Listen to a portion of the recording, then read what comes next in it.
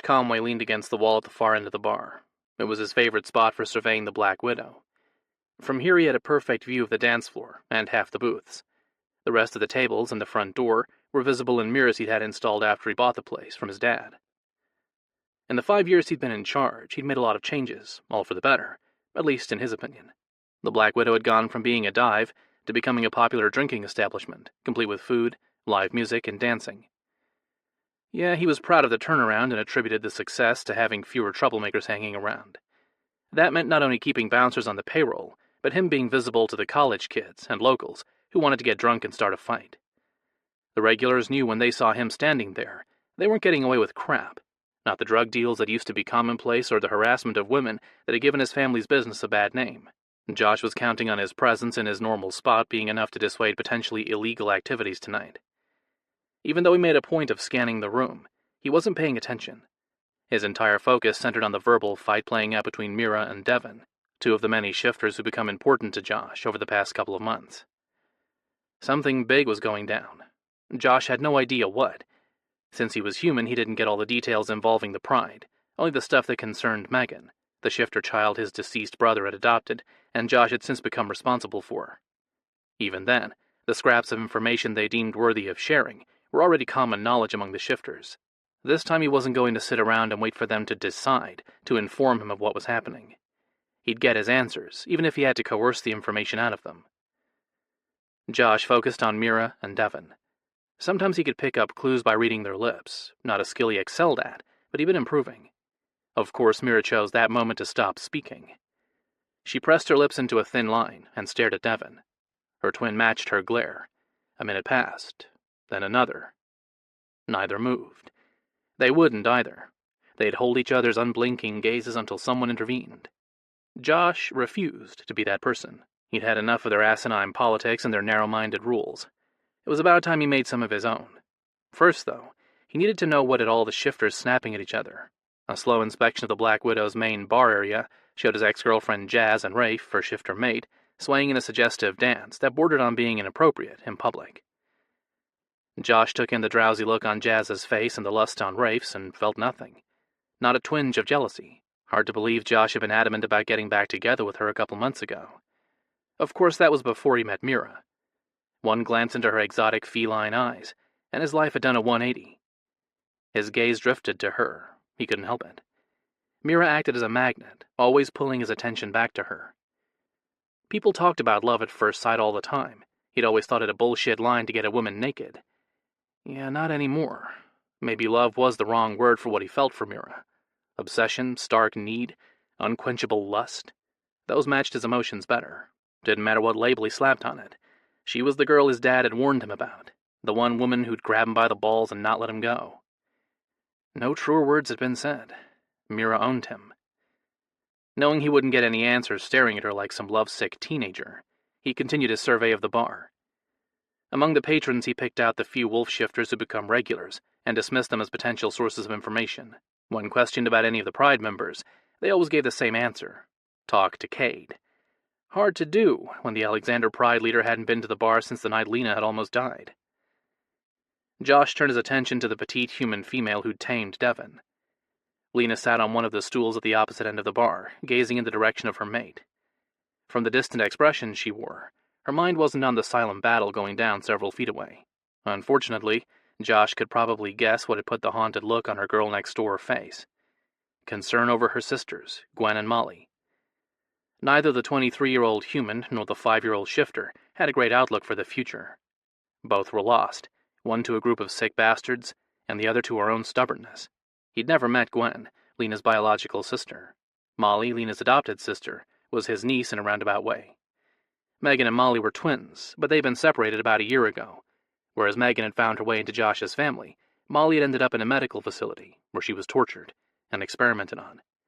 After the tragedy that claimed Gwen, Molly had embraced her lioness form. Weeks later, she still refused to shift back into her human form. With a bottle of Lena's favorite beer in hand, he made his way to her. A couple of feet away from his destination, fingers hooked around his belt loop and tugged. He bit back a curse and glanced at the woman who'd stopped him. Abby, his last drunken mistake, smiled up at him. With dark red hair and green eyes, she was pretty.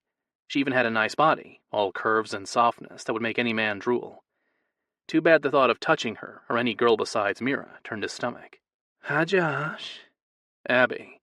He pointedly looked from her face to where she gripped his pants. "Need something?" She stepped closer. "You haven't answered any of my calls, so I thought I'd come down and talk to you in person." "About?" She trailed her fingers across his stomach. His gut heaved. He stepped back.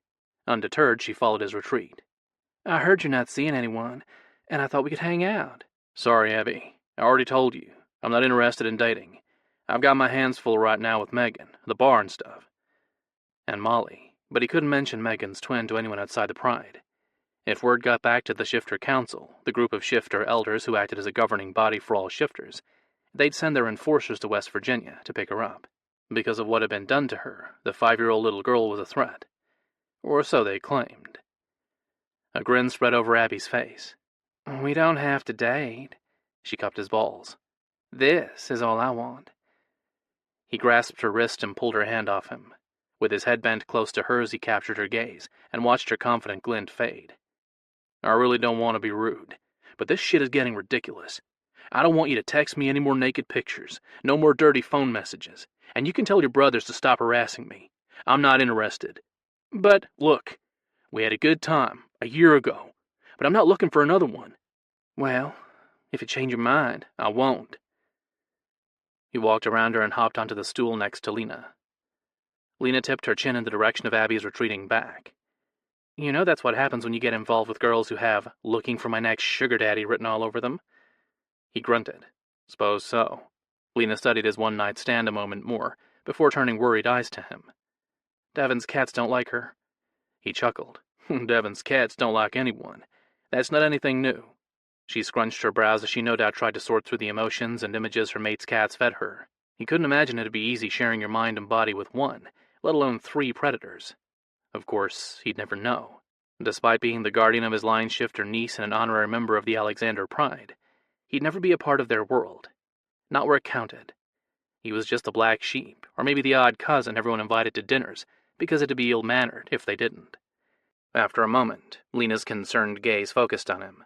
"No, I mean they really don't like her. They think she's a threat to you." He glanced over his shoulder. Abby stood in a circle of her brothers. One of the younger ones pulled her against him and rubbed her back. Zeb, the eldest, shoved his sweaty mop of red hair off his flustered face and swayed. He blinked several times before he looked in Josh's direction. Zeb's bloodshot eyes were easy to see, even with the distance separating them. The light he stood under illuminated his sad state. High, or simply shit-faced drunk. Knowing Zeb, Josh would bet both. He'd have to watch him. He didn't need any trouble tonight. His bouncer, Elon, had called in sick, leaving Josh to manage the place and keep everyone in line. Josh faced Lena. "She's no threat to me, but I hate being an asshole to her." "How long did you date?" "We didn't. We hooked up once, and I made it clear afterward that it wouldn't happen again." Obviously she didn't take the hint. Guess not. Hoping to change the subject, he slid the beer toward her. "How are you holding up?" She took the bottle, ran a finger around its mouth, but didn't drink. She pushed it aside. "Okay. I'm still having nightmares about the crash, but otherwise, I'd say I'm doing great." "You know that's not what I meant." The pain reflected in her eyes broke his heart. "I'm worried. Molly hasn't spoken since she talked to Devon." Lena dropped her gaze from him to some interesting spot on the floor. "This mess with Mira isn't helping either. Everyone is stressed and irritable." "Bingo." "What mess?" "Nothing." Lena shook her head. "Forget I mentioned it." "You can't say something like that and leave me hanging." She glanced toward where the silent battle between Devon and Mira was still playing out. "Mira doesn't want you to know." He curled his fingers into a fist, but managed to keep his ass on the stool. If he moved, he'd go over to Mira and demand she tell him what she was hiding, or throw her over his shoulder and carry her to his bed. Either idea appealed to him. Neither could happen. "Come on, Lena. Give me a break here. What's going on?" Lena nibbled her lip while he silently urged her to talk. Finally, she blew out a breath. "The Shifter Council has ordered Mira to take a mate." "What?" She rolled her eyes. "I know, it's ridiculous, but that's what everyone is strung out about." He tensed. "They can't do that. Arranged matings were banned a century ago." Lena's expression softened. Apparently they can. The councilmen have twisted around some ancient law. They're claiming that since so many shifter women and children have gone missing, they have the right to order unmated royal females to take breeding partners for the sake of continuing the species. But the multi-shifters don't breed well. There's no point in forcing Mira into a bond when it might be hundreds of years before she has kids. That's the argument Cade used, and the council doesn't care. Lena laid a hand over his. With Molly's situation hanging over our heads, Cade's hesitant to argue too much. Josh couldn't blame him, but the knowledge of why Cade wasn't fighting the Order didn't soothe him. Mira's future was at stake. So was his. Tell me the rest. Because he'd bet there was more. From the little he'd learned of the Shifter Council, they didn't act without dropping a threat to ensure their dictates were followed. They've given her a month to choose a mate. Not if he could help it. He refused to lose her to some sick game a bunch of shifter politicians had decided to play. He stood, the stool scraping over the tiled floor, and strode toward where Mira stood with Devon. Josh grabbed her hand. With a firm tug, he led her across the room. Although he'd love to take her somewhere private, he knew that would only cause a fight with Devon. Josh settled for crowding her against the far wall, away from her brother's prying eyes. With one hand next to her hip and the other over her head, he bent close. When were you planning to break the news to me? Ugly brown contacts hid Mira's breathtaking yellow feline eyes. They didn't dim the lust simmering in her eyes. She held his gaze for a long moment before focusing on his lips. She licked hers. What news? Her voice, with its rich, lulling European accent, had the same effect on him it always did. His cock thickened, and every inch of his body ached to have hers rubbing against it, preferably sweaty and in the throes of passion. He moved closer so she could feel what she did to him. Her breath escaped in a shaky rush. Don't play dumb. Why didn't you tell me they're going to force you to take a mate? She surprised him by laying her cheek against his chest, right over his heart. Lena told you? He rested his chin on the top of her dyed brown hair, another camouflaging technique she used. Without the fake dye job, her beautiful locks were a patchwork of shades, red, blonde, chestnut, and black. Beautiful and downright mesmerizing, exactly like the woman. I should have heard it from you. Don't make this difficult. Haven't we suffered enough? That was the understatement of the century. Heated glances and brushes of fingertips had been all they could get away with. The shifters watched Mira too closely for more. They didn't want her involved with him. Stern lectures delivered to her, and fists to his face, had kept them apart. For their own good, of course. He slid his palm around her lower back and tugged her closer, so she pressed along the length of his body. Her fresh spring rain scent enveloped him. Yeah, we have, and it's about time we stop ignoring this. Her weary sigh would have irritated him a couple of hours ago, and so would have the excuse he knew she'd utter next. Not anymore. The rules got tossed out the window tonight. Time to make new ones. He slipped his hand under the back of her shirt. Smooth, soft skin met his touch. He inched his fingers along the edge of her waistband, tempting and torturing himself. She pushed against his chest. Stop! What if one of the others sees us?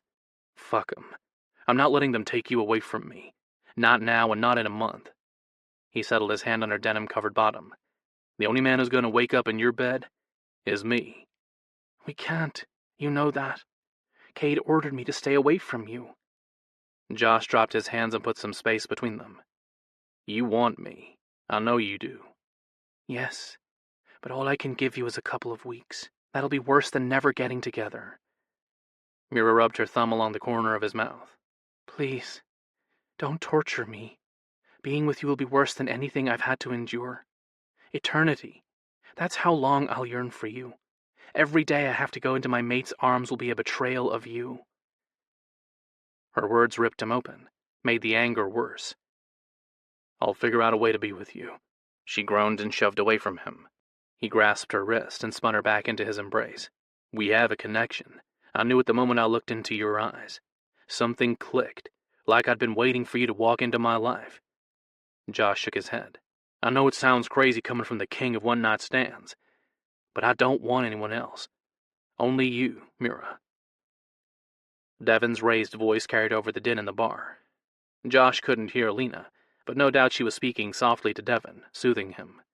Knowing he was most likely the cause of Devon's anger, Josh released Mira.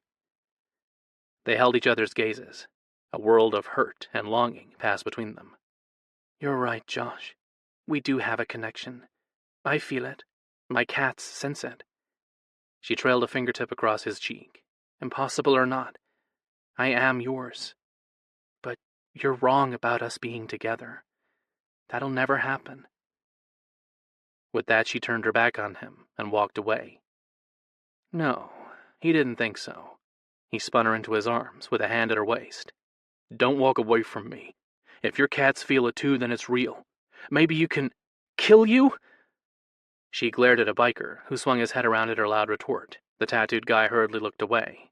She lowered her voice. I can't mate you. We both know that. I'll only end up killing you, ripping your soul to shreds. So he'd been told, over and over. Only male royals could take human mates. The decree of the heavens prevented it. Something about females being meant to share in their male strength and immortality, not the other way around. Mira would never be able to form a soul bond with him. She'd kill him, exactly as she described. Or so he'd been told. Has anyone ever tried? He didn't know why he asked. Josh already knew that answer too. Yes, and it hasn't worked. Mira jerked away. I refuse to allow you to be another failed attempt. She hurried to the front entrance. The tortured expression she wore stopped him from yanking her back into his arms. He locked his knees and let her escape. For the moment, at least. The bar wasn't the right place to discuss their options. Not that they had many. The goddesses really fucked up with you two. Josh glanced over his shoulder. Zach, Cade's younger brother, leaned casually against the wall. He was a contrast of light and dark, from his looks to his moods.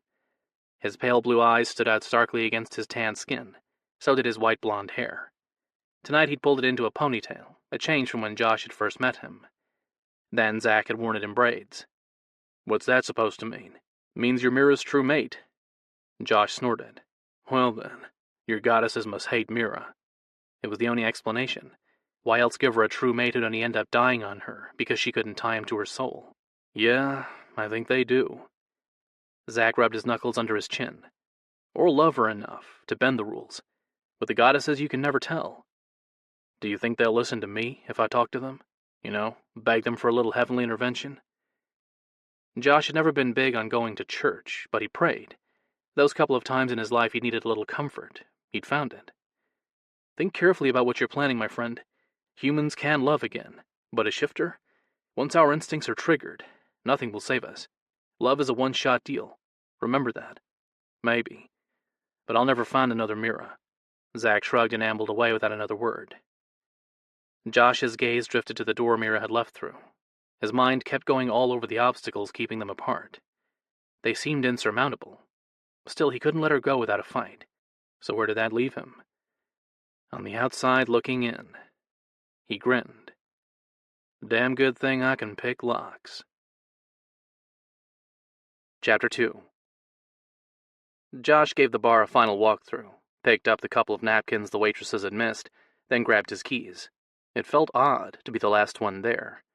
He hadn't closed the place in weeks, ever since his brother Tony had died and left him as Megan's guardian. His priorities had changed.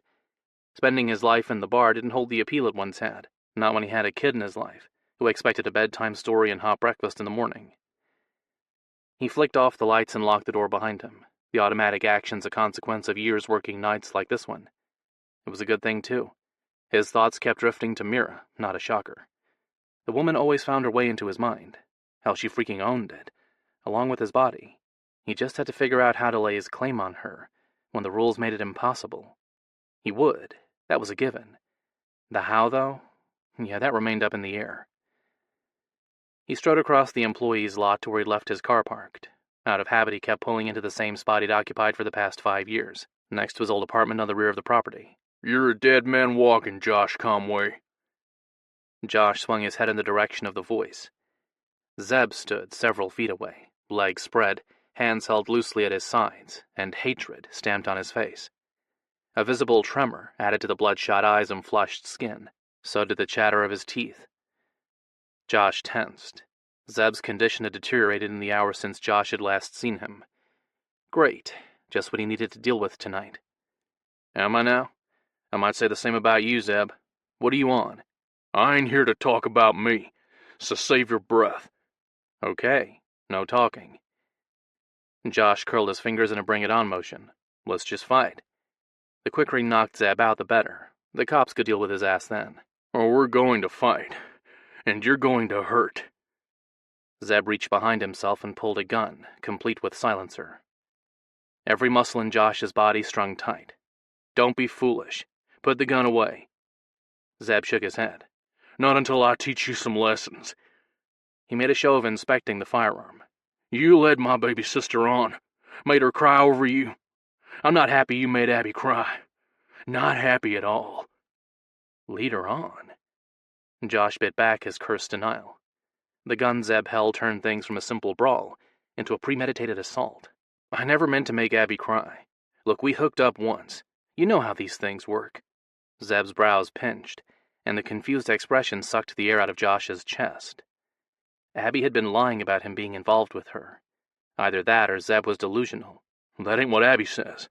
She told me you've been banging her for over a year, keeping it secret and all, because you're embarrassed to be seen with a farmer's daughter. A crazed look fell over his muddled expression. Nobody treats my baby sister that way. Nobody. He waved the pistol at Josh. I've been patient and all. No more. Not after you embarrassed her in front of everyone. Hands clenching and releasing at his sides, Josh reined in his temper. I don't know what... Zeb fired. Josh jumped back. Heart pounding hard, he glanced from the scattered gravel to a laughing Zeb. The other man aimed and fired off another round. Josh held his ground. Aw, come on.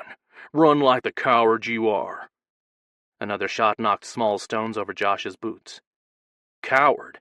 I'm not the one relying on a gun. Drop it and come fight me. I will. First I gotta use up these bullets. Zeb fired off another round. The bullet whizzed between Josh's spread legs to bury itself in the ground behind him. Josh cursed inwardly and fought the urge to cover his balls. And how do you think Abby will feel if you shoot me? Pissed, probably. Zeb shrugged. More shots pinged around him.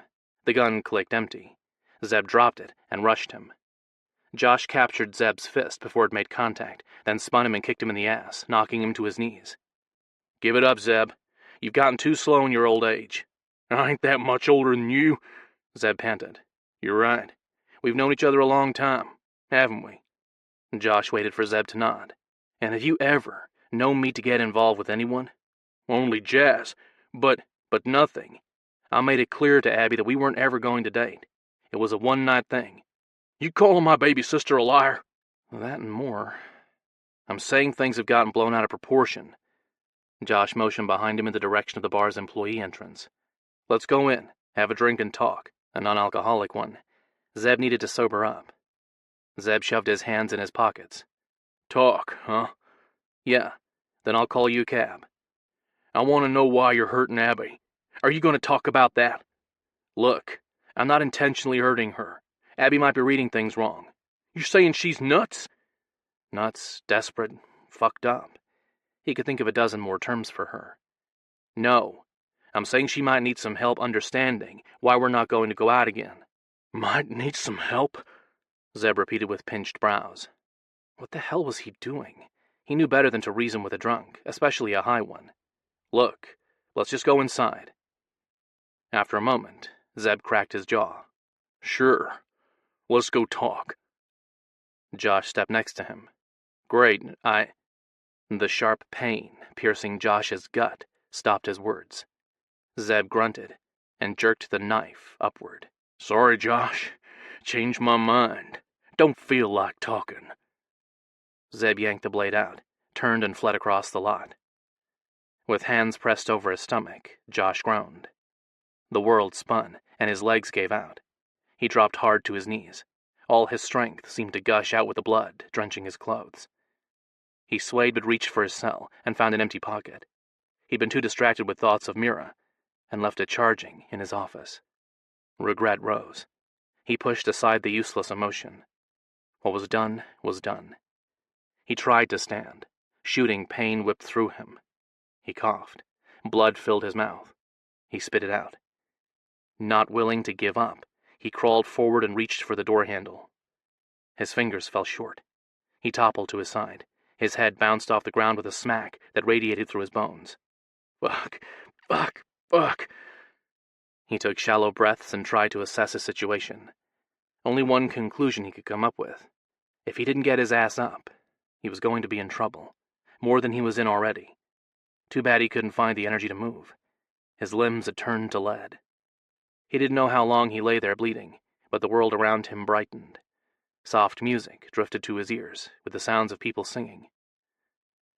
Well, shit. He was dying. This wasn't how he wanted his life to end. Of course, everybody who faced an early death probably thought the same thing. The lulling voices wrapped around him and took away some of the anxiety seizing him. But after a moment, the angels' exuberant refrains of welcome turned into murmured whispers of goodbye. Their chorus faded, until only his heartbeat echoed in his ears. Son of a bitch. They shut him out. Had he lived that bad a life? He'd tried to do his best. Apparently not good enough. A sudden breeze filled his lungs with the scent of fresh-baked apple pie before he could consider what awaited him in hell.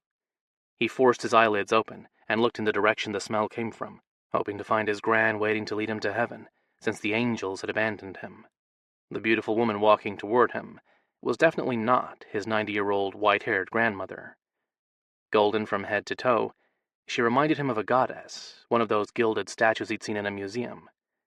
Her skin shimmered, eyes glowed, and hair gleamed. An iridescent glint of soft yellow light emanated from her, as if she carried her own inner sun.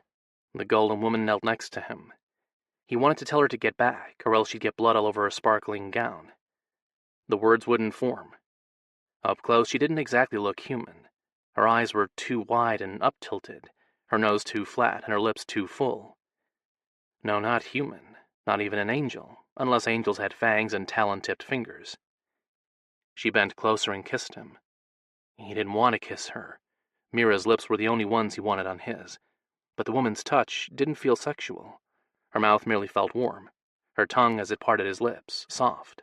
She cupped the back of his head, and the tension locking his muscles faded as if her touch drew away his anxiety. The breath she exhaled into him soothed some of the pain, too. He sighed in relief, but her gentle touch changed in the next moment. Something crawled out of her mouth and into his. It slithered down his throat, leaving a burning path in its wake. He choked and fought to get away as more and more of the oily sludge poured into him.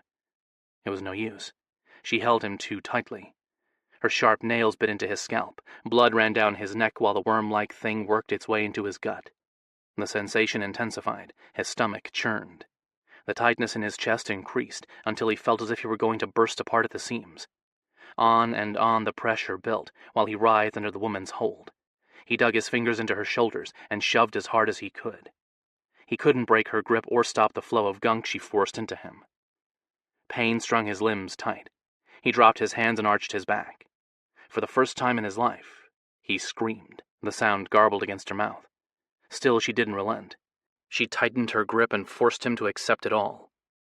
Fear mixed with the agony seizing his body. He thrashed, desperation fueling him. He needed to get away. He didn't care if he had to die to make it stop. She growled against his lips and tugged him closer. After what felt like an eternity, the woman broke the kiss, ending his torment. He sucked in a rough breath. His body expanded like a balloon. A wave of her hand across his face and all the pain disappeared. His exhale left him limp, and he lay there too weak to move, to speak, to breathe.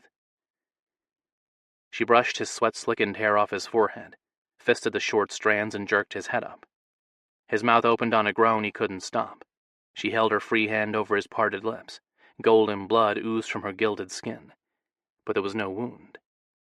The first drop hit his tongue and a soulless shriek echoed in his head. More fire, more pain consumed him, only this time the taste of chocolate accompanied the suffering.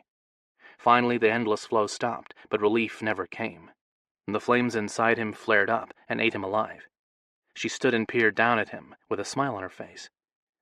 Seeing her pleasure in response to his anguish chilled him. Not wanting to look at her anymore, he curled into a ball. A fresh wave of agony rolled through him. He moaned, except no sound came out. Black dots spread over his vision. His mind grew fuzzy. Hell, he really was dying. If he had to go, he didn't want his last memory to be of this woman. He conjured Mira's image and shoved away the one of his torturer. Her golden light faded, and blackness took its place. It stretched out as far as he could see. In the center of the inky mist surrounding him, Mira's kaleidoscope eyes shone. He focused on them as his heart took its last beat, and let them lead him to heaven. Mira paced from one end of the room to the other. She ignored the sympathetic look Lena wore, along with the muffled voices drifting from outside, and focused on the path her feet took. As with most pride issues, she didn't get included in the discussions. This time she should have been. Cade and Devon's heated argument involved her. The message left on Cade's voicemail spun another complication in the mess her life had become. If she'd wanted, she could have allowed her cats close to the surface so she could use their enhanced senses to hear the debate. She didn't bother. No amount of arguing would change anything. The Shifter Council had dropped the gauntlet in a 30-second message informing Cade that if she refused to pick a mate in the allotted time, they'd pick one for her. Never. She wouldn't allow it to come down to that. So she simply had to decide which of her friends she hated enough to mate. For 300 years, she'd avoided taking a mate. After Edmund's attempt at claiming her, she wanted nothing to do with the bond. Hatred had festered within her for many years. She'd despised Edmund, still did. He had no right to force her into a mating, but he'd paid her human nanny to make sure nobody could stop him. He hadn't counted on the teenager he'd raped being strong enough to fight back. Mira had been, though. She'd ripped his throat out, but not before he'd bitten her, marking her as his mate, at least in the eyes of the Shifter Council. Biologically and mystically, the scar on her shoulder meant nothing. In those regards, she was unmated. That truth didn't change the way the Shifter Council or the majority of shifters had treated her. Quite simply, the scar on her shoulder had ruined her. And Devon. Her twin had suffered for her, taking her punishment for killing Edmund. 30 years of it. Devon had lived through hell and had emerged crazed. For him and the sacrifice he made for her, she swore she'd never take a mate unless she found a male she could love. Devon wanted her to have that. So did she. Without the emotion, all she had to offer was her body, and an eternity of regret and resentment. She pushed aside thoughts of her pathetic future and focused on those involving the male she wanted but couldn't have. Why did Josh have to be so stubborn, or so incredibly sexy? He'd captured her attention with a lopsided smile, and no amount of avoidance had dimmed her fascination. Every thought led back to Josh. She woke in the morning thinking about him, and fell asleep with his name on her lips. The only thing she didn't understand was why. She hadn't even kissed him. Tonight's little encounter was the closest they'd gotten. For months they'd danced around their mutual attraction. They'd been ordered to stay away from each other. For their own good, of course. Better not to know what it was like to be with him. The rational side of her understood. But her heart. For the love of God, Mira, go back to him and tell him you're sorry.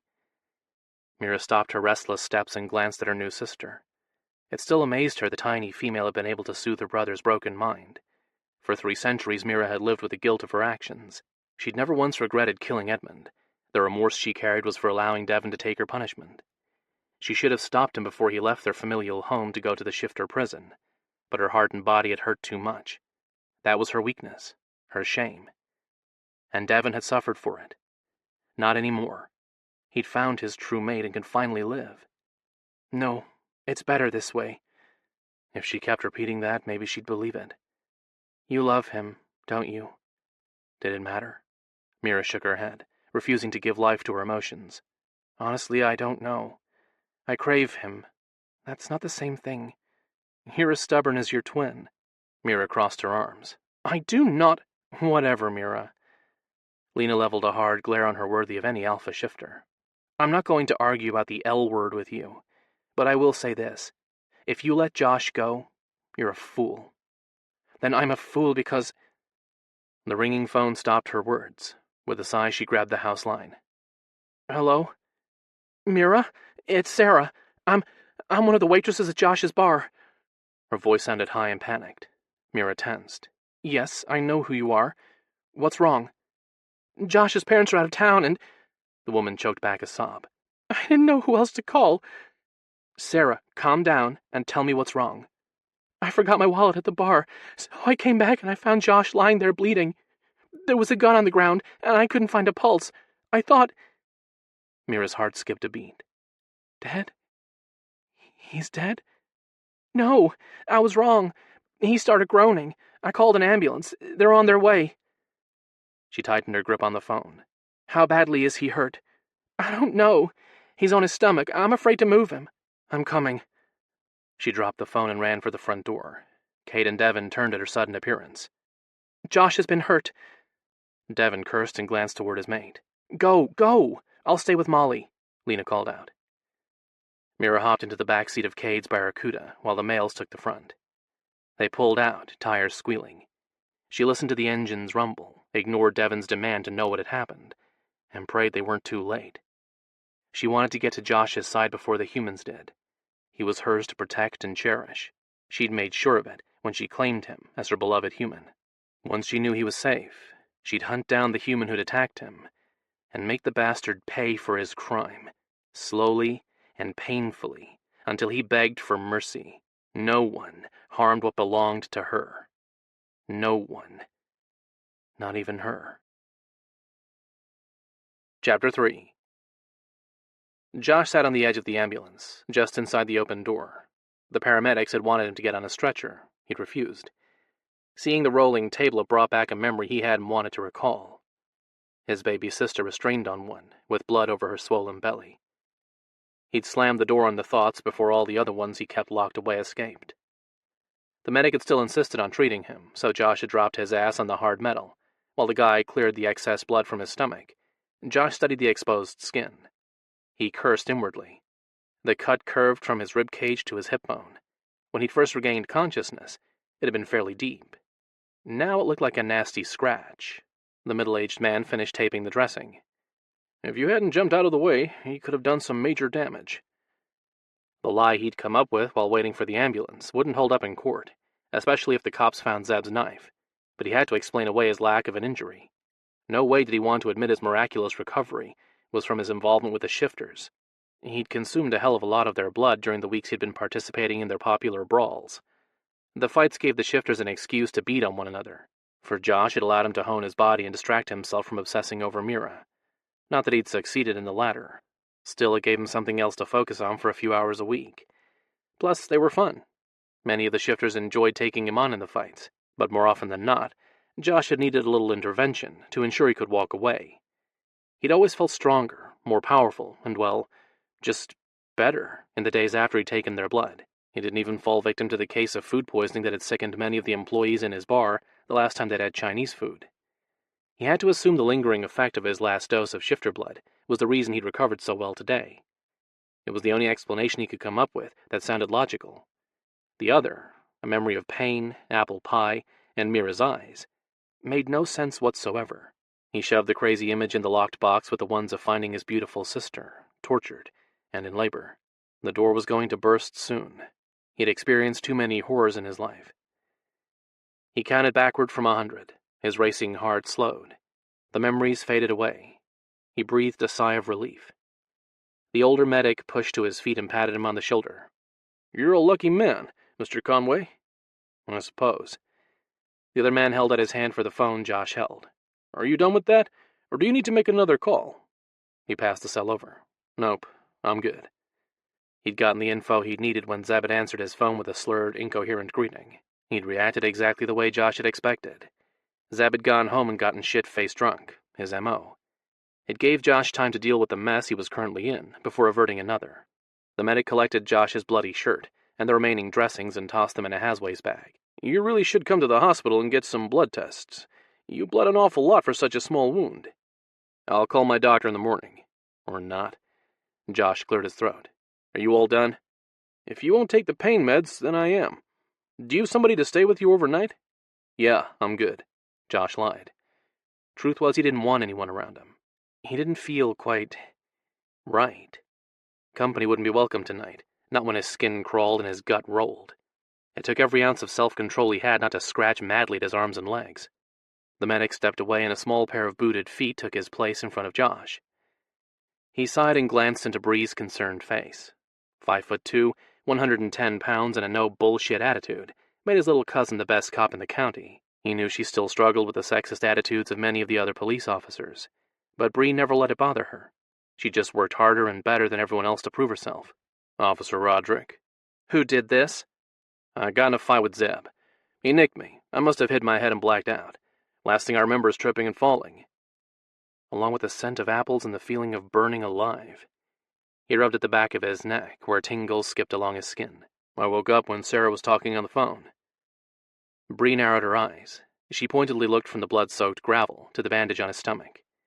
And you bled that much? From a little nick? Must have something wrong with my blood. I don't know why it didn't clot sooner. He shrugged. I'll call Doc tomorrow. After glaring at him for another long moment, she huffed. What were you fighting about? It doesn't matter. I'm not pressing charges. She widened her stance more. You don't get to decide. Zeb shot at you. That's not something I can let go. He's on probation. You do what you have to, but don't expect my involvement. Just do me a favor. He leaned forward and turned pleading eyes on his stubborn cousin. Don't pull the family card, Josh. You know I hate that. Yeah, he knew, but he couldn't let anyone find the knife that had nearly gutted him. People would start asking questions. Please, Bree, just hear me out. I called him. He's home and was minutes from passing out. He's not going anywhere. Give me tonight to talk to him. We had a disagreement. I want to clear it up. What kind of disagreement? The black muscle car pulling into the lot stopped his answer. Josh stepped around his cousin and strode toward Cade's Cuda. Mira jumped out before he came to a complete stop and ran straight to him. Josh opened his arms and enveloped her in his embrace. The scent of spring rain chased away the lingering clover and cinnamon in his nose. He buried his face in her hair and inhaled more of her comforting fragrance. Are you okay? The concern in her voice slowed the churning in his gut. Another deep breath and the itch lessened. I am now. Sarah said you were bleeding and unconscious. Mira pulled back and ran her hands over his bare sides. She fingered the tape holding the large bandage. Gods! What happened? I got in a fight. The guy nicked me, but it was a long cut. Needed a big bandage. He grinned, hoping to ease some of the worry in her eyes. You can kiss it later and make it better. As soon as the words were out of his mouth, he tensed, expecting Devin or Cade to say something. They didn't. Both shifters stood with their backs to them, talking to Bree's deputy. Josh jerked his chin in their direction. Have your bodyguards decided to stop giving us a hard time? She gently skimmed her fingertips around the white dressing. Not in this lifetime. But they want to know who hurt you, so we can return the favor. No. He focused on her and let her see his determination. I don't want them or you involved. That'd be a disaster. After what had happened tonight, he had to corner Zeb and convince him he hadn't nearly gutted Josh. Zeb might be slow in a lot of things, but Josh couldn't take the chance Zeb would put two and two together and start looking too closely into the affairs of Josh's new friends. Josh might only be an honorary member of the Pride, but it didn't mean he wouldn't protect them at all costs the same way the full-blooded shifters would. You're a member of our family. We protect our own. Damn if he didn't love the fire in her eyes. He brushed his knuckles over her cheek. I know, but this isn't something that needs their interference or yours. It was a little fight. That's it. I'll handle it. She opened her mouth. He pressed a finger to her plump lips to stop her argument. I won't allow anyone to fight my battles, and this one simply got out of hand. Okay? Mira held his gaze for a long moment.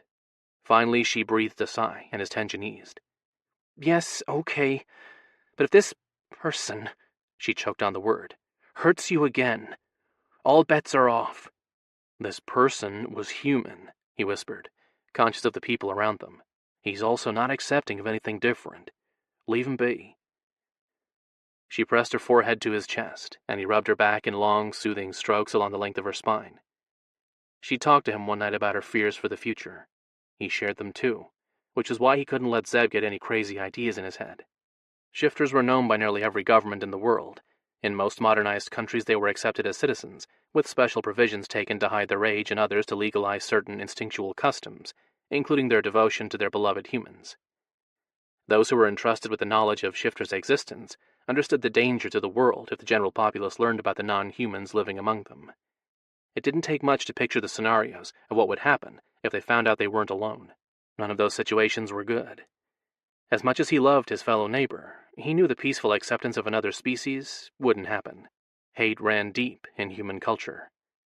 The only problem was, the shifter's secret wouldn't remain hidden forever. Josh felt as though they were riding the peaceful waves before the storm. One of these days the shit would hit the fan. He refused to be the reason it did. Devin approached and cleared his throat. Josh loosened the tight circle of his arms. Yeah? Devin glanced from Josh's linked hands at Mira's waist to his face. Although Devon's expression remained blank, displeasure rolled off him. Mira wanted the honors, but I'm going to pay Zeb a visit. They'll take you home. Josh set Mira to the side and took a step forward. I already discussed this with Mira. I'm the only one who'll be paying him a visit, and, he motioned behind him, my car is right there. I can drive myself. Absolutely not. Devon whipped his head around to peer at Mira. After a moment, while they no doubt engaged in a telepathic argument, Devon snapped his teeth together. I don't like it. I agreed. The discussion is over.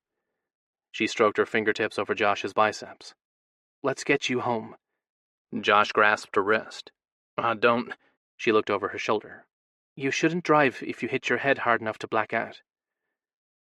Josh took in the stubbornness and worry stamped on her face and sighed. The sooner he assured her he was well, the quicker he could deal with Zeb and make sure she was safe. Fine. Let's roll. They climbed into the Cuda. The short drive to the house Josh had moved into the previous week passed in silence after he refused to answer Devon's pointed questions about the injury he'd suffered. Josh didn't need anyone else's doubts on top of his own. As soon as he'd gotten in the car with the other shifters, the crawling sensation had returned. Kate parked in front of Josh's fixer-upper farmhouse and motioned toward the door. I called Zach to come stay with you tonight. He'll be out within the hour. No way. I don't need a babysitter. Cade narrowed his eyes. Mira won't be content until she knows you're well, and I sure as hell won't allow her to stay here tonight. Deal with it, or you can come room with me. Josh ground his teeth. Instead of wasting time arguing, he bit out, Fine. Good. Cade motioned toward the house. Do you need help getting settled? Mira grabbed Josh's hand before he could answer. I'll help him. Don't take too long, and remember the rules. Devon's focused gaze held a warning.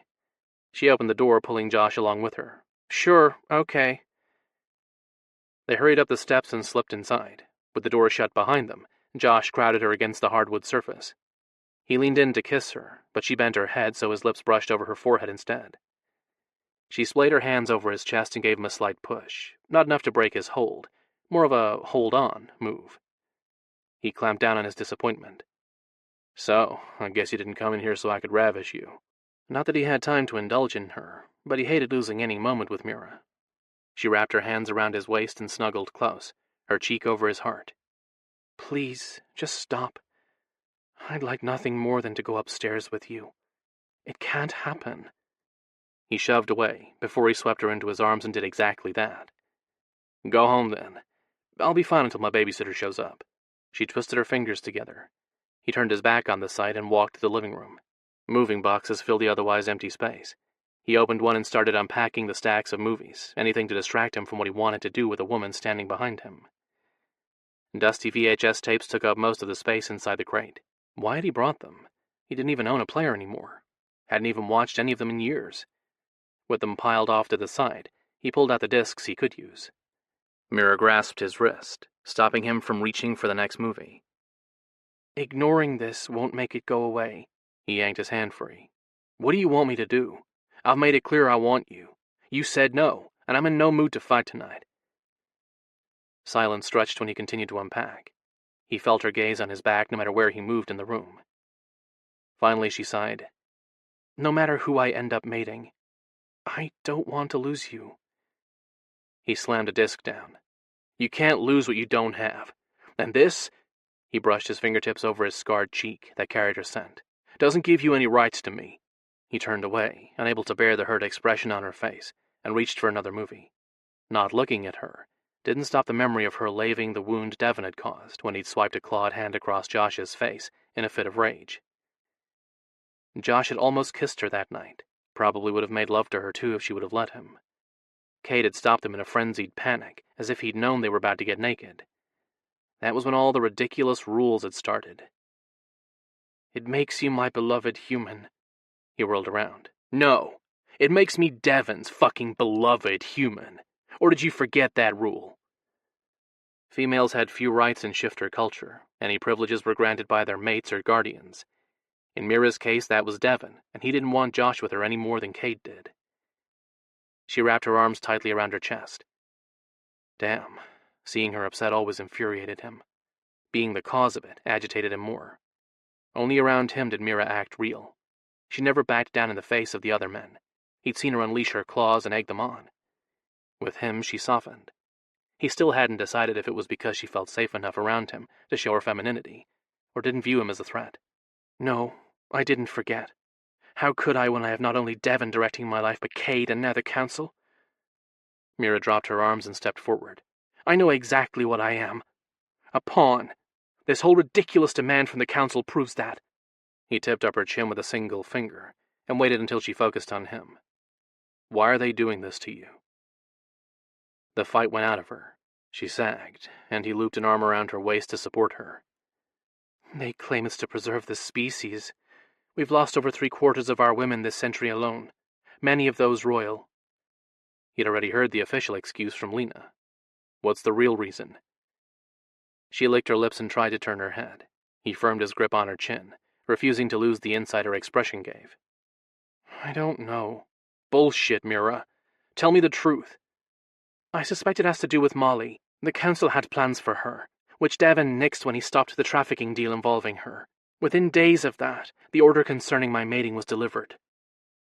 He'd heard bits and pieces of Molly's situation, why the little girl refused to return to her human form, but nobody had mentioned anything about the Council's involvement. The lack of information bothered him, yet didn't surprise him. Have they found out about Molly? Not that I've heard. Colonel Mallory is backing Vader's lie about her being kidnapped. For now they believe it. What kind of plans did they have for her? She nibbled her lower lip. Molly's special. Not exactly an answer. His anxiety spiked. Of course she is. White lions are nearly extinct. She blew out a breath, and the sign of her conflicted emotions angered him. Look at me. He waited until she complied. What has Cade been hiding from me? The scientists who experimented on her accomplished the impossible. Mira swallowed hard. Molly's immortal. His heart skipped a beat. He knew Molly had spent most of her life in a medical facility before finding her way to Lena's family a few months ago. But this little nugget of information had been omitted. He pushed his irritation aside over being left out of the loop and focused on the facts. Single shifters are long-lived, but mortal. They must be mistaken. He repeated the fact they both knew, giving Mira the nudge she needed. The reluctance to continue her explanation about Molly was easy to see with the conflicted expression Mira wore. No, not mistaken. After what they've done to her, she should be dead.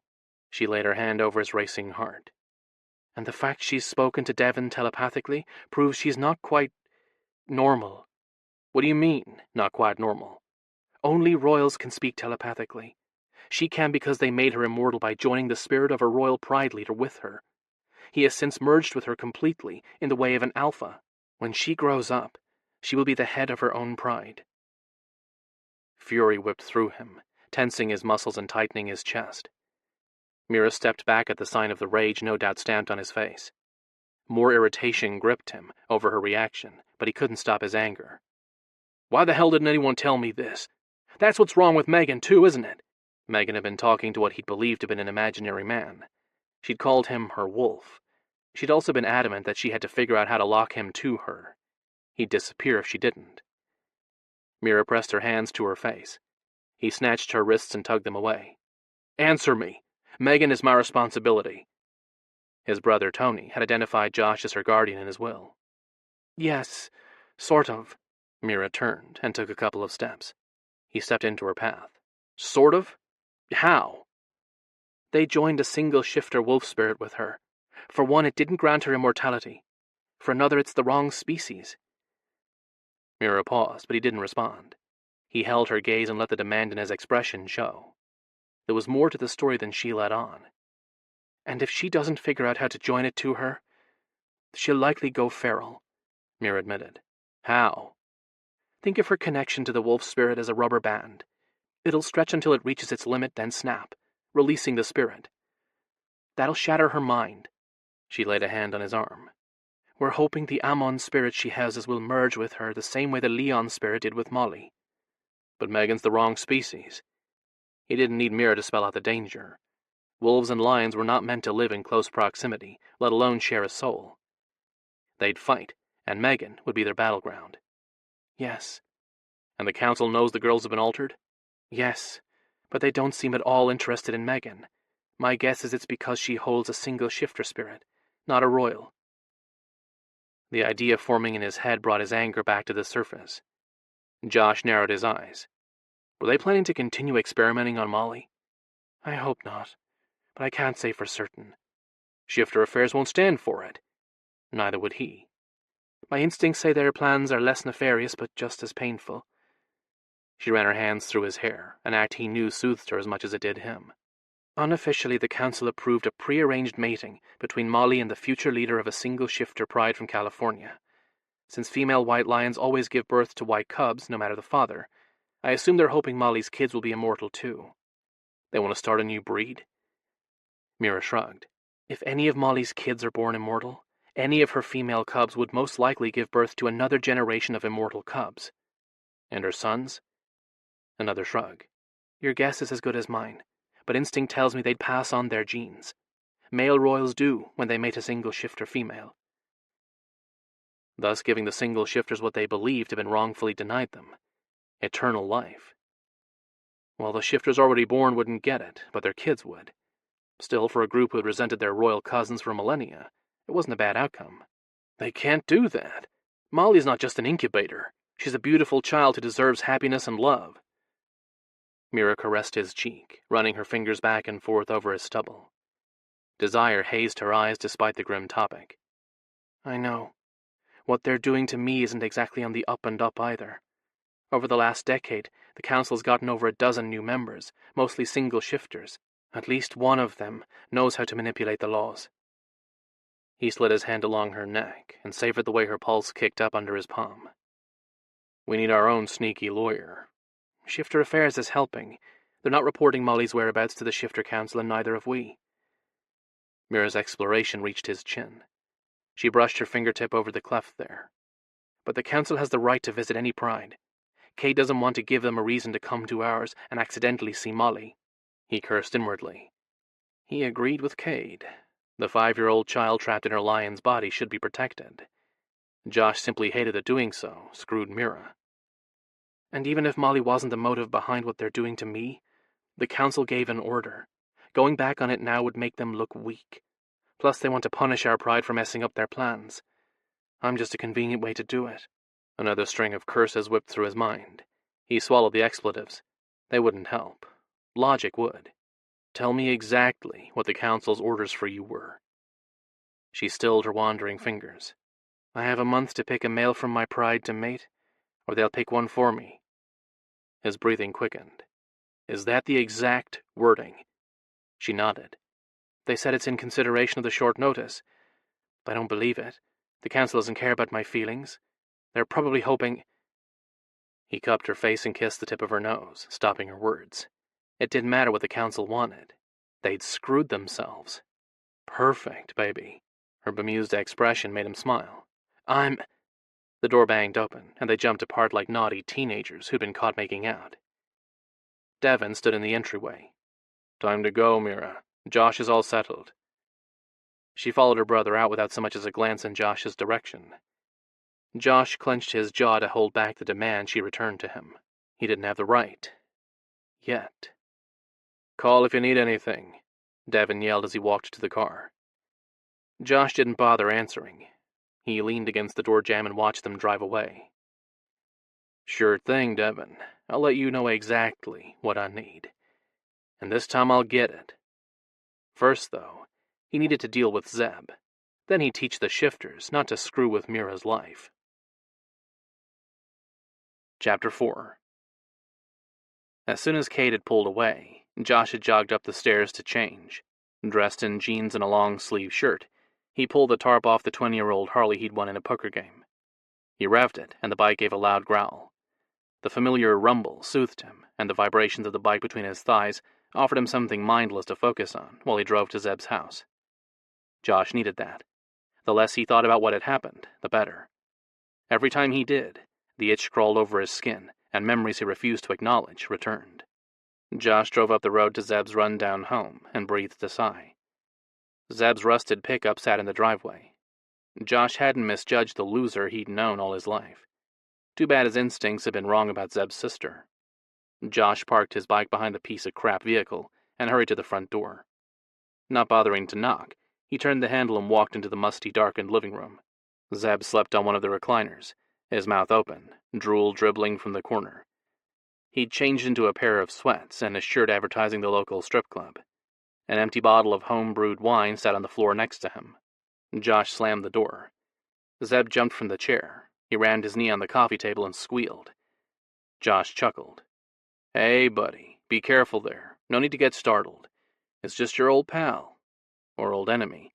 Tit for tat where Zeb was concerned. He never exactly valued his friends, not that Josh had ever considered Zeb one. In a small town they were often one and the same, though." Zeb blinked. He plopped back on the chair and gripped the armrests. Josh? In the flesh. What? How? Josh frowned. "You okay? Have you been drinking again?" He pointedly glanced at the rounded bottle. "No wonder you look a little bleary-eyed. That stuff your pap makes will eat the lining off your stomach. Did you drink the whole thing?" Zeb scrubbed at his beard with the back of his trembling hand. I thought I'd killed you. I was waiting for the cops to show." Josh forced a chuckle that sounded bitter and a little crazed, even to his own ears. Part of him had thought the same thing, but that was impossible. "Do I look dead?" "No." Zeb leaned forward. He frowned so hard, deep creases formed on his pale, freckled face. "The knife. It was covered in blood up to the hilt." He shook his head. "It had to have cut you up pretty bad." "Nah, you sliced a good flap of skin, though." Josh gingerly touched his belly. It no longer hurt. They had to use those butterfly strips. Damn, the lies kept piling up. Zeb glanced from Josh's stomach to the kitchen. "I did more than that. I know I did." Josh strode across the room, ignoring how his boots stuck to the hardwood floor, and entered the kitchen. Bloody fingerprints coated the edges of the counter. In the sink, the knife he'd felt rip him open lay on the bottom. His gut rolled. Blood caked the blade and hilt. He forced himself to turn the water on and rinse away the evidence of the attack. "What you doing?" Zeb asked. "Saving your ass. It's bad enough Bree's got the gun you decided to play with." Zeb cursed. "I'm screwed. I told you. I'm making sure you don't go to jail," and hoping to convince him to keep his nose out of Josh's business. "Why?" Zeb's suspicious tone tensed Josh's muscles. "Because things got carried away. It isn't worth getting the cops involved." Silence stretched. Finally, Zeb cleared his throat. "What do you want?" Josh finished wiping down the counters. He slipped the knife into his boot and faced Zeb. He considered just walking out, but couldn't pass up the opportunity to deal with another potential problem. "Get yourself back into rehab and talk to Abby." Zeb frowned. "What about?" Josh resisted the urge to smack his forehead. "About Abby's insistence that we're an item. It's not true." Josh shook his head. "No way. I ain't calling my baby sister a liar." "You don't need to. Set her up with someone else. Convince her she can do better than me." "That's all?" Josh nodded. "That's all." A long moment passed where Zeb stared at the floor. Finally he grunted. "Fine. I'll talk to her." "Great." Josh walked to the door. He wanted to get out of here. The smells lingering in the house turned his gut. "I know you're lying." Josh stopped with his hand on the doorknob. He looked over his shoulder and leveled a glare at Zeb. "You don't know anything. You think I'm slow. I ain't, you know." Zeb was slow, but he wasn't dumb. Josh ground his teeth. "So what am I lying about? Tonight? You don't really care if I get arrested or not. You're right about that. But I do care about your folks. Your mama shouldn't have to watch you go to prison again. It'll break her heart." Of course, Zeb still might, but it was out of Josh's hands. All Josh cared about at the moment was the knife in his boot. He didn't need the cops running any DNA tests on it. "I don't buy it, but I'm going to find out the truth about why you want to keep the fight quiet. I promise you that." "You don't want the cops involved any more than I do. Let it alone, and we'll both be happy." A considering look replaced the confused one on Zeb's face. "Are you into something illegal?" Zeb grinned as if he'd just figured out the solution to world peace. "Selling drugs out of the back room of the bar again?" Josh was halfway across the kitchen before he stopped himself. He clenched his fists and fought the urge to pummel Zeb's zit-pocked face. "I didn't even own the bar then. My dad did, and he didn't know what was going on." Zeb held up his hands, but the cocky smile never left his lips. "Hey, I ain't blaming your old man. Shit happens and people make mistakes. Besides, it's been what, 6 years? 5. 5 years, 11 months, and 13 days to be exact. Hell, it was about time for his baby sister to come home for her yearly visit. Maybe he'd succeed in convincing her to stay this time. Plenty of time to forgive and forget. Josh closed the distance between them until he towered over the shorter man. Zeb craned his head to meet Josh's gaze. Josh had to give him points for holding his own, but since Zeb's back was pressed into the wall, he didn't have a choice. Never. You understand? Josh waited until Zeb nodded. You better pray your buddy Vince never gets out of jail. Those bars are the only thing keeping him alive. Josh should have killed the fucker when he'd had his hands on him. He pushed hard against the memory, shoving it back in the box, and turned his anger on the little prick in front of him who'd stood by and watched while people died. Josh grabbed Zeb by the shoulders and tossed him into the living room. Josh ignored the curses and walked out before he committed murder. With his luck, he'd end up in the same cell as the man who destroyed his sister's life. Mira, in her jaguar form, pressed her chest to the soft soil behind the human's house. Josh stormed out the door. He looked fiercer than she'd ever seen him. While the predatory vibe he gave off appealed to her, she wanted to know what had occurred inside the home to put the murderous glower on Josh's handsome face. As soon as Devin had dropped her off at her place, she'd jumped in her car and driven to Josh's home only to find it empty. She suspected Josh had come out here, so she'd followed. Apparently she'd arrived too late to find out why he'd gotten into a fight. Josh's bike roared to life. He tore out of the driveway and faded into the distance. She waited until she could no longer hear the engine before advancing in a slinking crouch to the back porch. Coming at her alone posed a risk. All the shifters in Cade's Pride and Xander's pack had been warned not to roam around in their animal forms on other people's properties. The humans in the area enjoyed hunting. She accepted the danger if it meant ensuring Josh remained safe. The heavy curtains on the windows prevented her from seeing inside. It didn't block the human's voice or his stale, musty scent from feeding her the information she required. The tart edge to his personal scent suggested he'd recently used illegal drugs, but she couldn't distinguish between the various types the way Cade or Rafe could. She filed the information away to consider later, and stepped as gently as she could through the soggy, overgrown flower beds. An expletive involving Josh rang out. She froze with her front paw on the deck. He's hiding something. He has to be. Zeb, the human who'd hurt Josh, grunted. I don't know what. You think he's really going to tell me? She crawled across the uneven deck. That high window with only a valance over it probably sat above the sink. She wanted to get a good look at the male so her cats could judge him. According to Devin, Zeb had been at the bar. She hadn't seen him. Then again, if she had, she wouldn't be able to identify him. There were many humans she didn't know who frequented Josh's bar. She would need to recognize Zeb, however, if she expected to be able to protect Josh. A foot from her destination, the board under her paw gave way. The human's curses carried over his heavy footsteps, as he no doubt ran toward the back door. She pulled her leg out of the hole, ignoring the mud between her toes, and fled for the safety of the tree line. The sound of a rifle being cocked echoed through the night. In her jaguar's body, she leapt for the nearest tree and quickly climbed into the limbs. Where'd it go? Heavy clunks of the human's boots resonated over the deck. I saw it! Fucking wolves. Time to get the damn traps out. You're gonna die, little fucker! You hear that? Something wooden crashed, then the thumps faded. A door slammed. Mira waited a few more minutes to ensure the human stayed indoors. The lights inside went out, and she slunk away before the predator became prey. Chapter 5. Tell me about the shifted cub that was seen in your bar. Josh blanked his face and glanced at the man who'd spoken. The guy on the opposite side of the bar stared at him with unblinking brown eyes. Contacts, probably. They looked too normal to belong to a shifter.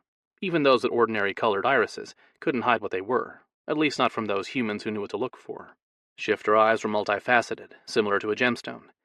In the dim bar, they should have had an otherworldly glow. The guy's plain orbs didn't. The only reason Josh knew the man's secret was the cat fangs the shifter had allowed to show when he'd ordered his drink. The guy wasn't from the area, that much Josh knew, but the shifter had to be a blood relation of Cade and Rafe. His rough-cut features were too similar to theirs. The knowledge didn't ease Josh. He leaned a hip against the corner of the bar. As much as he wanted to match the shifter's focused glare, he had to blink. He was only human. But he refused to look away and acknowledge the newcomer as more dominant. I don't know what you're talking about. One corner of the shifter's mouth lifted. Another hint of fang showed. Hasn't your owner taught you any manners? When your better asks a question, you should give a truthful answer. The guy's calm voice came off as if he was explaining the rules of life to a child. Hearing it only pissed Josh off. He matched the shifter's cocky grin. If I ever meet one, I will. A full smile spread over the man's face. Instead of warming it, he looked colder, more of a predator than any of the other felines Josh had met. Old. That was the vibe Josh got from him. Too bad the added years hadn't taught him manners. That answered one question for me, human. Now answer the other. Unless you're suffering from memory loss, you only asked one. Josh leaned closer. And hell will have to freeze over before I ever tell you shit. A rumble of laughter shook the shifter's chest. He stretched his hand out to the side and wiggled his fingers. From the corner of his eye, Josh watched as two women started shoving each other to reach that extended hand. Don't fight, ladies. One at a time. A brunette with boobs swaying freely under her t-shirt slid her fingers along the guy's palm. In one smooth move, he yanked her in front of him. With his gaze still on Josh, he kissed her before closing his eyes to eat at the woman's mouth. Lust was a tactic Josh had witnessed other shifters use against each other when they refused to concede a dominance battle but didn't want to fight. The stranger tugged the woman onto his lap. He slipped his hand up her skirt. Josh sighed and turned away. He didn't need to be reminded of sex. He took 2 steps before the shifter's voice trailed after him. You walk away, I win. Fuck that. Josh pivoted, leveling a hard glare on the newcomer. I've got better things to do than watch you make your way through my customers. The guy whispered something in the woman's ear, smacked her on the ass, and watched her walk away. The crowd swallowed her, wearing a look Josh would have labeled as respectful if it wasn't for the condescending laugh trickling out of the shifter's mouth. The guy faced Josh. I like you, human. It's no wonder you've been claimed as a pet. Josh tensed, fists clenched at his sides. He took a step forward. The shifter's raised hand stopped him from closing the distance between them. I'm sorry. I forget myself. The politically correct term is beloved human, and one I've always found amusing. Humans aren't worthy of our love, let alone our protection. Josh leaned across the bar, fists clenched so he didn't strangle the arrogant bastard. You, cat, are pissing me the fuck off. Let's get a couple of things straight. First, you need to lower your voice. I'm the only one here who knows what you are. No need to draw attention to your uniqueness or your stupidity. Second, I'm no one's pet. And finally, he paused, waiting until the guy raised a brow. You have 5 minutes to finish your beer before I throw your ass out. Josh straightened, slid the bowl of pretzels the shifter's way, and grinned. Drinks on the house. The shifter scooped a handful of the little twists and shoved them in his mouth. A long moment passed while he chewed, and they resumed their staring contest. In a blur of movement, the guy fisted Josh's shirt and yanked him close. That scar on your face and the scent oozing from your pores is the only reason we're talking and not fighting, human. My cats don't like you. They want to make you bleed, and I can be persuaded to give them what they want if you don't answer my questions. He sat back and grabbed another scoop of pretzels with his free hand. Now, tell me about the female cub that was seen in your bar. Josh stared at the hand still clenching his shirt until the shifter released him. If you want to know about the shifters living here, then go to them with your questions, he smirked. I don't have any answers. I'm just the beloved human, and I'm not privy to their inside issues. My cousin would only lie to me, pulling the pride leader card, which is why I came here first. Josh got his answer to the shifter's resemblance to Cade. The knowledge didn't change anything. The newcomer was an asshole. Josh would treat him as such. Look, enough with the games. I'm not sure what you think you'll learn from me, but I'm not sharing anything about the Alexanders or their friends with you. The guy studied him another long moment before the cocky grin returned. And that answered another of my questions. Thank you. You might just save yourself from a beating yet. Josh bit back a growl. He planted his palms on the counter. What's that supposed to mean? I didn't say anything. The shifter raised one finger. You are an alpha, despite your unfortunate species limitations. Another finger went up. You're protective of what's yours, and somehow my cousin and his friends have found their way into your fold. A third finger rose. And finally, I must reluctantly admit that you're worthy of Devon's protection. The guy dropped his hand and leaned forward until only a few scant inches separated them. The only question left is why I smell a lion's scent on your clothes. Care to answer that one, since you don't like the wording of the other one?" Josh silently berated himself. He always showered and changed before tending the bar in case a stray shifter showed up, like the feline royal in front of him. After the fight the previous night with Zeb, he was too aggravated to focus on the practicalities of being the guardian of a shifter. No excuse. Just because he'd been pissed off at the world, he had a responsibility to protect his family. Hell of a fine job he was doing. Josh opened his mouth and closed it without saying anything. The words got stuck in his throat with a glimpse of the woman who'd walked into the bar. The mirror angle toward the front gave him a perfect view of her before she stepped forward. Mira. Josh took slow, controlled breaths in an attempt to tamp down his desire. Lust had a certain scent to it. Pheromones or something like that. The shifters always commented on how quickly he responded to Mira. He didn't mind the teasing. It was no big secret he wanted her. Mira's rich laughter rang out. His heart pounded hard, anticipation building as he waited for the crowd to part. So much for not reacting to her. "And that answers another question," the shifter chuckled. "I hope you enjoyed your time in Mira's bed. It won't ever happen again." Josh turned his attention from the entryway to the guy sitting in front of him, and stared. Another rumble of laughter shook the shifter's chest. "Oh yeah, I like you. Wish I could say the same." A smile spread over the man's face. "I think that'll change, if you follow my rules, that is. I can take care of pets as well as Devin can." Josh chose to ignore the comment, not wanting to fight while Mira was close. Besides, he'd learned the older the shifter, the less civilized they acted. "You know Mira?" Sadness replaced the amusement. The shifter nodded, a single dip of his chin. "Aaron?" "Beautiful Mira." Aaron spread his arms wide. "Come to me. I've missed you." Mira approached the bar, and Josh fought the surge of jealousy, tensing his muscles. Shifters indulged in physical contact any chance they got. Hugs, caresses, and kisses didn't mean the same for them as it did for everyone else. He'd stood by and watched while many of the Pride and Pack members had held Mira in their arms. Never before had he wanted to hurt any of them. At the moment, however, he wanted Aaron's blood on his hands for even suggesting she touch him. Josh fought the reaction, but no matter how hard he tried to push it away, his jealousy built with each step Mira took toward Aaron. Josh clenched his jaw to stop his demand she come to him instead. He might want her, but he didn't own her. She could hug whoever she wanted. Mira rounded his side of the bar and shimmied in front of him. The jealousy faded, but a sense of possessiveness he had no right to experience replaced it. He couldn't help feeling as if she'd chosen him, and that it gave him the right to keep her. What the hell was wrong with him?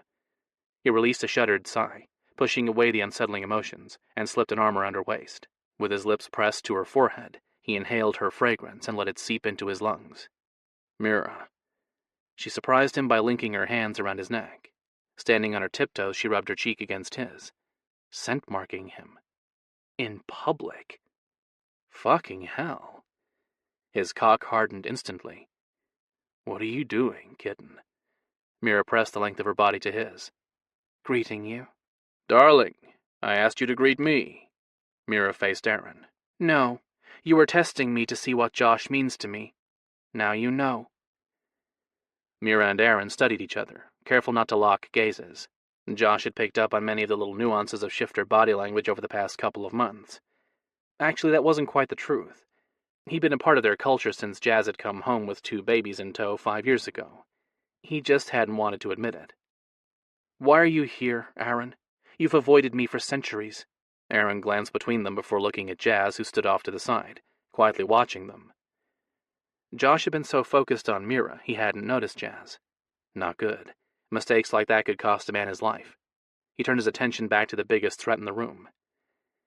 Aaron's pinched brow spoke of his indecision, and of the similarity many shifters shared. When not in hunting mode, their expressions and body language offered excellent indicators of their mood. "I heard of the council's order for you. I came to talk to Kate about it. But since you're here, shall we discuss it instead?" That wasn't the only reason. Josh studied him. Why not mention his interest in Molly? Was it possible he was simply curious about the little girl? Mira tightened her grip around the waistband of Josh's jeans, distracting him from his thoughts. With her knuckles brushing his spine, sparks whipped through him. The council's order is not something I want to talk about here. Aaron smirked. Don't you want your pet to know he'll be losing you? She slipped out of Josh's arms and planted her palms on the bar, separating them from Aaron. Do not call Josh by that derogatory term again. I will not warn you twice. Josh ground his teeth. No way. She would not protect him. With his hands on her hips, he yanked her against his body and pressed his lips to her ear. If Aaron wants to fight, he can meet me in the field. I'm always up for a good match. He focused on the shifter. Fists only, no claws or teeth. Got to even things up. Otherwise, it's not fun. Another big grin spread across Aaron's face. Full feline fangs showed as he bared his teeth. You're on. You pick the time. I'll be there. You plan on staying? A hint of panic laced Mira's words. Aaron openly perused her. Desire slid into his eyes as he mapped a path down her body. Damn straight. I've been away from the Pride too long. 2.5 centuries too long. Jazz stepped closer. A visit my brother-in-law isn't privy to. I know exactly what your slip of protocol means, mister, and I won't stand for your snubbing of Cade's authority here. Ah, the newest member of the Pride. Aaron stood and bowed.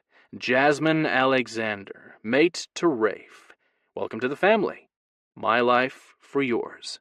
The greeting he'd heard every shifter make to Jazz was a literal vow. He'd learned it after asking several of them about it. Aaron bent his head and kissed Jazz's cheek, breaking the tension. I see why my little cousin became enamored with you. Aaron lifted her chin, turned her face side to side and nodded. Yes, a very good choice indeed. You're beautiful. I'm sure you look good on Rafe's arm. Fire lit her eyes. Jazz opened her mouth to no doubt tell him off. Josh cleared his throat in an attempt to salvage the situation. I'll let Cade know you're here. In the meantime, drinks are on the house. No need. I've informed Rafe of our guest. Jazz looked Aaron up and down. Cade is on his way over. Aaron glanced at Josh. Good. Then I can officially place my bid to court Mira.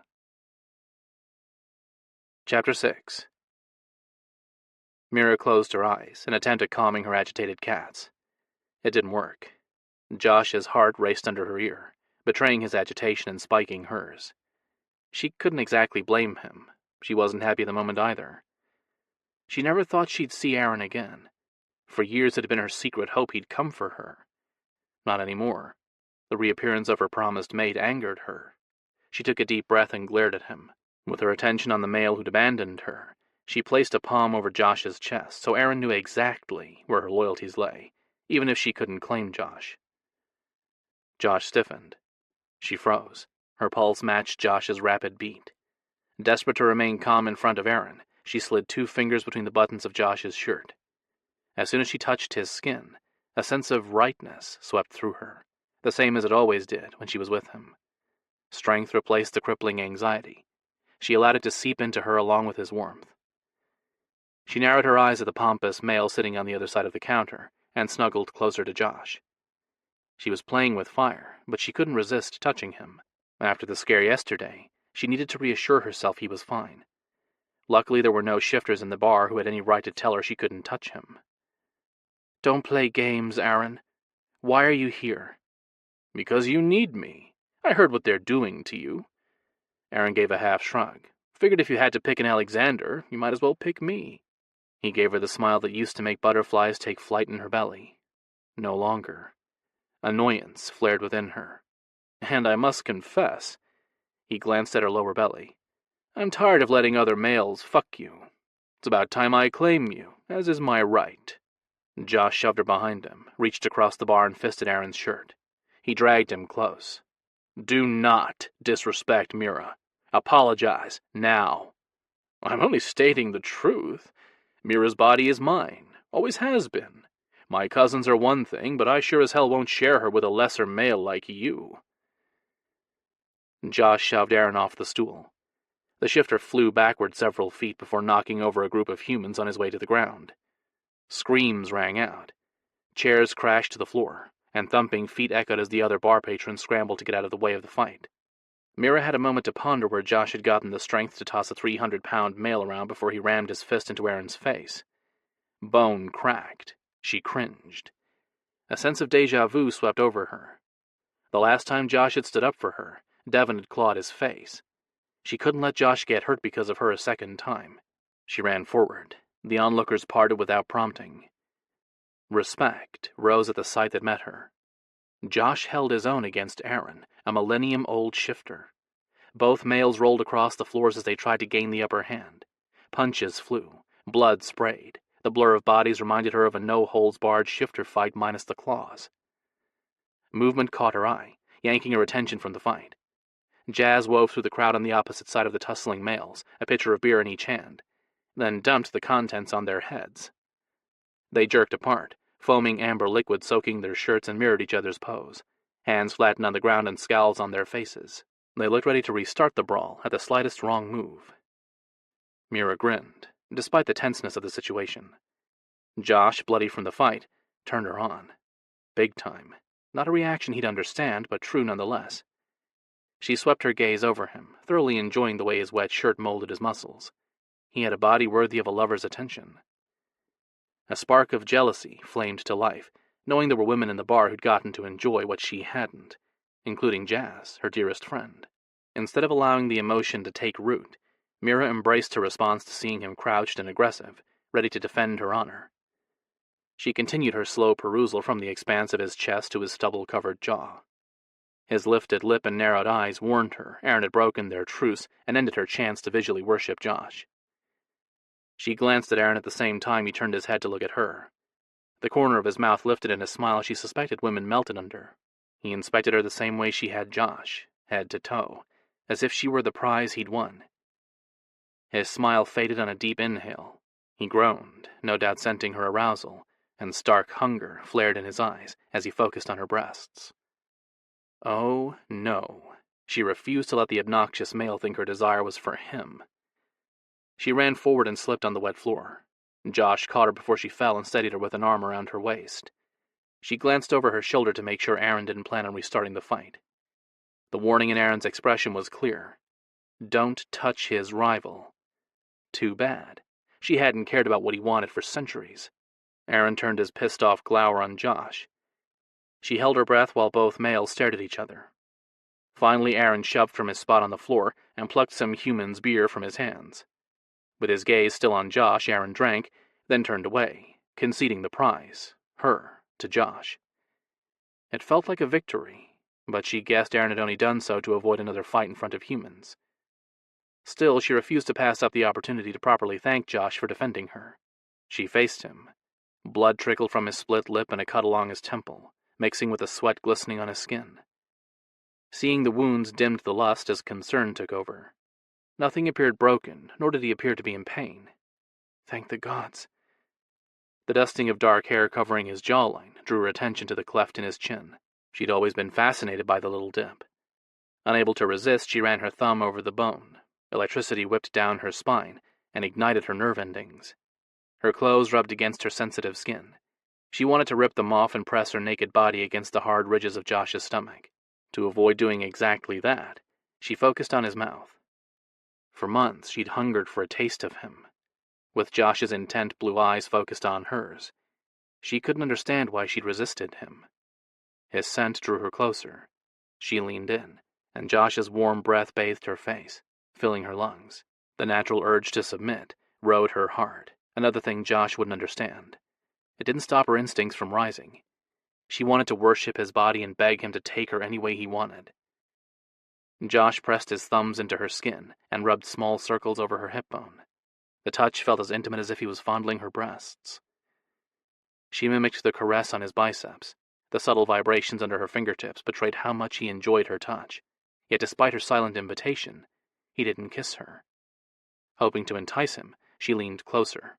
She licked the drops of blood off his lower lip, taking in his unique flavor and healing the wounds along the tender flesh. Josh groaned. He dug his hands into her hair. With a rough tug on the locks, he forced her to lean back and open to him. She did, and he slipped inside. No hesitation. He commanded the kiss and explored her mouth with a deep, unquenchable hunger she'd sensed growing in him over these past couple of months. Every day, the lust burned a little hotter. Her limbs trembled. The needs he ignited threatened to consume her, but they'd be bliss. utter ecstasy without constraints. Each swipe of his tongue over her cheek and teeth fanned the fire. He banded an arm around her waist and tugged their bodies together. Her breath escaped in a whoosh, an exhale he greedily swallowed. The tight press of their bodies left no room to misunderstand Josh's reaction to her. The ridge of his erection pushed into her stomach and hardened the longer they kissed. She rubbed against him, trying to show him without words she'd give him anything. A shudder ran through him in answer. His kiss turned wicked. Each groan and rolling thrust of his tongue encouraged her. She slipped her hands under his shirt. The hot, sweat-slickened skin under her fingertips teased her with promises. She tightened her grip on him and pulled him closer. It wasn't enough. She wanted his cock inside her, filling her up and giving her what no male ever had. His seed. Submit to him. Here. Now. Her thought, or her cat's. She wasn't sure and didn't care. She wanted Josh more than anything else in the world. Giving in to her primal instincts, she went lax in his arms. As if he'd been waiting for her acceptance, he lifted her relaxed body and pressed her more fully into his erection. The new angle pushed the head of his shaft against her jeans-covered clit. Excitement thrummed through her. The thump in the bundle of nerves echoed in her ears, demanding to be touched. His mouth, cock, fingers, it didn't matter how, as long as he stroked the nub and gave her release. Desperate for the bliss she knew he'd deliver, she shoved her hand down the waistband of his jeans. The flexing of his buttocks as he ground his erection into her pulled a moan from her chest. She couldn't wait to have him inside her. She slid her hand between them and popped the top button of his jeans. He grabbed her wrist. Confused by his refusal, she eased back. Josh's face filled her vision. The desire stamped there didn't support his actions. She opened her mouth to ask why he'd stopped her, but snapped it closed as the catcalls and hoots of the crowd around them finally registered through her lust-induced fog. He grinned, and she offered him a matching smile, albeit a shaky one. Suddenly shy with all the humans whistling and cheering them on, she couldn't manage a real one. You taste good. The simple words rocked her and filled her with happiness. So do you. You like to make a big entrance, don't you, cousin? Cade's voice boomed over the murmurs of the crowd and the classic rock playing in the background. He strode toward them, his displeasure rolling off him. With his gaze locked onto her, she knew exactly what caused his bad mood. She raised her chin. Let him be mad. It was simply a kiss, one she didn't regret. Cade stopped in front of them, hands clenched at his sides. The pissed-off male glanced between each of them before settling on Aaron. Why would you start a fight with someone under my protection? You know I can't let this go unpunished. Don't blame this on me, Aaron pointed to Josh. He started it. I was simply trying to enjoy my beer. Josh offered a hand to her. She took it and he pulled her to her feet. Both Aaron and Cade followed the simple gesture, as if they'd never seen a person do such a gentlemanly thing before. But she knew exactly what put the livid glint in their eyes. She had allowed a male, whom they considered a lower pride member, to help her, instead of reaching for them, a slap in the face to both of them. She stepped closer to Josh, and he laid his palm over her lower back. The subtle show of ownership wouldn't go unnoticed, nor would her acceptance of it. Yeah, she was in for a stern lecture. At the moment, she didn't care. She smirked and focused on Aaron. I disagree. You were the one looking for a fight. You always were a show-off. She motioned toward the empty booth in the far corner. Why don't we get a table in the back? I'm sure Aaron will want to visit for a few minutes before he goes home. Aaron dismissed the couple of human women who descended on him to offer their version of comfort with a wave of his hand. He inclined his head. I agree. It's a tad loud for conversation, but I can promise I won't be leaving any time soon, sweet Mira. So don't you worry. I have plans. He grinned, showing off a hint of fang. And you're a part of them. Curiosity showed on Cade's face. Is that right? Aaron nodded, and casually looped his arm around Jazz. Oh, yes. My wandering days are over. Josh called out a drink order to one of the waitresses and led Mira forward before she could comment. She and Jazz slid into one side of the booth. Josh claimed the spot next to her, but Cade and Aaron glared at each other, neither taking a seat. Coiled muscles and narrowed eyes marked their silent battle of superiority. Must we play this game? Jazz turned her attention to Aaron. We know you're a big, bad dominant, but Rafe has told me you want no business leading the Pride, so don't pretend to challenge Cade. Either sit down or get out. Mira smiled. She loved her friend's frankness. Aaron chuckled. Of course, little female. Once Aaron took his seat, Cade leaned close, one hand on the cushion next to Aaron's head, the other on the table. Unlike some of our previous homes, we are too integrated with humans to give in to dominance scuffles all the time. Decide now, cousin. Accept me as your pride leader, or fight me.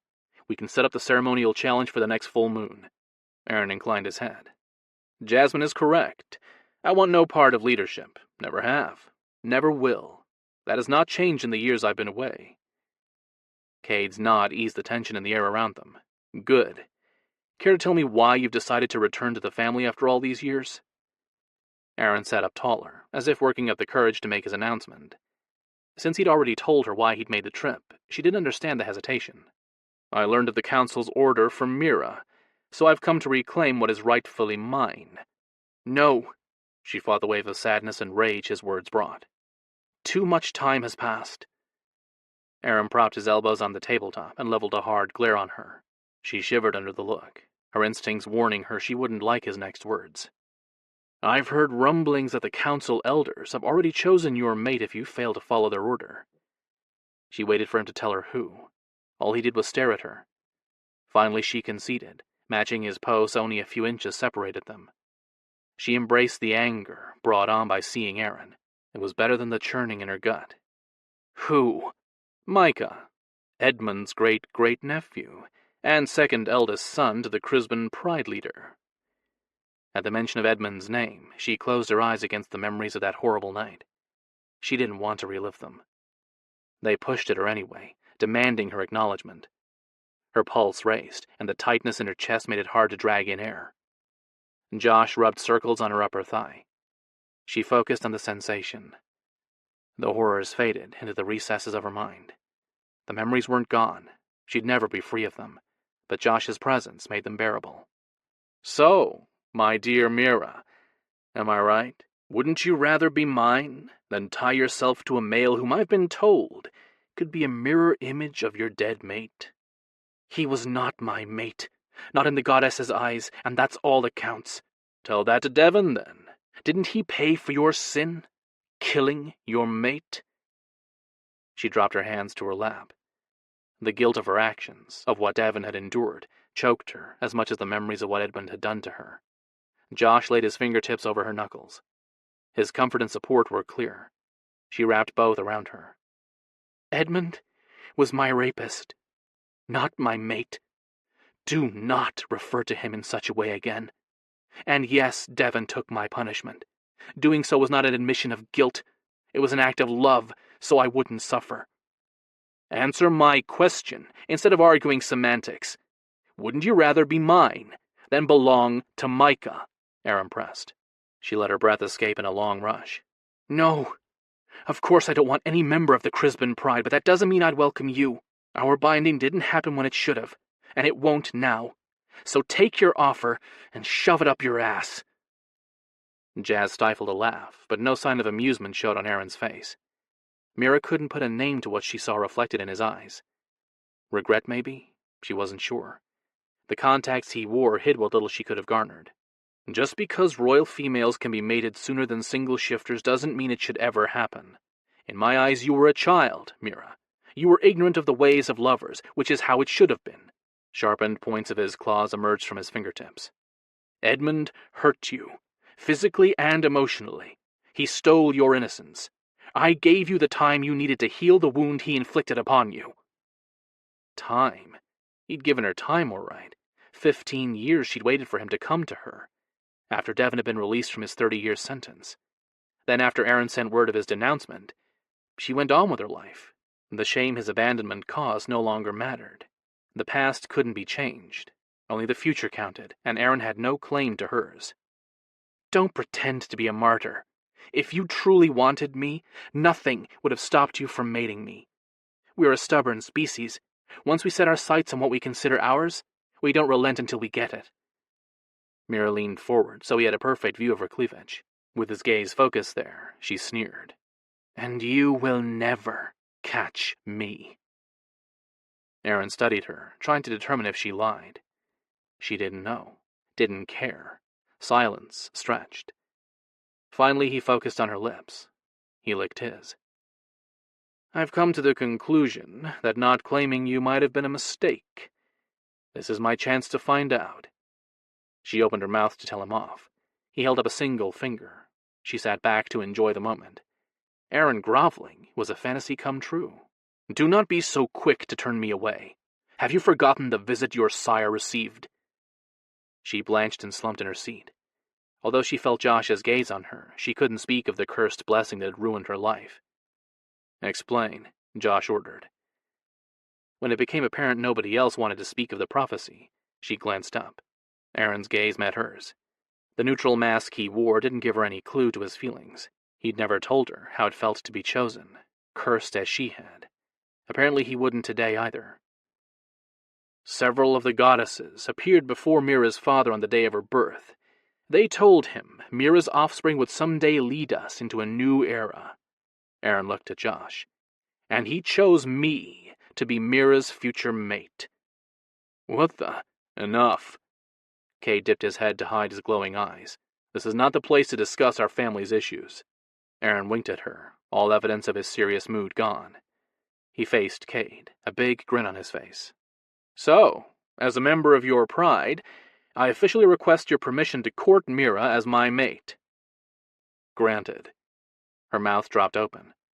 How could you? Cade shrugged. You have to pick one of us, and Aaron's offer saves me from having to mate you myself. Honestly, this is the best news I've heard in a while. He faced Aaron. Welcome home, cousin. I've recently purchased some properties close to mine. You're welcome to pick one. Mira glanced between Aaron and Cade. She had no words. A sense of helplessness seized her, leaving her trembling inside. Jazz, who'd been silently watching them, clicked her tongue.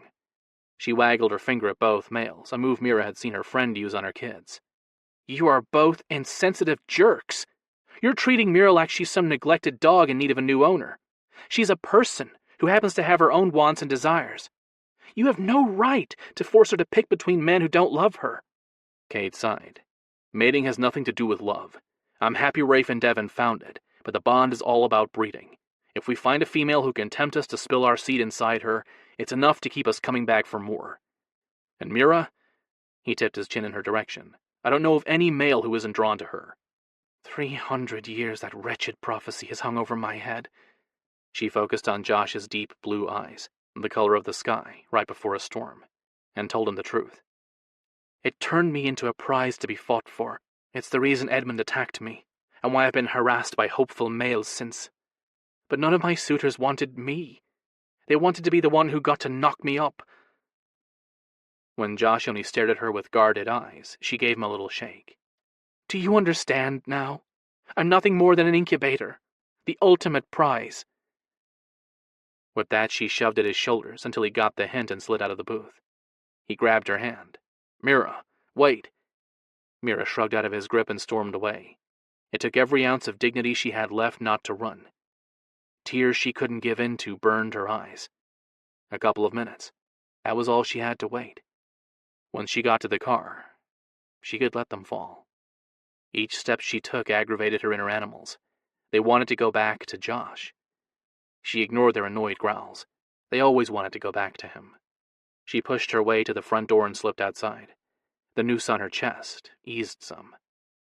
Eyes closed, she took a deep breath, needing to clear her lungs of the lingering scents from the bar. A whiff of rage drifted on the breeze. She scanned the street looking for the source. A human female, with pure hatred stamped on her face, stood several feet away. Lips thinned and nostrils flaring, the little redhead vibrated with her fury. Mira raised a brow, amused by the sight. Her cats, however, wanted to rip the girl's throat out. She dismissed their violent response. They weren't any fonder of strangers than Devon's cats. Problem? Yeah, the woman nodded. I want you to stay away from Josh. The mention of Josh's name tensed Mira's body as her cat slammed into her chest, desperate to get out. She tightened her hold on their metaphysical leashes and focused on the woman's glinting green eyes. And what gives you the right to tell me to do anything? The woman raised her chin. I'm Josh's lover. Mira took 2 steps forward before she stamped down her anger. She curled her fingers to hide the tips of her claws. Lips parted slightly, she inhaled in an effort to taste the truth of the human's words. All Mira smelled was the woman's wrath. "Don't lie, little girl." The redhead sucked in a rough breath as if she couldn't believe Mira didn't trust her. "I'm not. Josh has been cheating on me. You're not the first whore he's flaunted in front of me." Mira lunged at the woman, but the female was yanked out of the way. Mira whirled, hands fisted to beat the truth out of her. A male with a bushy red beard had the girl tucked behind his body. He inclined his head. "Sorry about that, ma'am. My sister's had a wee bit too much to drink." The male tugged the female toward the parking lot. "No, it's not, ma'am." Her cats didn't want to let the humans go. They posed a threat. The same musty drug scent she'd smelled on the human who'd hurt Josh clung to the male's clothes. His personal scent, however, didn't match Zeb's. Mira held her ground. She stared at their retreating backs until they climbed into a lifted pickup and drove away. The female's words bothered her, but the anger rolling through Mira was better than the sadness. Turning away from the bar, she headed into the woods, needing to run. The events of the night had pushed her to the limit of her control. Any more stress, and she'd likely explode. Chapter 7. Josh watched the last two waitresses pull out of the parking lot. He turned, took 2 steps, and stopped. Cade leaned against the rear wall with his hands in his pockets and a troubled look on his face. "What do you want?" Cade shrugged. "Do I need a reason to visit?" Josh strode across the lot, flung the door open, and waved him inside. He wanted the talk over with. There was only one reason Cade would be here. Mira. Only the beer sign's faint glow brightened the interior. Josh didn't bother with the lights. He could see well enough, and the shifter following him would have no problem getting around. In the main room, Josh wove around the tables with chairs upturned on them. Once behind the bar, he grabbed their beers, the usual for their late-night drink fests. Normally, he looked forward to them. With the shit that had gone down tonight, he didn't want to deal with anyone, let alone one of the men Mira might choose as her mate. With 2 long necks in hand, he tipped his chin toward Cade. "Where do you want to have this lecture? Here or in the office?" "Why do you assume I'm here to lecture you?" Josh shifted one bottle to his other hand and dropped 2 chairs from the nearest table onto the floor. He placed the beers on the clean surface and straddled a seat. "'Cause after what happened today, it's a given. Let's get this over with. I've had a shitty week." Cade sat, then took a swig of his favorite lager, a local brew. "I thought I'd made myself perfectly clear. It's become apparent you need a reminder of the rules. See, I was right. You came here to lecture. It's not a lecture. I gave you an order. You disobeyed me." Josh stood in the chair clanked to the floor, palms on the table. He leaned close to the feline leader. "And I'm tired of being held to rules nobody else in your family has to follow." Cade mirrored his pose, a matching clunk echoing through the room. "Do not challenge me." Josh sneered. If he had fangs, he'd hiss at the bastard, too. "You know very well we're past that. You're the top cat. For Megan's sake, I acknowledge that." He bent close enough to smell the hint of beer on Cade's breath. "Spit it out. What did I do wrong this time?" "You kissed Mira." Josh shoved away and picked up the chair. He needed a moment to school his features. Just the mention of what he'd shared with Mira heated his body. Their first kiss. And everyone in the bar, including the man behind him, had gotten to share it. Because, yeah, he'd known Cade was there. Josh had seen him out of the corner of his eye when Jazz had doused him and Aaron in beer. He hadn't cared. When Mira had pressed her soft curves against him, getting his lips on her had been his only thought. Unable to delay any longer, he righted the stool and sat. And it was just a kiss. No big deal. The lie soured his gut. It was a huge deal, at least in his eyes. "I like you, Josh." "Really?" he chuckled. "Well, thanks for that. But I can't say I feel more than friendship for you. You're handsome and all, just not my type. I do have a cousin. You know that's not what I meant." Cade glanced heavenward, a long sigh escaping. "I don't want to see you get hurt. Please don't tell me you came here to discuss my feelings. Should I go get Megan's nail polish and we can paint our toes while we talk about who we want to marry?" He tipped his beer and drank the contents in one long swallow, before slamming the empty bottle down. "Don't give me your bullshit. The only person you're worried about getting hurt is Mira. And you know what?" Silence stretched. Finally, Cade gestured for him to continue. "Forcing her to pick one of you as a mate is going to hurt her in the worst possible way. I hate that she's in this position, too." Cade righted his stool and sat. "My hands are tied. I've had lawyers looking into it. As soon as the council tagged on the qualifier that they're taking this drastic measure for the good of the species, a whole new set of rules got rolled out. Josh walked back to the bar and grabbed another drink as he considered how to respond. While he'd planned on pursuing Mira himself, tonight's revelation made him reconsider. He needed a chance to think about his next step, because he kept coming back to one sticking point. Did he have the right to get in the way of Mira's destiny?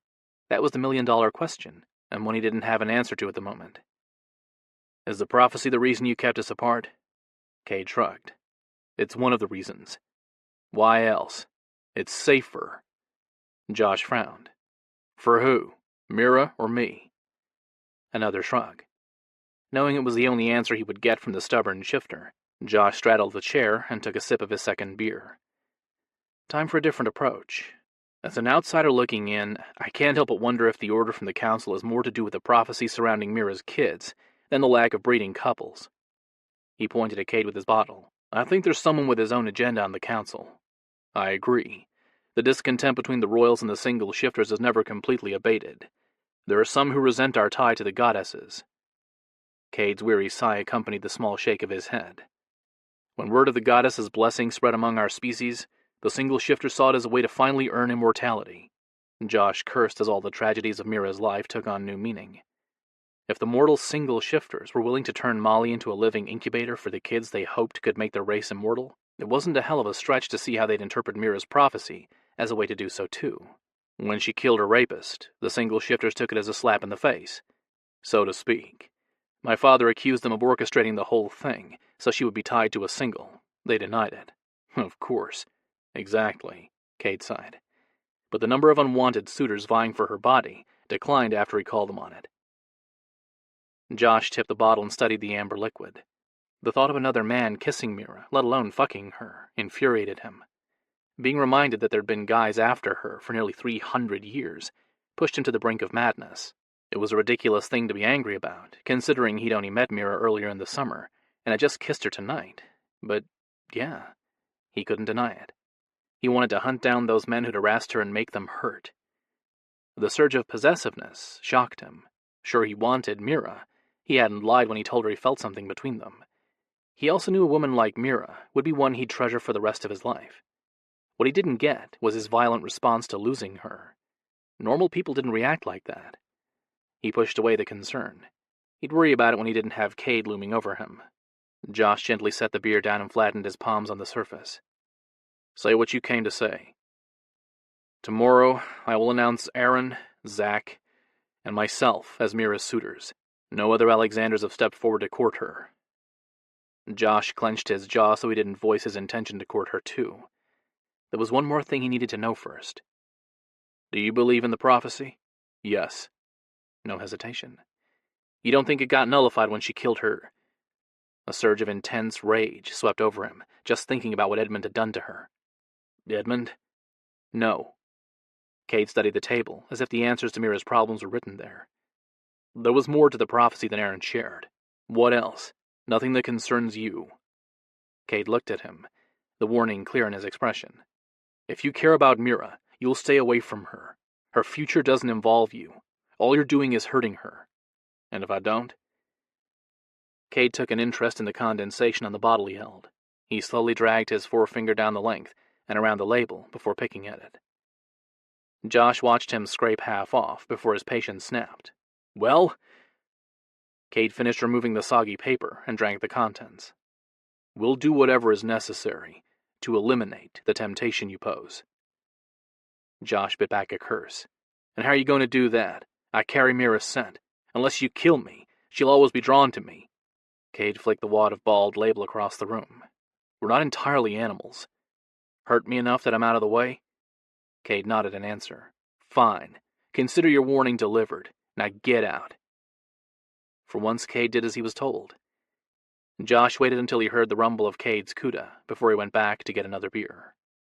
Several drinks later, Josh finally reached that point of numbness he'd been hoping to find. He stood, pleased with the fuzzing in his head. Adding in all those shots had helped. He stumbled toward his office. It had been a long time since he'd crashed there. Since he'd moved all his stuff out of the apartment on the rear of the property, he didn't have anywhere else to go. The lumpy old couch would have to do. Halfway across the room he stopped. The hairs on the back of his neck rose. His heart kicked into high gear. He drew in a deep breath, nostrils flaring to drag in as much information as he could. Mira's scent seeped into his lungs, leaving him a little lightheaded. Another whiff and he groaned. Every time he smelled her fragrance got stronger. He scanned the bar, but didn't see her. With only the light coming from the neon signs along the wall, there was too many shadows. He closed his eyes and let his other senses guide him.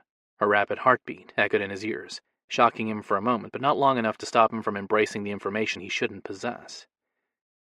He pivoted, listened to the sound, and grinned. With purposeful strides, he closed the distance between them and stopped a few feet from where she stood by the wall. The picture she made kicked his pulse into high gear. She'd either washed the dye out or shifted.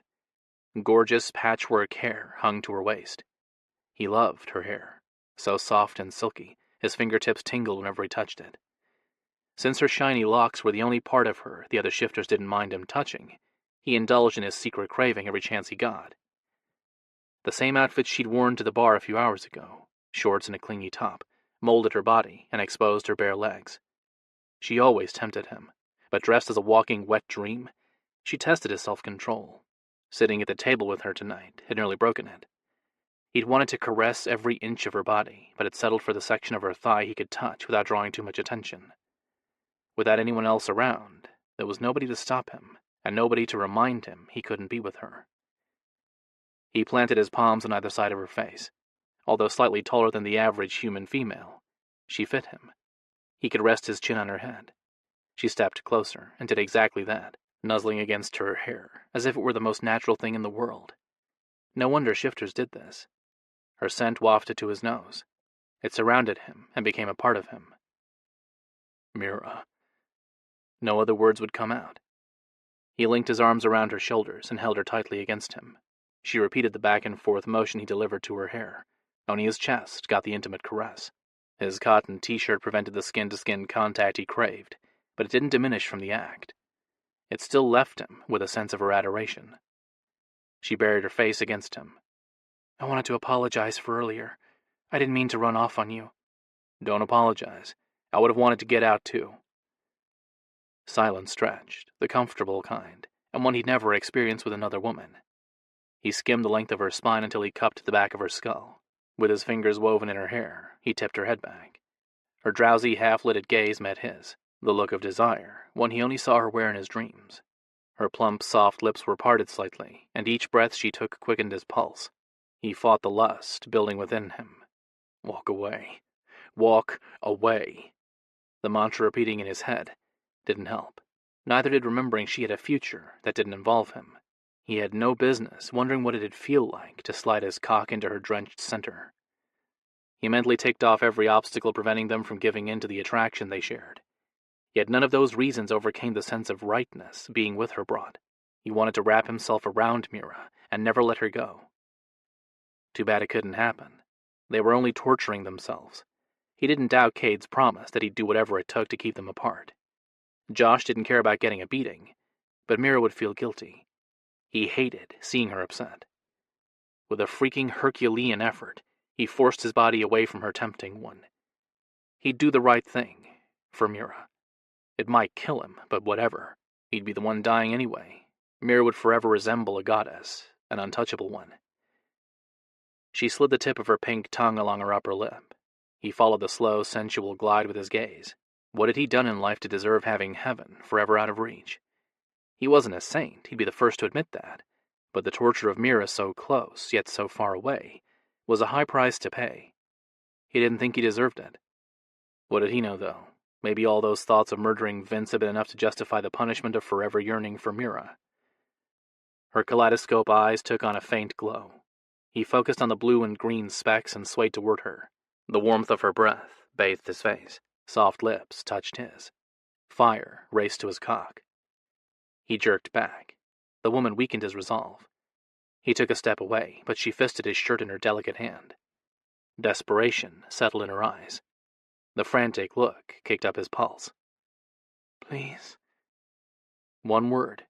Hearing it wiped out his righteous convictions. He bent his head and kissed her. Her flavor hit him, a sweet and spicy combination he could live on. Needing more of her rich taste, he licked each lip, slowly, so as to memorize her texture. Her shuddered moan spurred him on. With a groan, he sucked on her lower lip, his craving for her growing. It wasn't enough. He stroked her tongue with his. Deep, rolling thrusts drew more of her unique flavor to him, finally easing his yearning. But another one took its place. The zipper of his jeans dug into his shaft. The pinch of pain didn't stop him from grinding his hard dick against her flesh. The ache was unbearable. It had been so long since he'd had sex. The single nights of mindless couplings had stopped being fun and not worth the hassle of jilted lovers. Once Mira had walked into his life, he couldn't look at anyone else, let alone touch them. Every day watching her, knowing he couldn't love her body, built his frustration and his lust. He rocked into her, needing her hot, wild. He wanted her dripping in welcome for him, begging him for release. Another rough grind and she whimpered. The anxious tugging at his backside proved she was right there with him, ready to meet his demands. He cupped her bottom, lifting her to fit their bodies together, only their clothes separating them. Her fangs descended, a sign her primal instincts had been triggered. Another dream come true. He'd overheard her telling Jazz no man had ever brought out her primitive side. The sharp teeth turning their kiss into a dangerous dance told him he got to be her first. That did it for him, plain and simple. He explored each pointed canine with the tip of his tongue. A shudder ran through her body. He repeated the motion and she groaned. Fucking hell. He tilted his head and licked the length of each fang once more, before thrusting deeper.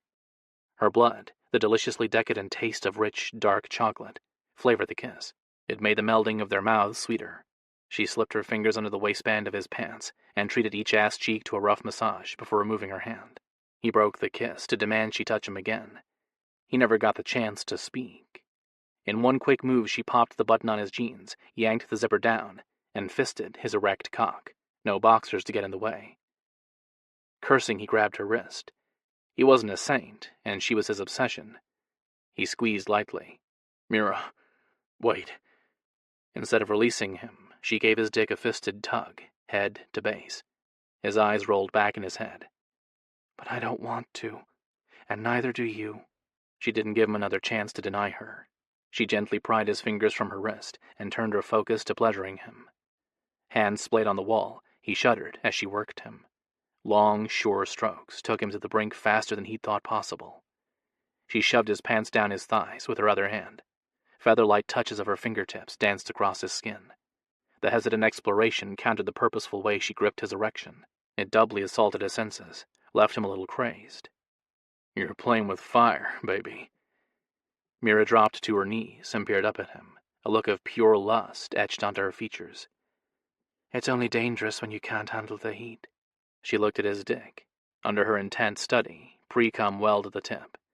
She licked her lips. And I like feeling hot. She captured the drop on her fingertip and curled her tongue around the slender digit. Her eyelids fluttered closed. There's only one problem. Her breathless whisper whipped through him and sped his pulse. He panted, muscles straining with the effort it took not to rip her shorts off and ram his cock into her. No way would he rush her. He focused on the swoop of lashes lying like crescent moons on her sun-kissed skin. What's that? I get hungry. She tipped her head back, locking gazes with him, while she traced the length of his shaft. This is the only thing that'll satisfy me. You won't deny me what I need, will you, Josh? Without waiting for an answer, she opened her mouth and drew him in. That ended his resistance. He groaned, his hips moving in a natural rhythm Mira commanded. Swirls of her tongue teased more drops of pre-cum from the tip, and the soft, appreciative moans as she licked him added to the crazy lust consuming him. Knowing she enjoyed his taste stimulated him as much as the licks of her tongue did. He couldn't get enough of her. He shortened the strokes and fucked Mira's mouth, taking his pleasure from her. Her soft moans and the flexing of her fingers on his ass added to the moment. He brushed his fingers over her hollowed cheeks. She sucked as he drove forward, then swirled her tongue around his length as he drew back. In and out he moved, loving every second of the worship Mira delivered. After a moment, the sharp points of her claws pressed into his backside. He stilled. She pulled him closer, deeper, so the head of his cock met the back of her mouth. Her deadly talons didn't break the skin. She kept him immobilized with them, and the hint of danger they posed excited him. He was at her mercy. His dick swelled more. Mira. Sweat trickled down his spine. His limbs trembled as he fought the compulsion to move. With her gaze locked to his, she eased back and slowly clamped down over the length of hard flesh in her mouth. The press of fangs around the ridge of his cock tore a rough sound from his throat. You've got me right where you want me, don't you? She blinked, her only answer. He grinned. So now that you've caught me, what are you going to do to me? The pressure of her teeth eased, and she sucked hard, groaning as if she'd never tasted anything better than his cock. Oh, fuck. The raw, guttural voice didn't sound like his.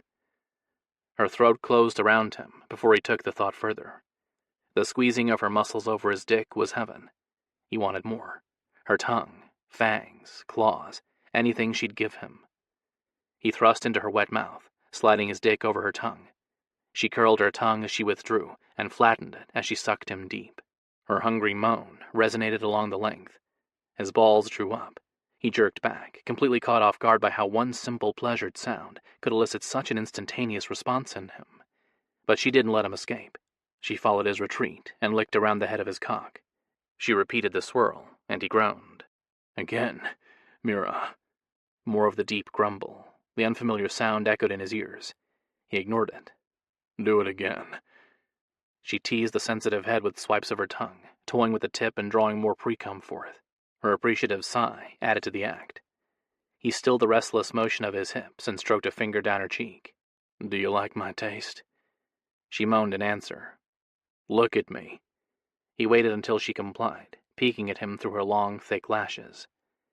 He'd never seen anything more beautiful than Mira, his gorgeous predator, kneeling at his feet with her cheeks drawn in and her lips stretched wide over his cock. Show me how much. She released the dangerous hold she had on one ass cheek and trailed her sharp nails over his hip. His breaths quickened. He glanced from the satisfaction in her eyes to the talon-tipped fingers. With the edge of one deadly tip, she traced along his sensitive vein from the root of his penis to where her lips held him in a tight grip. She eased her mouth off him. Wetness glistened from the exposed length to her lips. Her hungered groan nearly undid him. She leaned closer, her intent clear. Wait. He wanted this to last. The look on her face and his reaction to it guaranteed he wouldn't be able to stop the orgasm the next moment she licked him. She stilled. Her immediate obedience to his order excited him more. He rubbed his thumb over the corner of her mouth. She lifted her gaze to his, and the expectant look on her face satisfied him on so many levels. His little predator might have him where she wanted him, but she wasn't in charge. She wanted to please him. He saw the need reflected in her eyes. And yeah, that was fantasy-worthy. He wrapped his fingers around his shaft and brushed the head over her parted lips. She flicked her tongue out. He shuddered. Lick it. She bent her head. Her warm exhale bathed the slickened crown. He stopped her, a hairbreadth away with a yank of her hair. Slowly, kitten. Lick my cock slowly. A small smile graced her mouth and showed off her fangs. With the tip of her tongue, she did as she was told. She licked him, base to tip, over and over. The controlled swipes tortured and pleasured him, but it was the look of rapture on her face that left him in awe. You're beautiful, Mira. So beautiful. Her grin widened. She closed her eyes and drew his cock into the wet depths of her mouth. With a swirl of her tongue and a tug of her hand over the length, she showed him how she felt. She worked him with confidence, adjusting the pace of her stroking as if she knew exactly what he needed to experience the most pleasure. He moved with her and let the passion build. With his fingers in her hair, he firmed his grip to hold her head still and fucked her wet, welcoming mouth. The drag of his dick over the roughened flesh of her tongue and the tugging of her mouth raced him to completion. Her moans and the flexing of her fingers over his ass spurred him on. She moved quicker over him, but he shortened his thrusts and bit his cheek, hoping to draw the moment out for as long as possible. She had other ideas. She wrapped her hand around the base of his erection. The tips of her sharp nails dented his sensitive shaft. He froze and waited in eager anticipation of what she'd do. A heartbeat passed, then another, before she sucked him deep. The muscles of her throat tightened around the head. Tingles settled in his lower spine and skipped to his balls. His release rushed up. He tugged hard on her hair. "Let go, baby." Instead of obeying him, she growled. The vibrations of that animalistic sound broke his control. He stiffened as spasms jerked his cock. His seed shot down her throat. She swallowed his release, and he kept coming, harder and longer than he ever had before. Mira took it all. A shudder ran through him from his head to his toes. Lust and tenderness mixing in a cauldron of need. The last of the tremors eased. He pulled her up, capturing her mouth in a hungry kiss. The taste of his release on her lips brought a growl to his throat. His dick hardened again. He had a moment of amazement, realizing just kissing her could arouse him so quickly. The thought faded as passion took over. He caressed her hips, her sides, the edges of her breasts. More. He needed more. All of her. He roughly shoved at her shirt to reach bare skin. Urgency quickened his touches.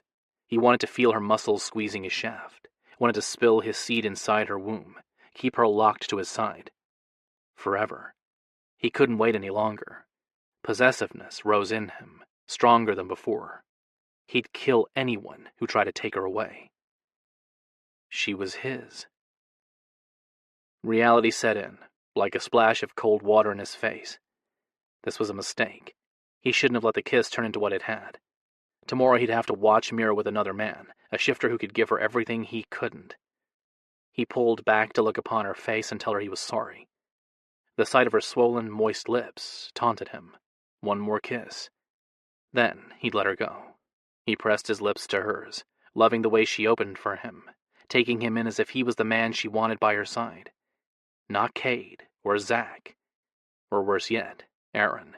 Not that it mattered what either Josh or Mira wanted. Fate was a fucking bitch who'd screwed them both. Finally, he pulled back to study her face from inches away, knowing she cared enough to give him tonight. Would have to be enough. Mira, you shouldn't have done that. She brushed her lips back and forth over his jaw. Shivers raced across his skin. He ignored his instincts that urged him to carry her away and focused on enjoying the press of her soft curves to his hardness. You're right. I should have done that months ago. What will your suitors think? She massaged his scalp. His tension eased. I don't care. She skimmed her mouth over his cheek to his ear, her breath heating his skin in its wake. I need you in my life. I don't think I can live without you. The door banged open. The loud thump announcing his unwanted visitor doused his remaining desire. He didn't want anyone to see Mira with a look of carnal lust on her face. Only him. Yo, Josh, you here? A deep growl rumbled Mira's chest, the sound not remotely human. He cursed and quickly righted his pants. Yep, Zoe, I'm here. But I'm not alone. Give me a minute, okay? Oh, shit, I'm sorry. The sound of cloth brushing against itself echoed in his ears. I can sleep in my car or something. I just couldn't find the key to the apartment in the dark. All those rocks look the same. So you can, finish what you were doing. I mean, I know how focused you are when you're fucking. Mira roared, the noise frighteningly disturbing coming from her throat. She didn't stay human for long, though. Fur tickled his fingertips a moment before she leapt away from him. He stumbled backward, knocked by the force of her push. Zoe screamed. With a shove, he dived after the spotted jaguar. He wrapped his arms around the big cat's chest. They crashed to the floor, inches from Zoe's scuffed boots. Mira, still in her jaguar form, snarled and twisted in his arms. He rolled with her and slammed a hand between her shoulder blades. He knew his roughness wouldn't hurt her. In her animal form, it took a hell of a lot to injure her. Besides, her cat would only respond to a more dominant person. He might not be a shifter, but he needed her to submit to him. Otherwise, Zoe would suffer. The 300-pound cat bucked, nearly knocking him off. He dug his knees into her sides and did the only thing he could think of. He clamped his teeth over the back of her neck and bit. Mira stilled, her sides heavy with rough pants. He flicked his gaze to Zoe. Wide-eyed, she stared at them, the look of panic clear. Thankfully, she stood frozen in place. Once assured she was safe, he turned his focus to the dangerous predator between his thighs. After a moment, he eased the tight grip on her torso. She took advantage of it and squirmed, knocking him off. She swiped a paw at Zoe. A scream tore from Zoe's throat before she crashed to the floor. Heart knocking against his ribcage, he dug his fingers into Mira's fur and dragged her to him. She fought him, twisting and squirming, snapping and snarling. Her flexing body slipped out of his grip. She scrambled, claws scraping at the floor to get away from him. Hell no. That couldn't happen. He threw himself on her back, flattening her body to the ground, and bit the flesh under his mouth. Sweet, decadently rich blood spilled over his tongue. He clamped down harder until she stopped moving.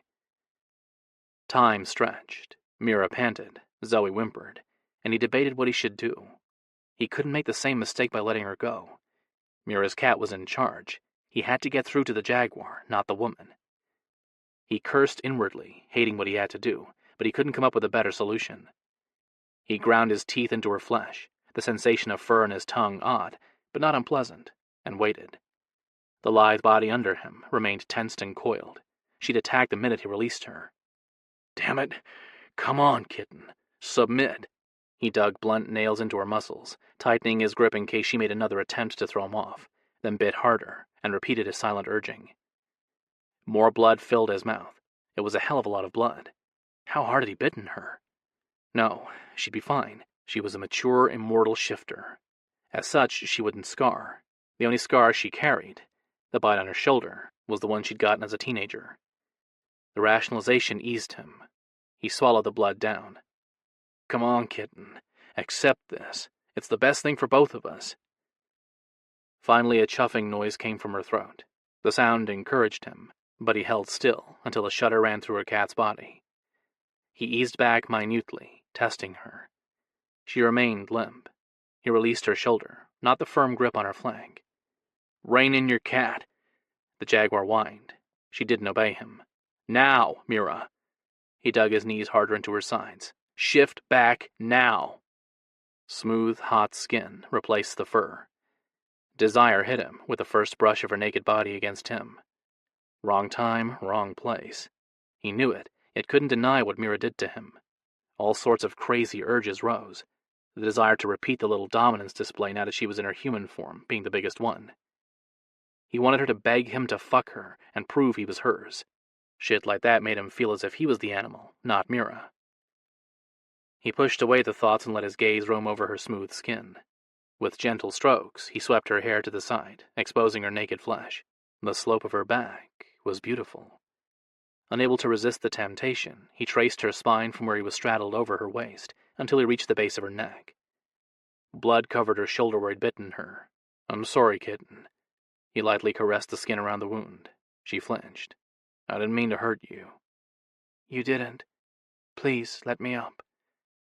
He yanked his shirt off and handed it to her. Eyes closed, he turned away before he got a full view of her gorgeous curves. He reacted too easily to her. A deep breath cooled his heated body. He turned his attention to Zoe and cursed. Claw marks swept over her upper thighs. Blood ran steadily from the 4 deep lines. Perspiration beaded on her ashen forehead. With her lips pressed in a thin line and tears leaking from the corners of her eyes, she looked about 2 seconds away from passing out.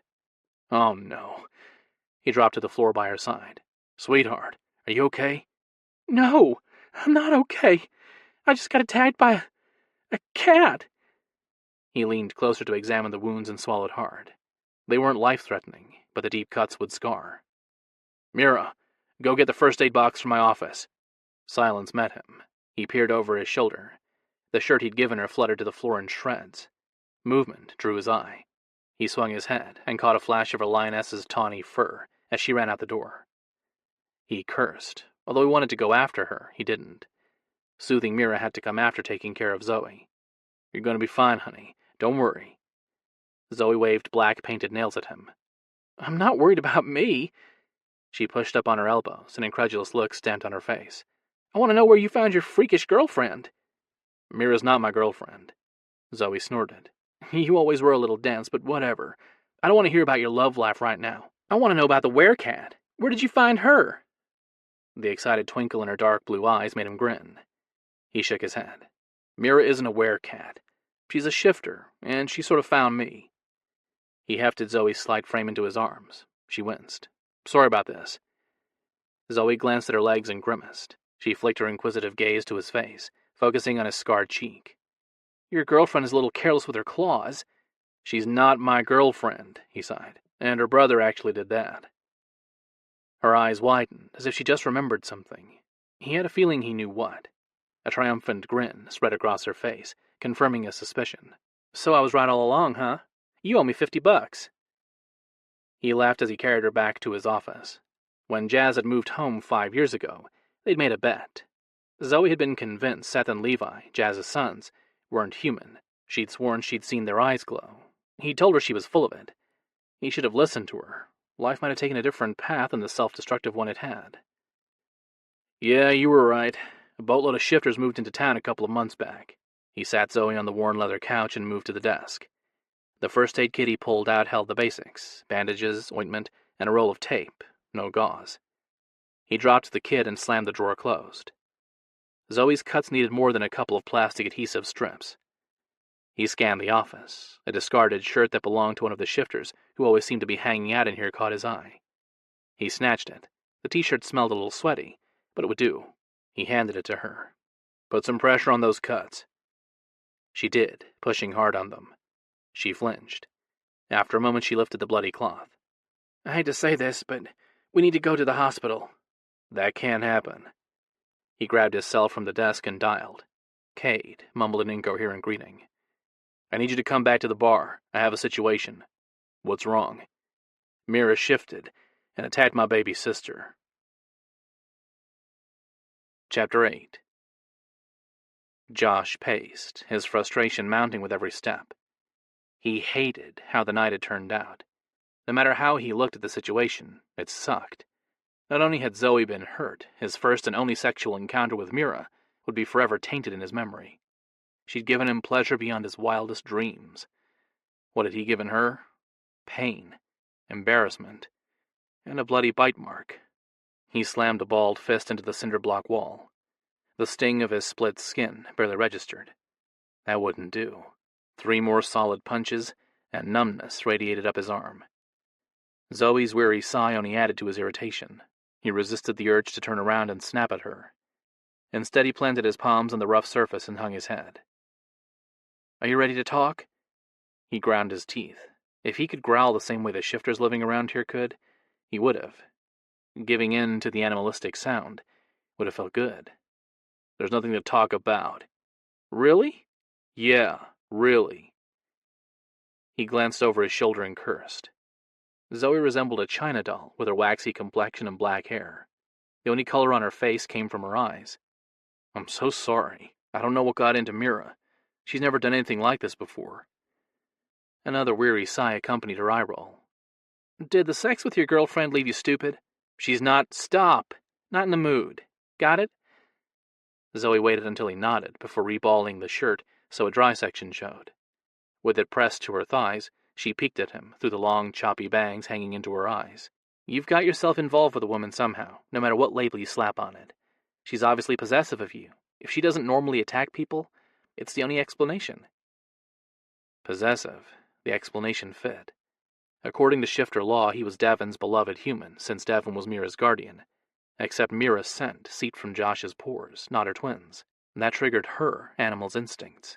Hell, when Josh looked at it that way, he couldn't help but wonder if her attraction was real or a result of her scent on him. He scrubbed a hand down his face. No use thinking about the whys. "Sure, possessive. Felines are like that." He dropped his hand. "You want me to get you some aspirin or something?" "No, I need stitches." She motioned toward her bag with a tilt of her head. "Get me my purse." He raised a brow at her description. The duffel bag doubled as her suitcase. She lived out of the thing. How could his sister condense her life's belongings into the single tote, while most women couldn't even pack for a weekend trip in one of those? He didn't know. Zoe lived by her own standards, though. Typical would never be a word applied to her. "Why?" Bleeding?" She waved at her bare legs. Thankfully, she'd worn shorts tonight. Having to see a sister in her underwear would have scarred him for life. "Since you won't let me go to the hospital, I figured I'd take care of myself." "I explained it to you. It's too risky with all the shifters living around here. It'll draw the attention of the wrong people." "Shifter affairs, I remember, and you don't want Mira punished." She leaned her head against the back of the couch. "You know, it's hard to believe there are so many people in the government who know about shifters, yet there haven't been leaks to the general public." He glanced at Megan's picture on his desk. Behind the photo, he kept one of Molly. It bothered him, keeping her image hidden, but he couldn't exactly display a photo of a lion cub. For them, he followed the shifter's rules, including the one that left Zoe bleeding on his couch when she should have been in the hospital. He picked up the frame and pulled out Molly's picture. I thought the same thing. He held the glossy print out to her. This is the reason the government has worked so hard to keep the shifter's existence secret. She frowned. A lion cub? That's Megan's twin, Molly. They were born in a facility that experiments on shifters. Megan, for the most part, is okay. Molly? Well, Molly has embraced her cat form, a fate she might never recover from. She refuses to shift back. The longer she stays like that, the less likely she'll ever return to us. Zoe's shocked gasp reignited his anger. He focused on his niece's faces until the familiar determination returned. He'd protect them and never let anyone get their hands on them again.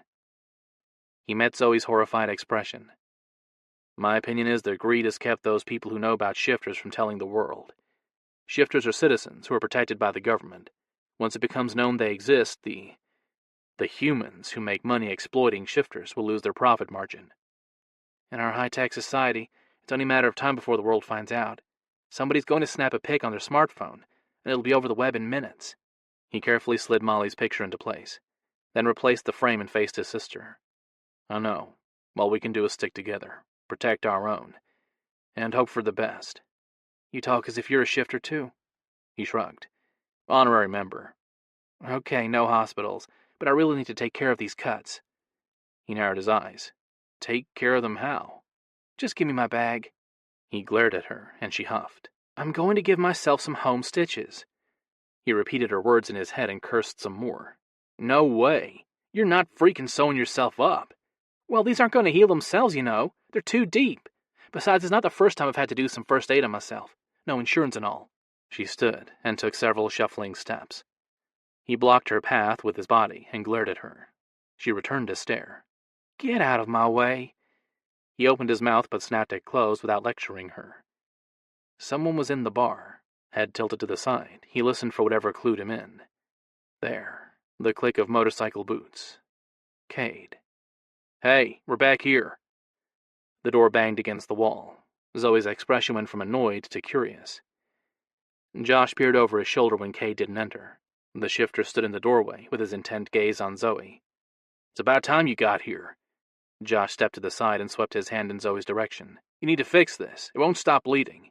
The tension in the room kicked up a notch. Hairs rose on Josh's arms. He glanced between his sister and Pride Leader for some clue as to why. Zoe's curious expression turned to open amusement. She grinned, the familiar sparkle shining in her eyes, the one that kept her sane, even if it was faked half the time. Cade, though, looked as if he were about to turn tail and run. When he took a couple of steps back, Josh wondered if he actually planned on it. Zoe snickered, and Cade grabbed the door jamb. His chest heaved. Josh narrowed his eyes at the odd display. Do you have a problem? A shudder visibly shook Cade's body. He motioned toward Zoe. Why is she standing? Blood ran steadily down her legs. Damn, Mira had gotten her good. Because he, Zoe stabbed a finger at Josh's chest, won't give me my bag. I'm getting it myself. Cade grumbled and grabbed her duffel. A deep frown formed on his face. He glanced between Zoe and the heavy sack. With a shake of his head, he dropped the tote on the couch and pointed to the spot next to it. Sit. I thought that's what I was supposed to say to you. Zoe covered her mouth as if embarrassed by her comment, except the smile tugging her lips didn't match the action. Oops, sorry. Josh said you're a kitty, not a doggy. She shrugged. Oh well, cats can be trained too. I had a roommate whose cat would sit in the toilet, do its business, then flush. Josh smacked his forehead. Jesus, Zoe. We had this conversation. I gave you rules.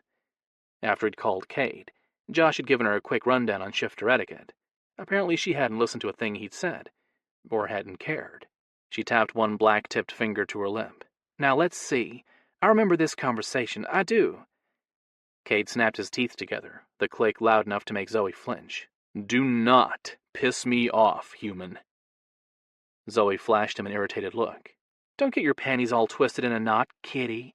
I'm having trouble thinking. You know, with the blood loss and all. As if to prove her point, she swayed. Josh reached for her, but Cade was closer. He caught her elbows and eased her back onto the couch. Josh pushed him out of the way and pressed the bloody rag to her thighs. She cringed, and Josh's anger flared. At the moment, he hated himself for not reacting sooner. He should have grabbed Mira when she'd growled, rather than worrying about getting his dick back in his pants. Cade ripped the shirt from Josh's hand. "My shirt! You used my shirt! My sweaty shirt on her cuts!" The shifter's outburst added to the frustration boiling his blood.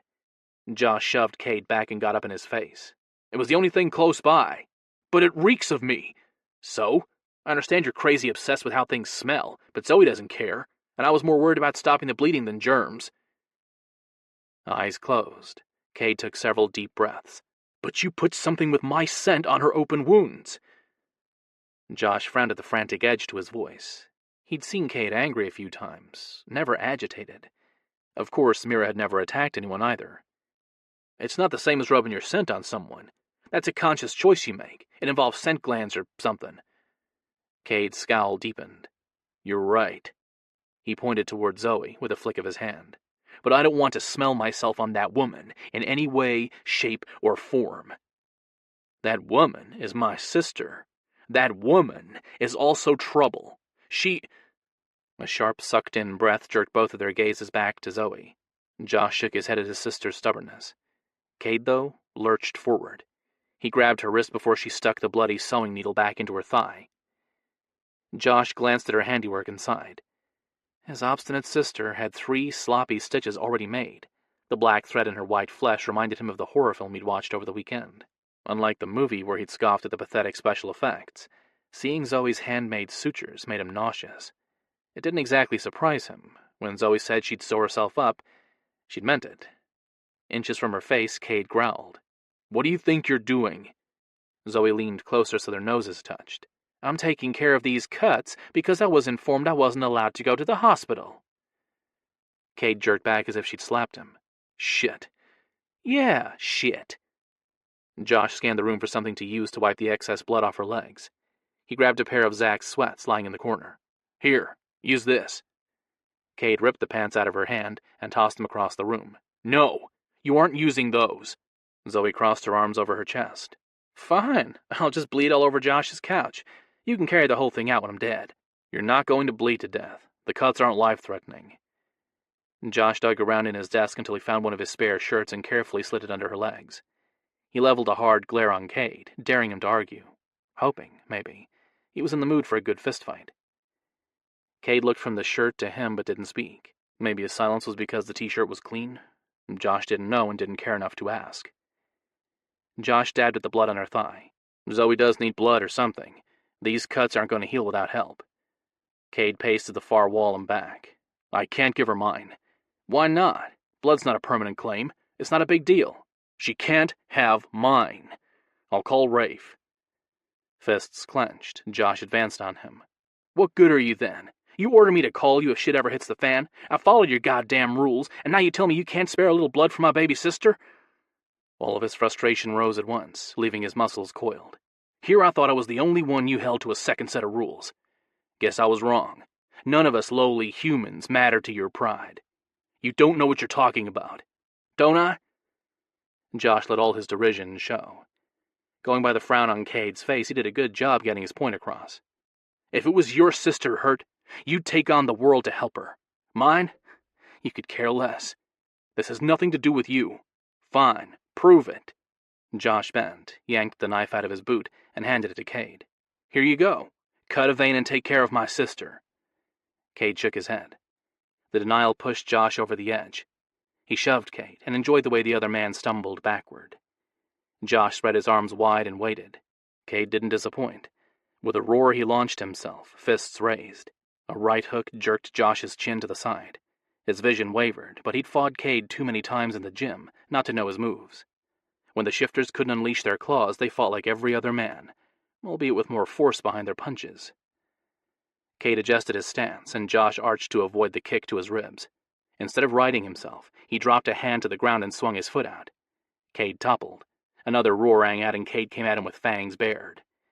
Josh waited until he was close before he punched Cade's stomach. Cade doubled over, but the victory was short-lived. Cade grabbed Josh's shoulders and tossed him across the room. Josh hit the bookshelf with a thump that rattled his teeth. Books fell, the scent of the moldy paper fanning from the fluttering pages choking him. He scrambled up, kicking his collection of classics to the side. "Will the two of you knock it off? You're destroying my concentration." Zoe's pain-laced voice cut through his rage. Josh peered over his shoulder in time to watch Cade grab her wrist. "Are you crazy? You can't sew your cuts closed. Humans get infections, and that needle isn't sterile." She yanked away her hand. "I'd rather get an infection than bleed to death." "You're not going to bleed to death." Cade unleashed one talon, and Zoe cringed. "Damn it, woman! I'm not going to hurt you." Josh gave her shoulder a little squeeze. "You're safe, sis." "Sorry. I've just had my fair share of claws for the night." "I know." Silence descended, while Cade picked the black thread from Zoe's cuts. "Have you heard from Mira?" Josh asked Cade. "No. She didn't call?" Cade paused and glanced at him. "What was Mira doing here by herself, anyway?" Josh tensed, but Zoe clapped her hands, giving him the needed distraction. She always knew when to step in and to help him out. It was a skill that had come in handy when they were kids. "Oh, I remember Rule 1. She flashed a big smile that didn't match the crinkles of pain pinching the skin by her eyes. "Don't argue with the predators." Cade chuckled, his gaze intent on her. "That's a wise rule, but I would never harm a human, no matter how angry I am." Zoe snorted. Maybe somebody should explain that to Josh's girlfriend. "Shut up, Zoe." Cade gently tugged the last thread out before glancing over his shoulder. "Mira is not now, nor will she ever be, Josh's anything. She'll be off the market in a matter of hours." The sympathetic look Zoe gave him would have irritated him coming from anybody else. From his baby sister, it was shared pain. "Conway curse struck again, huh?" He gave a single nod, then faced Cade. "Are you going to get over your mood and take care of her? I need to get out of here for a while." Cade studied Zoe for a long moment. Acceptance finally showed on his face. He brushed a couple of wayward strands of hair from her cheek. "Yes, I'll take care of her." "Good." Josh strode to the door, picking up the knife he dropped, but paused with his hand on the knob. "And Cade, Zoe's off limits. Touch her, and I'll find a way to hurt you." With that, he walked out. He'd like to take a page out of Zoe's book and run, preferably with Mira. They could learn to live out of a duffel bag, moving from place to place. Too bad that option was out. He'd lost the ability to take off the day Tony died. Responsibility sat on his shoulders. No way was he shirking them, or cutting Mira off from her family. She needed them. He needed her. So, yeah, he was stuck, on the outside looking in. Chapter 9. Josh scrubbed the hand towel over his face. His muscles burned, chest heaved, and pulse raced. The hour-long run on the treadmill burned off some energy, but not enough to force him into an exhausted sleep. Ever since the fight with Zeb, he'd been restless, unable to sleep more than a few hours at a time. It was bound to catch up to him. Hopefully he'd crash by late afternoon, so he had an excuse not to go to the Pride meeting tonight. Watching Mira be officially introduced to her suitors would likely send him into a rage. Just the thought of her with another man stirred a cauldron of anger he never knew he held. It made him want to punish his rivals, except they weren't rivals. They were friends who had the right to take what he never could. For a few hours he thought he'd be able to keep Mira by working around the Shifter Council's orders. The prophecy hanging over her head had killed a little flicker of hope. As much as he wanted her, it couldn't happen. Being with her only hurt her. Tonight had proven it. He'd fucking bitten her. Worse than that, he knew she'd get punished for hurting Zoe and being with him. Mira had enough shit to deal with. "If you care about Mira, you'll stay away from her." Cade's words echoed in his head. Could he? He honestly didn't know. It was taking everything in him not to hunt her down and steal her away before she could be introduced to her suitors at some formal gathering. How much worse would it be tomorrow? Fucking hell, that was what it'd be. He threw the towel across the room and watched it sail right into the laundry chute.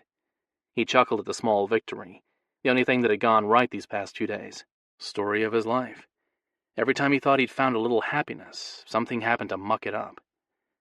The bright sunlight streaming into the gym reminded him he'd better get moving before the other members showed up. He went through his routine of stretches, groaning as his muscles strained. For the first time in his life, he wondered if this was what getting old felt like. If so, it sucked. He freaking ached. Even his fingers hurt, from his joints to his fingernails. He rubbed his thumb over his fingertips and frowned at the appearance of the thick calluses. A door slamming drew his attention away from the odd discovery. Great. He was in no mood to be social. He draped the damn rag over his shoulder and headed toward the door. It opened before he got to it, revealing the one person he'd hoped to avoid by coming here early. Hopefully, Zeb had talked to her. Abby's widened eyes held shock. Her mouth dropped open. "Damn, Josh, you look amazing." He groaned inwardly. He'd packed on muscle in the last few weeks sparring with the shifters. It had been impossible not to. If he wanted to keep up with them, he needed to work harder. He certainly hadn't done it to impress anyone, especially the woman in front of him. He cleared his throat. Thanks. A big grin spread over her face. She motioned toward the empty gym behind him. "There's nobody else here yet. I need a spotter. Want to stay and help me?" "Can't. I was just leaving." He stepped forward and waited for her to get out of his way. She didn't. She only smiled wider. "Didn't Zeb talk to you?" She chuckled. "About leaving you alone?" The amused expression she wore gave him his answer. "That and about you getting together with someone else." Instead of answering him, she grabbed his wrist. "Come on, give me an hour." He yanked back his hand. "Look, Abby, I've got stuff to do, places to go. I don't have time to play your games." His harsh tone had its desired effect. Her salacious expression turned to annoyance. "But you have time for her, don't you?" "Her who?" Abby scrunched her nose. "That whore you kissed in the bar?" Mira. The reminder of the wicked kiss they'd shared heated his body. He ignored the impulse to go hunt her down and finish what they'd started. Dealing with the angry one-night stand glaring at him as if he'd committed adultery came first. "She's not a whore." He bent and captured Abby's gaze. "And who I take to my bed is none of your business." Abby bit her lip. The tick by her eye matched the nervous gesture. "Of course, not now." "Not ever." He lifted her out of the way and strode for the door. "We'll see, Josh. We'll see." At her whispered declaration, he paused mid-step, but forced himself to walk away. She wasn't worth it. He had enough shit to deal with. A jilted lover didn't make the list of his concerns. She'd get over her obsession, eventually. And him? He wasn't sure how he'd deal with the loss of Mira, his favorite obsession. But he knew how he'd survive tonight. With a bottle of whiskey. Good thing he owned a bar. Josh stood in the middle of his employee parking lot. His skin crawled, and a sense of unease settled over him. He froze and listened for a clue as to why. The only sound reaching his ears came from his own beating heart. No passing cars, no familiar noises from insects or even the drone of the HVAC system. He clenched his hands and surveyed the property. The edges of the building appeared fuzzy. He squinted in an effort to see it better. The longer he stared at the walls, the less solid they became. He looked across the lot to where he'd parked his vehicle. Instead of a solid SUV, he saw a shadowy blob. He shook his head. It didn't help. The landscape deteriorated until inky black mist surrounded him. Not good. He squeezed his eyes shut and tried to remember what he was doing here, where he'd come from, anything. All he saw was Mira's kaleidoscope eyes, not surprising, really. He always dreamt of them. Of course, he was dreaming. Any moment she'd come to him, maybe go down on him again, as she'd done before. The tension eased. He relaxed and waited for her to join him. Instead of pleasure, sharp pain radiated from his gut to spread across his torso. "Sorry, Josh. Changed my mind. Don't feel like talking." Zeb's voice sounded far away. Josh frowned. He glanced at the blood seeping between his fingers. His gut didn't hurt anymore. He pulled a sticky shirt from his stomach. No wound, yet blood oozed from a line sweeping over his abs. He wiped it away. More seeped out. Dreams always messed with the facts. The choir's hymns were missing too. He frowned at the odd thought. Before he could take it any further, the soothing chorus echoed around him, giving him the missing detail. The scent of apple pie drifted to him, along with a sense of urgency. Somebody wanted to talk to him. He didn't know how he knew it, just did. He pivoted in a slow circle and focused on the shimmering wall. A hand reached for him, one talon-tipped finger curled, coaxing him closer. He took a step toward that outstretched arm. Something wet and cold splashed over him. Josh jerked awake, fists raised. Golden brown eyes filled his vision. He blinked to bring them into focus. The long blonde hair clued him in as to which twin had woken him up. "Rafe, what are you doing here?" He sat up straighter, muscles as coiled as they'd been in his dream. "Is Megan okay? Molly?" Rafe gave a single nod, a pleased look on his face. "They're fine. Megan was curled up with Molly's cub form when I left. They were watching some cartoon with a talking dog." "That's good," Josh sighed. "What's wrong then? You look worried." His heart skipped a beat as the next thought took hold. He forced his mouth to work. "Is it Mira?" "She's with Jazz. They're both fine, too." Rafe ran a hand through his hair. "I like you, Josh. I don't want to see you get hurt." Josh groaned. He rubbed the back of his hand over his face and turned away. "Don't bother with the lecture. Your twin already delivered my warning." "Warning?" The confusion in Rafe's voice caught Josh's attention. He glanced over his shoulder. "That once Mira's suitors are announced, they'll have the right to ensure her attentions aren't diverted by the insignificant human, using whatever means they see fit. Short of killing me, that is."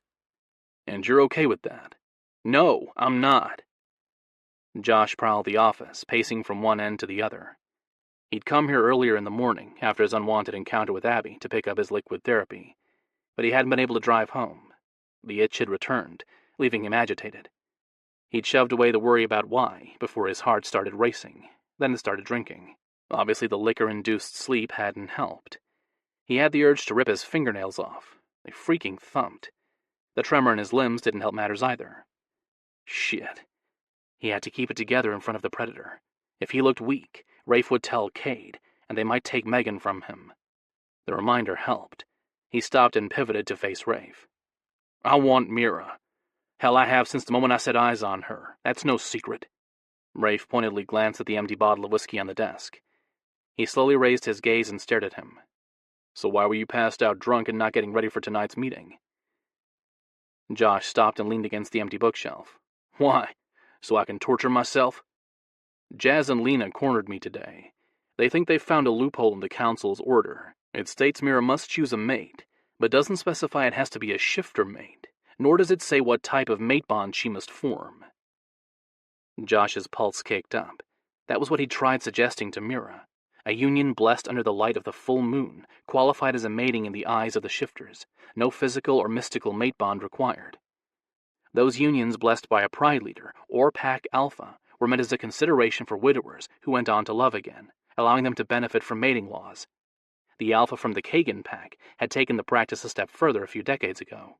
Nicholas Kagan had blessed a gay couple. That bold act had changed the course of history. Xander had told Josh about it one night, and how Xander was considering meeting with the newest alpha to see if the son was as open-minded as his father had been. Yes, a union blessed by Cade might just be the answer to Josh and Mira's problems. At least, Josh had thought it the perfect solution, until he found out about the prophecy. "Has Mira said anything to them about me? Does she think I'm her true mate?" "Not outright, but we've all seen how she acts around you. She's calmer, content, at peace." Rafe gave him a sympathetic look. "Those are pretty good indicators. She's also admitted to them she can't stay away from you. Kissing you in the bar triggered her instincts. You've seen what happens when our male's mating instincts are triggered. For a female, it's not as blatant, but no less powerful. She might fight the pull, but she'll fail." That's what I thought. He was hers. Too bad he'd been born in the wrong body. Rafe sighed. "Jazz and Lena hope a union blessed by Cade and a marriage in the human world will override the council's order to take a mate. Jazz and Lena don't want to see Mira hurt when she's forced to mate another male. And frankly, neither do I." The word marriage didn't faze Josh.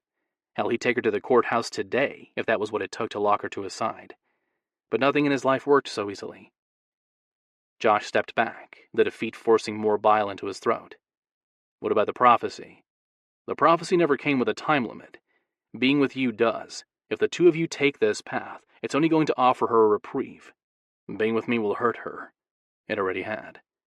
Jazz and Lena think not being with you even for a little while will hurt worse.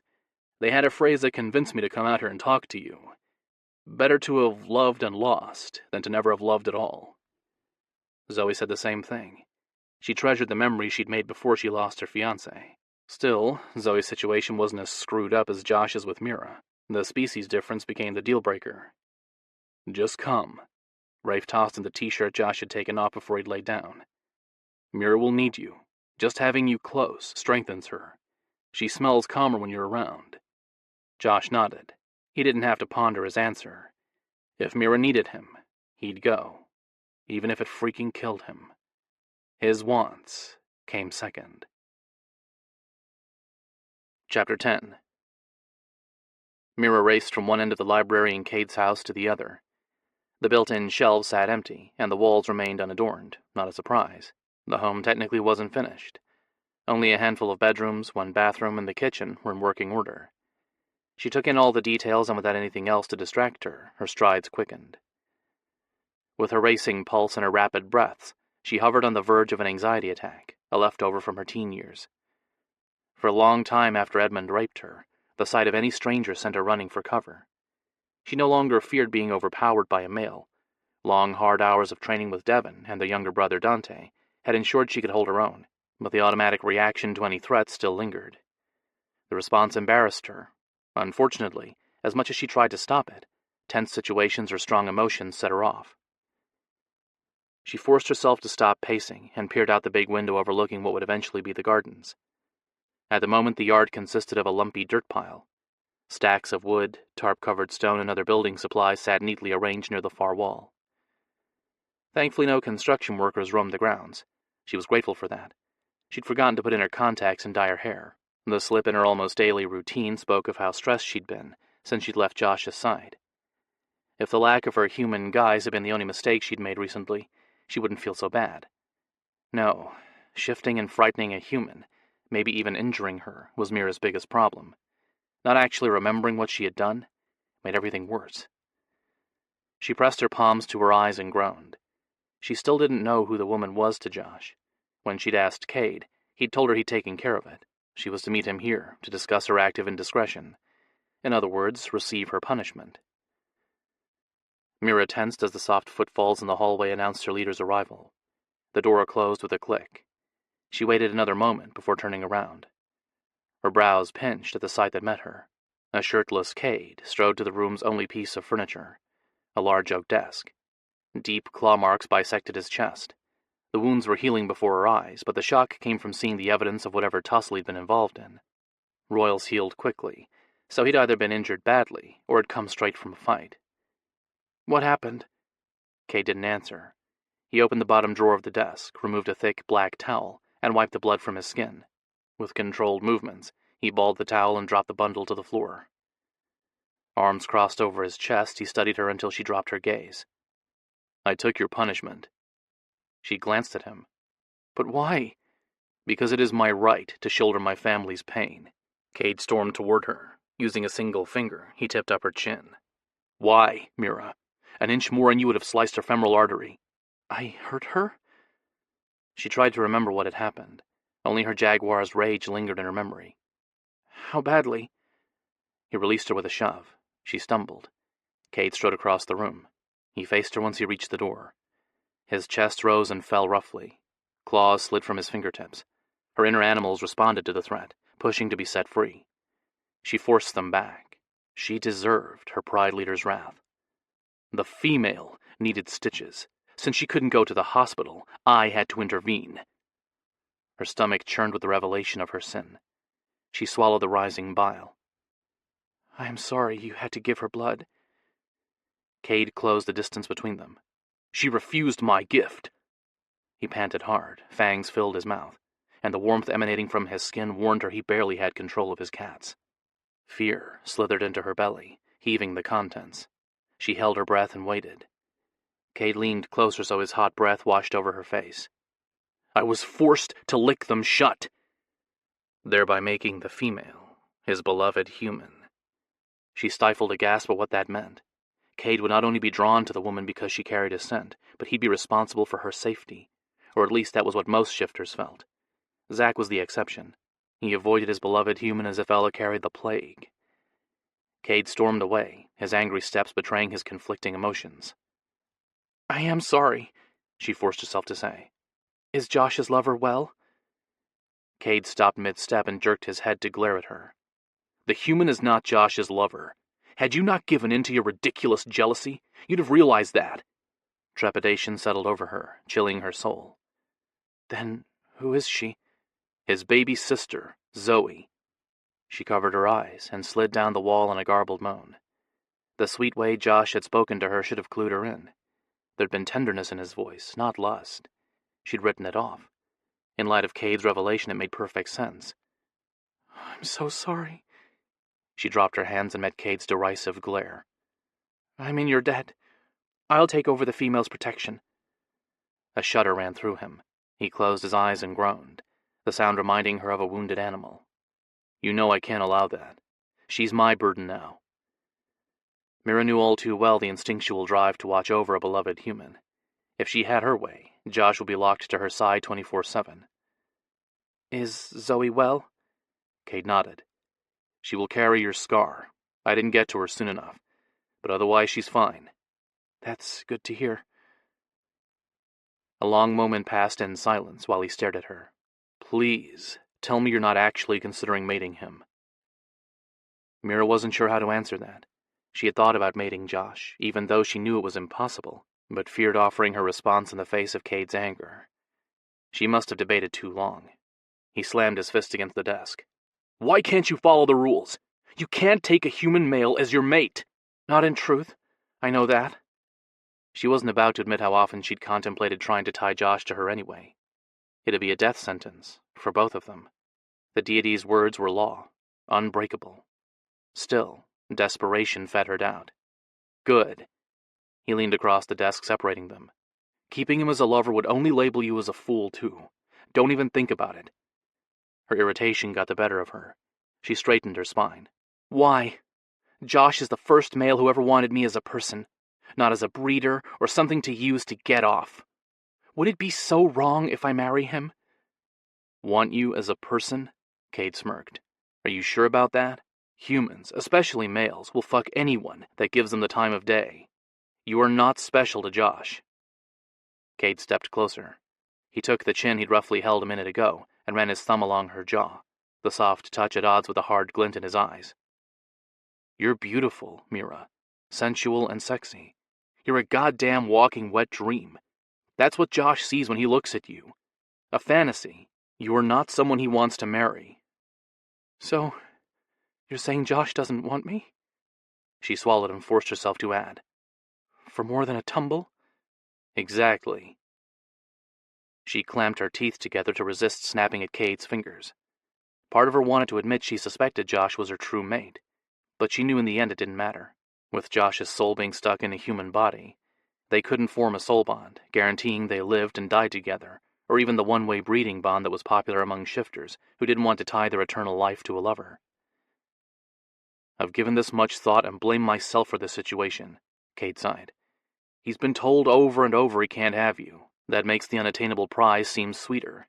But honestly, after the stunt you pulled, I doubt he'll feel anything toward you besides disgust. He'll be glad he didn't fuck you. The tremor in her limbs betrayed her anxiety. She feared the same.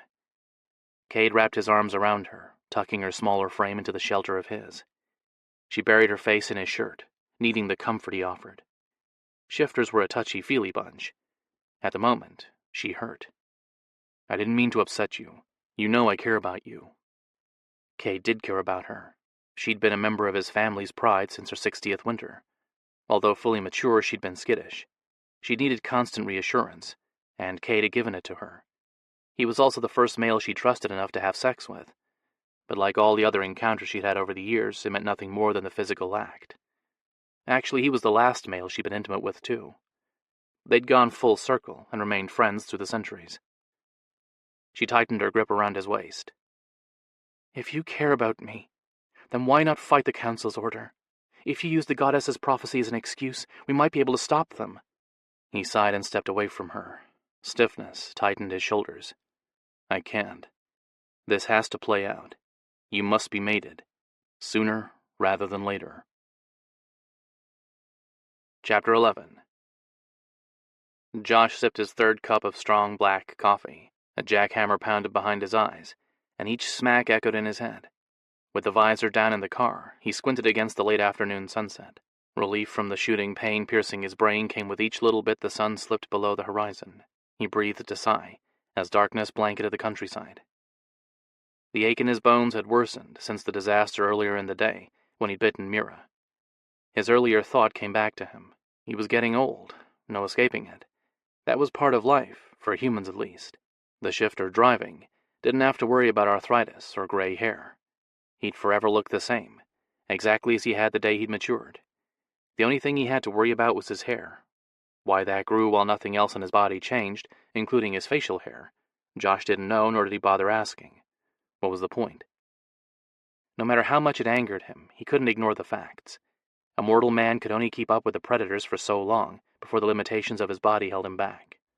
He peered into the visor mirror and groaned at the sight he made. He looked like death warmed over. Bloodshot eyes stared back at him.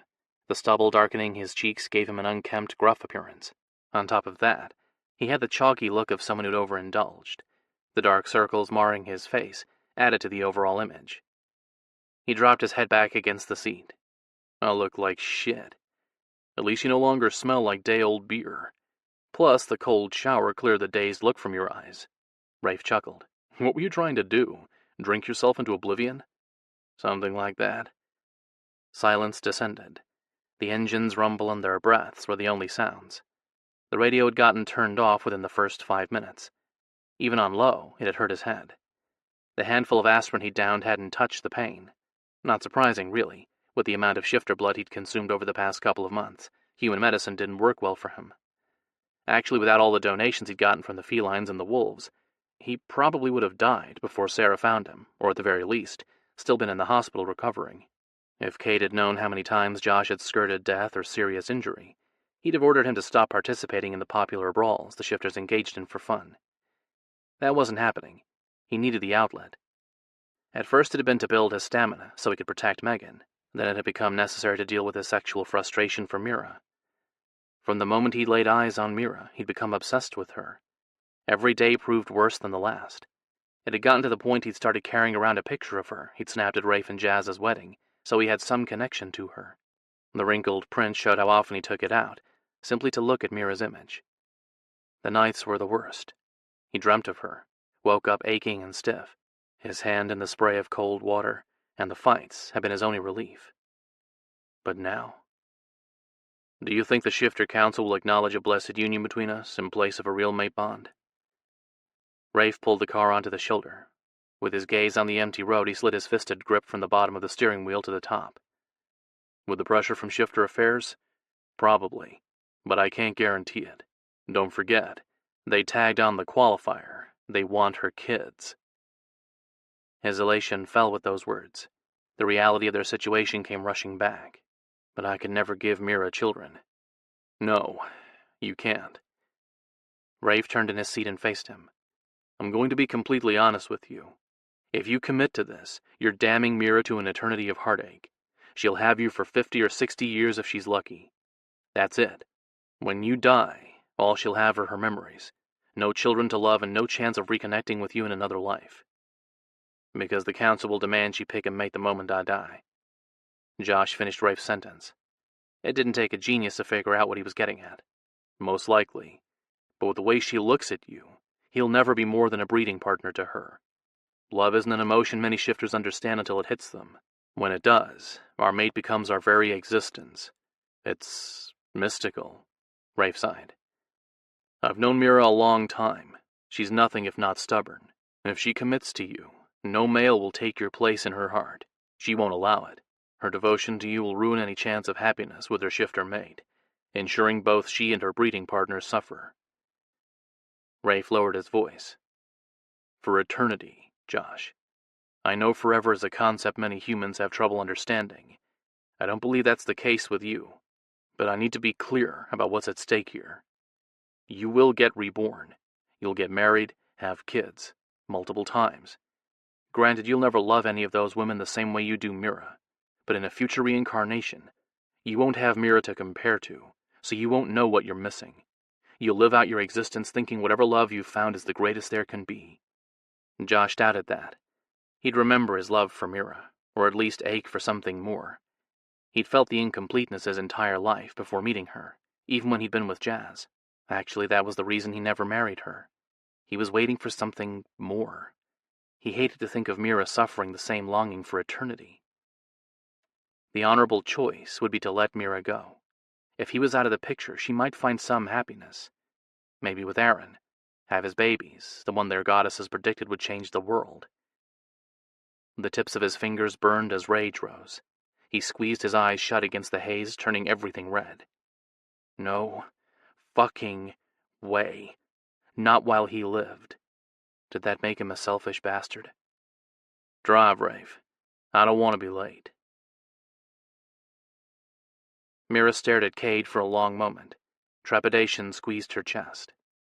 Why do I need to be mated now? Cade rubbed the back of his neck, a nervous gesture many feline males shared. I don't want to be in charge. Rafe should head this family, not me. I don't have the patience he does. Every muscle in her body tensed. It wasn't like Cade not to answer her questions. Usually he told the truth as bluntly as possible. Sensitivity not his strongest suit. Dancing around the issue worried her. The prophecy never came with a time limit. She stated the fact, hoping he'd elaborate on his stand. Did you ever wonder why the goddesses didn't intercede to save the child beloved by all of them from Edmund? Her stomach roiled. Cade's question matched the one she'd always asked herself. The only answer she could come up with sickened her. Her legs threatened to give out. She gripped the edge of the desk so she didn't crumble to the floor. No. No. Don't say it, Cade. It's not true. She hurried around the desk and gripped his biceps. It can't be true. My cats would have known. The sympathy reflected in his expression tore a groan from her throat. Cade offered no comfort. He held her gaze, the leader to his pride member, ready to deliver the hard facts. The council, both the single shifter members and the royals, believe the goddesses didn't intercede because Edmund was meant to father your children. She turned her back on him and rubbed at her burning eyes. I told you not to say it. His long sigh cut through her and worsened the pain in her chest. I don't agree, and neither did my father. It's why we've worked so hard to protect you. He placed a warm, strong hand on her shoulder. It didn't ease the chill seeping into her bones. But I won't any longer. She whipped around, the betrayal in his words opening up the wound she carried, the one that left her feeling unworthy and dirty. He held a hand up. A leader, a good one anyway, must think of his family first, individual second, himself last. Do you understand? I can't fight the council's order when I agree with it. You must take a mate and fulfill your destiny. Cade tugged her close before she could storm away. But I'd planned to mate you, so you didn't have to go to a stranger's bed. Not because he wanted her. That knowledge hurt. It shouldn't. She didn't want Cade, but being on the receiving end of his pity cut at her already low self-esteem. She scrunched her nose, letting him see how much she disliked his words. Thankfully, now you don't have to.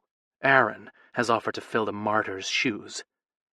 Confusion pinched Cade's smooth brow. Being your mate will not be a hardship for any male, myself included. Who wouldn't want to wake up to a gorgeous female every day? You will give your mate strong children and endless hours of enjoyment. She snorted and threw her hands up in the air. Wonderful! I'll be an incubator and a sex toy! Cade's frown deepened. That's not what I meant. Isn't it? She challenged him with a raised brow.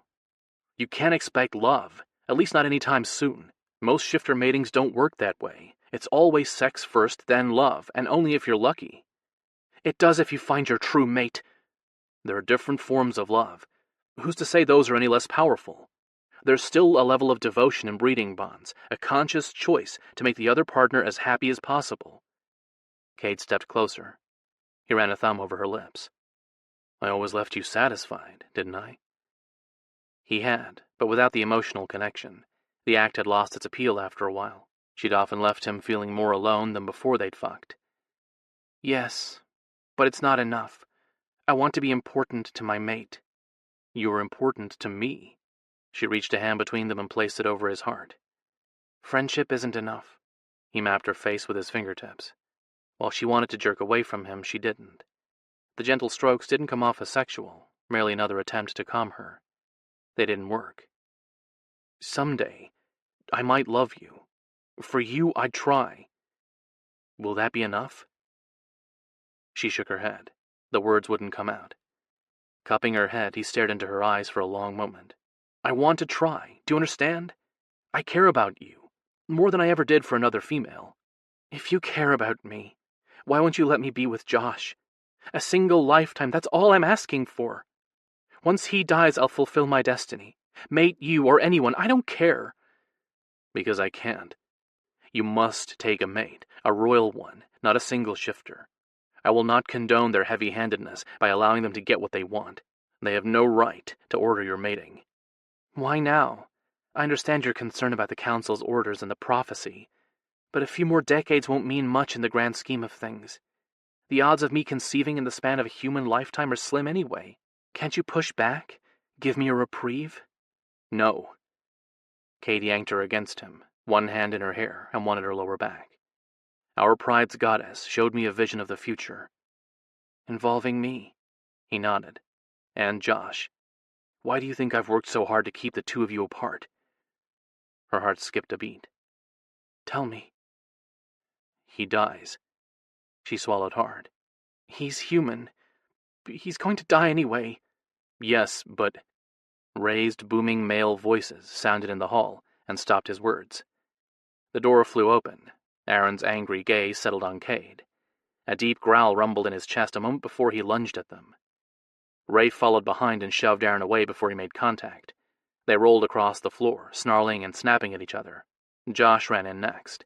He hopped over the fighting males and moved directly toward her. Cade jumped in his path and held him back, with a firm hand splayed in his chest.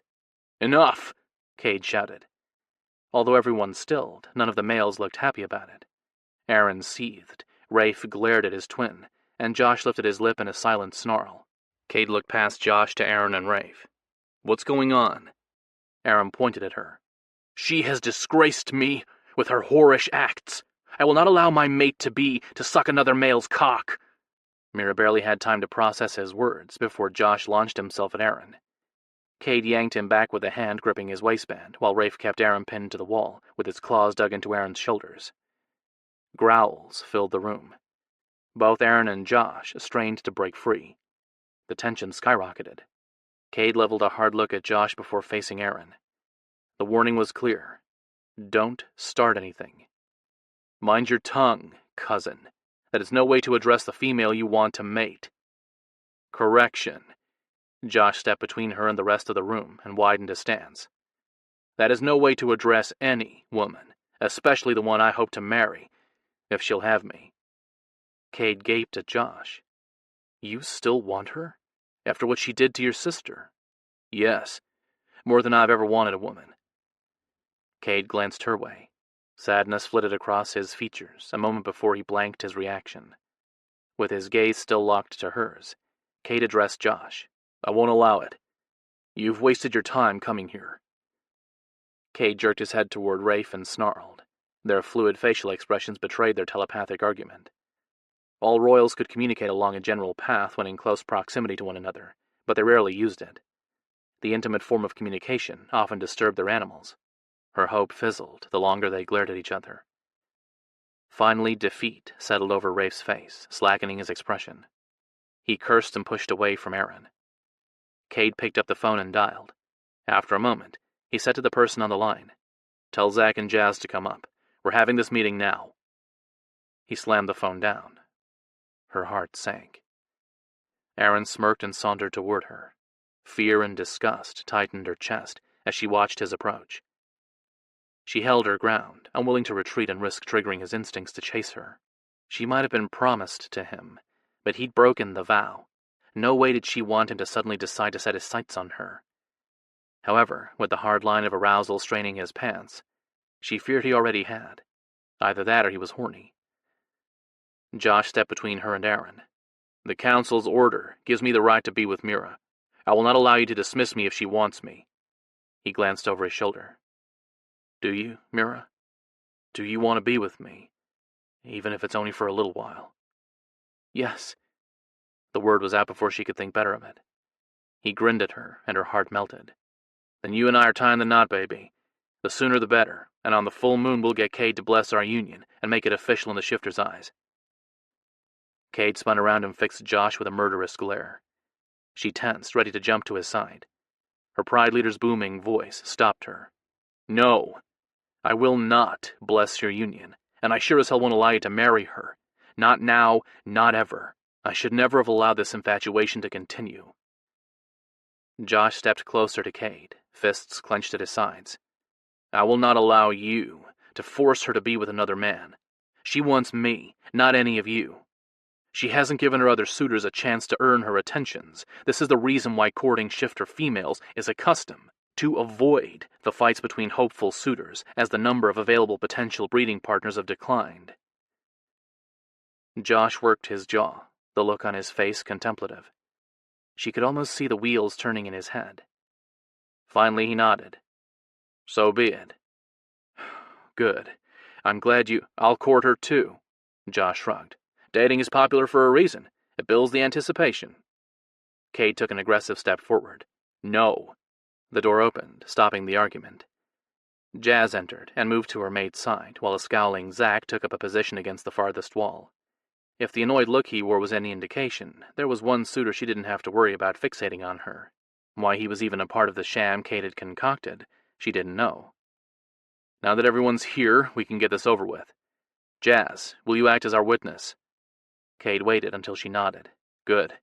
Then in accordance with shifter law, I officially announce Mira's suitors as Aaron, Zack, and myself.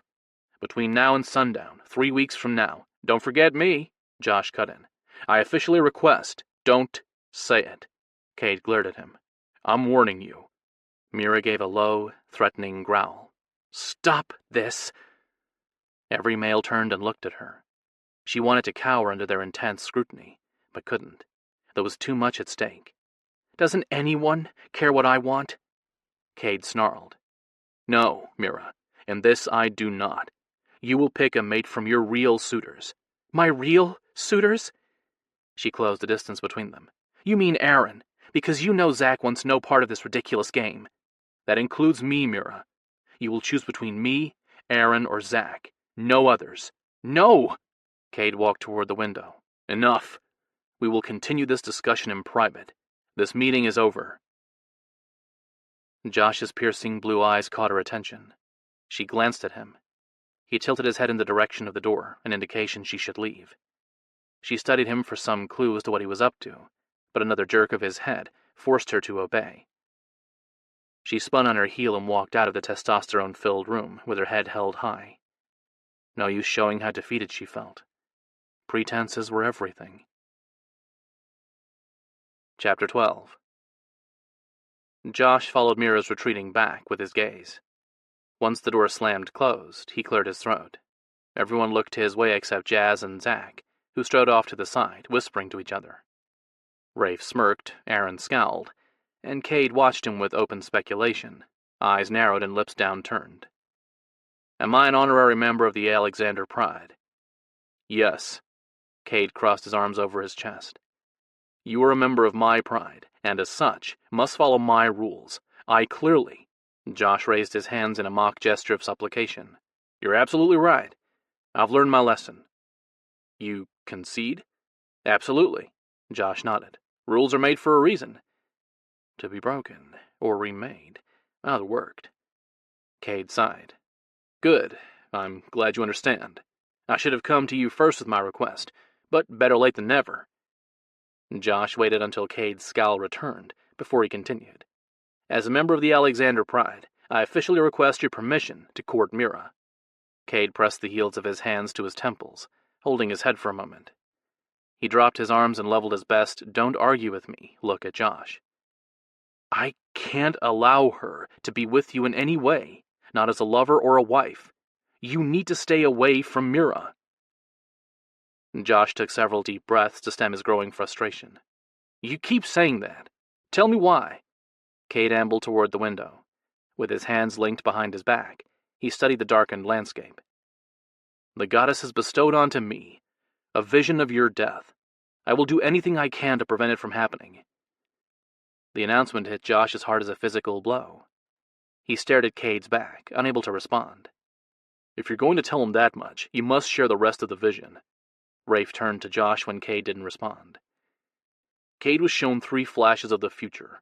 The first of Mira standing over your body with bloody claws. The second of Devon giving you blood. And finally, Jazz crying. That's it. Cade glanced over his shoulders. I knew Mira would be terrified by the vision. I meant to protect her from it and save your life at the same time. That's why I kept you apart. Josh latched onto the fact that the vision didn't actually show him dead, just bleeding. I'm not afraid of death. Heaven awaits me. But keeping me from Mira will damn me to hell. Cade grabbed the wide window casing and stared at some distant spot on the property. I grant your request to court Mira, but I plan to tell her about the goddess's vision. Josh nodded. Best he'd likely get. So be it. Mira stared at Cade's retreating back.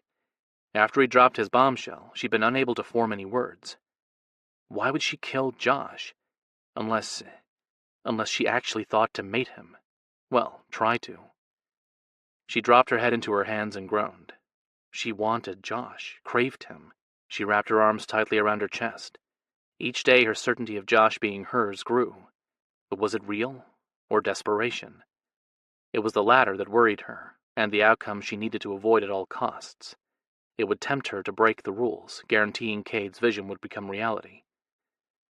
It wasn't often their creators spoke to them. When they did, their words became unbreakable divine law, visions they could bestow freely, wishes were theirs to grant on a whim, but verbal commands altered the fabric of the world. The edict surrounding a royal's ability to mate a non-royal was simple. Only a male royal could form the union necessary to share their immortality, to soul bond. The complete weaving of souls, both mates and animals, was the ultimate bond, guaranteeing the partners lived and died together. It was mystical, powerful, and dangerous. In order to accomplish the meshing of souls, the bond had to occur at the point of the non-royal's death. If something went wrong, there was no do-over, ever. The male royal would face eternity, knowing he killed his mate. Mira would suffer the same if she thought to challenge Heaven's mandate. No, she refused to risk Josh's life. Better she let him go than hold on to false hope. On shaky legs, she walked to the spot on Rafe and Jazz's property where she'd added her scent to Josh's wounds, and set them both on this painful journey. She sat on the wooden swing, weariness making her limbs heavy, and allowed the gentle flow of the small stream to captivate her. Water lapped on the rocks, a few fish meandered in the calm current, butterflies flitted over the nearby flowers. A sense of acceptance settled over her. Her decision, though hurtful, was the only one she could come up with. There were different forms of love. For both their sakes, they had to embrace them. If they didn't know what they were missing, they'd be able to move on. She didn't believe her rationale for a minute. The doubt didn't change anything. Her path was set. Mira pulled her phone out and dialed. Hi, Aaron. Mira? Hey, sweetness. What's up? She took a deep breath to settle the sick feeling churning her belly. It didn't help. She hated what she was about to do. Yet it was best this way. Like ripping off a bandage. Are you serious about courting me? I wouldn't have come out of seclusion and traveled halfway across the world if I wasn't. Then meet me at the Black Widow tomorrow night at 9. I want to go dancing for our first date. Silence filled the line.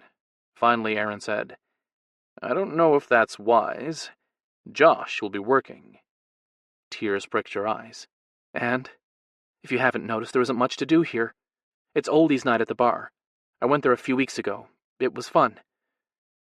She plastered a smile on her face, hoping it would make her shaky voice stronger. Besides, Josh knows you're courting me. He's going to have to get used to seeing us together. Didn't Cade visit you? He approved of Josh's request to court you, too. A tear rolled down her cheek, followed by another and another. She gave up on the fake grin and coughed into her arm to clear the lump in her throat. Yeah, he did. He also told me not to neglect my other suitors. She scrubbed at her cheeks. The wetness irritated her skin. So, do you want to go out or not? Aaron sighed. Yeah, sweetheart. I'll meet you there. Great. Looking forward to it. Mira ended the call, dropped the phone, and gave in to her crying fit. Josh was dreaming. It had to be a dream. If it wasn't, he'd slipped into some fucked up alternate dimension. Because he was a cat. He padded across the hardwood floor and peered at his image in the mirrored wall above his bar. A lion's tawny face stared back at him, complete with a big, shaggy black mane. The scar on his cheek even showed on the animal's face. He turned slightly to examine his flank. The jagged white line of another old wound showed too. Hell, he could even see his tattoos through the fur. On his shoulder, his inked tiger bared its fangs, and the cross with his nephew's name, John, stood out as a permanent memorial on his front leg. Everything looked different through his eyes. The darkened room appeared brighter. The variations of gray stood out sharper, while the vibrant colors in the posters and beer signs he knew should be there weren't. They looked washed out, as if somebody had thrown a bottle of bleach on them. He squeezed his eyes closed and shook his head. When he opened them, a lion's reflection still gazed back at him, and the world around him still held an eerie quality no pair of night vision goggles could touch. After a moment, the mirror fogged. Black mist spread over the surface. A woman's hand extended from the shimmering wall, exactly as it had in the last dream he'd had. He locked his muscles instead of moving closer. What the hell was wrong with him? He'd never had recurring dreams before. A sense of desperation settled in his heart, along with frustration. Neither emotion belonged to him. He took several steps back. The woman curled her hand, piercing her own palm with her talons. Golden blood dripped. The sight triggered a memory of apple pie, and Zoe's curses yanked him out of his dream. He jumped to his feet and glanced around. Thankfully, the bar looked normal, darkened with all the right colors. He breathed a sigh. Another spout of profanity preceded a woman's piercing scream. He ran down the hall leading to the employee entrance. The shouts grew louder. Realization dawned. He knew the other woman speaking. Abby. He inwardly cursed. The woman didn't know when to take no for an answer. He flung open the back door. Zoe had a handful of Abby's hair wrapped around her palm. With a tug on the fisted strands, she slammed her foot against the base of Abby's spine. Abby shrieked. He glanced between Zoe's sleep shirt and Abby's skin-tight black outfit. What? Had Abby come here to spy on him? What's going on? Josh demanded. Go back inside. Zoe waved at the prone woman at her feet. I'm handling this. I was simply explaining to Abby what happens to stalkers. Josh noticed the black ski mask lying on the ground near them.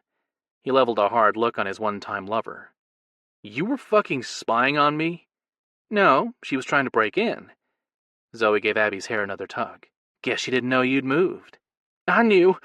I was looking for... Abby pressed her lips together. For what? Nothing. Drugs, probably. Zeb wasn't the only member of the Ernest family who had a problem with addiction. Hell, half the town did.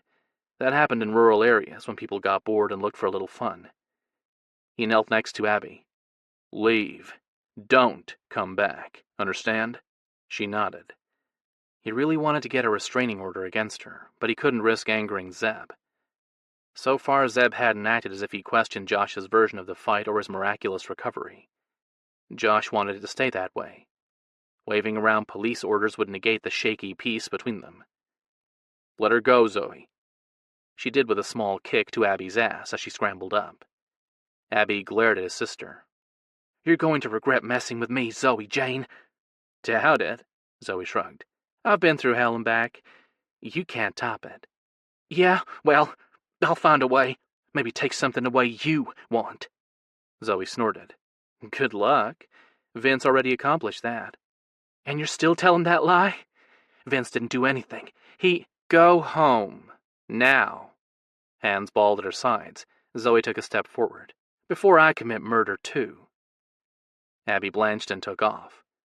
Whatever she saw on Zoe's face had no doubt frightened her.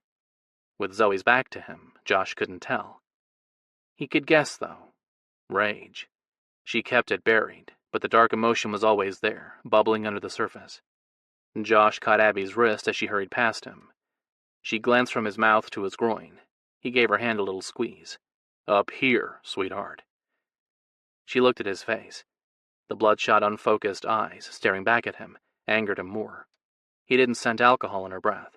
That meant she'd taken something illegal recently. Probably the same thing Zeb had been on. No wonder she was snooping around, hoping she could get a free fix. If you even think about touching my sister, I'll make sure each one of your asshole brothers gets a nice pair of crutches to go with their broken legs. Abby grinned, not the reaction he'd expected. She skimmed her free hand over his lower belly. He jumped back and she laughed.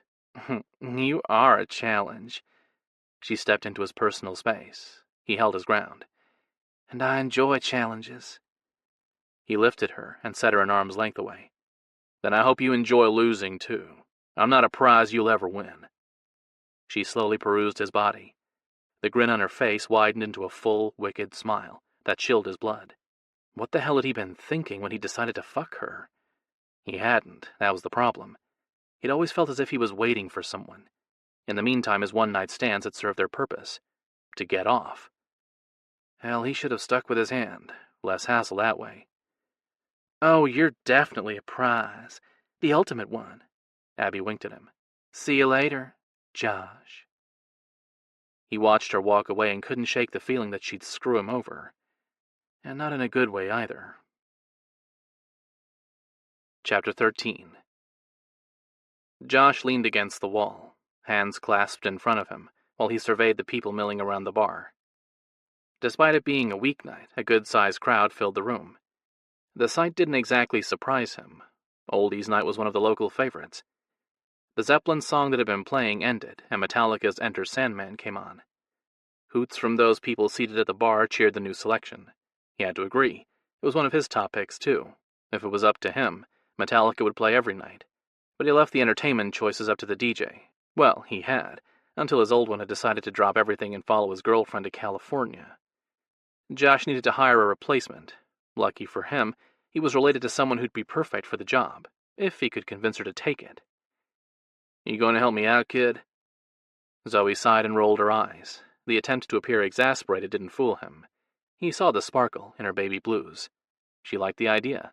I suppose somebody's got to avert another torture session. When Def Leppard's Pour Some Sugar on Me came on and your buddy started singing, I thought I was going to puke. That song deserves better. She scrunched her nose. And I wasn't the only one disturbed. Your customers looked ready to bolt. He glanced at the wolf shifter in question. At the moment, Xander's twin had one hand down some girl's shorts and the other fisted in her hair. The female wore that drowsy look women got when they were ready to give their lover anything they wanted. Josh gave the wolf 5 minutes before he disappeared with his conquest for the night. As if the couple heard his prediction, they broke apart and headed for the door. Josh shook his head. It's free entertainment. Karaoke night is the only one where he should be allowed to sing. He chuckled. Okay, little sister. You've made your point, and I agree. I also think you'd make a better DJ than Donnie ever was. I'd like you to start tomorrow, on one condition. He waited for her to motion for him to go on before he dropped the deal-breaker. You don't take off unannounced the next time the mood to roam strikes you. Her shoulders slumped, and a pout formed. Oh, come on. That's not fair. You know I can't promise that. He was asking a lot from her. He got that. But he couldn't allow her to leave town. Kate would flip out when he discovered his beloved human had disappeared, and Josh didn't want to deal with his whining. Josh mentally went through the list of arguments he'd come up with when he'd planned their talk. None of his lame reasons why she should stay sounded as good as they had earlier. Still, he picked the one least likely to cause a rift. You're not getting any younger. It's time to take on some responsibility, set down roots, and go back to school. Zoe hopped off the stool and stood in front of him. One hand on her cocked hip, she glared at him.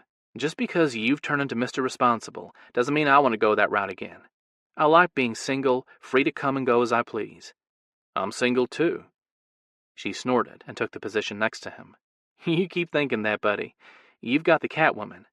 I don't have a girlfriend, but I'm working on it. Cade's given me his permission to court Mira. It's the green light I needed. She's not getting away from me. Zoe turned slightly, peeking at him through heavily mascaraed lashes. Court? They do realize everyone else in the world calls it dating now, don't they? He tweaked her nose exactly as he'd done since they were kids. Damn, he loved having Zoe home. He'd missed her. And you realize they've all lived through the Victorian era, right? She waved her hand in a dismissive gesture. Yeah, right. Immortals. That's got to get boring. His curiosity spiked. Josh bent his head to get a better view of his sister's face. She abandoned her study of the crowd and met his gaze. If things had been different, and you fell in love with the shifter first, wouldn't you want to live forever? Zoe shook her head, the swatch of hair she'd left free swishing with the movement. The rest of her hair was pulled into 2 off-center pigtails, courtesy of Megan. His niece always fixed her hair, and anyone else's she'd styled unevenly. After his brother died, Josh hadn't known how to take care of the little girl he'd become responsible for. He could never figure out how to get those darn ponytails right. Megan would laugh hysterically after looking at his handiwork. He eventually gave up trying to make them perfect. She was happy, so it was good enough for him. Hell no! I'd burn out after a century and turn into some old spinster who sits by a fire with a lap blanket and electric foot massager while I knit misshapen baby blankets. Human females shared in their shifter mate's immortality. They didn't age. He'd explained that to her along with the reason why he and Mira had been dancing around their attraction for months. But he knew the real reason Zoe resisted every guy's attempt to get serious with her. She refused to replace her one true love with another man. Instead of starting an old argument, he nodded. Good. Then I don't have to warn you to stay away from them. They're all about the conquest, sis. A big grin spread over her face. Really? She licked her lips. I bet they're hung like horses, too. He cringed. Jesus, Zoe. He scrubbed his hand down his face. Now I've got images in my head I don't want. She waggled her brow. I'll take a couple of them for test runs and let you know if the pictures I have in my head are accurate. Keep dreaming. Cade won't let anyone touch you. He'd break their fingers. I'd like to see him try to stop me. So would he. It would be amusing, but wouldn't end well for Zoe or Cade. You do that and he'll get all territorial on you. You'll end up mated to him. Not likely. She slipped her hands off her hips and curled them tight at her sides. Anyway, stop changing the subject. I wasn't. You were. We were talking about Mira. Hearing her name quickened his pulse. He widened his stance and rolled his neck. He'd complained that it was getting hot in here, but he suspected he was the only one burning up. So, what happened to the guitarist you were hanging out with? He asked to change the subject away from Mira. Thinking about her left him edgy. Damn, he wished he wasn't working so he could go see her tonight. Her smile brightened his world and made him feel right. Goodness knew he needed that. He hadn't been able to sleep since yesterday. He'd prowled the house restlessly all night. Every time he'd closed his eyes, he dreamt about that hand reaching for him out of a wall of black mist. Suffice it to say, it had freaked him out enough to make sure he didn't sleep. He asked me to move in. I snuck out through the bedroom window and hightailed it out of there. Classic Zoe. He wasn't surprised. However, it was that type of behavior Josh had to squelch, or else he'd have a pissed-off predator breathing down his neck. You never answered me. Do you promise to stick around? I'm going to need help with the girls. Zoe separated one pigtail and tightened it by yanking on the strands, before repeating the process on the other side. They are adorable, but I have to admit I feel silly carrying on a conversation with a cat. Cub, he corrected her. She gave him a small smile. Molly is a cute cub. It's hard for me to grasp the fact that she's in there, with her cat. It must be hard. I have trouble sharing my head with my own conscience, let alone another entity. It gives a whole new meaning to split personality. From what he'd heard, being a royal with 3 animal spirits was incredibly hard, but not one shifter he talked to would want it any other way. They loved their animals, even if they drove them nuts at times. Ask them. The shifters love to talk about their animals, but won't do so unless you start the conversation. They've been prosecuted and hated because of what they are, so many try to hide that part of themselves. Yeah, I think I will. I'd love to see one of them shift, too. That's got to be pretty amazing. It's too bad I wasn't looking at your girlfriend when she turned furry. Josh grinned. He should have guessed Zoe's curious nature would be the best way to entice her to stay.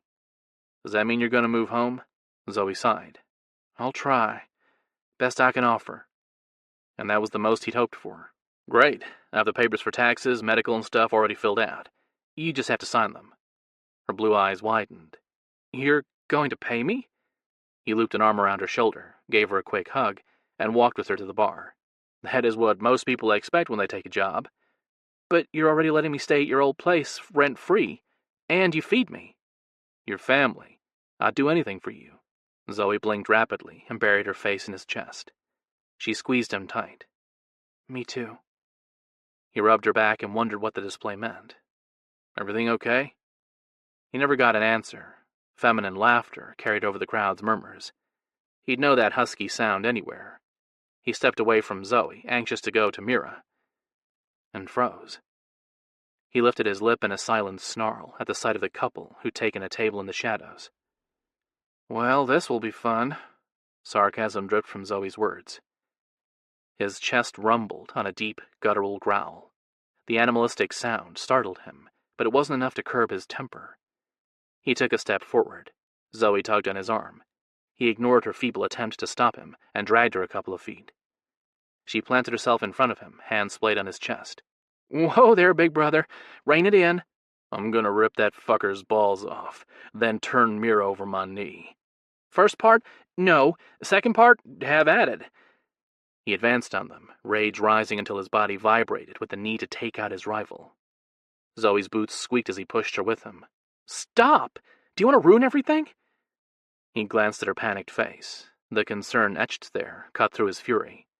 He forced himself to take a few deep breaths. "What do you mean?"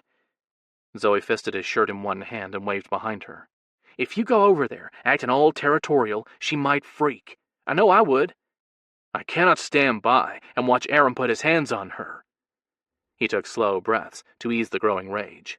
"I want to hurt him." She studied him for a long moment. Finally, she gave a small shake of her head. "You have it bad, bro." "Tell me about it," he cursed. "I've never felt like this. Jealous, possessive. I just know we're supposed to be together." He turned pleading eyes on her. "I need her. Do you understand?" "Yeah, I do," she sighed. "Let me help you." He'd do anything to get Mira away from her one-time promised mate. "What do you have in mind?" Chapter 14. Mira swallowed down bile. She was going to be sick. Again. "Are you sure you're okay?" Aaron asked. She plastered the practiced grin she'd used for years on her face. "I'm fine. It's all the different smells in here. I'm still not used to being around people and their perfumes." "It can be disconcerting." He focused his brown contact-covered eyes on her. "But you've seemed a little off ever since I picked you up." He'd completely caught her off guard. Why didn't men, shifters and humans alike, do what they were told? They only ever half listened, filling in the parts they ignored with their wants. "You just surprised me. I didn't expect you to walk into my house." While she was naked, "I told you I'd meet you here." He grinned. "Now, that wouldn't be very respectful. If we're recording, we're going to do it properly. That includes picking you up." He leaned across the table and trailed his fingertips over her knuckles. Her belly heaved. "Will I get a goodnight kiss when I take you home?" "No." "Maybe. I'm not the same woman I was. Nor are we promised mates. I don't owe you anything." Aaron studied her intently, eyelids lowered so he looked at her through his lashes. "No, you're not. You're stronger, bolder. You're unlike any female I've ever known." "Is that supposed to be a compliment?" She asked because she hadn't expected Aaron to appreciate such traits. When she'd been younger, he told her not to bother training with her brothers, that it wasn't proper for a female, shifter or human, to act aggressively. Women were to be protected and cherished, not to be able to rip a male apart in seconds. Aaron turned her hand over. Sheer will kept it limp. "It is," he inclined his head. "I'm not the same male I was either, nor can I wait for the day you look at me the same way you ogled a human." "Josh!" she snapped. Aaron rubbed circles into her palm with his thumb. "Josh wants you, but I have you tonight." He slipped out of his side of the booth, still holding on to her hand, and urged her to stand. Reluctantly she did. He tugged her body against his. With his head bent close to hers, his warm breath tickled her ear.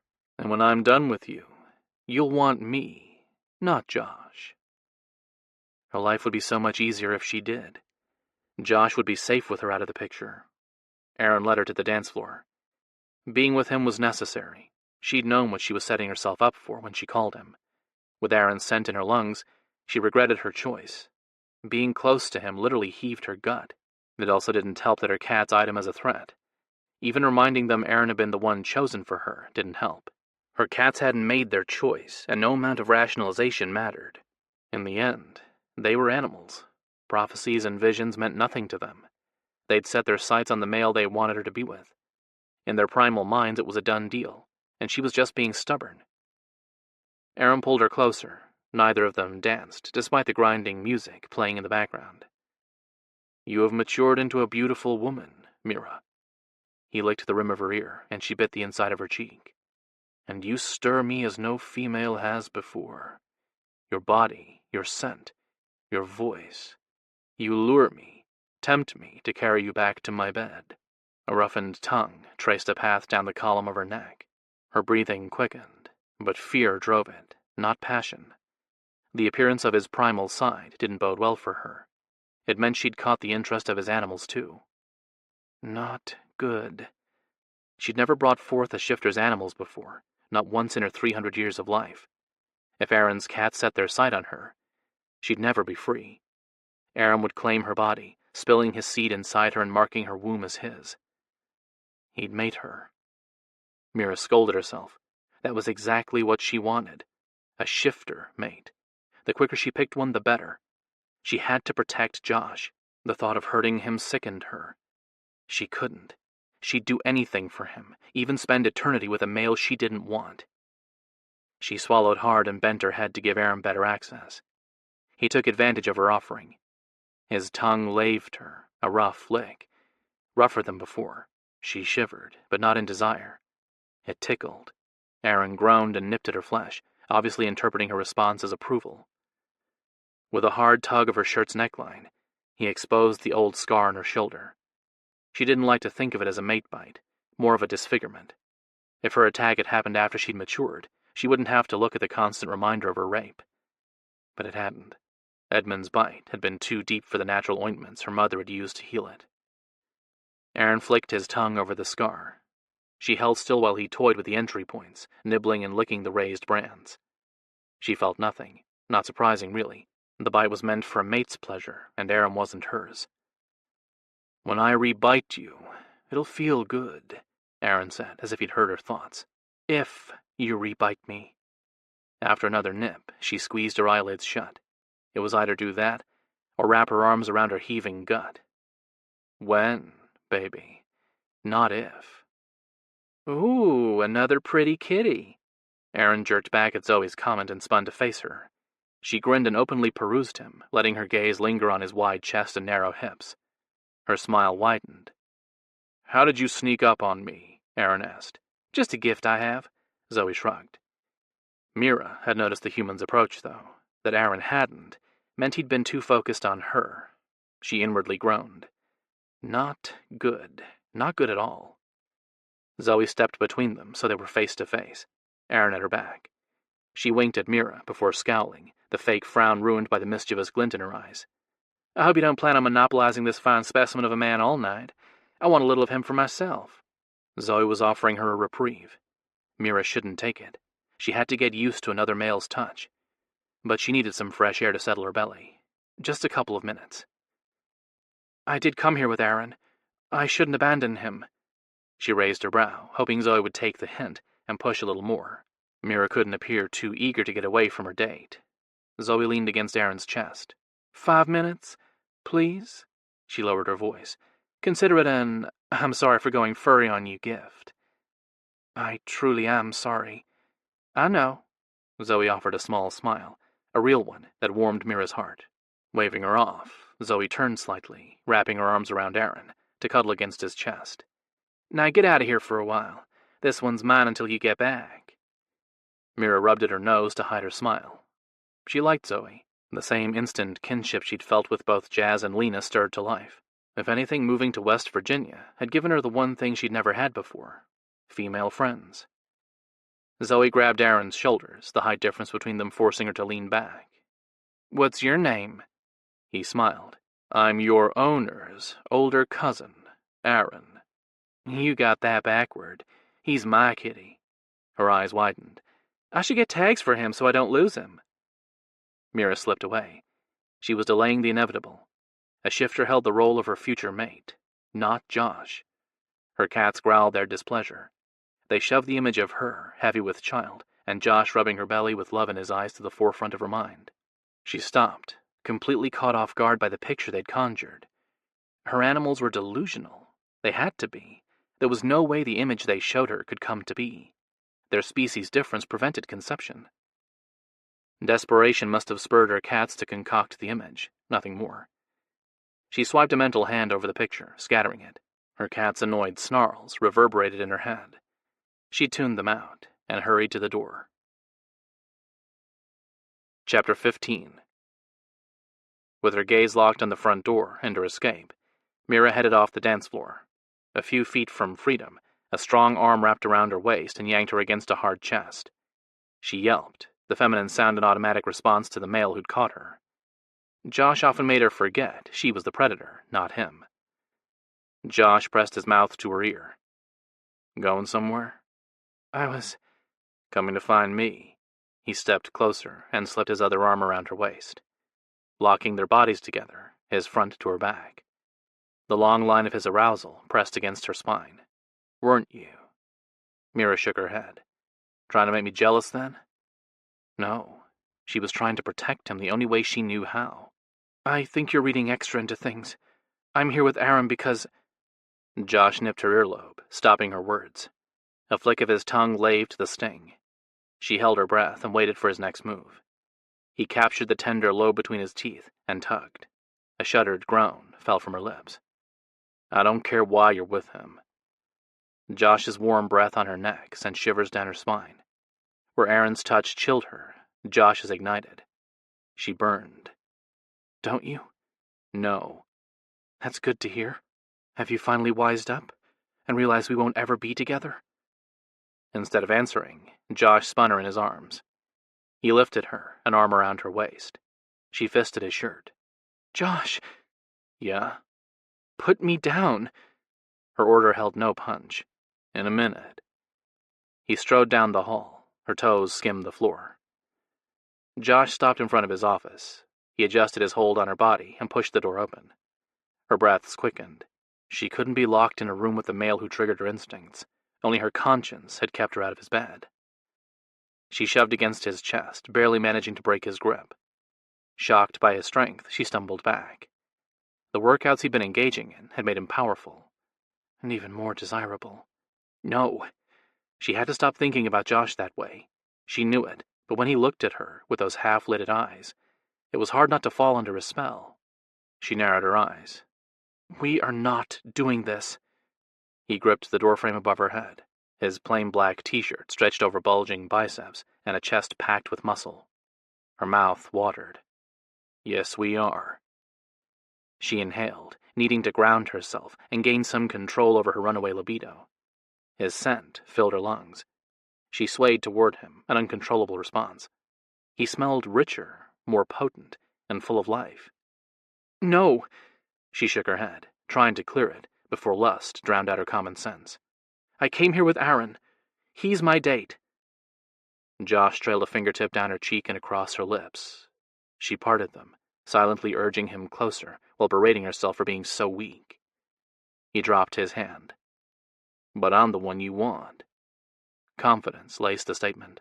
She took a step back. He merely watched her. Satisfaction flashed across his face. Seeing it left her uneasy. She put more space between them. No, you're not. I changed my mind. It's a woman's prerogative, you know. She clenched her jaw to stop her rambling. Liar. Mira ran her fingers through the strands of her hair, hoping he'd focus on that, and not the trembling in her limbs or her heaving chest. I'm not lying. Josh's denim blue eyes, darker in the dim light, glinted with amusement. He watched her toy with her hair for a long moment. With a smirk on his lips, he slowly perused her body. Sparks skipped across her skin in the wake of his visual inspection. His gaze settled on the juncture of her thighs. Hunger slackened his features. He licked his lips. Her arousal flowed in response to the unspoken demand, but she locked her knees, refusing to squirm and draw attention to her state of arousal. He inhaled deeply, and a smile spread over his rough face. Shall we make a bet, then? There was no way he could scent her arousal. Human noses weren't that sensitive. She huffed at the ridiculous notion. No! There's no reason to bother with your silly games. As long as he didn't touch her drenched center, he wouldn't know she lied. I chose Aaron tonight. He's the male I want to spend my time with. Not you." He laid one palm over the swell of her breast and shoved. She stumbled backward. Josh followed her, the lock clicking behind him. "You're a horrible liar." He stood with one hand on the doorknob and the other fisted at his side. "You get this little twitch by your eye, and lower your gaze so you're staring at my nose instead of my eyes." Yeah, she sucked at it, but if she made a conscious effort, she could pull it off. She straightened her shoulders. "I'm telling the truth. I want to be with Aaron." With his gaze locked to hers and his chin lowered, Josh advanced on her. Blue fire burned from behind his long, thick lashes. The intent displayed in his expression sent a shiver of awareness through her. He stopped a few feet away. "Do you think me a fool, then?" "No, of course not." "Good." He took a single step closer. "Because I know what you're doing." She shook her head. "You don't know anything." Another step. "Is that so?" She nodded. He took one more and kicked a box out of his way. Something rolled and shattered against the wall. His gaze never left hers. "Let me prove it to you." He extended a hand and curled his fingers. "Come here." "No." He sighed, but disappointment didn't show on his face. Excitement did. She scrambled backward. Her legs hit his desk. He kept coming, not stopping his focused approach until his thighs bracketed hers. With his hands on the desktop on either side of her waist, he leaned closer, surrounding her with his presence and completely shattering her control. She trembled.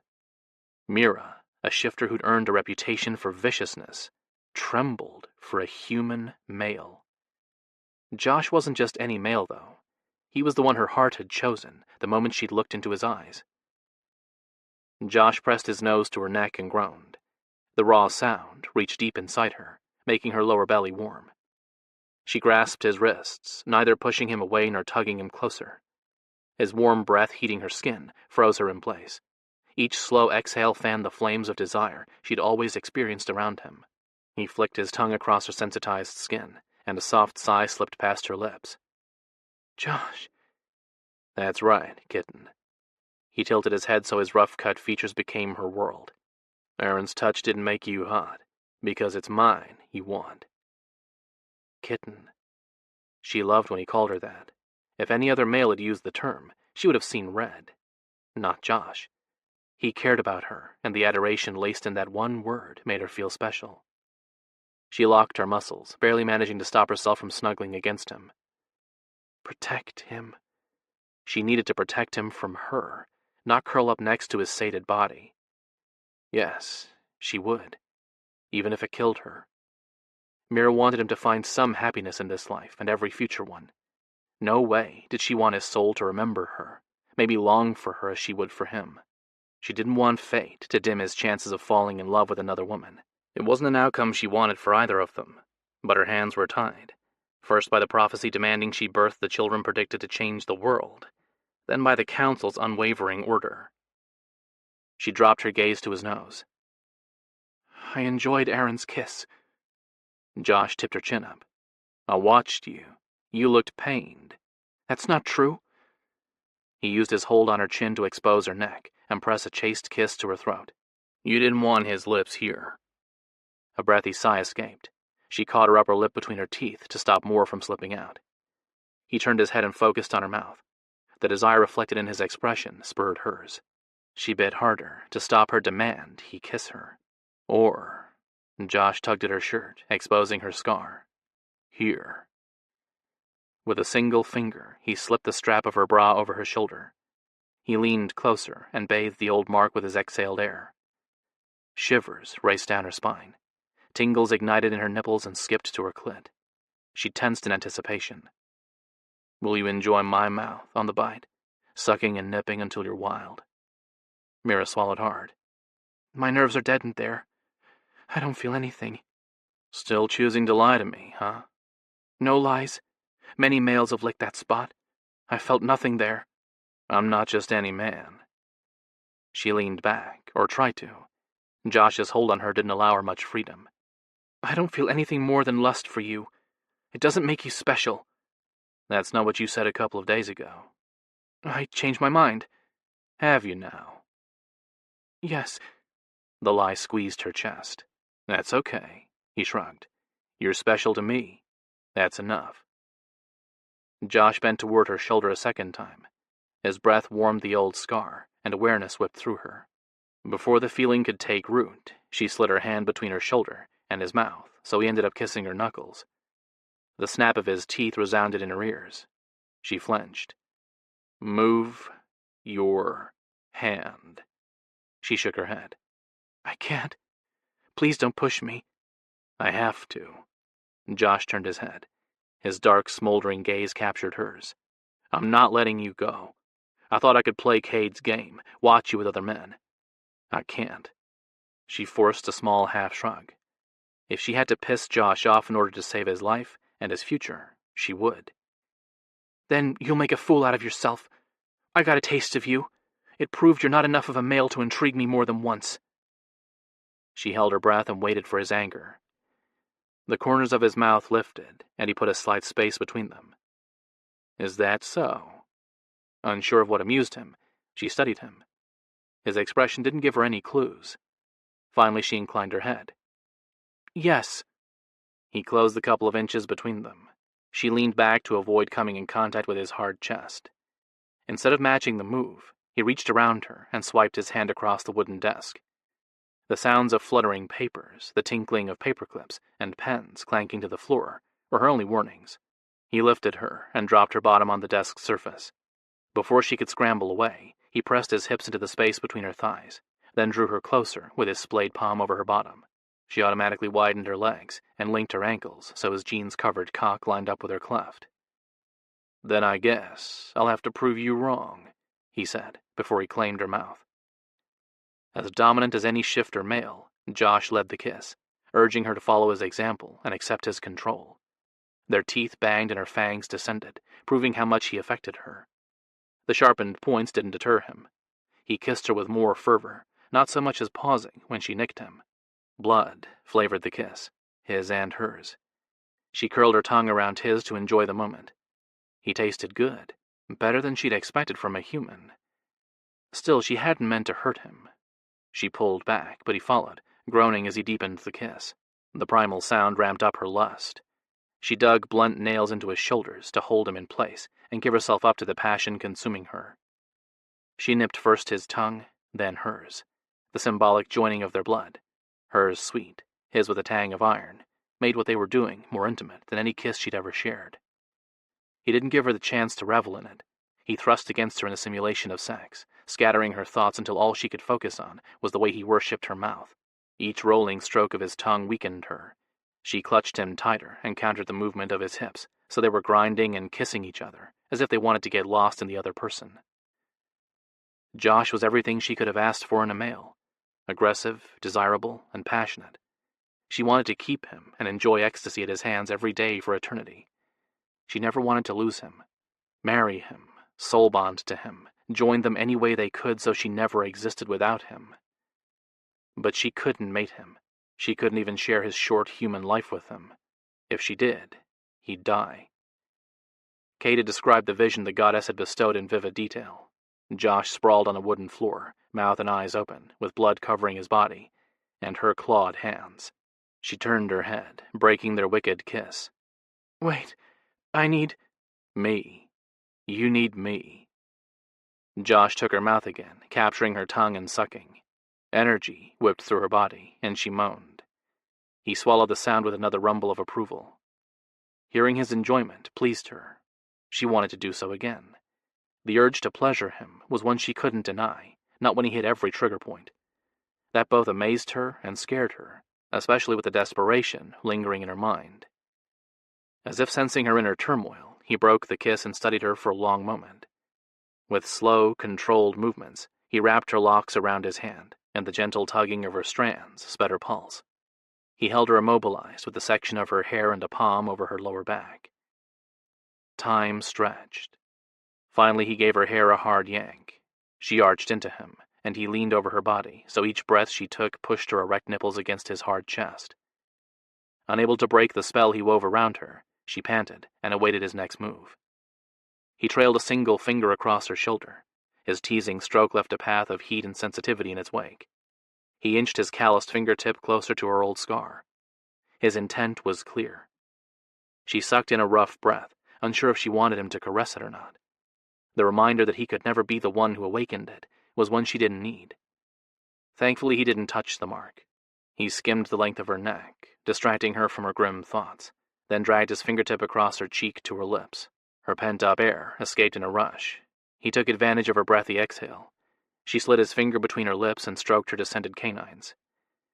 Sensations skipped through her, igniting the fire deep inside her, the one that only burned for Josh. Her eyelids drifted shut on a moan. I love your fangs. They look sexy and make kissing you even better. She glanced at him to judge his words. Sincerity shone in his eyes, along with lust. But I shouldn't have bitten you. A lopsided grin graced his face. Her heart flipped over. He leaned in and pressed his lips to hers. Then the proper thing to do is kiss it and make it all better.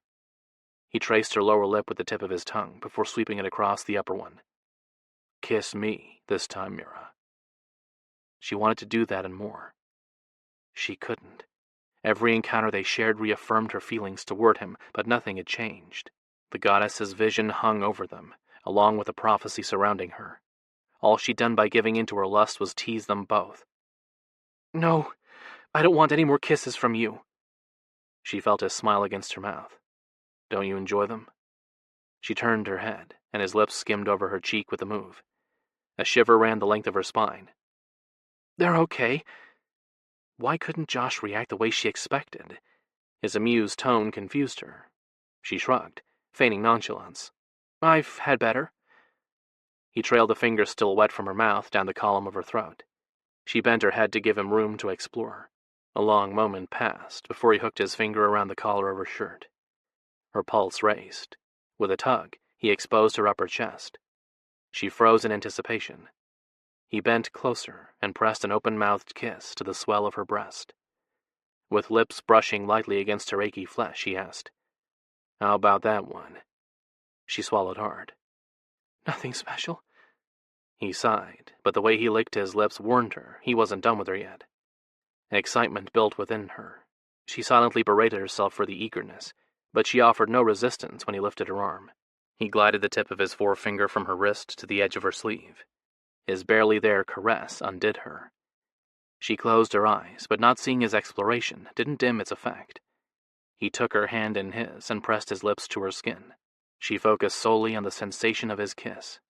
He brushed his open mouth over her knuckles, then turned her hand over to tease her inner wrist. The soft scrape of his stubble weakened her knees, and the swirls of his tongue over her skin fanned the desire raging through her. Better?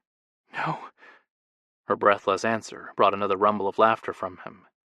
You're tough on a man's pride. I'm just telling the truth.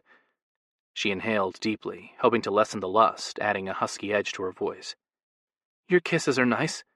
Another inhale filled her lungs with Josh's rich scent. That's it. Nice. Not spectacular. He dropped to his knees. She tensed. With her skirt pushed up, he had a perfect view of her panties, blue, to match his eyes. He didn't peek or try to touch her intimately. He lifted her calf and kissed his way to her knee, teasing the crease with quick flicks of his tongue before moving higher. Her heart knocked hard against her ribcage. He couldn't mean to kiss her. There. A fresh wave of arousal flowed. She inched her bottom closer. What are... He nipped her sensitive flesh. She barely stopped her answering moan from escaping. What are... She dragged in a shaky breath. You doing? Trying to rebuild my self-esteem, kitten. He raised his head. With his heated gaze on her, he caressed her inner thigh. I can't let you walk away from me unsatisfied now, can I? You don't have to. I mean, this isn't... He slid his fingers under the elastic of her underwear and brushed his knuckles against her dripping sacs. Her rebuttal turned into a groan. He fisted the material. The thong ripped with his rough tug. The sound of tearing cloth echoed in her ears, along with her pounding pulse. He shoved her skirt up. With the loose material pooled around her on the desk, he dropped his gaze to her sacs. Fucking beautiful. The desire, adding a low drawl to his voice, fed hers. She squirmed. With his hand on her thigh, he stopped her restless writhing. Stop moving. I want to look at you." She locked her muscles, holding completely still for him, exactly as he demanded. "That's perfect." He trailed his fingers over her scorching skin, from her knee to her slickened cleft. Her breathing quickened. She wanted to squirm, to entice him. She needed his touch. She needed him. His order locked her in place. He spread her lower lips and blew warm air on her sensitive opening. Her head fell back on a moan. "This is mine, Mira. You know it. I know it." Before she could say anything, he lowered his head and licked her in a slow, controlled swipe from the bottom of her cleft through her drenched opening to her clit. On the next pass, he dipped his tongue inside her core. Her inner muscles tightened on the tip, but he didn't linger there, didn't give her the stimulation she craved. He flattened his tongue and dragged it over her swollen lips. Once at the top, he circled the sensitive nub before capturing the bundle with his teeth. Nibbles to the button sent tiny spasms through her sex. He added his finger to the seduction he exposed her to.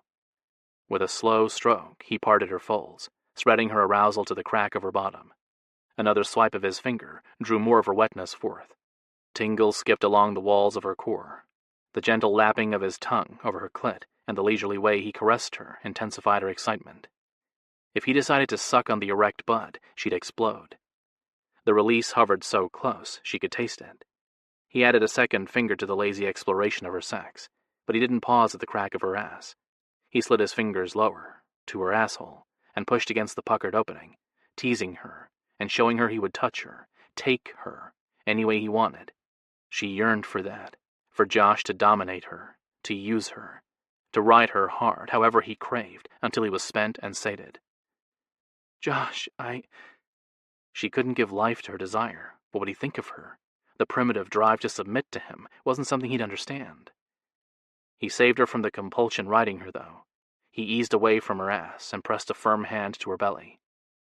"I need more room if I'm going to kiss you properly. Lie down." I saw Josh lying on a wooden floor. Blood covered his gut. His eyes were vacant, and his mouth was open. He appeared dead. And you, Mira? I saw you standing over him, with blood dripping off your claws. Cade's words came back to her. No. She refused to allow the vision to become reality. She shook her head and tried to close her thighs. She had to protect Josh from her. His big shoulders blocked her. "Josh, wait, He rubbed his chin against her bare sex, and her words got lost in a surge of lust. The stubble against her sensitive cleft heightened the pleasure. He raised his head, skin glistening with her arousal, and rested his cheek on her thigh. Desire-ridden eyes met hers. "Why, kitten?" He dipped his finger into her core, swirled the tip, and pulled it free. He used his wet fingertip to draw a looping design over her lower belly. "Do you want me to stop?" She opened her mouth to say yes, but shook her head. Weak. She was so weak.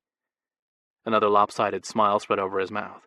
He pushed her legs wider apart and replaced the caresses of his fingertips with licks of his wicked tongue along her inner thighs. Each small flick brought him closer to her dripping core. His breath bathed her opening. He repeated his earlier teasing, tracing her lower lips with the tip of his tongue. On the third pass, he pushed his tongue inside her core. He curled it, stroking along the walls of her vagina. Her inner muscles twitched. "Oh, gods!" She closed her eyes to focus on his kiss. The drag and push of his tongue ignited her nerve endings and left her quivering. She tried to ease away from the sensitivity, but couldn't move with his firm grip on her thighs. A sense of vulnerability overcame her, leaving her, the predator, whimpering and desperate. She grabbed the edges of the desk to stop her restless squirming. It didn't help. She was ready to combust. With his mouth still pressed to her core, he growled. Vibrations raced straight to her womb. Her eyes rolled back. A throaty groan escaped her.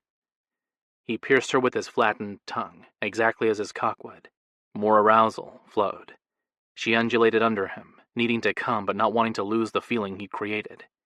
He made a hungry sound and changed his invading thrusts to lapping licks as he drank her up. "Josh," she whispered. His appreciative moan in response was the kind a woman yearned to hear. It meant her lover enjoyed her taste and what he was doing to her.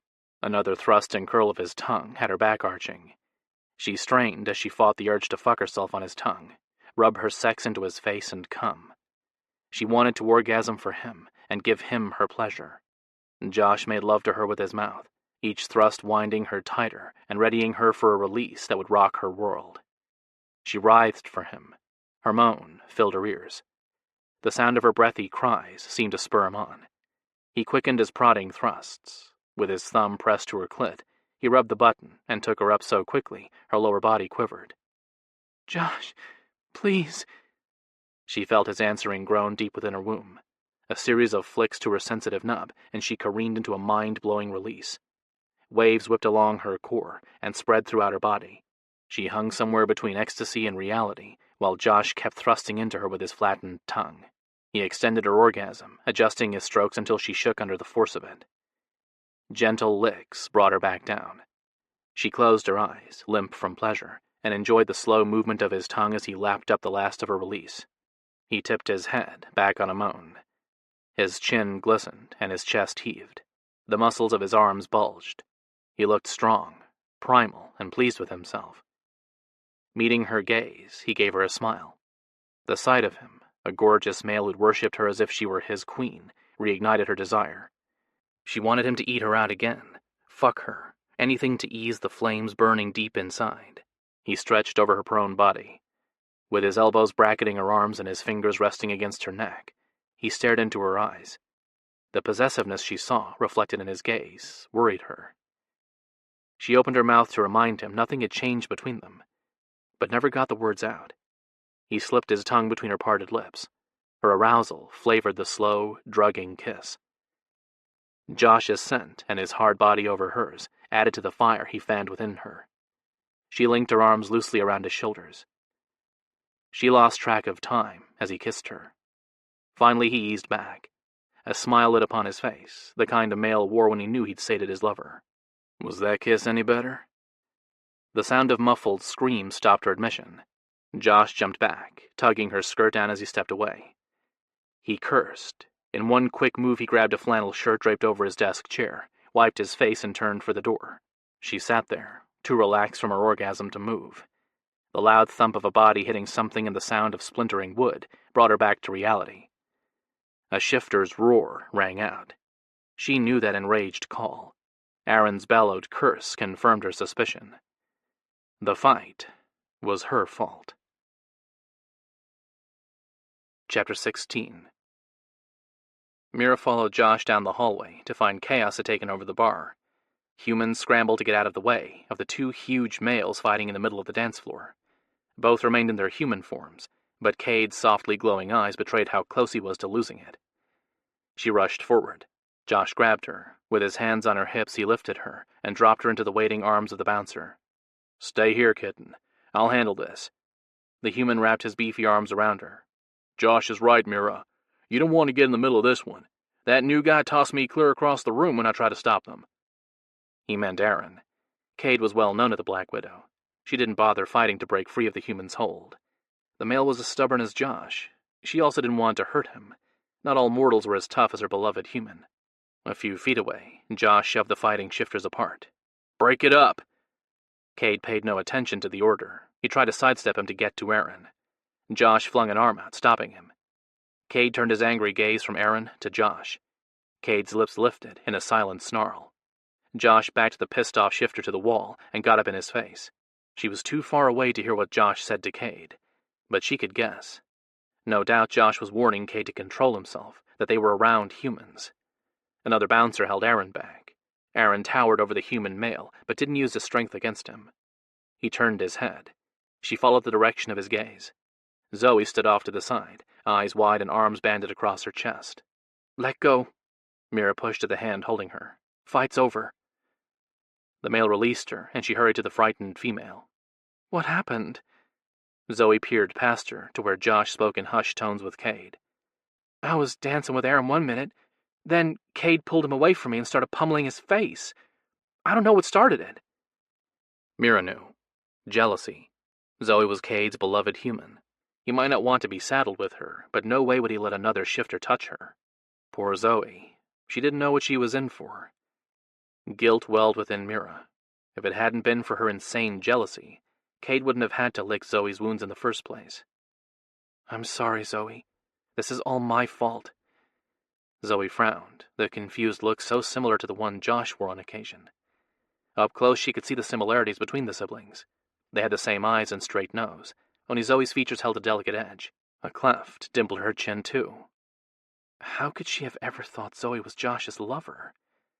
Mira asked herself the question, but she knew the reason why. She'd been clouded by her primitive side that wanted to defend what she considered hers. It wasn't an excuse, just the truth, and one that shamed her. "It's not." Zoe shook her head. "You didn't tell Cade to act like a Neanderthal." "It is. If I hadn't hurt you in the first place, Cade wouldn't have made you his beloved human." "Oh, please, don't be ridiculous.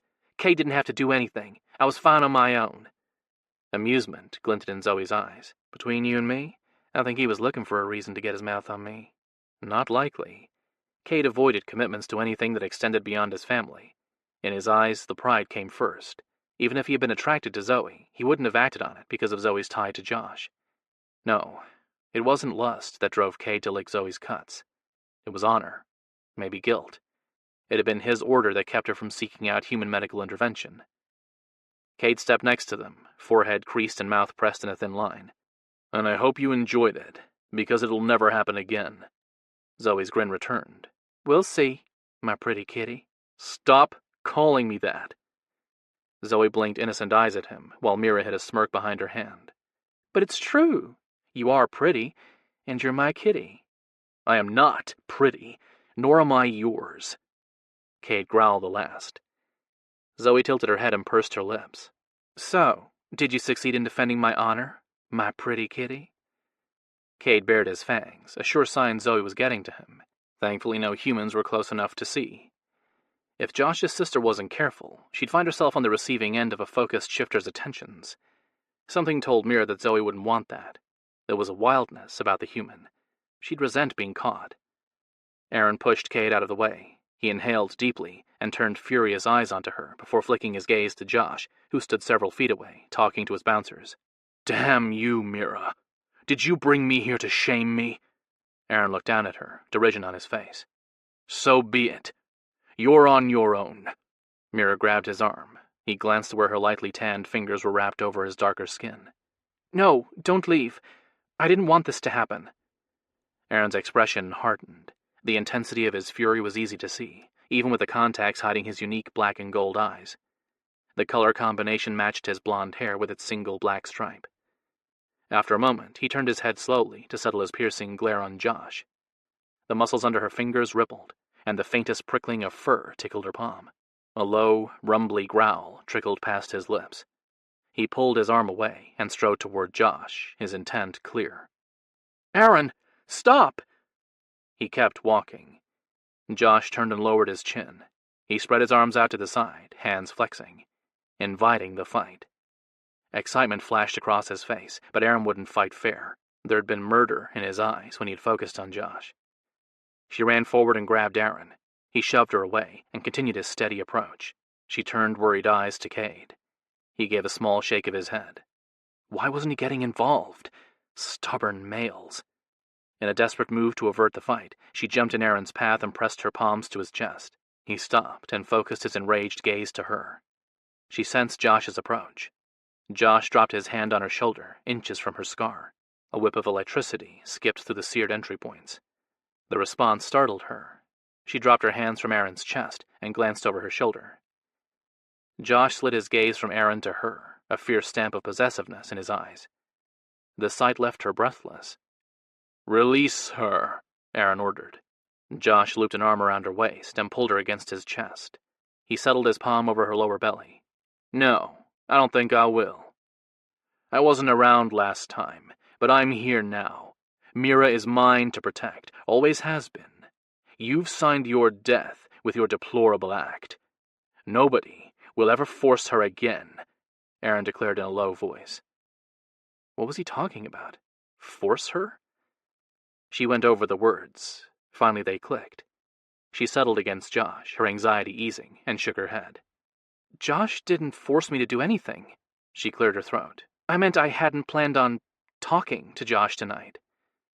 Aaron snorted, the relief in his expression evident. I'd say you did a lot more than talk. He held out his hand to her. No matter. Say good night to the human, Mira. We're leaving. She placed her hand in his. Josh took her other, so she was stretched between them. How fitting. It was the same battle taking place in her heart between what she wanted and what she should embrace. Josh stepped closer, so their chests touched. He stroked his thumb over the corner of her mouth, a light touch that made her tremble. Thank you for the kiss. It was wonderful. He brushed his lips over her cheek. Dream of me tonight. Aaron tugged her away, mumbling under his breath about foolish romantic humans. Let's go, female. The night's young, and I'm not done with you. She allowed Aaron to lead her away, but her gaze remained locked onto Josh's blue eyes. He grinned, and butterflies took flight inside her belly. Oh yes, he would star in her dreams. Tonight, and for eternity. Chapter 17. Mira sat across the table from the pissed-off shifter. Aaron had one arm stretched over the back of the booth, his fingers tapping out a rhythm on the ripped vinyl, while the other lay fisted on the stained tabletop. He stared out the window at the parking lot. She followed his gaze. Only Aaron's SUV and a rusted pickup took up parking spots. The local diner usually had a decent crowd. However, at close to midnight on a weeknight, most people were home in bed. That was where she wanted to be. She couldn't wait for her dream lover to sweep her away. I'm sorry, Mira. She glanced at Aaron. His gaze remained glued to the parked truck, but those were the first words he'd spoken since they'd left the bar. She studied his profile. The tick in his jaw and the fine lines etching his eyes spoke of his rage. He might be talking, but he hadn't forgiven her. She couldn't blame him. Getting oral sex from one male while on a date with a different one screamed tacky. It hadn't felt wrong at the time. That was the problem. Josh could do anything to her, anywhere, and she'd walk away with a smile on her face. Finding her instincts to be with him was proving near impossible. Tonight proved it. She needed to do some serious soul-searching and come up with a way to end her fascination with Josh. Otherwise... For what? I'm the one who should apologize. It was wrong of me to let things go as far as they had with Josh. She swallowed past the guilt. I didn't plan on it. Aaron sighed. I know. That human is obsessed with you, and you can't resist him. Putting the two of you in close proximity is asking for trouble. I don't blame you for what happened tonight. The fault lies on the human's shoulders. She straightened in her seat, her elbows on the table. That human is Josh. Please use his name. She waited until Aaron inclined his head marginally. And you can't hold him responsible for my actions. Josh cannot force me into any situation I don't want to be in.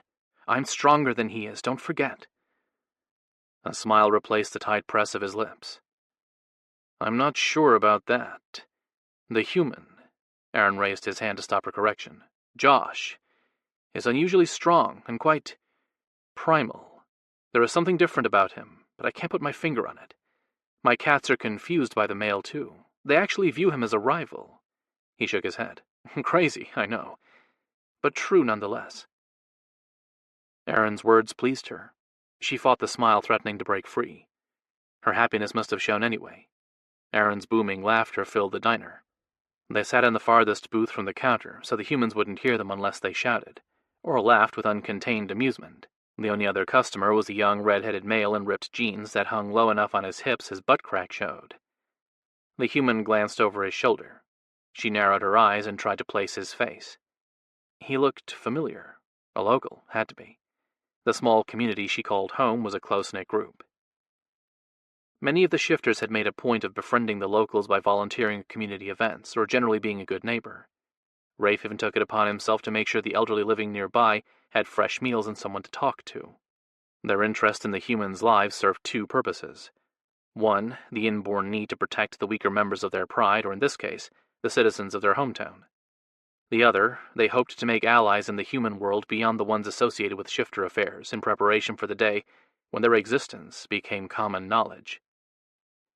The fear among the shifter community and the human government was a real one. The secret of the non-human species who lived among humans for millennia wasn't one that could be hidden forever. The expression she'd heard Jazz use fit them best. Shifters were the big, pink elephant in the room everyone ignored. once the humans realized exactly what they'd been associating with? She pushed away the worry. Thinking about the future left her anxious, not a state she could allow to grip her while in Aaron's presence. She had an image to uphold. She studied the human a moment more. He vaguely resembled the one who'd stopped the confrontation between her and the red-headed female at the bar. "Do you recognize him?" Aaron turned in his seat. The human quickly looked away. She'd witnessed the reaction countless times over her life. Humans might not know of the predators living among them, yet. Some part of their psyche, however, recognized shifters as the predators they were and reacted accordingly. "He was in the bar the night I fought Josh." He lowered his voice to a soft whisper. "My cats don't trust him. He reeks of hatred and drugs, some of which I've never scented before." "He's been staring at me since we walked in." "I know." Aaron dismissed the human by facing Mira. "Many males do. You're quite captivating." "It's annoying." He chuckled. "I imagine it'll be a point of contention for your mate, too. He'll want to keep you sequestered away for his pleasure." She ground her teeth. "He'll have to deal with it. I'm not offering a relationship outside the bedroom, and if he thinks to invoke mating law, he'll only ever touch me on the rare occurrences when I'm fertile." "You won't be able to resist your instincts, and will eventually give him everything he demands." "It's our way." A cocky grin spread over his face. "Not to worry, sweet Mira. If you choose me as your mate, I'll make sure you're so satisfied you won't ever want another cock, or care to resist my orders." The smug look he wore irritated her. She clenched her fists and fought the release of her claws. Wrong time, wrong place. "My breeding partner will get sex." Mira leveled a hard look at Aaron, letting him see the truth in her words. "Sex. Not love." "Love isn't necessary. You know that as well as I do." His grin faded. "And few males allow their women to sleep around on them or live elsewhere, whether they love them or not. Our possessive and protective nature won't stand for it. What if you got hurt or killed? For protection, I have a twin who has done quite well in that area for 300 years. He'd be happy and honored to do so again. As for your possessive nature, you can shove it up your ass. Love is the only thing that ensures shifter mates remain faithful. If you want fidelity, go find your true mate. You and I both know I'm not yours." "Are you sure about that? Sometimes it takes years before true mates recognize each other as such." He tilted his head, a look of contemplation on his face. "Not once in my life have I ever met a female who's tempted me. I've often wondered why. Most males are at least intrigued when they find a woman who stirs their lust. They'll wonder if she's the one promised to them. Not me. I don't even do a double take." She grinned. "So, are you telling me you don't enjoy having a woman's legs wrapped around your waist?" His rumbly laughter filled the diner, drawing the attention of the red-headed human. Aaron whipped his head around and stared at the male. Whatever look he gave him put the fear of God into the human's eyes. He threw money on the counter and hurried out the door. She slid her attention from the swinging door to the parking lot. The human jogged to his truck, jumped in, and peeled out. With the distraction gone, Aaron mirrored her pose, elbows on the table, hands splayed. He inched his arms closer until his fingertips touched hers. She forced herself to remain still and ignored her growling cats. They didn't want another male's touch. They wanted Josh. Mira stared at where her fingers met Aaron's. She'd made a horrible mistake earlier with Josh.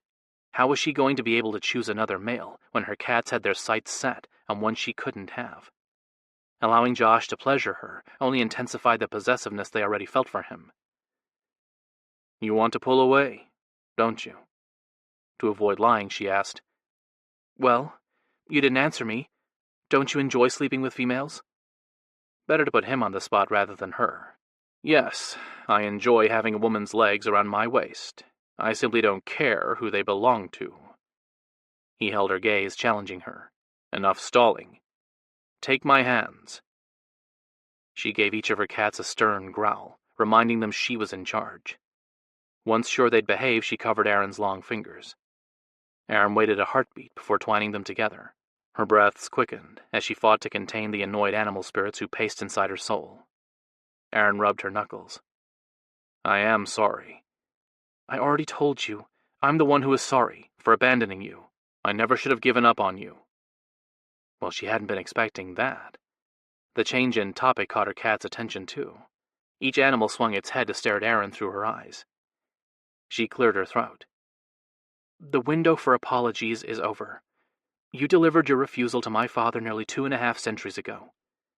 Aaron frowned. Deep creases marred his forehead. I did no such thing. Mira tugged her hands free and wiped them on her thighs. Don't lie about it. I remember quite clearly the day my father came to me. Father said you'd sent word that you'd changed your mind about mating me. Eyes closed, she recalled the letter her father had read to her. The cursed words had changed her life. You said that after much soul-searching, you could not find it in your heart to accept a ruined female as your mate. That if the goddesses had meant for me to be yours, they would have intervened and warned my father of Edmund's plans. You suggested I go to the Shifter Council and beg their forgiveness, because the years Devon spent there had nothing to do with my sin. Once I served my sentence, then and only then would you reconsider your stance. But regretfully, you couldn't guarantee it. A low growl rumbled from Aaron's throat. Feline fangs filled his mouth, and the tips of claws broke through the skin of his fingers. She gasped, covered his hands with hers, and glanced around. The waitress who sat behind the cash register paid them no attention. She wrapped silverware in a repetitive pattern, her eyes sleepy and unfocused. Good, they hadn't noticed Aaron's slip. Mira returned her gaze to Aaron. With his lips squeezed in a tight line, he took deep breaths through his nose. The hands under hers trembled. What's wrong with you? I sent no letter to your father. I'd planned to come to you that year, but our pride leader was killed. I was forced to remain at home until Cade's sire could return and take control of the pride. He was the rightful one to head it, the next in line. I refused to take it, but someone had to step up. We had children, females, and several humans. They could not remain unguarded. The words filtered into her mind. The implication of them left her confused and uncertain. Aaron hadn't refused her, as she'd been led to believe. She dropped her gaze to the table. Brown circles stained the laminate, and dozens of little nicks marred the white surface. She focused on 2 overlapping circlets, one larger than the other. Scents from the diner, grease, human perspiration, and the trace of a shifter drifted to her. Each piece of sensory information grounded her. She was here, in West Virginia, not in her familial estate in Ireland, getting her heart ripped out. 2 of the 3 most important males in her life, her father and Aaron, had abandoned her that day. Only Devon had stood by her side, exactly as he'd done over the centuries. After the letter had been read, her father had denounced her as his daughter. She could of course remain as a member of the Pride, but he wouldn't acknowledge her. She was worthless to him. Her mating to the Alexander Pride had been meant to align the 2 strongest bloodlines and bring the goddess's prophecy to life. With them having nowhere else to go, Cade's father, Aaron's new Pride leader, brought her and Devon into his family, hoping Aaron would change his mind. You were already gone by the time Devon and I arrived in your Pride's territory. I didn't even know you were coming. I'd been led to believe you refused me, and I couldn't get away fast enough. What are you talking about? The council delivered a letter from you, asking to be freed from our agreement. He dropped his gaze to the table. Gods, I was a fool. I should have traveled to your estate and spoken with you in person. Hell, I should have mentioned your letter to my family. Instead, I burned the damn thing and ran to the other end of the world. Like a coward, I hid from you, my family, and the shame your denouncement brought.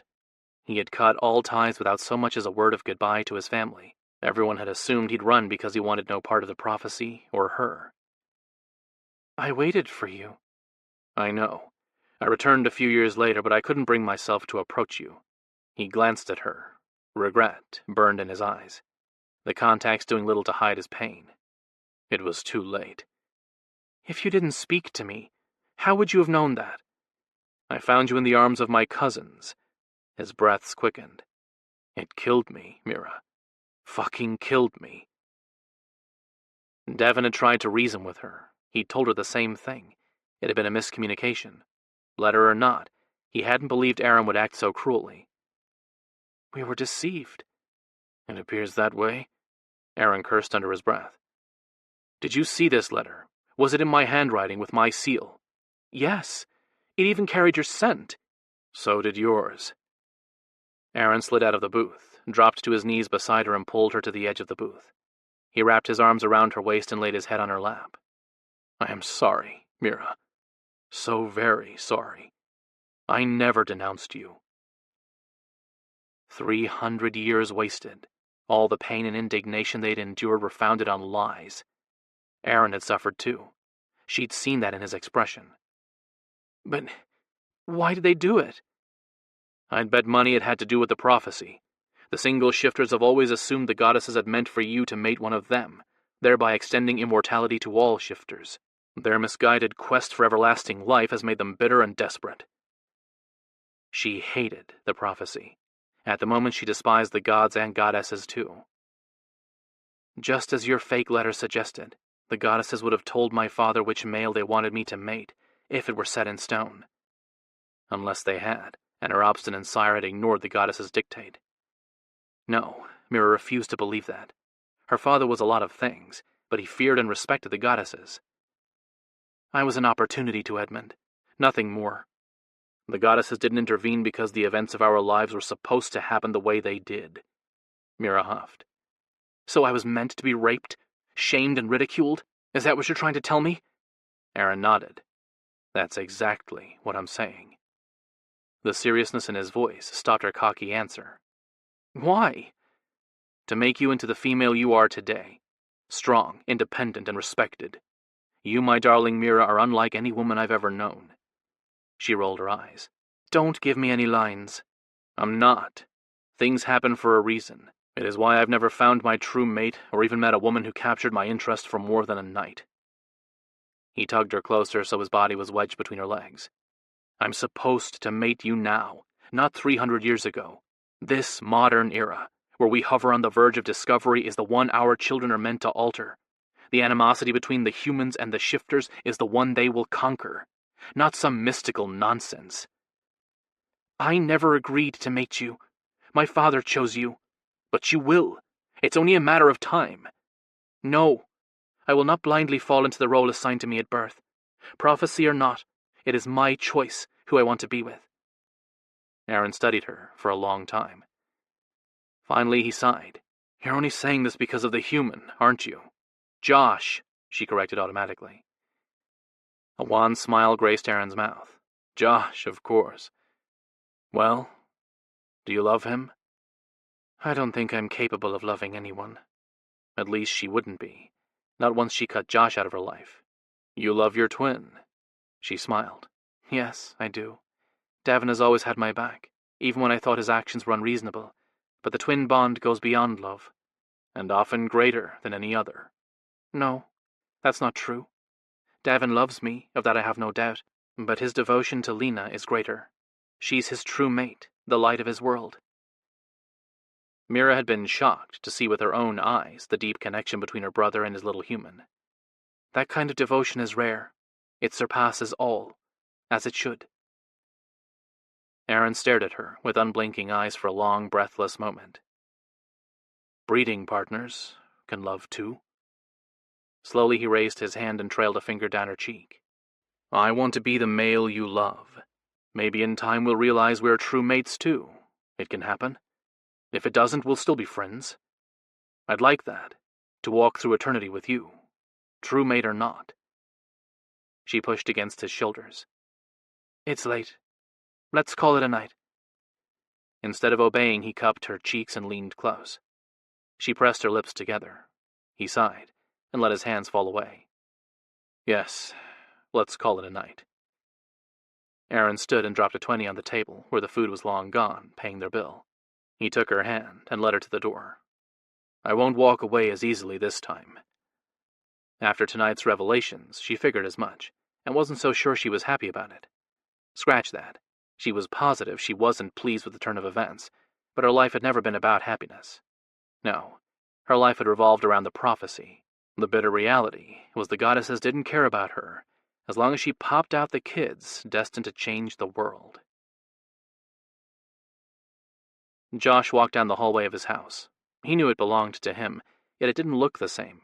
Instead of the ugly brown carpeting under his feet, sleek hardwood gleamed. Drywall replaced the faded wallpaper, and solid wood doors hung in place of the hollow fake ones that had blocked off each room. He glanced at everything, but didn't stop to ponder the changes. A baby's cry urged him forward.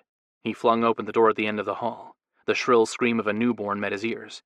A quick scan of the room showed 3 cribs, a rocking chair and a changing table. He frowned at the sight and ignored the oddness in the next breath. The baby's demands beat at him. He strode to the middle crib. A red-faced infant in a blue onesie, with a healthy head of black hair, lay on his back, with his fists curled by his hips. Josh scooped up the child and lifted him to his shoulder. The crying didn't stop. Each wail increased Josh's compulsion to comfort the little boy. Josh rubbed circles over the baby's back, gently patting after each pass. After a few strokes, the child belched. Josh chuckled. After a moment, the little boy made those happy gurgles babies often made. Josh kept up the soothing caresses, while the child drooled over Josh's shoulder and studied the room. A safari theme decorated the walls. Cartoon pictures of lions, tigers, and jaguars formed scenes across the surface. Stuffed animals and a leopard print throw blanket folded neatly over the back of the rocker added to the wild motif. He was dreaming again. That was the only explanation. But when did his dreams become so vivid, or his participation in them feel so real? He shook his head and walked to the other cribs. The one on his right held a sleeping blonde baby in a pink sleep sack. He ran a finger down her chubby cheek. Beautiful. She had a tiny dip in her chin and a delicate nose that reminded him of Mira's. Of course, these were Mira's kids, the prophesized ones. Why he dreamt of them in his house he didn't understand. Dreams didn't always make sense, though. They were a jumble of emotions and triggers. The little girl stretched and rolled onto her back. A black streak showed in her blonde hair. His heart sank. She had Aaron's hair. The confirmation hit him like a physical blow, turning his gut into a mess. Josh ignored the sick feeling.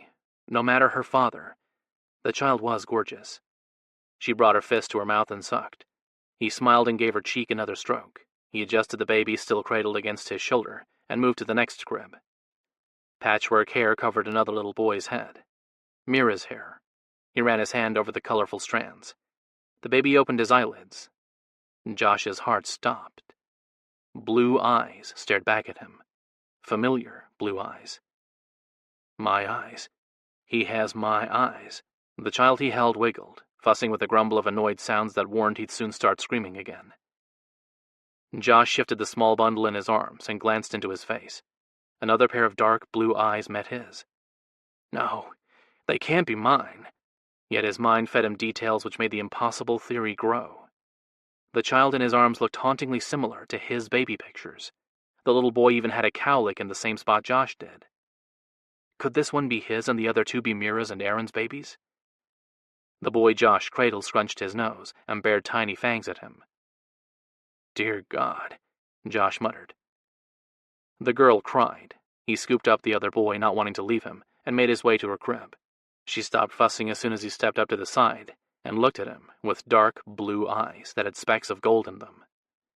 His. The babies were his. The dream shattered, and he jerked up in bed. He untangled himself from his sweaty sheets and scanned the room. The pants he'd taken off lay discarded on the floor, and the laundry basket with his folded clothes sat in the corner. Everything looked the same as it had when he'd fallen asleep. He jumped from the bed, grabbed his sweats, and flung the door open. Brown carpet, white doors, peeling wallpaper greeted him. He peeked into Megan's room and found her sleeping with her stuffed wolf, the toy line she'd arrived with, long since abandoned. He made his way to the end and opened the door to the room he dreamt about. Boxes sat stacked in the center. No cribs, no babies. He closed the door with a soft click and dropped his forehead against it. I'm losing my fucking mind. Chapter 18. Josh paced the length of his house. His restless path took him from the kitchen to the living room. A few lonely, gut-wrenching hours had gone by since he'd last seen Mira, held her soft body against his, and given her pleasure. He ran his tongue along the roof of his mouth. The memory of their liaison played over and over in his mind. He forced himself to stop pacing and stared at his reflected image in the glass above the hall table. With splayed fingers, he traced the 4 slashes that extended from above his ear to his chin. Because Mira had licked the deep gashes, only white lines remained. At the moment, the shadow of his beard camouflaged most of the claw marks, but the stubble didn't diminish the response touching the marks elicited within him. Tingles ignited at the base of his spine and spread to his balls. If he closed his eyes, he could feel each swipe of her roughened tongue as she'd healed the cuts. He groaned and dropped his balled fist. The erection straining against his zipper demanded relief, but he didn't have time for a little self-love. That would have to wait until he was locked in his room tonight. Deep breaths and sheer will zapped the horny state thinking about Mira had caused. He resumed his restless pacing. Ever since she'd left him last night, he'd been agitated. Besides his skin itching and his muscles twitching, his bones ached. A sharp pain in his chest stopped his strides. Cursing, he pressed a balled fist against his ribcage.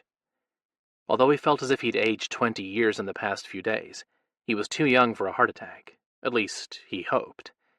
Anxiety attack? Nah, the label didn't exactly fit. Zoe had those from time to time, usually before she grabbed her bag and took off. Whatever caused the pain stealing his breath, the sensation sucked. Shallow breaths eased the tingling in his limbs. He dropped his hands and continued prowling his house. At the hall mirror, he stopped once more to study his likeness. Something about it bothered him. The clock ticked and he stared at himself, hoping to pinpoint the difference. Finally, he realized there wasn't anything different. That was the problem. He looked exactly the same as he had last night and the night before that. The stubble on his cheek, the point where the roughness turned to softness, dusted his jawline and chin. He ran his palm over it and chuckled. It felt exactly how Mira liked it. She'd commented on her preference so often, he made a point of letting himself look a little unkempt for her. But still, he could have sworn he'd shaved before going to bed. His hair didn't grow that fast. The front door opened, pulling him out of his thoughts. No knock. Devin walked in as if he lived here too. The shifter wore denim bibs, one strap unbuckled, and a white t-shirt. In one hand he held a bunch of plastic bags from the local hardware store. A soggy, paper-wrapped hoagie in a bag from the town's only deli shop dangled from the other. Josh studied the outfit, focused on the price tag still hanging from the leather tool belt Devin had slung over his hips, and shook his head. Halloween isn't for another couple of weeks, buddy. Very funny. Devin dropped the bags. Rolls of duct tape and plumber's putty spilled out. He kicked them to the side. I'm here to work. Josh glanced heavenward and counted backward from 10. With his patience held in place, he asked, On what? Devin bent, pulled out a PVC joint, and held it up like some sort of trophy.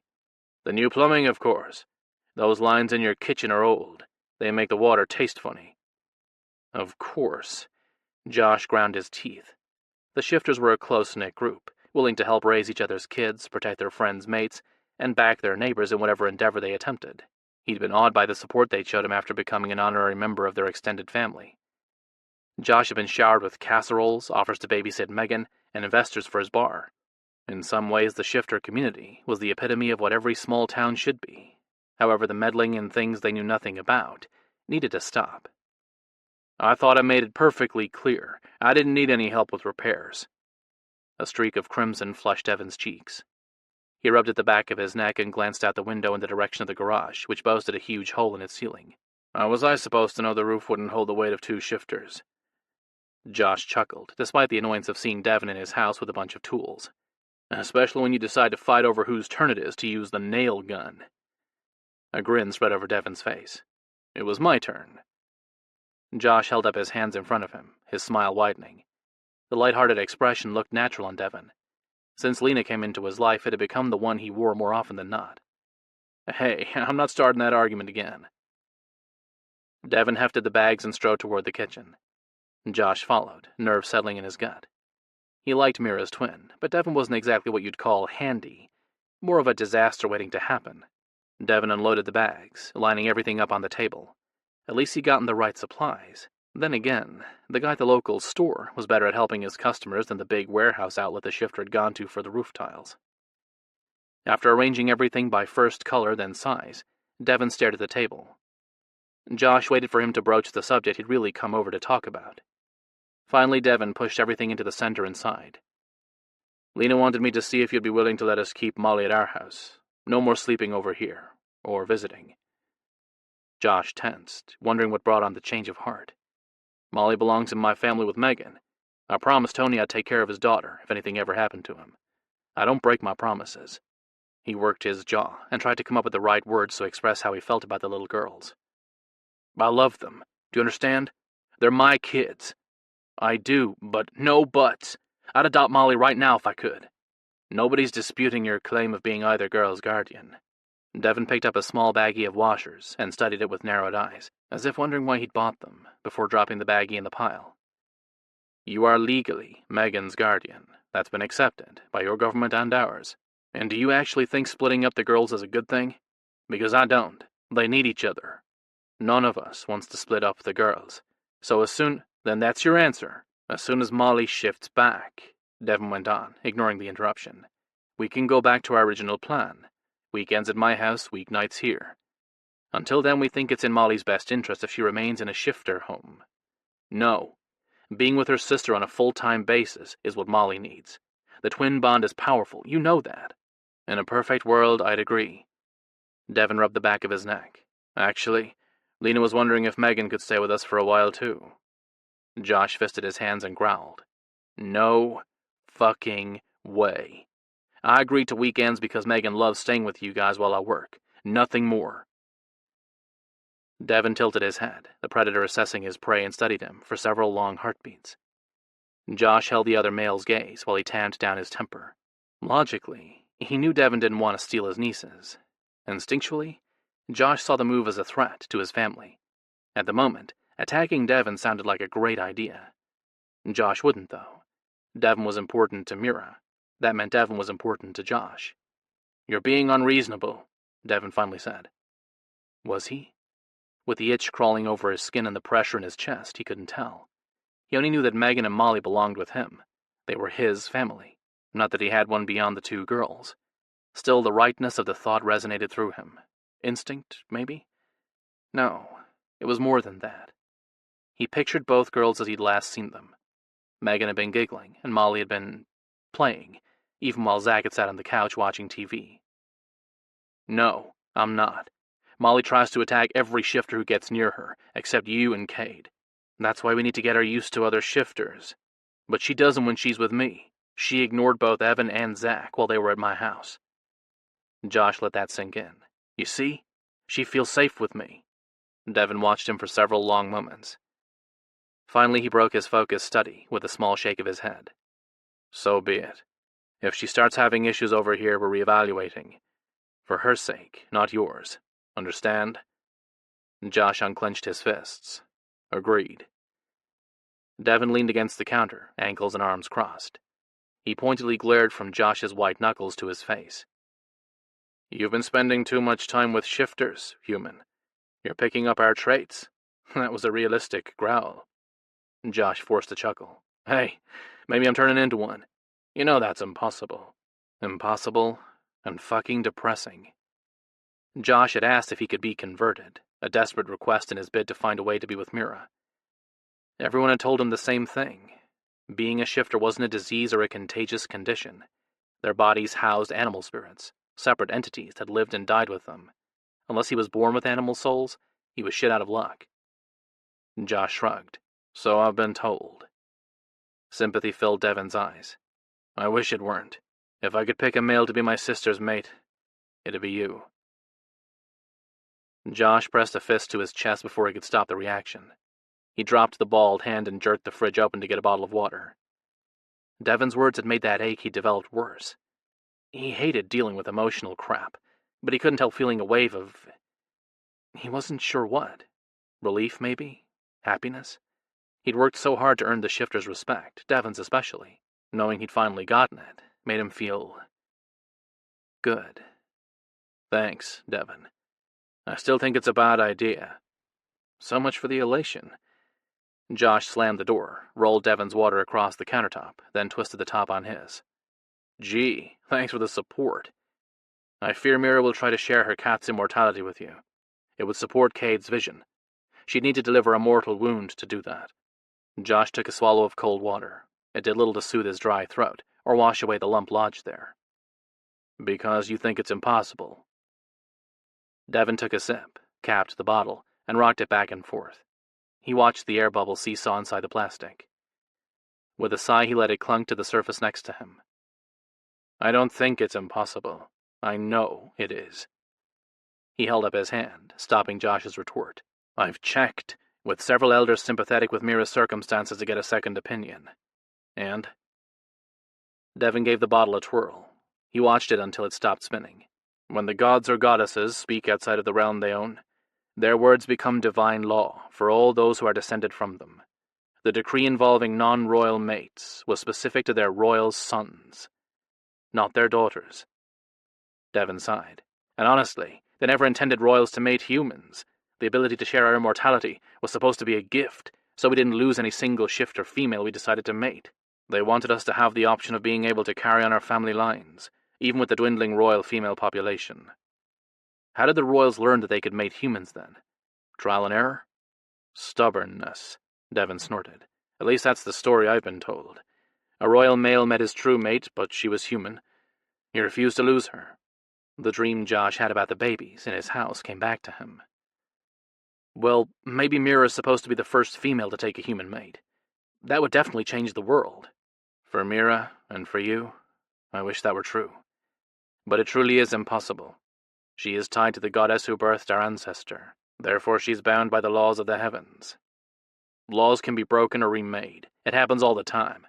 Not for us. The gods and goddesses cannot break their laws. That's why they rarely speak to their children outside of the dreams they share with alphas. It's too dangerous. Josh heard the words and waited for a sense of defeat to settle over him. It never came. Eternity with Mira would have been a miracle, but he'd settle for a lifetime. Hell, he'd take a single night in her arms. Being human and mortal, he might not get another tomorrow. Having Zoe home reminded him of that cruel fact. Death could claim their loved ones in the blink of an eye. He allowed the determination to fill him. A sense of rightness came with it. I don't suppose I can get an audience with your goddess? He'd already asked Zach the same question, but sometimes persistence paid off. Well, that and finding the right person at the right time to give the answer he wanted. Sorry, doesn't work that way. It's a one-way communication path with pride leaders or pack alphas only. Another divine law? Yeah. Besides, the Alexander Pride's goddess has already delivered her warning. Maybe she'll choose to elaborate by sending Kate another vision, maybe not. But I know if I were in Mira's shoes, I wouldn't risk your life for the slim chance the prophecy might allow her to be the exception to the rule. Josh ground his teeth. It didn't matter what anyone else thought, including Mira. He'd bet money she'd been debating her options since the night in the bar, when he'd fought with Aaron. No way was he going to allow her fears to get in their way. But he also sensed her anxiety. If he pushed too hard while she was in that state of panic, he'd lose her to another man. She'd had her space. It was time to claim Mira as his girlfriend, lover, wife. He didn't care what label was used. They belonged together, simple.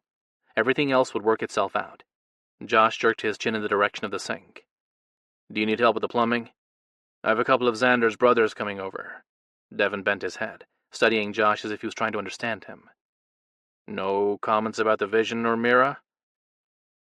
Josh slipped his water bottle into the back pocket of his jeans and grabbed his keys. Nope. He walked to the stairs. Megan, grab your bag.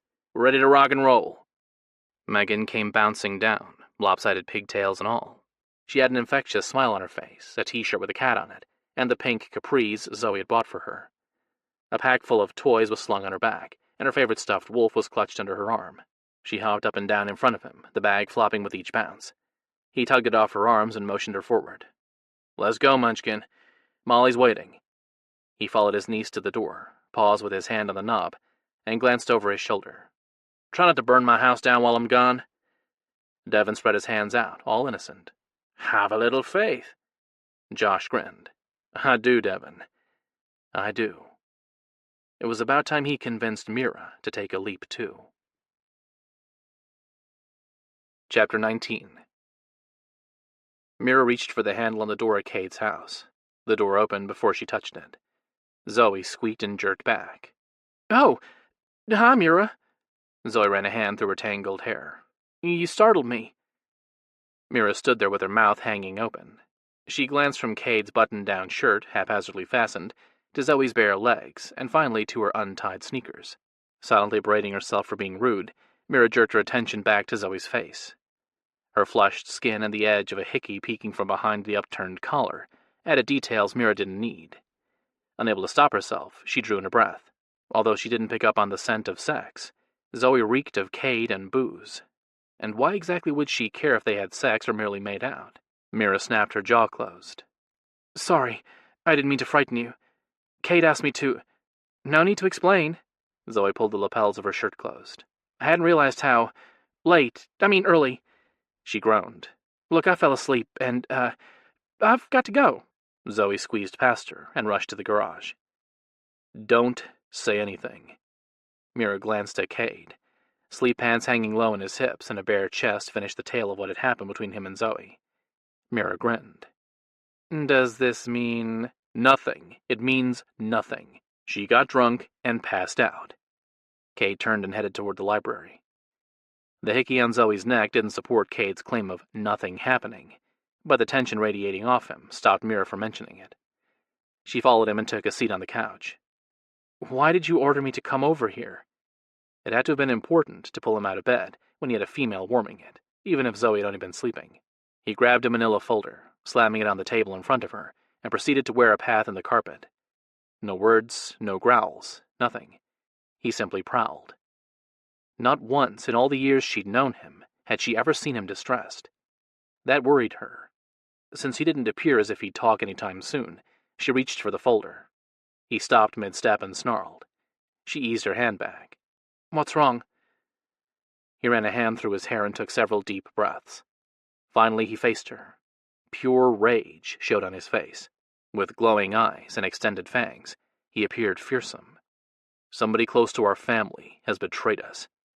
Of course, loyalty among the Pride or Pack was sacred. Tell me. I received a letter from the council highly recommending I allow Edmund's relative to court you now, along with the suitors already selected.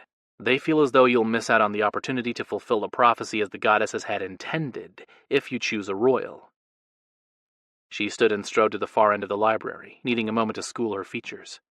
No, I don't want any member of the Crisbin Pride anywhere near me. You don't have a choice. I've approved of his visit. He'll be arriving today. She swung her head so fast, hair whipped across her face. She shoved the strands out of her way and leveled a threatening glare at Cade. How dare you? Instead of matching her anger, he pressed the heel of his palms to his eyes and groaned. I'm sorry. I truly am. But I had to allow it. Her rage fizzled, and she closed the distance between them. She laid a hand on his arm. Cade? Anton called me. Anton, Cade's older cousin and Aaron's twin, was the only feline royal on the Shifter Council. Anton rarely called anyone. He lived and breathed politics, and was the only royal among those shifters who'd first approached the humans to establish the set of laws protecting shifters. Trepidation settled over her. She licked her lips. Do you think Anton was behind? She couldn't finish her words.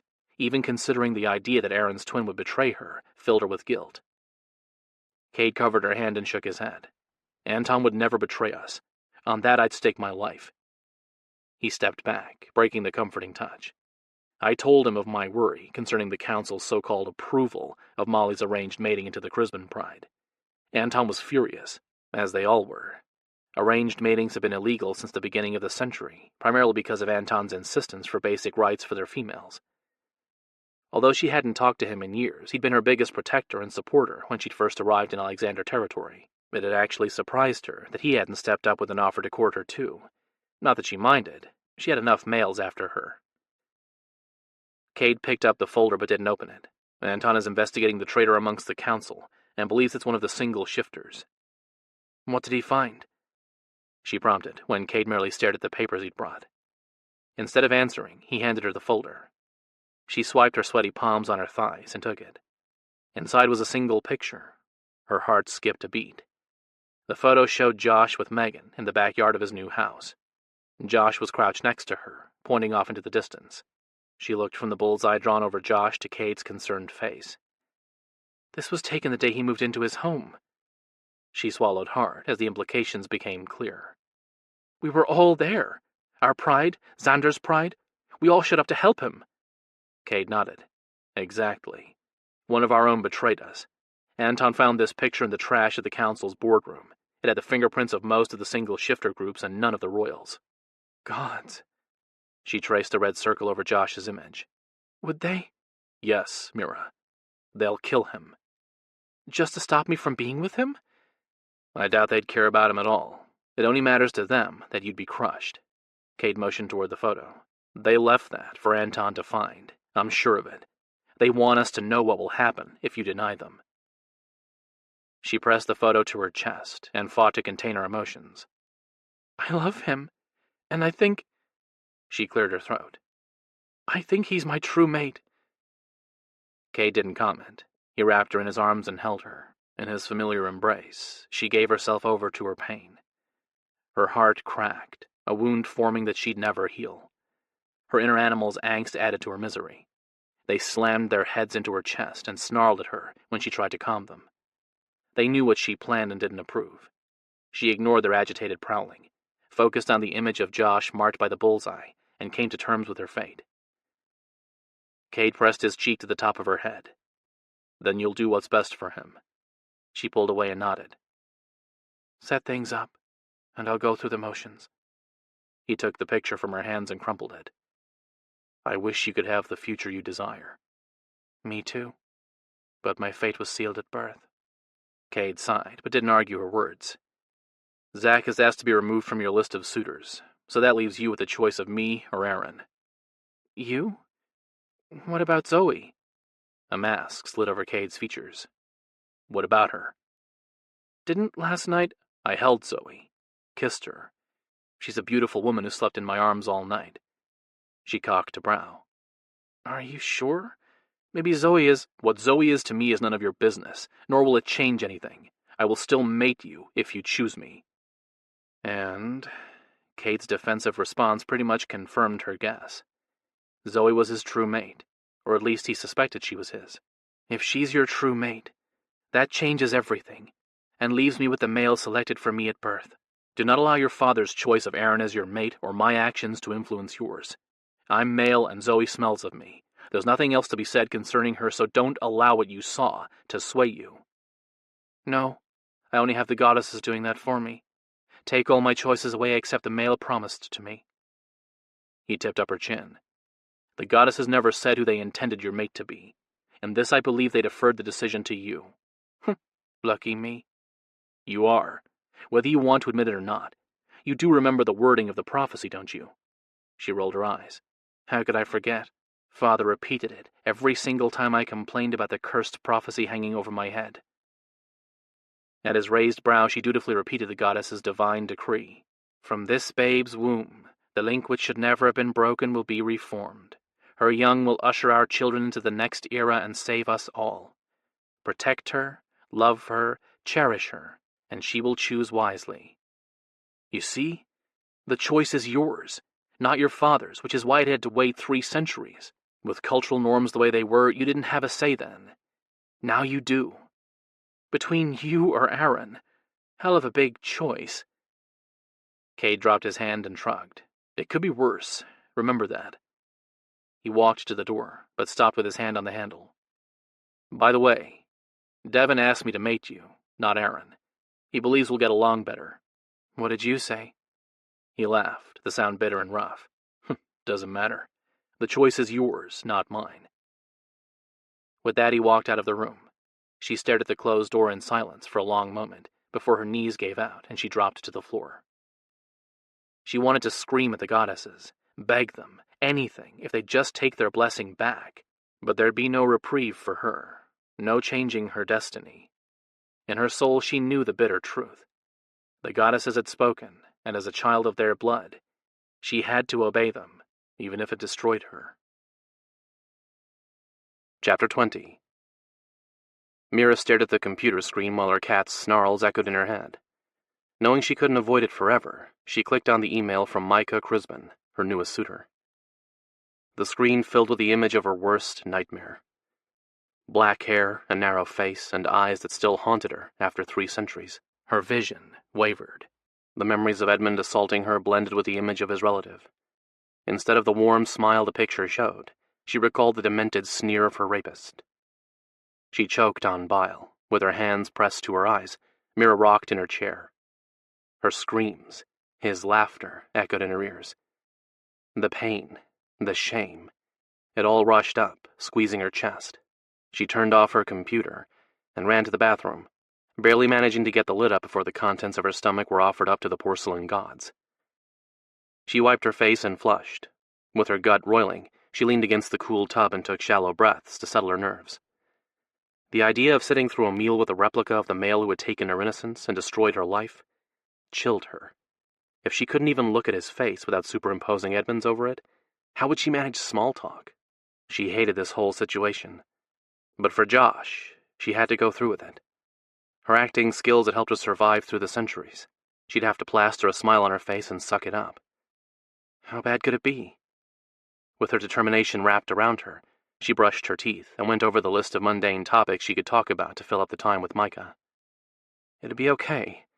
It was just a couple of hours out of her life. Ugh. It wouldn't be okay. Who was she kidding? Nothing would be okay ever again. She slammed her toothbrush back into the holder. It circled the rim of the ceramic cup before stopping. 2 weeks ago there'd been 2 brushes there, hers and Devon's. He'd moved out of their little trailer so he and Lena could have more privacy. Mira was happy for him, but hadn't realized how much she relied on him for company. She was lonely in the hunk of metal she called home. She didn't have to hide out here. There'd been plenty of offers from her friends and her suitors for dinner or gatherings. However, she couldn't deal with anyone. Her mind kept spinning. Confusion over Aaron and the miscommunication that had changed both of their lives left her saddened and full of regrets. When he'd found out about Edmund, he'd offered to take her punishment for killing him. The distance between their families' territories delayed word of her attack from reaching him. By the time he'd arrived, Devon had already gone in her place. After he'd returned half-crazed, Aaron had been the one to help him learn to control his cats. Aaron had tried to talk to her, too. At the time, she'd hated all males except her twin and younger brother, and had pushed Aaron away. He'd left, but had promised to return for her. Why hadn't she questioned the cruelty of his letter? If she had, she might have had kids of her own and fulfilled the prophecy. Guilt rose with the thought, not because she missed out on a family, but with the relief it had never happened. If she'd made it Aaron, she never would have moved to America and met Josh. She dug her fingers into her hair and tugged. Every thought led back to the male she could never have. She fell asleep with Josh's image in her mind and woke up reaching for him, disappointed when only sweaty sheets met her fingers. Eyes closed, she inserted Aaron's image over Josh's, but Aaron's gold and black eyes turned blue. His blonde, chin-length hair shortened and darkened, until black strands framed a roughened, scarred face. Her weary sigh surrounded her, and her shoulders slumped. Ever since Kate had showed her the picture of Josh with a bull's eye drawn on him, she'd agonized over her decision and tried to figure out a way to keep the male she'd considered hers. She couldn't come up with any solution and didn't have the energy to think about it anymore. With sluggish movements, she undressed and pulled on an oversized shirt. She slipped into the bedroom with the intention of crying herself to sleep. After taking a few steps into the room, she froze. The sound of a heartbeat reached her ears. The scent of heaven filled her nose, and the sight of her favorite obsession met her eyes. Josh leaned against the wall, one foot bent against the surface, his thumbs hooked in his front pockets. A plain white t-shirt stretched over a muscled chest she longed to explore. After tonight, she never would. It was just another regret to add to a lifetime of disappointments. "What are you doing here? I thought you were working today." "I called in sick. Mental health day. The boss approved it." She grinned at his joke. Since he owned the Black Widow, he had nobody to answer to. "I heard he's pretty reasonable." He smirked. "Depends on the situation. I've also heard the owner is a stubborn ass, possessive too. He refuses to let go of what he considers his." He was talking about her. She could see the look of ownership in his eyes. She pressed her lips together instead of responding. Encouraging him would hurt them both. The stakes had been raised since she'd last seen him. Silence descended. He never took his gaze off her. Needing to break the tension, she tightened her grip on the door handle and asked, "How did you get in here?" Josh skimmed his heated gaze over her body. She came alive with his intense scrutiny. Her skin burned in the wake of his perusal. He focused on her braless breasts, hidden by the thin cotton. Her nipples pebbled. The achy flesh grew heavy. He licked his lower lip slowly. She followed the deliberately tempting stroke and reached for the door jamb. "The door, same as everyone else," he muttered, gaze locked on her upper thighs where the nightshirt's hem ended. Aware of her pantyless state, she shifted uncomfortably and toyed with the edge of her shirt. "I didn't hear you come in." "I was quiet. Didn't want you running from me." He might have been quiet, except he was only human. Her cats should have heard him, scented him at the very least. They hadn't, but didn't mind that he'd snuck up on them. Each predator lay with its head on its paws, tail swishing softly as they listened to his husky words. Their acceptance of Josh escalated her need. Her cat's happiness fed hers. Being with Josh made them feel content, at peace, and left her energized on every level. Seeing him so close to her bed, however, made their sad fate real. She'd never be with the male she loved, with her true mate. Better this way. She wouldn't miss what she never had. She didn't believe her words for a minute, but repeated them, hoping she'd eventually accept it as truth. She crossed her arms, unintentionally lifting her breasts. She considered dropping them, but liked the way Josh's eyes darkened with lust. "I can't run from someone I don't care about." One corner of his mouth lifted, causing the dimple in his cheek to appear. "We're back to that, are we?" He dropped his booted foot from where it had rested against the wall. The clunk echoed in the small room. Chin tucked, he peered at her through thick lashes. "That's okay. It won't be a hardship convincing you of the truth again." Another slow swipe of his tongue had her reaching for the nearest object to support her rubbery legs. "I think I'm addicted to your taste. I need another fix." A shuddering breath fell from her lips. "Please, don't." Josh advanced on her with a predatory look stamped on his face that made her feel as if she'd been labeled as his prey. Her limbs trembled as she matched his steps backward. They ended up circling the room so she was next to the bed, and he was near the bathroom. The scent of her spent arousal drifted to her from the sheets. She'd brought herself to orgasm after another night of erotic dreams starring Josh. With her gaze on the bed, she let her mind recall the fantasies she'd embraced under the cloak of darkness. His scent replaced the lingering reminder of pleasure, her only warning. With thick arms wrapped around her waist, he pulled her against his strong chest. He towered over her and surrounded her with his presence. The sensation of his chin on her head and the ridge of his erection against her spine enhanced the sense of rightness. "Please, don't make me wait." He rubbed his cheek against her hair. "That's what you meant, isn't it, kitten?" She shook her head. The strands of her hair caught on his stubble, linking them together. "No, you know that's not what I meant." Soft lips replaced the roughness of his jaw. He trailed his slightly parted lips over her temple, across her cheek until his warm breath washed over her neck. "Please don't neglect me," he offered. Whips of tingling sensation spread from where his mouth touched the rim of her ear to her breasts and clit. Need spiraled out of control. She shook her head, unable to utter the lie in the face of her mounting desire. He nipped her earlobe, and she leaned into his hold. He tightened his arms around her, not hurting her. It was a show of strength, confidence, and possessiveness, and one she couldn't resist. Weak. She was so weak. "Please don't. Tease me?"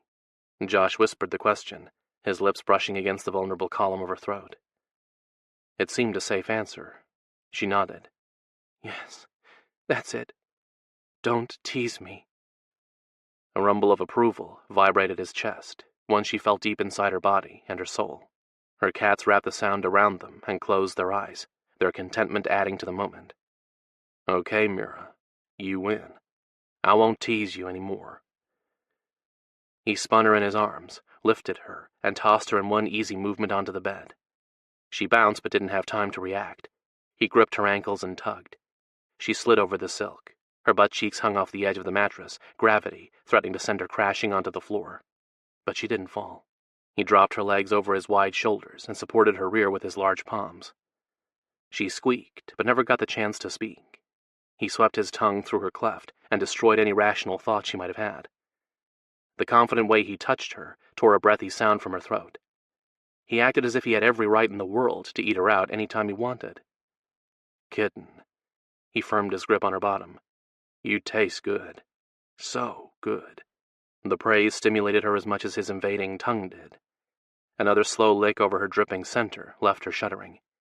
He dipped the tip of his tongue into her core, curling it to draw more arousal forth. Her inner muscles tightened. He stroked her and groaned his approval with each thrust. Being at his mercy tripped that switch inside her, demanding she submit to him, but his attentions were too much, too soon. She tried to wiggle away from the intense sensations. The vibrations from his growl whipped through her core. She arched her back on a stuttered gasp. There was no escaping. He held her in an unbreakable grip and pierced her sex with his tongue, over and over. Another rumble from his throat clenched her core, but he eased back before her orgasm could take hold. With languid swipes, he lapped up her arousal, and the gentle, almost reverent way he licked her brought tears to her eyes. "Josh, what?" He captured her clit between his teeth, stopping her words. Tiny flicks of his tongue hardened the nub until the bundle thumped. She fisted the sheets, her head thrashing. "Please, please." He abandoned her clit and sucked on her core. The tug jerked her body. Her shocked cry morphed into a moan. Each pull of his mouth on her sex whipped another clenching wave up her core. She shuddered, writhed, groaned, and he kept kissing her, loving her. With his fingers digging into her bottom, he lifted her higher and urged her to feel more. Her cries turned into whimpers, her whimpers to a breathless gasp, and he still continued to stimulate her. Finally, he eased his invasive kiss and brought her back down with slow licks. She panted and focused on the movement of his tongue and flexing of his fingers on her ass in order to ground her into reality. The last of her release faded. She curled her fingers around the back of his neck. "You shouldn't have done that." The grumble of disapproval that came from him sounded deeper and more primal than any she'd ever heard him make. He didn't give her the chance to ponder why. He swirled his tongue inside her dripping center, prodded her sensitive walls, and took her right back to the edge. Not again. The male turned her into a mess of hormones. She couldn't give in a second time. She'd end up begging him to fuck her. She scrambled backward to escape his hold. He turned his head and nipped her inner thigh. The bite didn't hurt, but her instincts took over. She went limp under him, submitting to him. "Mine. You're mine." The words rumbled in his rough voice, wiped all her convictions away. If this was her last chance to be with Josh, she wanted the experience to be the best of her life. She closed her eyes to savor his attentions and waited for him to eat her out again. But he didn't attack her senses. He traced her lower lips with his tongue and pressed his lips to her weeping core. She groaned and tried to stimulate herself. It wouldn't take much. One more thrust or suck, and she'd experience heaven a second time. He pulled back. "You taste delicious, kitten." "Josh, I need—" He caressed her bottom, massaging the flesh and teasing the seam. She sucked in a breath and waited on what he'd do. With his thumb toying with her rear opening, he leisurely licked her cleft in a single sweep, bottom to top. He circled her clit before reversing his path. Everywhere he touched, she burned. Each exhaled breath on her sensitive skin fanned the flames, but he didn't squelch the fires he ignited. "Please, don't tease me. I want—" She blew out a rough breath. "I want you to make me come again." As soon as the words left her mouth, he thrust his tongue inside her core, parting her inner muscles at the same time as his thumb breached her rear opening. She arched, the orgasm seizing her body. Waves rippled from her womb to the roots of her hair, his thumb and tongue moving in tandem, keeping them rolling through her. She'd never felt anything like it before. She reached out for something solid to ground her and fisted strands of silk. Josh's hair. The sensation of the locks under her fingers added to the full-body release. She opened her mouth to shout his name and tell the world who owned her body. No sounds came out. Spots danced over her vision, stealing the light and leaving her with one truth. Josh was her true mate, the bridge between her and her cats. The only male who could offer her peace. And tomorrow, she'd leave him behind. Was it wrong for her to wish she'd never experienced this total bliss, or to be angry with Josh for proving he was hers? The orgasm faded. She yanked her shirt down and tried to roll away from him. His hand on her lower belly stopped her. "Once more, kitten. I'm not done with you." Josh knelt next to her, then slid his hand under the edge of her t-shirt. "Come for me again."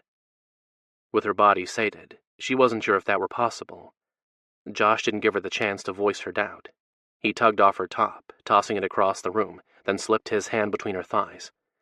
The possessive way he touched her wiped away the doubt, the fears, the insecurities. He thrust 2 fingers into her sex, smacking the heel of his palm against her clit, and sending whipping bolts of energy over her skin. She moved against his hand and reached for him, desperate to feel his lips on hers. Josh leaned over her and kissed her deeply. The rolling thrusts of his tongue countered the movement of his pumping fingers, leaving her crazed. She grabbed his shoulders and tugged him closer while he sent her up in flames. On and on he worked her sex. Heaviness built, promising a mind-blowing release, one that was more intense than the last. She squirmed against him, unsure if she wanted to experience the pleasure again or not. Josh adjusted his body over hers, holding her firmly in place while he stroked her core. His body blanketing hers triggered another primitive reaction, one where she wanted to run from the unfamiliar sensations in the male causing them. She turned her head, breaking the kiss, and shoved against his chest. "Enough!" "No, not nearly. It'll never be enough." Josh nipped her jaw. "Look at me." She did, instantly. "You will come for me. You will give me everything. Your moans and your passion. Don't hold back. I won't stand for it." "I don't think I can. You will." He kissed her again, before she could respond, and added a third finger to his thrusts, pressing them as far into her body as they'd go. Twisting his hand, he screwed her with his fingers, a rolling sensation that stole her breath. She tipped her head back, breaking the kiss, and moaned. "Now, kitten. Let go." She did as he commanded. There was no stopping it. The orgasm started deep within her and spread outward in waves, each one stronger than the last. She trembled violently from the intensity of the release. Only Josh's hold on her stopped the panic the utter loss of control spurred. Josh kept the orgasm going until her fingers slid off his shoulders and she slumped against the sheets, spent and sleepy. He kissed her, a light brush of lips. "That was beautiful. Now I want you to rest while I hold you. I'm nowhere close to being done with you, and I want you ready for me." He was talking about fucking her. Did she want that? She nearly laughed at the thought. Of course she did. She'd wanted him from the moment she laid eyes on him. She just couldn't decide if she'd survive tomorrow. Better not to think about it. He was giving her a reprieve from the emotions she didn't know what to do with. She nodded, and he pressed his lips to her brow. "That's my good kitten. Sleep, and let me protect you." He would. She knew that with every fiber of her being. She only wished he could save her from her fate. Chapter 21. Josh rested his cheek against Mira's hair. He was glad she'd dozed off without questioning his reasons for coming to her or trying to talk about their problems. He couldn't deal with any of those issues. The jumble of emotions rolling through him had left him shaky, or maybe the pleasure she'd fed him intoxicated him. He felt lightheaded and drunk on her sweet arousal. Crazy, but true. He'd swore he'd gotten as much enjoyment out of the act as she had. Oral sex had never been as completely satisfying with any other woman. Only Mira. Her every breathy moan and whimper amplified the need to please her. And when she came, drinking her release had felt like his reward. He pressed a kiss to the top of her head and eased back to take in the image she made. A flush gave her exposed skin a soft glow. The black hair he loved with its patches of color like a collage of fall foliage fanned out around her face. She was strength and softness, all wrapped up in one decadent package. Shy and sexy, confident and vulnerable. She was everything a woman should be. He wanted to wrap his arms around her, lock her to his side, and snarl at anyone who dared come near her. Possessiveness grew, stronger than ever. The thought unsettled him. Already he was obsessed with Mira, but the heightened sense of ownership entering his head shocked him. He felt like a shifter, ready to fight in order to keep what belonged to him. Mira. At the moment, it wouldn't take much to convince him to rip Aaron's or any other male's throat out if they so much as looked at Mira with lust in their eyes. That bothered him on so many levels, but what worried him most was the flaring itch along his skin that accompanied the primal thoughts. He buried his nose in the fall of Mira's hair and breathed deeply until the tightness in his muscles and the ache in his bones eased. For whatever reason, Mira stopped the odd ailments. With the lure of her soft curves so close, he didn't want to question why. He'd accomplished what he'd come here for, reminded her of what he could do to her. It wasn't enough. With his favorite obsession spread before him, he wanted to love her, show her with his body what he knew he couldn't express. She was his one. No other woman would take his place in his heart or his life. No matter what happened between them, she'd always have his love. This lifetime, the next, the one after that. But he didn't want to lose her. He wanted to mate her, claim her, keep her. The urges echoed in his head, not in words. The need ran deeper. There was a primal edge to it he couldn't explain. He swore he was developing an alternate personality, one that based its thoughts on a primitive level. It amplified his possessiveness, gave him images of what he wanted to do with this woman. And damn if he didn't like what his alter ego showed him. He kicked off his boots, the loud thumps not waking Mira. With a thug, he yanked his belt free. He tossed it aside and unbuttoned his jeans, but didn't unzip them. He wanted Mira to peel his pants off him, as she'd done the night in the bar.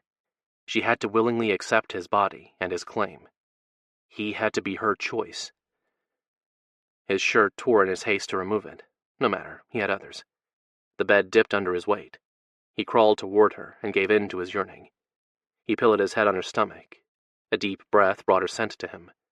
He moaned, lust seizing him. Her fragrance was stronger than it had been the last time he'd seen her. Rich, alluring, and full of life. She smelled almost ripe. It was an odd description, but it made him want to spill his seed inside her, get her with child. His breathing quickened as he imagined how very sexy Mira would look, swollen with a baby. His babies. 3 adorable little ones as in the dream he'd had. Damn, he was spending too much time with the shifters. He'd spent his adulthood cringing at the thought of accidentally knocking up his lovers. He'd never gotten close to a woman's sex without a condom on, afraid his little swimmers would find their way home. No way did he want to tie to any of the women who'd hopped in and out of his bed. But Mira? His cock leaked, anticipation and excitement making his hard shaft jerk in the confines of his pants. Was it the knowledge he couldn't impregnate her that had his balls drawn up? Or the desire to prove the world wrong? He wasn't so sure. He only knew he wouldn't walk away from Mira today, unless she tossed him out in his ass. Besides, he could always pull out if that was what she wanted. Him? He wanted to fill her up, again and again, until neither of them could move. Fingers massaged his scalp. The knowledge that Mira had reached for him upon waking pleased him, swelling his chest. He had no clue why such a simple thing as Mira running her fingers through his hair would make him feel as though he were a king of something, but there was no denying the sentiment. Each circling pass of her fingertips spread contentment through him. Peace. That was what he felt, like he died and went to heaven. Josh.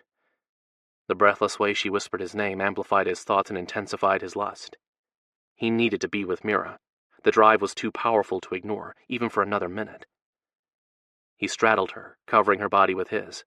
With his hands cupping her cheeks, he stared into her eyes, those kaleidoscope eyes that had ensnared him from the moment he'd first looked into them. Mira, my kitten, you are beautiful, so beautiful. The swirling yellow spread over the white part of her eyes. He'd never seen them change that way. Was it because she too was overcome by desire? Was it a sign she was ready to make love to him? The lack of knowledge frustrated him, but it wasn't as if the ins and outs of having sex with shifters came up in normal conversation. He wished he'd talked to one of the other males about what to expect. Then again, they likely wouldn't have told him, because he wasn't supposed to be in Mira's bed. She swept the tip of her pink tongue across her upper lip. Her scent, spicy, sweet, and full of life, filled his lungs. He leaned closer, inhaled deeply, and moaned as her scent became a part of him. I want you, kitten. Tell me you want me too. That you want us. I do. She pressed her lips to his. Gods, I do. I want you. No one else. Those were the words he'd waited his entire life to hear. He felt something click and unfold within him, stretching his limbs. Pain seized his chest in a tight grip that stole his breath. Mira ran her fingertips across his back. The burning in his veins faded. The agony piercing his heart stopped. Mira took it away, replacing it with lust. He pressed his groin to hers, careful not to scrape his zipper against her delicate cleft. The press of his erection nestled in her seam. She shuddered under him, eyelashes fluttering. He grinned. He enjoyed seeing her lost to desire. Mira. My Mira. Always and forever. She pressed her mouth to his, but didn't kiss him. Their lips rubbed as she brushed hers back and forth over his. The light touch ignited him as much as when their tongues twined and rolled. Always and forever, he repeated. He held her gaze and luxuriated in the knowledge he wasn't alone in this crazy, all-consuming desire. Are you ready for more? Yes. More. He spread his arms out to the side. Then take me. I'm yours. A harsh stamp of hunger flared in her eyes. She moved, all sinuous grace, and knelt in front of him. Blunt nails dented the muscles in his chest. She scraped them down his pecs, over the ridges of his abs, to the edge of his jeans. His erection was bent to the side, his head peeking out from under the waistband. With the tip of her finger, she teased the seam, drawing precum forth, then spread the wetness over the trapped head of his cock. A smile graced her mouth. She bent closer and licked the exposed head. His length thickened, making the position uncomfortable. Take it in your hands, kitten. She peered at him through the strands of her hair and held his gaze while she unzipped his jeans. His ready dick sprang free, bobbling in her face. Her gaze left his to focus on his straight shaft. She moistened her lips, but didn't lick his length. With her fingertip, she caressed his erection, from the ridge to his heavy balls, before slowly inching his pants down. The seduction would have been welcomed any other time, but he'd waited too long for Mira. He stood, tugged the remaining material off his legs, and tossed it aside. Her tinkling laughter and the wicked sparkle in her eyes made him grin, despite the urgency settling over him. Mate her. Claim her. Keep her. Eager? Very. He hopped back on the bed and caught Mira as she fell forward. He drew her close and looked deeply into her eyes, so she'd see the sincerity reflected there. He knew he sucked at expressing himself, but he wanted Mira to know how much she meant to him. I have to be inside you. A part of you. Do you understand? I can't wait. She ran her hands over his chest. I do. And I can't resist you. I'm not that strong. She wrapped slender fingers around his erection and stroked. His cock jerked with a single rough tug. But this doesn't change anything between us. It's sex. Nothing more. He wanted to argue. It was everything. She didn't give him the chance. With her hands splayed over his chest, she pushed. Caught off guard by the power in her shove, he fell back. She crawled over him and fisted his shaft. With her hand controlling him, she rubbed the tip of his penis along the seam of her sex. His eyes rolled back at the sensation. The head of his cock slid past her swollen lips. She held herself poised there, her gaze locked to his. One time, Josh. That's all I can give you. Hell no. He grabbed her hips before she could impale herself. With his fingers biting into her flesh, he flipped her. He lifted her bottom, forcing her to scramble to get onto her hands and knees, and drove his cock into her. Her oomph turned into a shocked gasp. Tight. He massaged her hips. Fuck, kitten. You're tight. A low moan answered him. He pulled back and rocked his hips, working himself inside her. An inch, then another, before he withdrew and repeated the rolling press. His head fell back on a groan. She felt untried. He half expected to encounter a barrier. None stopped him, only a wonderfully snug glove molded to his dick. He panted and grabbed hold of the inner urges, demanding he pound into her. With the way her muscles massaged his length, he didn't know how long he'd last. No way would he rush their first time. He bent over her, savoring the wet haven of her body, but she writhed around his length. Her desperate thrashing threatened to end their loving too soon. He slid his hand around her hips, locking her body to his, so the head of his cock met the mouth of her womb. Do you feel that? This is you and me. We fit. Two halves of a whole. Yes. God's yes. I feel... Please, give me more. He leaned over her, pressed his cheek to her spine, and thrust shallowly, giving her time to adjust. The breathy sounds falling from her mouth ensured his entry hadn't hurt her, so he gave her what she asked for. More. He drove his shaft deeper, faster. Each thrust quickened her panting and tightened the core he filled. He felt the quivering of her sex as her body tried to hold him close. The push and drag of his rigid length through her clenching muscles ignited his nerve endings, making his dick harder. The instinctual need to move, to feel the wet slide of his cock through soft, silken muscles, grew with every stroke. The craving built, amplifying his lust. It was too much. He gave in to the primitive demands and pounded into her. Her orgasm built the longer he pumped himself inside her. He knew. The tightening of her core, her rapid intakes of breath, and the desperate way she met his thrusts told him what he did to her. He listened to her unspoken directions and heard the slight change in her breathing. He shortened his strokes. Over and over, he stimulated the spot inside her core he knew would send her tumbling into release. With his cock halfway in her core, she came, gasping his name. Rippling muscles danced over his shaft. Pushing deeper, he held her with his fingers gripping her hips and rode out her climax. The rhythmic clenching of her core turned into pleasured agony. Her orgasm lasted forever, but not long enough. The waves eased. She collapsed, only his grasp holding her up. Her eyelashes fluttered, a smile gracing her plump mouth. She looked beautiful, relaxed and sated. Seeing her pleasured expression filled him with pride. But he wasn't done with her. He pulled back and thrust roughly, again and again, until her eyes widened. "Josh!" His name spoken in a wondering gasp, fucking did it for him. He lifted her higher so he could watch his cock pierce her. The glistening length stretched her swollen lips. His breathing quickened, along with his thrusts. In and out he moved, working her body until whimpers fell from her mouth. "So fucking tight. You're strangling me."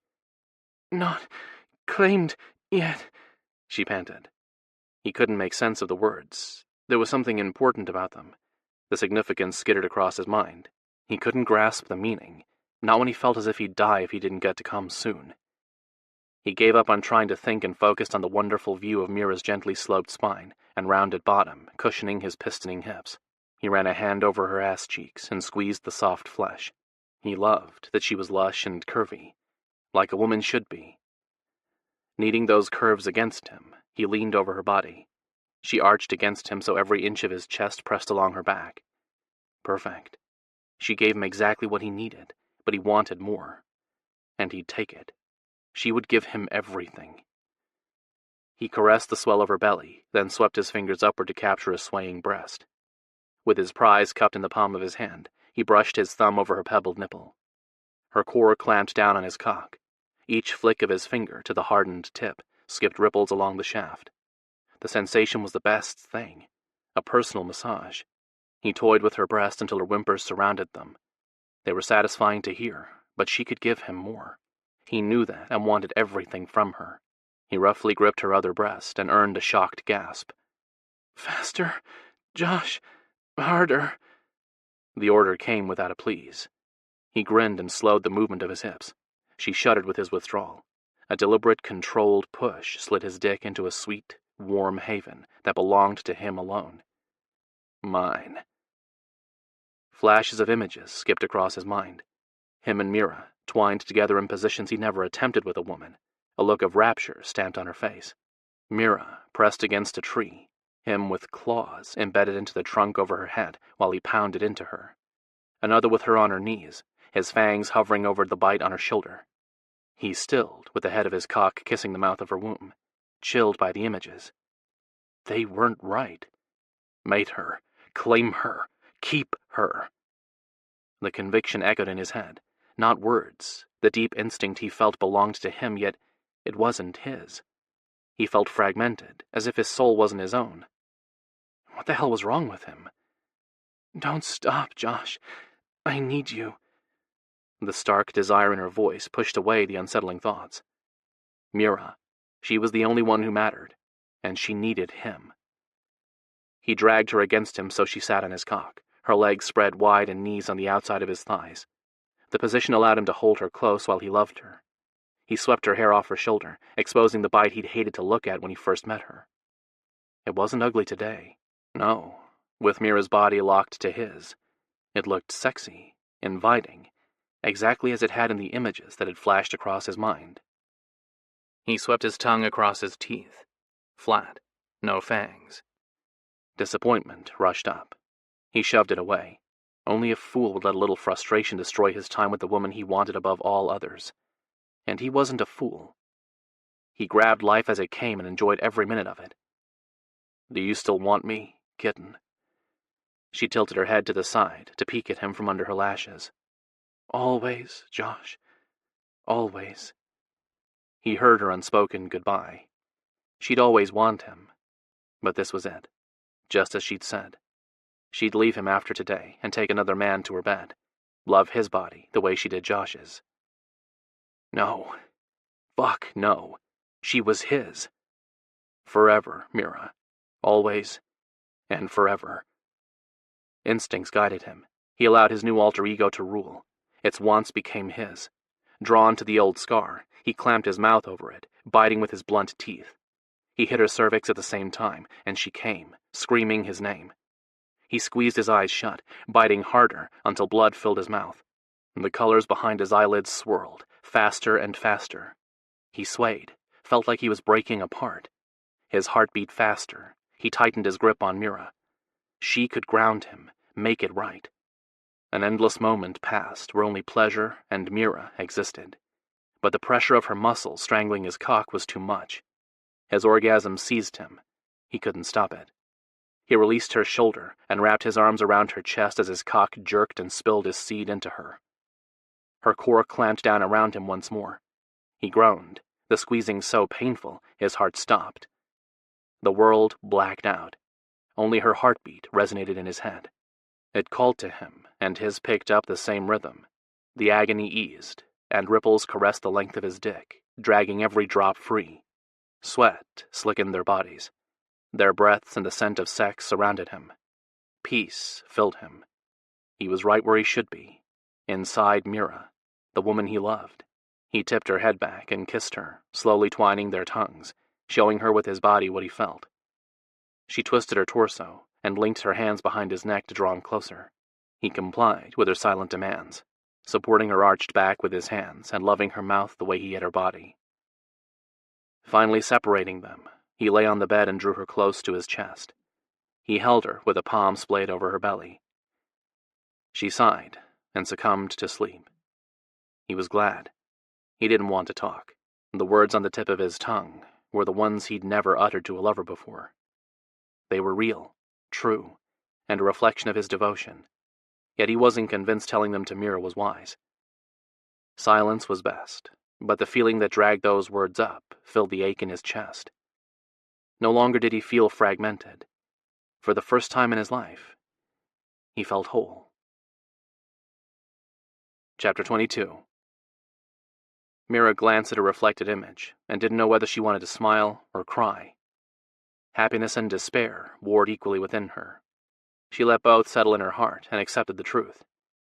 She'd made her choice and taken a mate. With a shaky hand, she rubbed her swollen belly. A thump met her palm. She grinned. A little farther down, the impression of a knee or elbow pushed against her distended stomach. A kick from deep inside resonated in her back. She blew out a rough breath, unused to the odd feeling of having things alive inside her that weren't her cat's. A quick peek at her surroundings confirmed her suspicion. She was dreaming. She had to be. The big four-poster bed with its dark blue sheets would never be in her bedroom, nor would the mail sprawled on top of it. Josh slept on his stomach, one arm hanging off the side, and the other hooked around his pillow. A sheet covered one leg, half of his firm ass, and a small section of his back. Would this be her eternity, dreaming of the male she loved while she carried another's babes?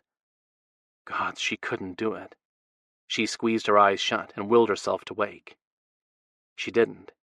The muscled body of her mate, if only in her heart, filled her vision. She sighed and walked toward the bed. Well, waddled. She couldn't manage more than an awkward shuffle.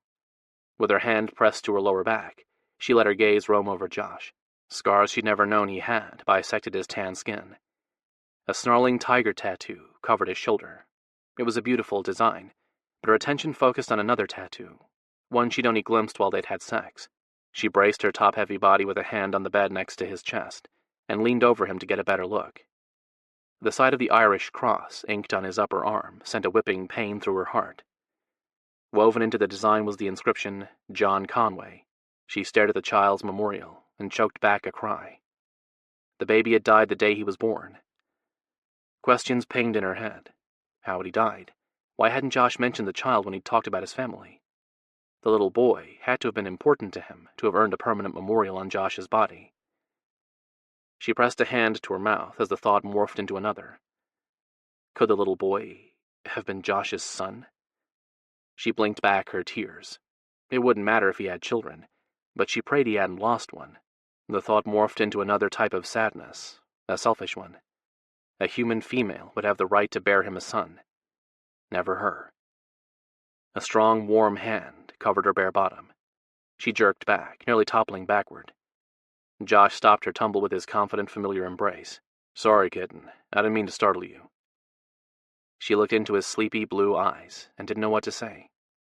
Dreams weren't supposed to be interactive or feel so real. A rough knock on the door saved her from coming up with a response. "Let's go, Mira. Kate is waiting for you." Aaron's booming voice twisted the knife in her chest and ripped her heart open. Josh tugged her closer. "You can't have her yet. She's mine for another hour." His for another hour? What exactly? A sick thought settled over her. Would they share her? Josh and Cade? Or maybe Aaron? No. Gods, no. That would destroy her. The scene faded, and she found herself in a small church, alone. Candles flickered, casting a soft glow over the walls. A cross hung above the altar. Images of saints and biblical scenes decorated the walls. She took it all in, and shuffled her clothed and still pregnant body to the back pew. She sat and pressed her hands to her eyes. "Take it back. Please take it back." Her words echoed, mocking her. She'd been a pawn from the moment she took her first breath. Begging didn't change anything. It only delayed the inevitable. Josh stood in the middle of nowhere, literally. Blackness surrounded him. The endless nothingness stretched in all directions. He turned slowly and looked around. "Hello?" Only his echo answered him. He cursed inwardly. Another dream. This one worse than any other. He took a deep breath and started walking. Time stretched and he strode forward. After a few minutes, he picked up the pace. His jog turned into a run. He panted, feet pounding against a floor of dark haze. Light shone in the distance. He moved toward it. Golden and piercing, the brightness emanated from the woman waiting for him. Blonde hair, gilded skin that shimmered with a yellow glitter, glowing gold eyes, and slender talon-tipped hands made up her image. The Golden Goddess. He knew who she was with the same certainty he knew his name. But why was he here? She only appeared to Pride leaders, and he'd never be one. She chuckled with a small shake of her head, as if she'd heard his thought. With a single finger, she motioned him forward. "Come to me, child. Accept me, and hear what I have to say." Her words resonated in his head in a lulling melody, tempting him to give her what she wanted. He went to her because, really, who argued with a goddess? She might not be his, but that didn't mean she couldn't snuff his life out with her bent pinky. He knelt, and she rested a hand on his head.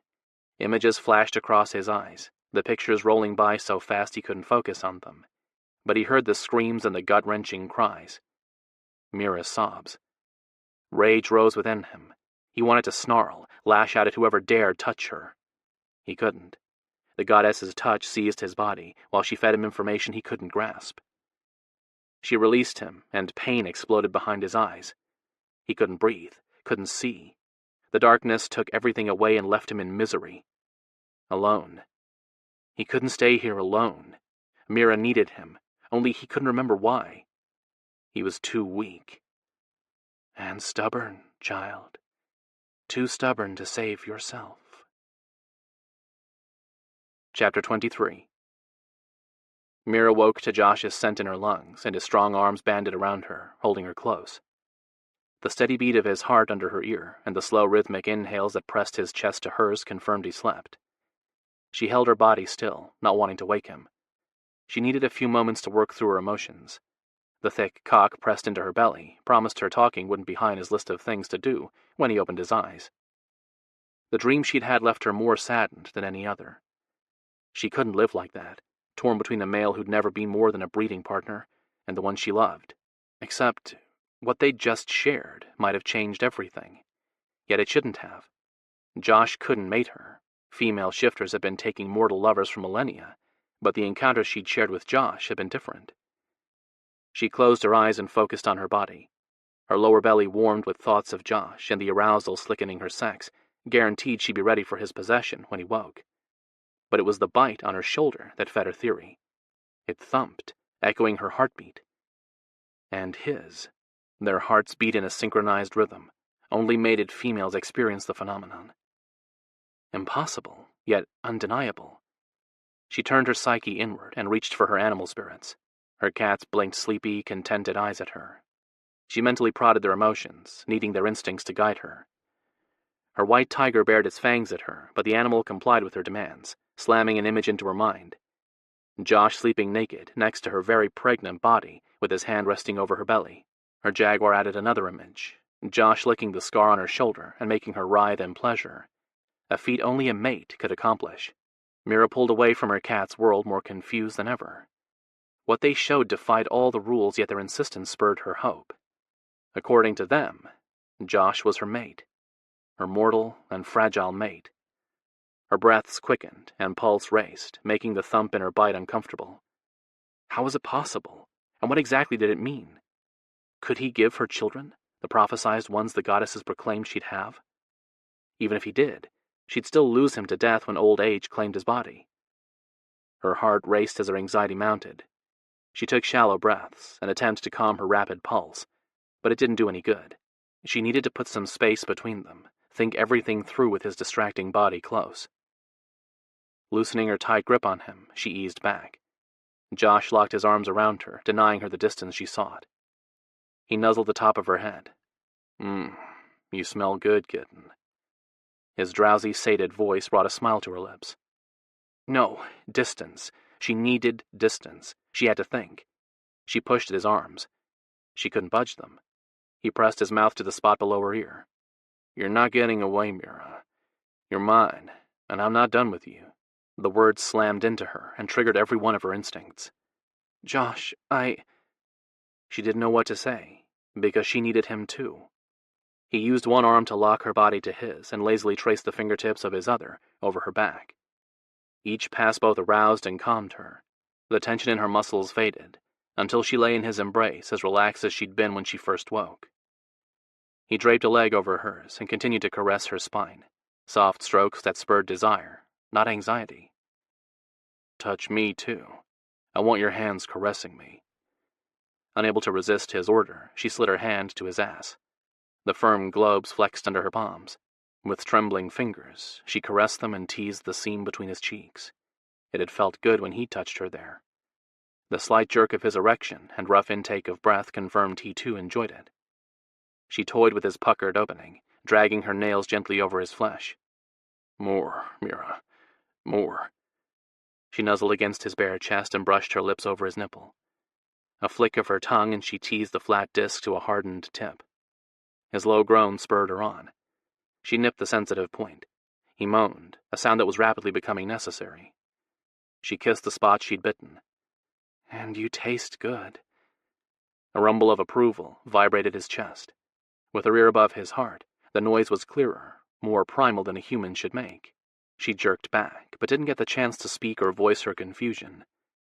Josh rolled on top of her and thrust into her. She gasped. Josh! Yeah, kitten.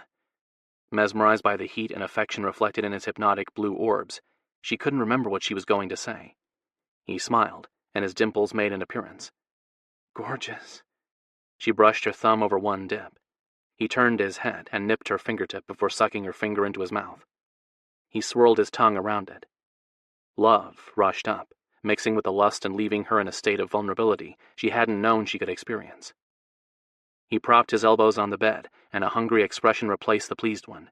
With his gaze on her face, he slid his erection in and out of her wet core. Slowly, oh so very slowly, as if he were savoring the moment as much as she.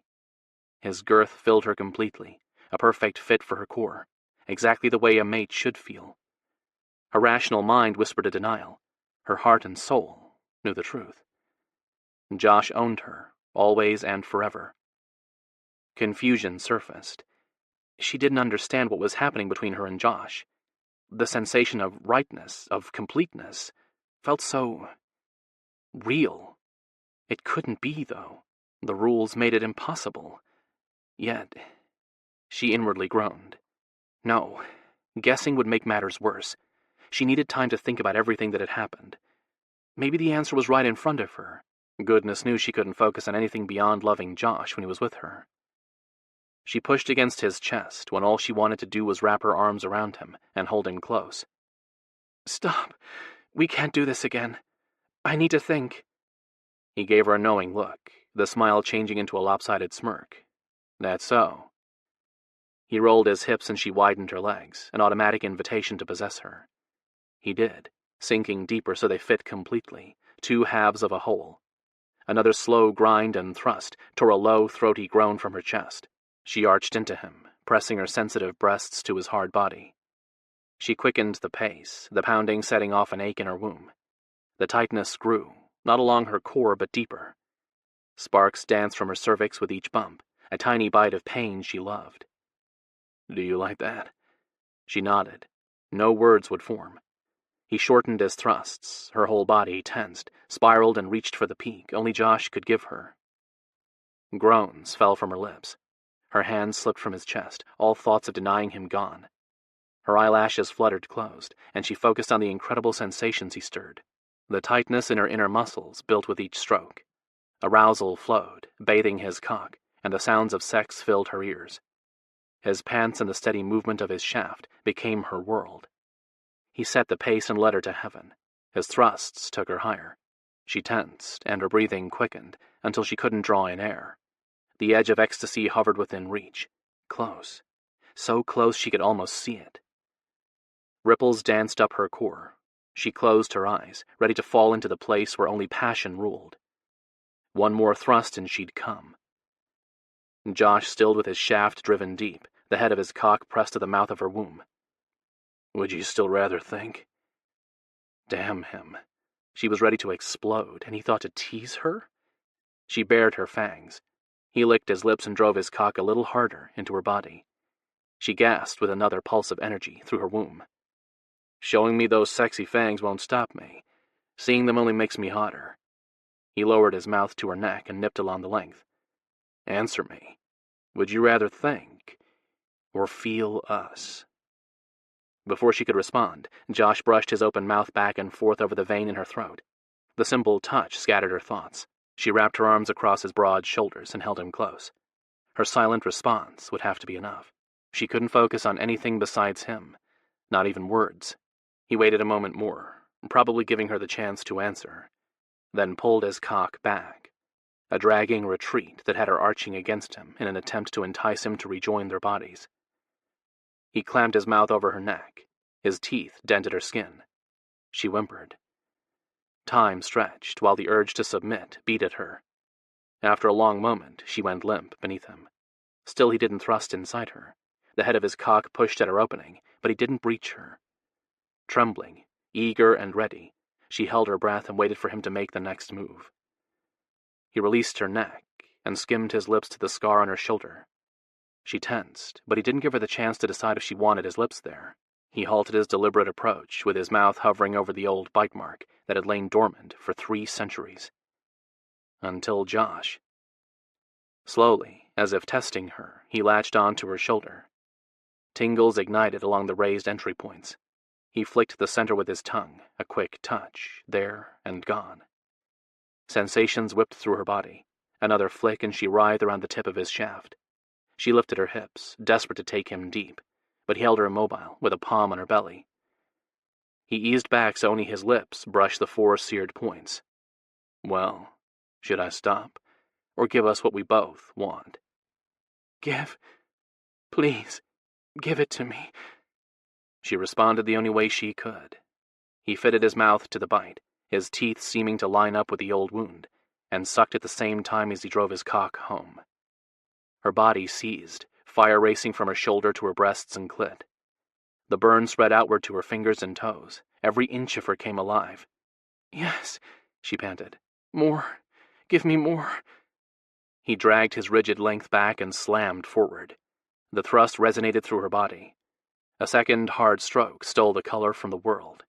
The next few whipped her to a place she hadn't known existed, but one she never wanted to leave. She widened her legs as far as they'd go and accepted everything he gave her. The pistoning of his hips quickened. Her body shook under the force of his pounding drives. Each thump resonated through her body. Her pulse raced, her vision wavered, and her pleasured cries turned into breathy squeaks. The thick rod pummeling into her thickened, stretching her to her limits. She thrashed under him, whimpering and writhing. No male had ever taken her with such raw need before. Her core spasmed, clenching and releasing over his shaft, trying to coax him to fill her up. "Please, please, please." Her orgasm hovered within her grasp. So close. "Need you." Fuck yeah. With one last hard thrust, he grunted and spilled his seed into her. His climax triggered hers. She went careening off the cliff into a sea of ecstasy. The inky mist buoyed her, loved her, worshipped her. Undulating waves swept through her and took her deeper. The intensity of her release grew with each spasm, until she trembled violently. Only Josh's body anchoring her while he kept coming, filling her up, and sharing his pleasure with her. Bodiless, she floated on sensations and emotions. Colors faded, blackness spread, and she fell, too sated to fight it, only knowing she'd never be the same again. Chapter 24. Josh splashed another handful of cold water over his face. It didn't ease the heat coming from his skin or cool the burn in his muscles. With his palms splayed on the counter, he hung his head and took shallow breaths. Everything hurt, as if he was coming down with the flu, yet he never felt more alive. Energy hummed within him. He had the urge to pace, run, or maybe fuck Mira over and over until he worked through the power revving up his system. If it wasn't for the simmering agony in his teeth and bones, he'd welcome the surge in his energy levels. He worked his jaw, back and forth, back and forth. The ache in his gums didn't ease. It thumped. The pounding reverberated in his head until he wondered if it'd actually explode. He stuck his fist in his mouth and bit, the counter-pressure finally easing the pain. A relieved sigh escaped. He'd never gotten migraines before. If this was the start of one, it sucked. He finished cleaning up, hung the towel up to dry and paused with his fingers on the rack. Something caught his attention. He narrowed his eyes and focused on his surroundings. No sound besides the dripping faucet came to him. He frowned. A whiff of spring rain drifted to him. He swung his head toward the door, a moment before a knock sounded. "You got a text from Cade," Mira called out. What's it say? He listened to the brush of cloth as Mira no doubt walked back through the tiny bedroom to pick up his phone, from where he'd left it in the equally small living room. He could hear her quickened breaths, too. She was agitated, had been ever since she'd woken up after the second time they'd made love. He'd been about to ask her why, except the tingling had started in his teeth. He'd retreated to the bathroom before she noticed the way he kept grinding his molars. Something was seriously wrong with him. On top of his physical symptoms, he couldn't help wondering if he was losing his mind. The dreams, the crazy urges, and the woman who kept coaxing him to take her hand were nowhere near normal behaviors for him. He was one of those people who knew they had dreams but could never remember them, and now he was suddenly starring in realistic ones? No, not normal at all. Part of him wondered if the Shifter's goddesses were actually trying to talk to him through his dreams. But that was impossible. According to everything he'd learned, they could only connect with their children, Pride leaders specifically, since they held the spirit of their first family ancestor. Dreams, that was all they were. Nothing more, nothing less. But the pain and vision changes? Yeah, he needed to see a doctor or a shrink, possibly both. His anxiety kicked up with the thought. His pulse raced. Sweat slickened his palms. Maybe he hadn't healed from the knife wound as well as he thought he had, or he really did have something wrong with his blood.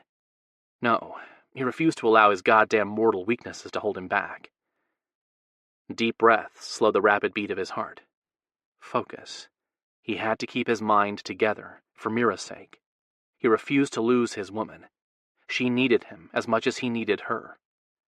Another deep inhale filled his lungs with the scent of springtime. His pent-up air released in a slow hiss. Calmer, he turned his attention to Mira and what they'd shared. He hoped she didn't regret it. He didn't.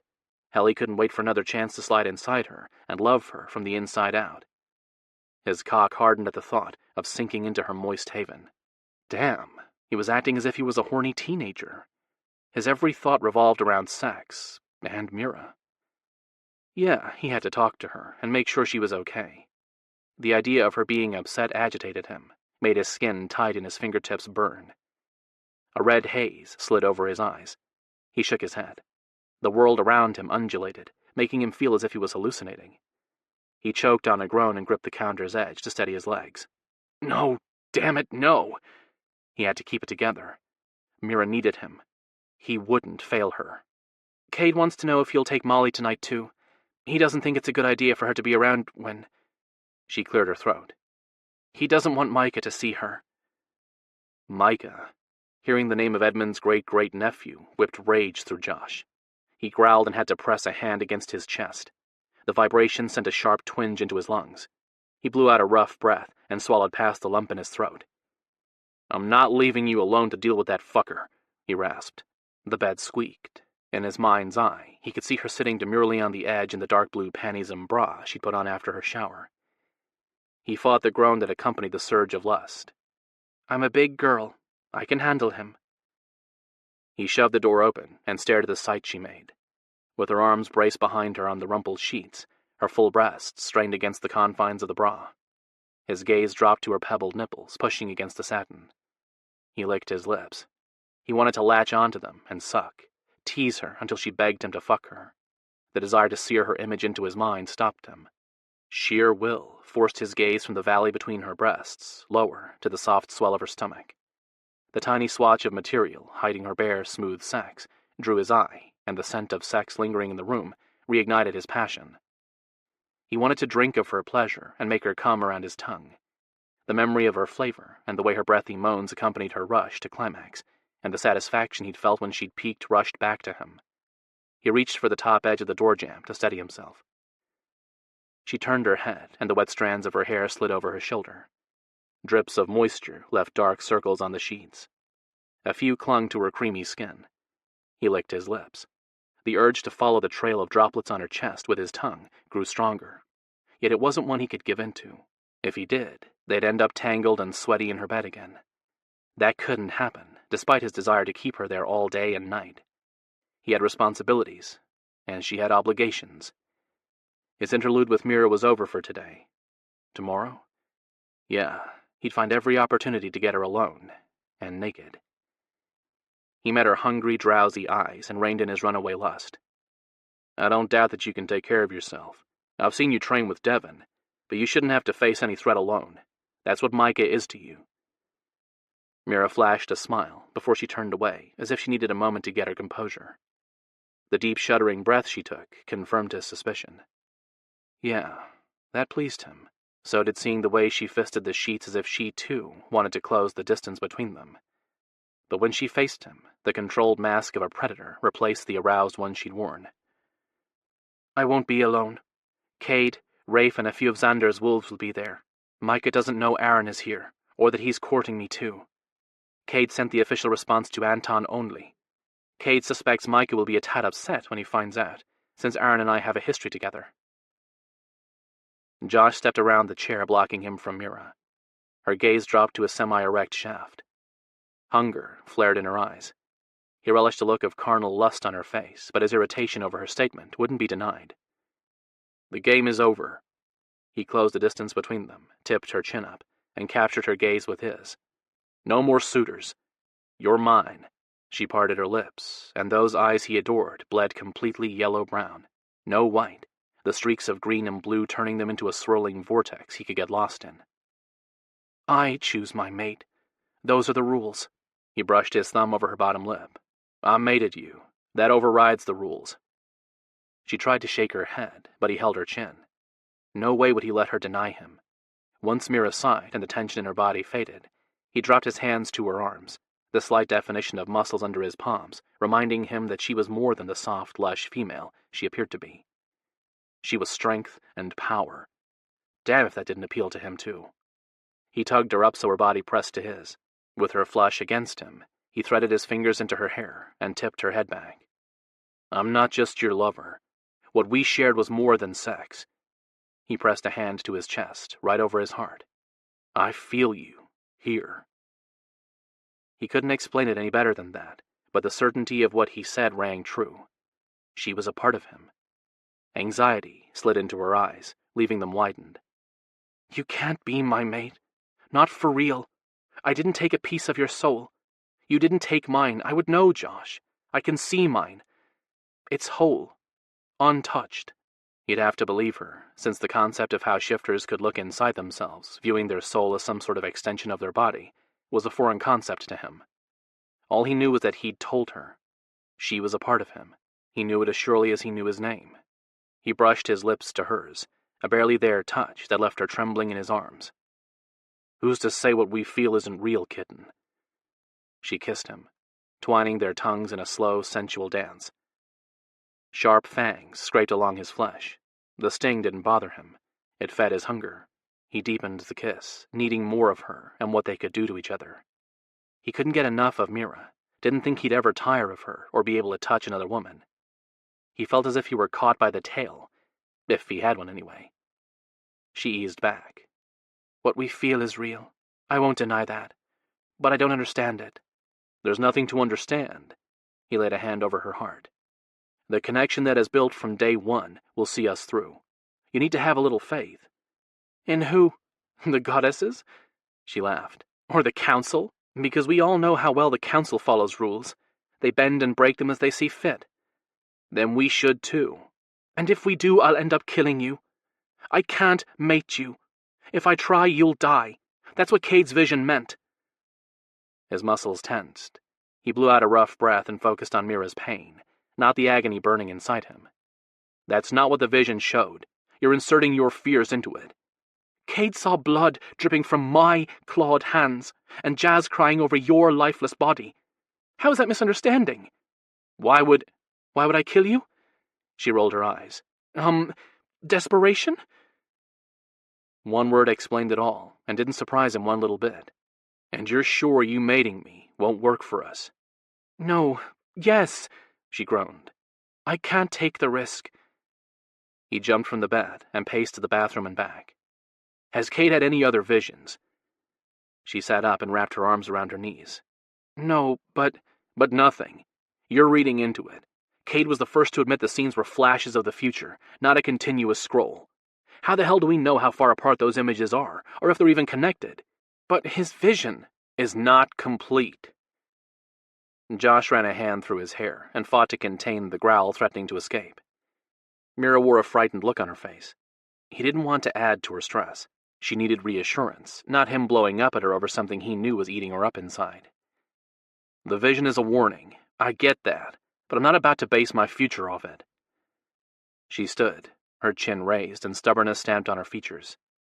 "Well, I am. I refuse to take a chance with your life. I love..."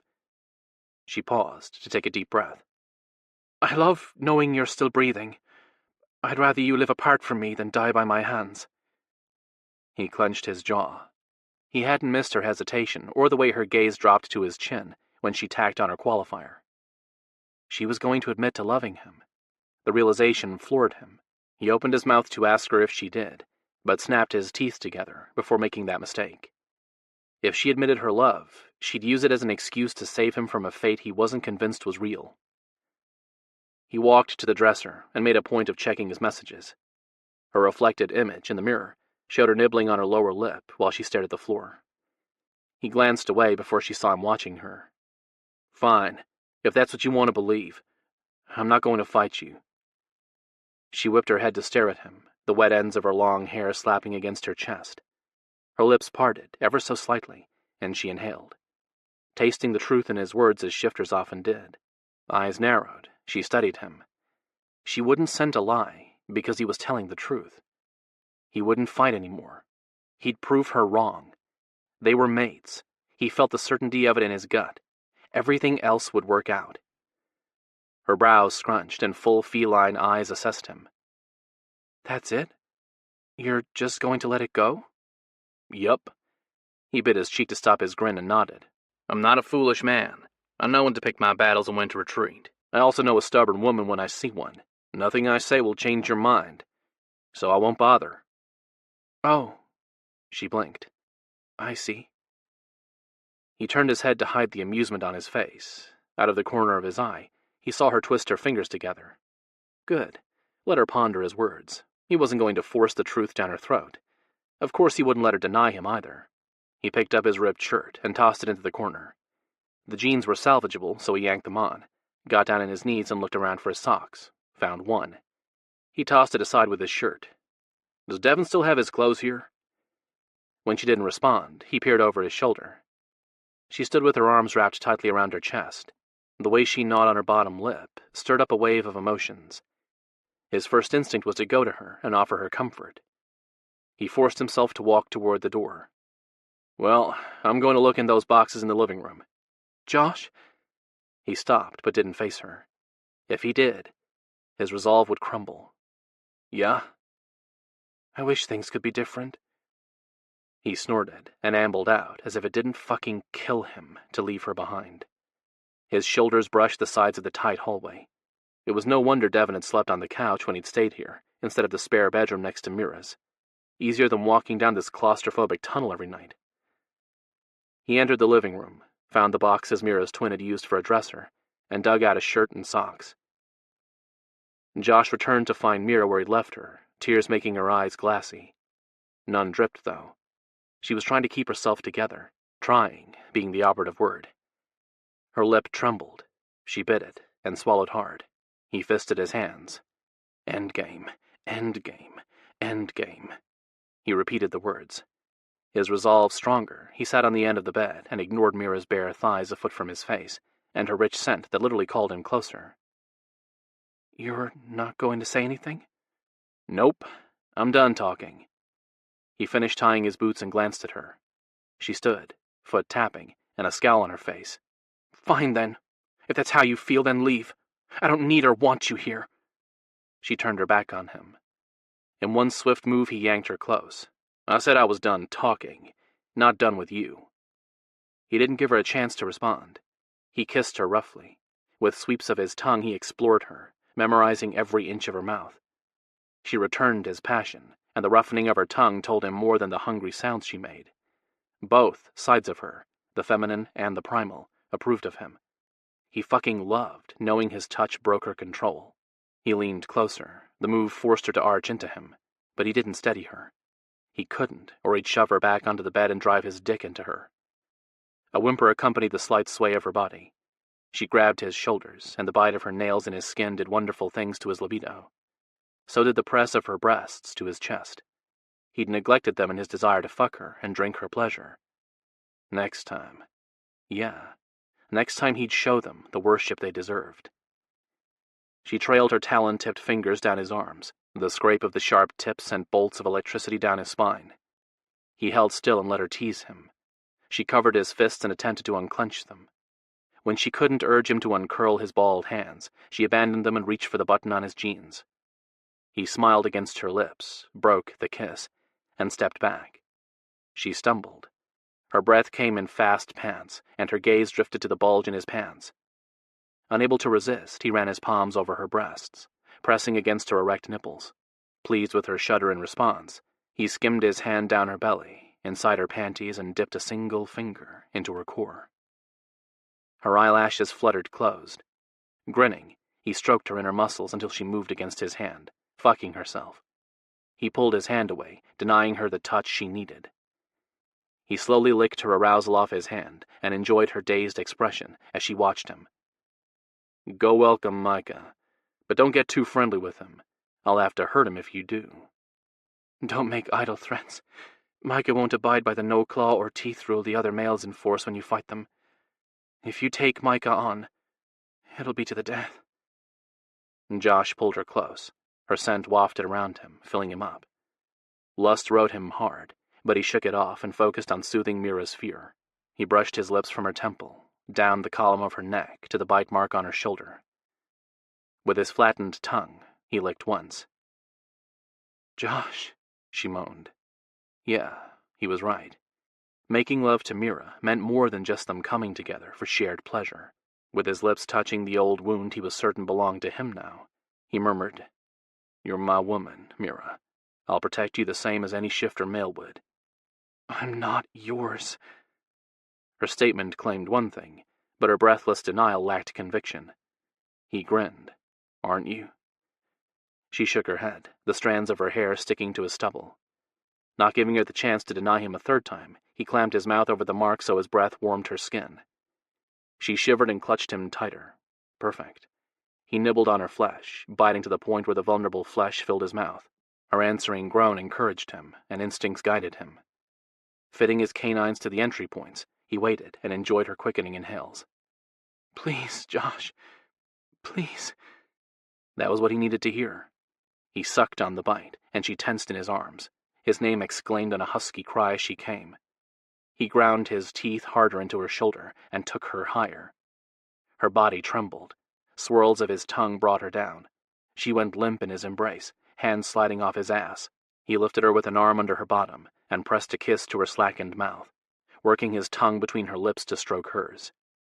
He kept kissing her, licking the recesses of her mouth until she groaned and moved with him, returning the kiss. A breathy sigh escaped her mouth, and she curled her hand around the back of his neck, taking control of the kiss. He allowed her to lead him, enjoying the sting of her fangs as they nicked his lips, his tongue, his cheeks. She lifted her legs, hooking them around his waist, and rubbed against his trapped cock. Over and over, she stroked until he gave in and matched her movements, thrusting against her in the simulation of sex. "I need you inside me," she murmured between kisses. And damn, how could he ignore that? Driven to please her, he walked forward until her back met a hard surface. A rough jerk ripped the crotch of her panties. He slid 2 fingers into her wet center. Short, quick thrusts took her up again. Her muscles quivered, and she writhed around his fingers, her mouth frantic on his. She tensed, and he felt the subtle change in the tightness of her core. She was going to come. Not without him she wasn't. He pulled his fingers out, jerked his zipper down to free his cock, and rammed it into her core. Her sex clamped down before he had the chance to move. She screamed her pleasure into his mouth. Hearing the rough sound satisfied him as much as the massage her inner muscles gave his dick. The woman undid him. He groaned and captured her lower lip with his teeth, tugging on the flesh, knowing the small bite of pain would intensify her pleasure. She shuddered. He bit harder, and the taste of sweet shifter blood coated his tongue. The flavor fed some inner part of him that liked the primal aspect of it and wanted more. He sucked on the tiny wound, needing the rich ambrosia to sate the hunger. She cried out. Another rippling wave danced over his cock. Silken muscles squeezed and released in rhythmic undulations that threatened to take him over the edge with her. He released her tender lip and buried his face against her neck. Her fresh spring rain scent was stronger along the delicate column. He parted his mouth to drag in a lungful. It centered him, and he rode out her seemingly endless orgasm. Finally the tight clenching eased. He moved slowly, dragging his length through her sensitized muscles to savor the moment. It'd have to last him until tomorrow. She shuddered. On the next controlled stroke, she whimpered. Perfect. He lazily licked her neck while he made love to her, and each breathy sigh encouraged him to move a little slower, just to hear more of her cries. He pulled back, ready to tease more hungered groans out of her, but she didn't give him the chance. She impaled herself on his shaft. Fuck. He massaged her ass as she moved over him, rolling her hips, screwing herself on his dick. Moans fell from her lips. He held still and let her pleasure herself. God, yeah. Take what you need from me, kitten. The grind of her hips against his quickened as she did exactly that. Her arousal bathed his dick, making each rolling drive better. Her heat welcomed him, and the quivering of her muscles urged him to spill his seed. He wrapped his arms around her shoulders, holding her locked to him. With his balls drawn up and sparks settling in his lower spine, he was close to doing exactly that, filling her up a third time. Fuck me, Josh. Please. More. Give me more. If she wanted more, he'd give it to her. With a shift of his hips, he pulled his stiff rod out. Her muscles squeezed in an attempt to hold him in, and more fire raced to his balls. Not yet. Not yet. He let the head slip free, then slammed back in, the hard thrust shaking the door at her back. His release barreled down on him, but the compulsion to please Mira stopped him from finding that peak. He needed her to come, to massage his cock, to milk his seed free. He broke the kiss and focused on her mate bite. His mark now. Beautiful. The 4 seared points told the world she was taken. Pride rose, knowing only he had awakened the wound and made it into the wonderful claim it had always been meant to be. He covered the spot with his mouth, teeth lining up without trying, and bit. Mira came, her muscles locking around his shaft. He followed her and filled her up. The possessive edge that had consumed him eased as their joint orgasms rolled through them. "Mira. My Mira." He kissed her cheeks, her eyelids, her parted lips, and finally separated their bodies. With an arm under her thighs, he lifted her and cradled her to his heaving chest. He carried her to the bed and retreated to the bathroom to clean up. With a washcloth and a small basin of warm water in hand, he returned to her. He set the bowl on the nightstand and dipped the cloth. She followed his movements, and a small smile spread over her face. "What are you doing?" "Taking care of you." She grasped his wrist. "It's not necessary." "Sure it is." He pulled her hand off his arm. You can lay back and enjoy it. I want to take care of you." Using the damp cotton, he dabbed her glistening mound. "And I will. It's my right." He glanced at her, but she didn't deny his words. Good. If it took baby steps for her to accept the truth, then that was what he'd do until she understood to whom she belonged. "You're going to spoil me." Her sated voice brought a smile to his lips. "And you deserve it, so get used to it." "This doesn't change anything. I hope you realize that." Ignoring her, he continued to wipe the evidence of their passion away. After a moment, she bent her knees and opened her thighs to give him better access. He folded the cloth, wiped once more, then pressed a kiss to her cleft. He felt her gaze on him, but he didn't meet her eyes. There was a good chance his emotions were stamped on his face. Since he wasn't sure if love, awe, determination, or possessiveness showed, it was best she didn't see his expression. Any of those might be the ammunition she used to fight what was happening between them. Not going to happen. He dropped the cloth in the basin and carried everything back to the bathroom. He grabbed a fresh pair of panties from a drawer full of blue undies. Dark blue, the color of his eyes. A grin on his face, he returned to the bed. He slid the tiny swatch of silk up her legs and covered her sex. Once his temptation was hidden, he met her probing gaze. "Fulfill your obligation tonight. But tomorrow, you're mine. I'm picking you up first thing in the morning. Be ready." "I didn't agree to go out with you." He gave her a quick kiss and strode to the door, but glanced over his shoulder when he reached it. "Will you turn me away when I come to you?" She dropped her gaze, and her silence answered him. She'd accept him. All it would take was his mouth on hers. He grinned and walked out before he found his way back inside her body. He didn't want to explain to Rafe and Jazz why he was late picking up Megan and Molly. Chapter 25. The door to Cade's new home filled Mira's vision. She focused on the ornate door knocker and took several deep breaths. She was no longer a cub. Her cats were vicious predators, feared and respected not only by her pride, but by many dominants in the shifter community. She was desired and wanted. Edmund had no hold over her, and neither did his great-great-nephew. The mental pep talk steadied her, and so did the invisible tether she felt to Josh, something she should not be able to experience with a human. Yet she did. That both pleased and worried her. The tie to him didn't fit traditional matings. It wasn't the one-way breeding bond where a male claimed a piece of his female soul, or a soul bond where mates exchanged not only pieces of their souls, but also shared their animals. It was... she couldn't even label their connection. All she could say was making love to Josh had changed her, physically, emotionally, mystically. How exactly had the sex they'd shared accomplished that? Her pulse kicked up with the ambiguity of their connection. Was she imagining it? Now was not the time to analyze anything. She needed to let it go for the moment. Thinking of Josh and what they'd shared today would stir her passions and anxiety. Neither were emotions she could afford to feel, not with an enemy close. She shoved open the door, unable to delay the inevitable. Cade and Rafe stood like twin pillars of strength just inside the entryway. They'd been her lovers years ago. No longer, but their friendship remained strong. They'd protected and uplifted her when she'd been at her lowest. She nodded silently, in acknowledgement of their support and in thanks.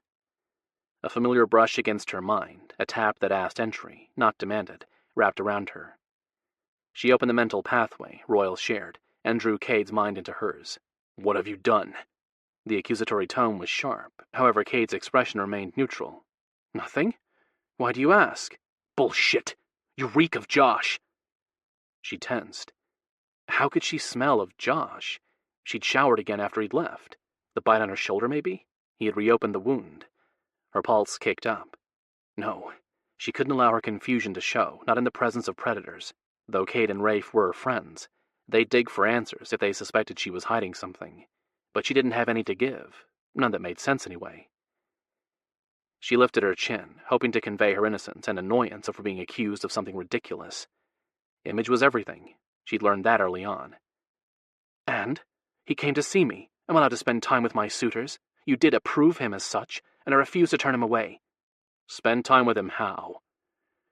She forced herself to meet Cade's gaze. She wanted to give him the same response he'd given her. It was none of his business.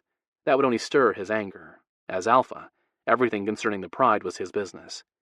She settled for a half-truth. We talked. You lie. You did more than that, I'm sure. But I'm not about to argue with you. We have other concerns. I need you to be mindful of how you act and what you say. My cats are extremely agitated by Micah. He means us harm, and I fear he'll strike through you. I want you to be careful once you leave here. Please, stay alert and don't take unnecessary chances. I will have one of Xander's protectors watching from the shadows. Do not ditch him. Pack protectors were known for being discreet. The valuable and elite tier of Wolf Shifter Society also kept secrets better than anyone. Nothing forced them to betray their vow of silence, even torture. Whatever Xander's packmates saw or heard would never be shared. There was also a good chance she'd never notice her tail, even with the advantage of her cats. Xander's two best pack protectors were older even than Aaron, who had passed the 1,000-year mark. Prides didn't have an equivalent position. The structure of pack life was so very different than the Pride. Life as a feline shifter was less stressful. For the Pride, there was the leader and the family. That was it. No tier levels of dominance as in the pack or clear distinction between betas and the rest of the members. Maybe it was the nature of their animals that had led to the differences or the fact that prides were notoriously smaller. Either way, she was glad she'd been born with big cats. She might not agree with all the rules she had to follow, but they were simpler. Fine. But I wouldn't have to worry about any of this if you hadn't allowed Micah here in the first place. She was being unreasonable, but couldn't help it. The idea of actually seeing Micah left her agitated. Cade closed his eyes and released a long, weary breath. Do not remind me. I had no choice in the matter. Tomorrow night you will go to the Black Widow for your date with him, where I can have shifters in the background. That was the plan anyway. You must pick a mate by the end of the week. I want Micah off my lands. Cade fixed her with a hard glare. A shifter mate, Mira. Don't even consider marrying Josh, then asking me to bless your marriage under the light of the moon. The council won't stand for it, even if they approve of it. Remember? Accidents happen, and once he's gone, you'll be back where you started. I refuse to lose you or Josh because of your stubbornness. She ground her teeth. But nothing has changed. The threat to your beloved human is still very real. She understood the danger. She just didn't know what she was supposed to do about it. Making love with Josh had changed everything. Or had it? Maybe she was being delusional. Come on, let's get this over with. He motioned for her to follow Rafe. Cade stepped behind so she was surrounded, protected. They were making a point to the shifter who thought to mate her. She was important to their pride. It made her heart swell. She'd lived a lonely life, yet she'd never been alone. Mira glanced around as they walked. Much progress had been made to the Alexander's new home in the short time since she'd been here. While the walls were unpainted, exquisite gray tiles with lines of white covered the floor, and a wide oak staircase led to the upper levels. The door to the family room stood open. A quick peek revealed plush, tanned carpeting on the floor, and marble surrounding an oversized fireplace. No furniture filled the room, but when it did, the home would be as inviting and welcoming as the mansion they'd abandoned in Virginia when they'd picked up and moved here earlier in the summer. Cade urged her forward with a hand to her lower back. You're not alone, Cade whispered into her mind. No, she wasn't. She glanced over her shoulder, offered a small smile, and took the last few steps to the formal living room. Micah's scent hit her first. The familial trace linked him to Edmund. Her rapist's face flashed across her mind. Her stomach rolled. She embraced the disgust, accepted the hatred she felt, and pushed both aside. Chin raised high, she entered behind Rafe's wide back. Her cats slammed into her, all three predators enraged by the sight of Micah. He was a nearly identical replica of the male who'd ruined her life. Long, thin black hair that looked more like a cape than a hairstyle hung to mid-chest. Although muscle packed his frame, it paled in comparison to the strength in Josh's body. Micah was shorter than Josh, too. Weak. That was the impression she got from Micah, yet she wasn't foolish enough to let her guard down. No matter how he looked, he could still shift into a dangerous predator. It was the cat he housed that incensed hers. Micah's line would be the one to hurt Josh if it ever came to a battle between them. The man was nothing. Josh could crush him easily. Micah's gaze roamed over her. His visual caress made her skin crawl. She held completely still, not allowing the shudder to show. "You are beautiful, Mira." She bit back the snarl and inclined her head. "Thank you." Micah glanced between Rafe, who stood to her right, with his arms crossed over his chest, and Kate, who mirrored the pose on her left. Micah raised a brow. "Well, this is a tad awkward. How am I supposed to convince you to choose me as your mate when your other suitor is hovering over your shoulder?" Kate growled. "This is my territory. I can be wherever I want to be." A smirk twisted Micah's thin lips. "And I thought you understood the council's recommendation." She flicked her gaze to Kate before she could stop the reaction. The guarded look he wore told her the great shifter elders had decided to put another spin on their original dictate. Before she could ask what, Kate stepped forward. "I will not allow the council to break their original order. I have been more than generous in my acceptance of their time limit and in allowing you to come in the first place. You agreed to my right to have an exclusive courting period with our sweet Mira." Talons punched out of Cade's hands, and full feline fangs filled his mouth. He took a threatening step toward the smaller male and bared the deadly teeth at Micah. "I said no such thing. Do not twist my words. I agreed to allow you one date with her. One. That's all." Micah matched the forward step. He danced his fingers across the arm of the couch. "You did not deny the Elder's conclusion over why the goddesses did not intervene in Edmund's attempt to mate Mira. 3 centuries have passed without the prophecy coming to pass. Doesn't it make you wonder why?" Cade retracted his talons. "It is not my place or yours to question the goddesses. Mira has always had the choice in who will become her mate. The goddesses decreed it when they spoke." True, Micah nodded. "But our females are easily influenced and not wise enough to make such decisions." Rage turned her vision red. She snarled and stepped forward. Rafe looped an arm around her waist and gave her a warning look. Cade moved before she could break free. He slammed Micah into the wall and got up into his face. "I will not tolerate such demeaning opinions of any female within my pride. Do so again, and I'll return your maimed body to your pride as a warning. Understand?" Micah nodded, and Cade released him with a shove. Micah landed on his ass. Unfazed by the rough treatment, he pushed from the floor and made a show of brushing the non-existent dirt from his skinny ass. "I must admit, I was quite surprised to hear Mira had suddenly become so desperate for a mate that she'd accepted the courtship of a weak human." Micah's gaze swept over her, leaving an itch in its wake. "I suppose since none of the males you'd taken to your bed over the years enjoyed your cunt enough to lay claim to you, then you would be." Rafe snarled, and the sound shook the windows. Micah flinched and carefully avoided locking gazes with him. Satisfaction warmed her. The bastard knew he was no match for the Alexander twins. Would he feel the same way with Josh? Uneasiness settled over her. "It's merely a statement of fact," Micah chuckled, his derisive gaze sweeping over her. "Mira whored herself for 300 years, yet not once has she captured a male's attention. It is what it is." He offered a smile, which showed the state of his mind. The demented glint churned her gut.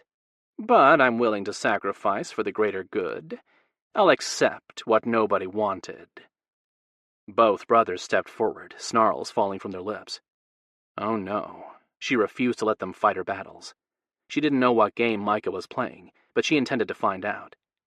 She strode forward, leaving Rafe and Cade at her back.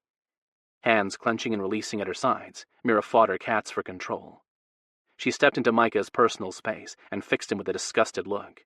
"If you think demeaning me is any way to convince me to choose you as my mate, you're a bigger fool than I thought. I am not worthless, nor am I unwanted. I wasn't when Edmund decided to rape me, nor has that changed in any of the years since. The lovers I've taken have respected me and my choice not to mate." She let her fangs descend slowly and allowed a low growl to slip free. "If you think to repeat history, you will meet the same fate as Edmund." Instead of being intimidated, his smile widened.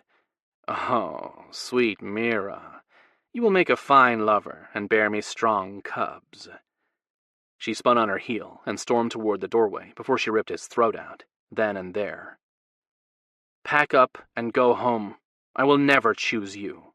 Then say goodbye to the feral cub. If you deny me, I will ensure Molly is put down by week's end." Mira stopped. Sharp talons burst from her fingers, her rage too great to contain. Fear rose next, but she ignored the hollow feeling. She glanced over his shoulder. "What exactly are you talking about?" Micah rolled his eyes. "Please, don't play games. Certain members of the council know of Molly's sad fate. They've only allowed her to remain with you out of sympathy." Sympathy? No. More likely they were trying to figure out what had happened. As single shifters, they'd never be able to see the Leon spirit's aura surrounding Molly, or realize that the Leon ancestor had joined with her in the way of an alpha, making the 5-year-old the leader of its pride. Unless a royal told the single shifters the truth, they'd only be guessing at Molly's and the Leon spirit's fate, since only the Alexander Pride and a very select few members of Xander's pack had seen her since she returned from Alaska. Mira had faith Molly's secret was safe. For now. "You dare threaten me and mine?" Micah sat on the couch, oblivious to the partially shifted, enraged males a foot in front of him. He crossed his legs and pressed his head into the cushions. "Oh, yes. I'd do that and more. Care to push me? I would despise you until the day you die." "Don't care," he shrugged.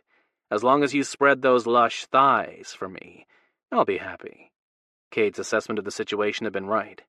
Micah meant them harm, and would use her to cause it. She also saw the truth in his eyes.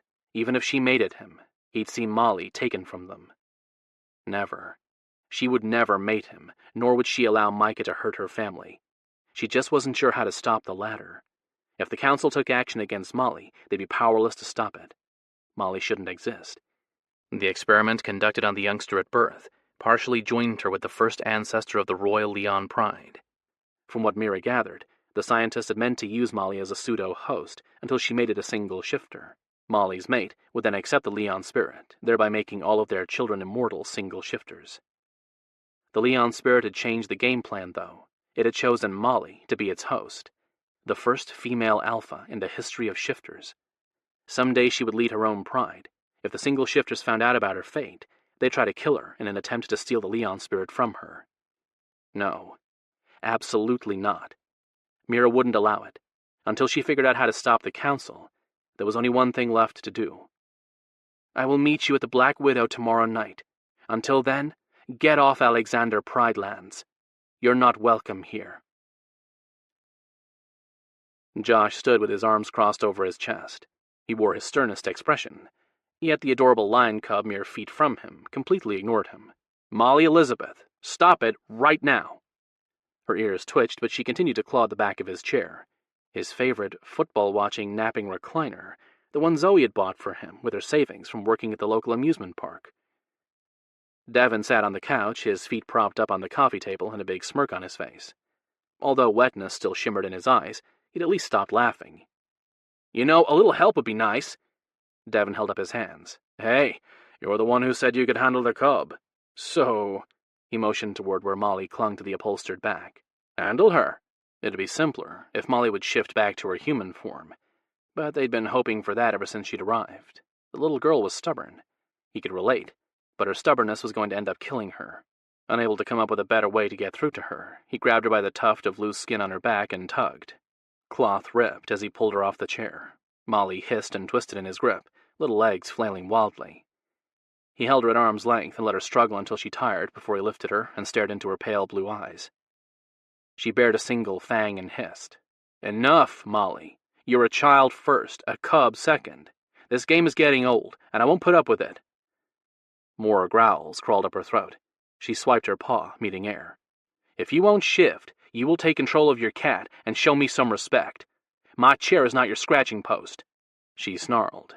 Josh narrowed his eyes, lifted one corner of his mouth, and growled, mimicking what he'd heard from the other shifters.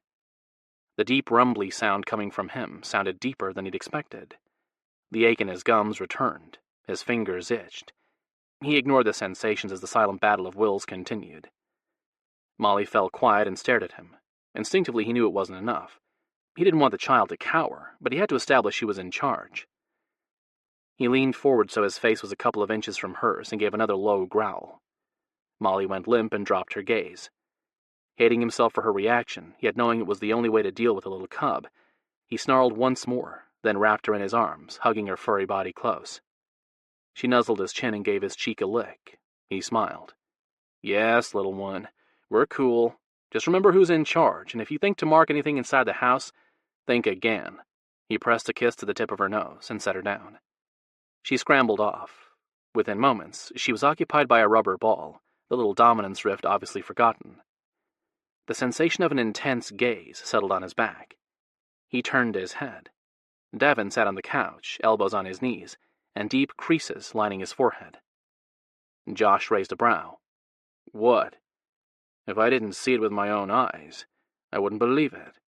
He brushed white fur off his shirt. I told you I could handle Molly. She just needed to learn I'm in charge, not her. That's not what I'm talking about. The shifter's tone stopped him from making a smart-ass comment. Then what? Your eyes glowed. Devon studied him a long moment more before he shook his head. I don't think you're entirely human anymore. Josh laughed so hard, Molly stopped to look at him. Oh yeah? Then what am I, buddy? Devon scrubbed a hand through his hair. Fuck if I know. It's the dim lights in here. Zoe thought the same thing yesterday. Once she turned them on, I was all back to normal. Josh walked to the wall switch and flicked it. He faced the other man. Well? Devon narrowed his eyes at him. He parted his mouth and inhaled, no doubt tasting Josh's scent. The feline shifters often called on their animals when they didn't understand something or needed more info. Devon sat back, brow still creased. I guess I was wrong. Drink of the light, my friend. Josh tapped his chest with a balled fist. Only one in here is me.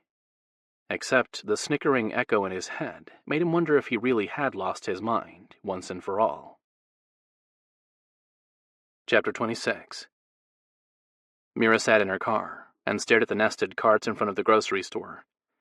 She couldn't seem to find the desire to move. Depression had plagued her for centuries. She knew how to hide it, how to pretend it didn't choke her. Practiced smiles, the motions of living, and the need to be positive for her mentally unstable twin had kept her from spiraling into the abyss she often hovered over. She no longer had any reason to pretend. Devon had found his sanity, and she had no hope for a brighter future. Everything that had happened the past few days threatened to crush her. It was too much. Wetness dripped on her lap. She frowned at the liquid spots decorating the khaki pants she'd worn to Cade's house. Realization struck. She wiped at the trail of tears on her cheeks. She'd allowed her dark mood to paralyze her. A quick peek at the clock showed she'd sat in the grocery store's lot for over an hour. Her death by chocolate ice cream had met an early demise before it even made it home. She popped her contacts out and dropped them in the plastic bag along with her favorite therapy.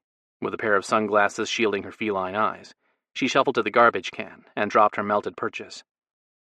A familiar and hated scent drifted to her. She pivoted on her heel and nearly collided with Zeb. He stumbled back. Sorry, he mumbled. Mira frowned at the sight of him.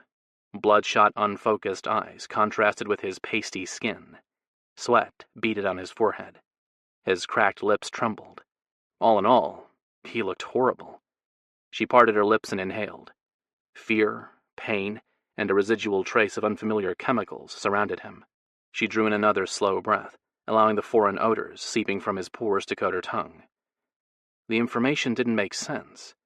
She could have sworn the pungent taint clinging to him would have come from a corpse. She took a step back, not because he frightened her, but because her stomach churned. Zeb stood there, with his mouth hanging open and drool collecting in one corner. Although she disliked the male for what he'd done to Josh, her protective instincts rose. She laid her hand on his cool, clammy skin. Are you okay? No. I need help.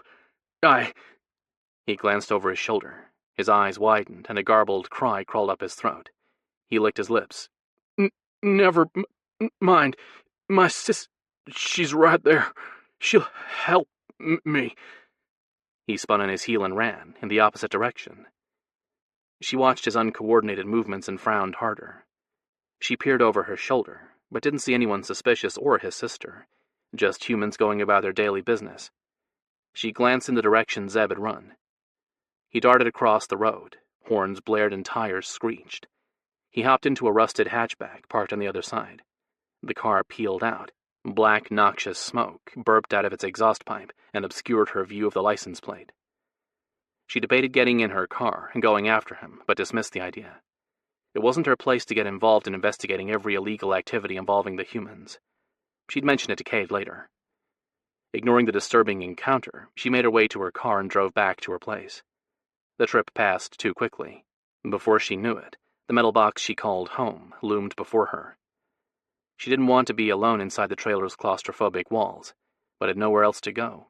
There were only so many places in town she could wander without drawing looks from the townsfolk. She parked and made her way to the door. While the woods looked tempting to escape into, she didn't want any shifters to accidentally stumble upon her. She was in no mood for company tonight. With the door closed behind her, she kicked off her flats and tugged her shirt out of her pants. The scent of heaven drifted to her. A heartbeat reached her ears next, and her pulse echoed in her mate-bite. Josh? He was sprawled on the couch, one leg bent on the seat, the other flat on the floor. With his back pressed into the corner and his arm stretched across the cushion, he looked relaxed and sexier than she'd ever seen him. The shadow of stubble she loved dusted his jaw, and the ends of his hair stood on end as if he'd just woken. The absence of shoes and his rumpled clothes suggested he might have. The thought of Josh napping in her living room did crazy things to her heart. It didn't take much to imagine spending hours wrapped in his arms on the couch while he watched football. Such a simple thing, but something she never thought to share with a male. She pushed away the domestic thought before longings and regret took hold. Focusing on the picture he made, she let his image sear itself into her mind so she could take it out when she needed him close. Jeans clung to his thighs, and a simple black t-shirt molded his torso. After seeing him naked, she knew exactly what lay beneath. Perfection, powerful and primal, with thick muscles, a narrow waist, and a tight ass that felt so good under her hands as he drove his cock into her. The evidence of his arousal was easy to see. Pushed slightly to the side, his penis thickened under her focused study. Her knees went weak. Warmth settled low. She reached for the edge of the hall table before she could stop the reaction.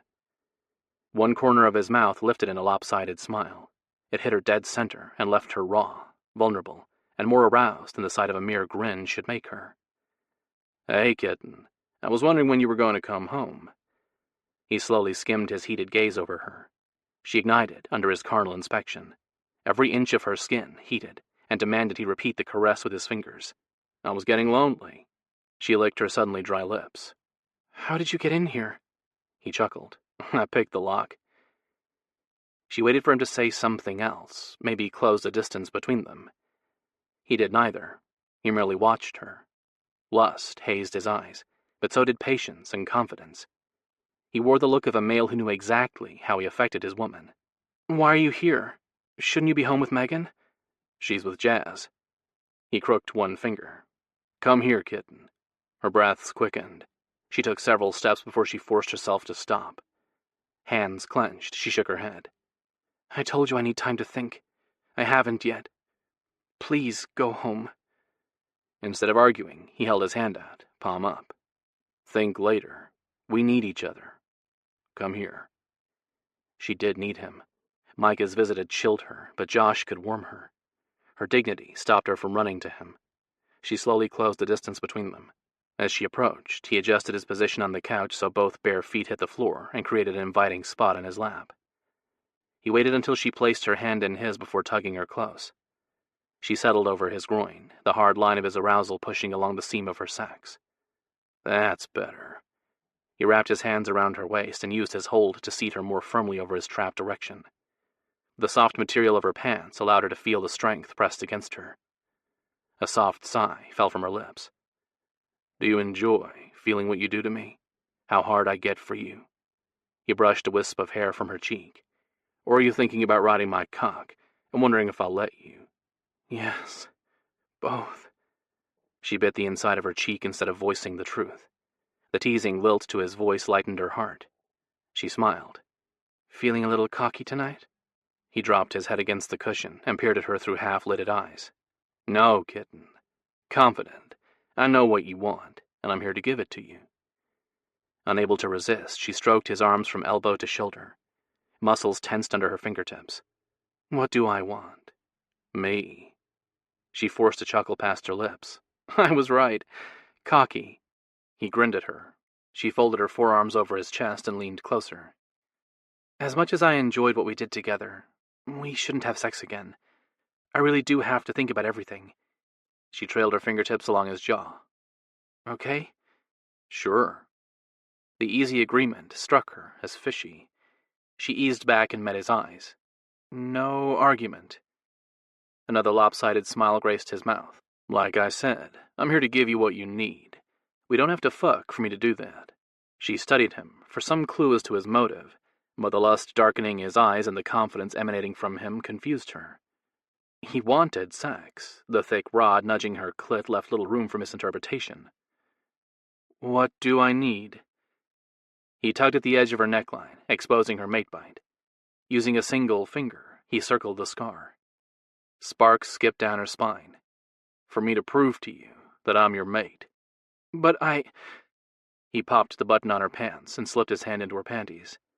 Her words turned into a groan with the first touch of his hand to her slickened cleft. He pushed a single finger into her core. Her eyelids fluttered closed. She focused on the movement as he stroked her. He gave her drenched center another swirl, before pulling free. Held up for both of them to see, he made a point of inspecting his drenched finger. Finally, he nodded and turned his gaze on her. You're wet, soaked, ready for a cock. He rubbed the glistening finger over her lower lip. My cock. He captured the lip he coated with her arousal between his teeth and sucked. The tug of his mouth connected with her core. Lust seized her. That quick, that easy. She ached, deep inside where only a male's cock could reach. There was only one she wanted. His. She didn't get the chance to agree or to deny him. He covered her mouth and kissed her, taking the choice out of her hands. She was glad. Fighting her instincts was wearing her down. With a slow sweep of his tongue, he explored her, as if what they shared was their first kiss, and he wanted to savor it. The low groan of his approval and the tender strokes he rubbed into her skin fed the moment, making it special. He twined their tongues, leading her into a dance that built her hungers. Slow at first, he worshipped her. The pace of his rolling thrusts quickened, spiraling her needs until she felt as if she were coming undone. Another guttural sound came from his throat, and she lost any pathetic resistance she'd thought to hold on to. She clamped her long legs around his thick thighs and rubbed her sex over his length. He remained still under her, refusing to counter the motions. No, that wouldn't do. She hungered. She threaded her fingers through his tousled hair. Silken, short strands teased her palm. Tingles danced up her fingers, down her arms, and spread out to encompass her body. More.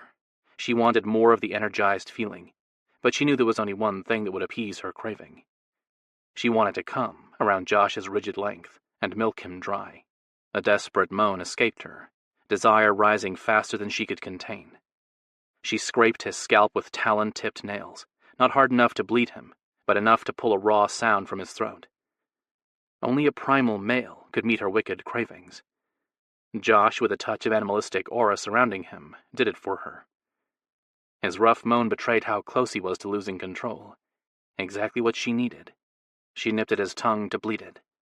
As if he was a shifter, Josh responded to the trigger. In one smooth move he reversed their positions. Her back met the couch. He crouched over her and pushed against her legs with his knee, urging her to open to him. She did, eagerly, spreading her thighs wide. He settled in the space she'd made, partially straddling her. The couch didn't offer him the room to line up their bodies the way she wanted, but his strong frame covering her smaller one had the same effect. She relaxed and gave herself up to the kiss. The purposeful way he led her didn't give her any room to resist him, not that she would have. He had her submission. She was his to command, his to please, his to use. On and on. He loved her mouth with rolling strokes that touched her as deeply as his cock had. Her heart opened, inviting him to take it over completely. She should fight the compulsion. She knew it'd be the smart thing to do, but she couldn't. Her instincts ruled at the moment, and she wanted Josh. Had from the moment she'd looked into his eyes. Arousal flowed, readying her for his possession. She needed his cock moving inside her, loving her from the inside out, but he made no move to take their kiss further. She slipped her hand between their bodies, ready to encourage him to finish what he'd started. He broke the kiss and climbed off her body. Kneeling next to her on the couch, he stopped her from following him with a hand splayed over her lower belly. He gave a small shake of his head. Now, enough of that, kitten. I'm not a saint, you know. If you touch my cock, I'm going to lose control. He used his other hand to lightly caress the edge of her breast. And I promise not to fuck you. But... He stopped her words with a single finger pressed to her lips. I told you. He bent closer so his exhaled breath bathed her mate mark. I told you. I know what my female needs. I thought you said I needed you. His low chuckle whipped through her. Desire followed. She moved to get off the couch. He held her in place with his palm on her upper chest. She stilled. Do you trust me, kitten? Not once had he demanded such a thing from her. Trust to a shifter was not lightly given, not even to a mate. Just because a breeding partner couldn't kill his mate, it didn't mean time spent in his company was pleasant. She knew too many females who suffered abuse, mental and physical, at their mates' hands.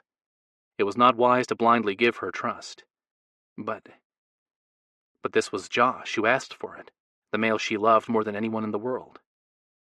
She nodded, the scope of her acceptance too much to manage more. A pleased grin spread over his familiar and beloved features. Seeing it satisfied her on a primal level she was sure few humans would understand, Josh included. She'd made her male happy, and that, well, it tightened their bond and tugged them closer, spiritually and physically. It was the mystical tether many shifters who'd made it for breathing purposes only refused to admit existed. Love. She felt it growing between them, but it was the smile on his face and the emotions she saw reflected in his blue eyes that sealed her fate.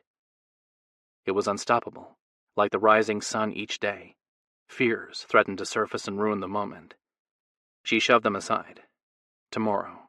She'd deal with them tomorrow. She'd have an eternity for regrets, but her happiness might only consist of this one night. Good. Then let me take care of you. She licked her lips. Okay. He tugged on her hand. Up. She swung her legs to the side and moved to stand a second time, but he stopped her with his hands on her thighs. He pushed his body between her legs so she was spread wide for him. And Mira? Yeah? The wicked lift to his lips stopped her heart. She held her breath and waited for him to speak. You will do everything I tell you. If you think to disobey me, I'll leave you with only your fingers to ease your hunger. He pressed a chaste kiss to her lips. Do you understand me? In that moment she realized her mistake. She'd fallen in love with a human, but he was as much a predator as any shifter. And tonight, he was going to tame her. Chapter 27.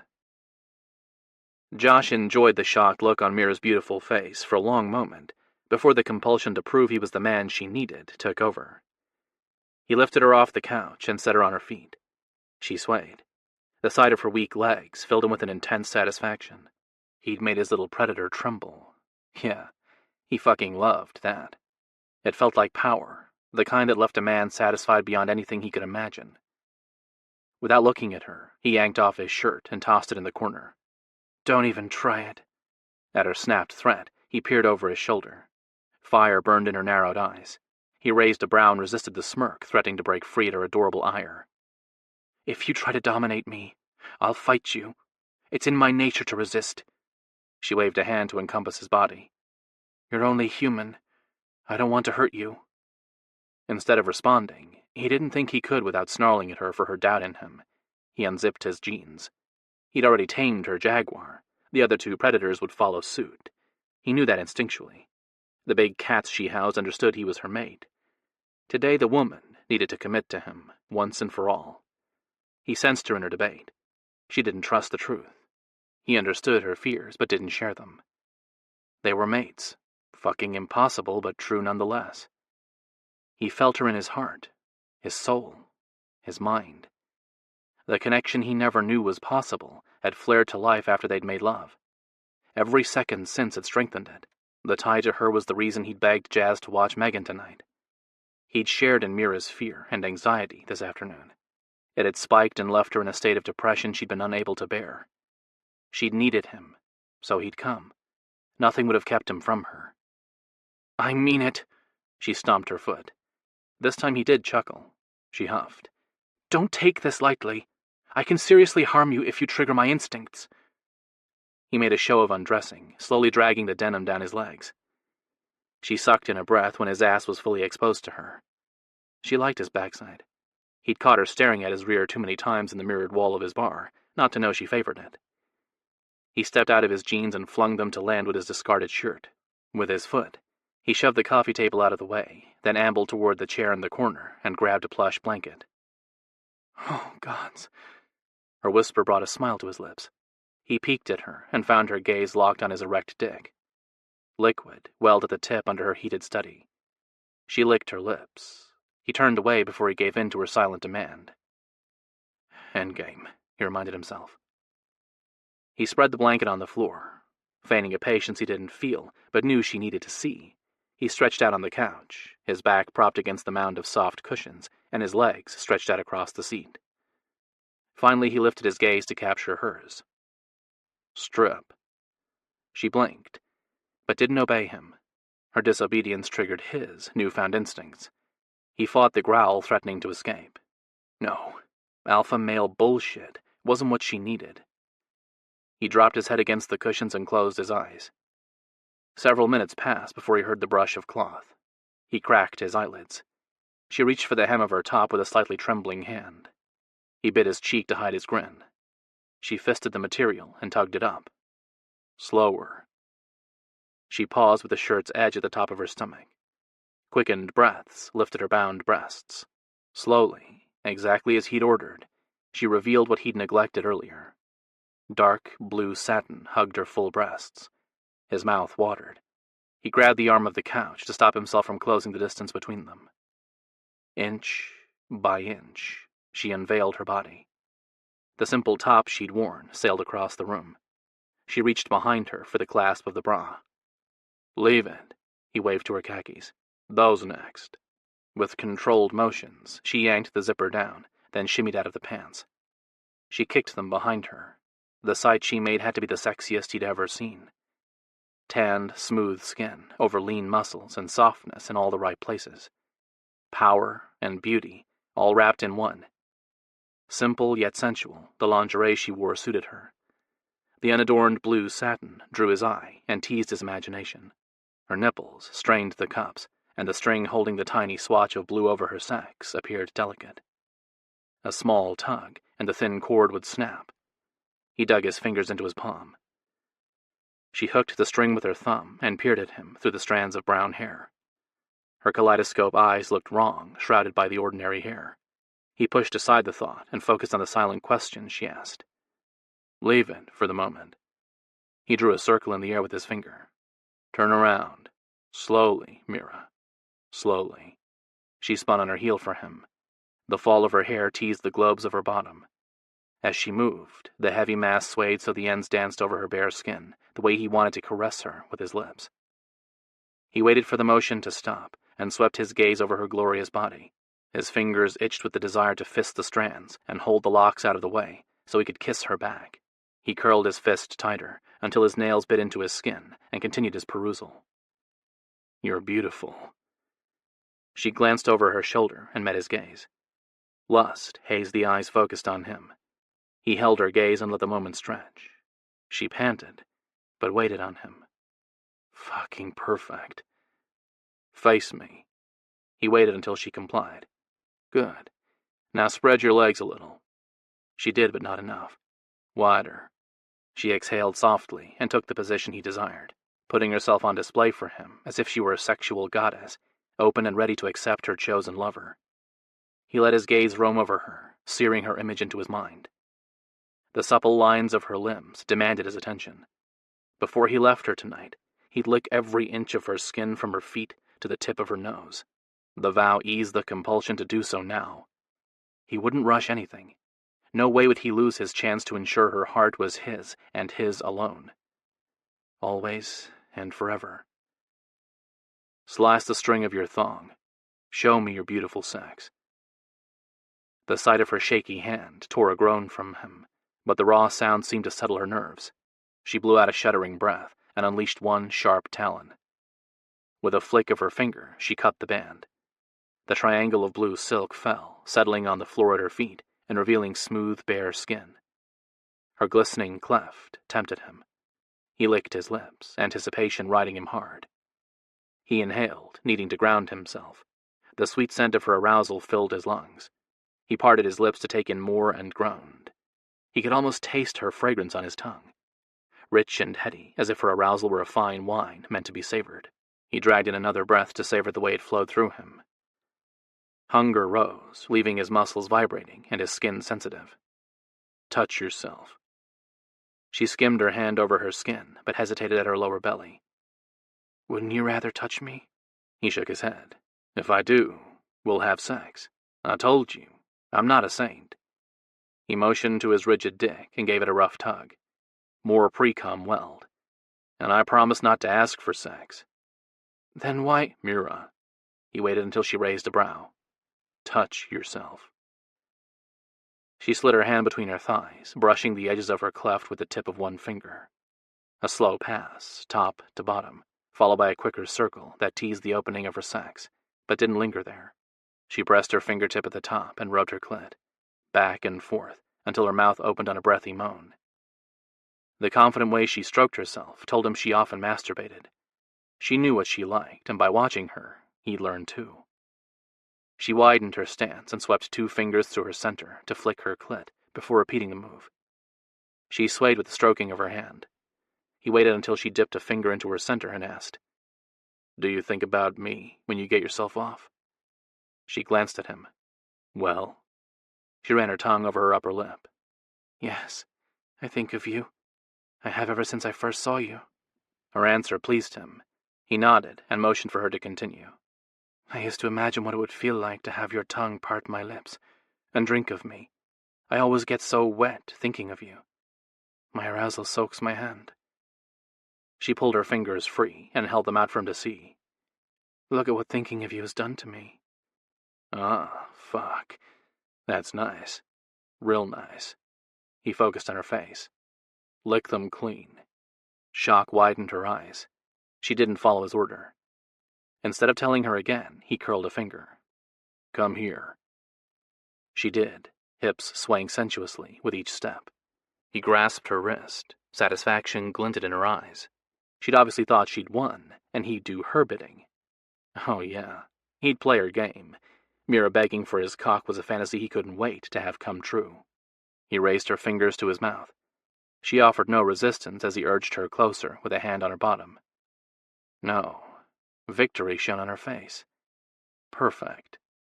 He stopped with her drenched fingers a hairbreadth away from his lips. The scent of her arousal tempted him to suck them into his mouth. He inhaled to savor the evidence of her desire. Sated for the moment, he lowered her hand. A frown formed on her face, and the first hint of uncertainty hazed her eyes. He tugged her closer so her legs hit the edge of the couch. I don't enjoy repeating myself. She pursed her lips. The fake pout looked good on her, but not enough to deter him.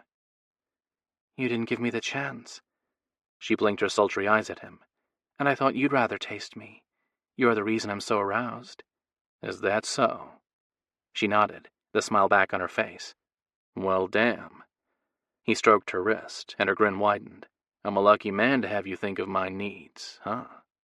Oh, yes. I want to give you what you desire. He flashed her a satisfied smirk. That's good to hear, because I want you to taste your arousal from me, like I asked you to. With the hold he had on her wrist, he directed her hand back between her legs. She curled her fingers. He gently unbent her forefinger and middle finger. Using the 2 straightened fingers, he pierced her center. Her groan and the moisture brushing his knuckles betrayed the level of her excitement. You're wet. He moved her fingers in and out of her core. Each penetration caused more arousal to flow. He quickened the pace until it drenched their hands before stilling with her fingers lodged deep. Is all this just from thinking about me? Yes. She dipped her head, a drowsy, heated expression stamped on her features.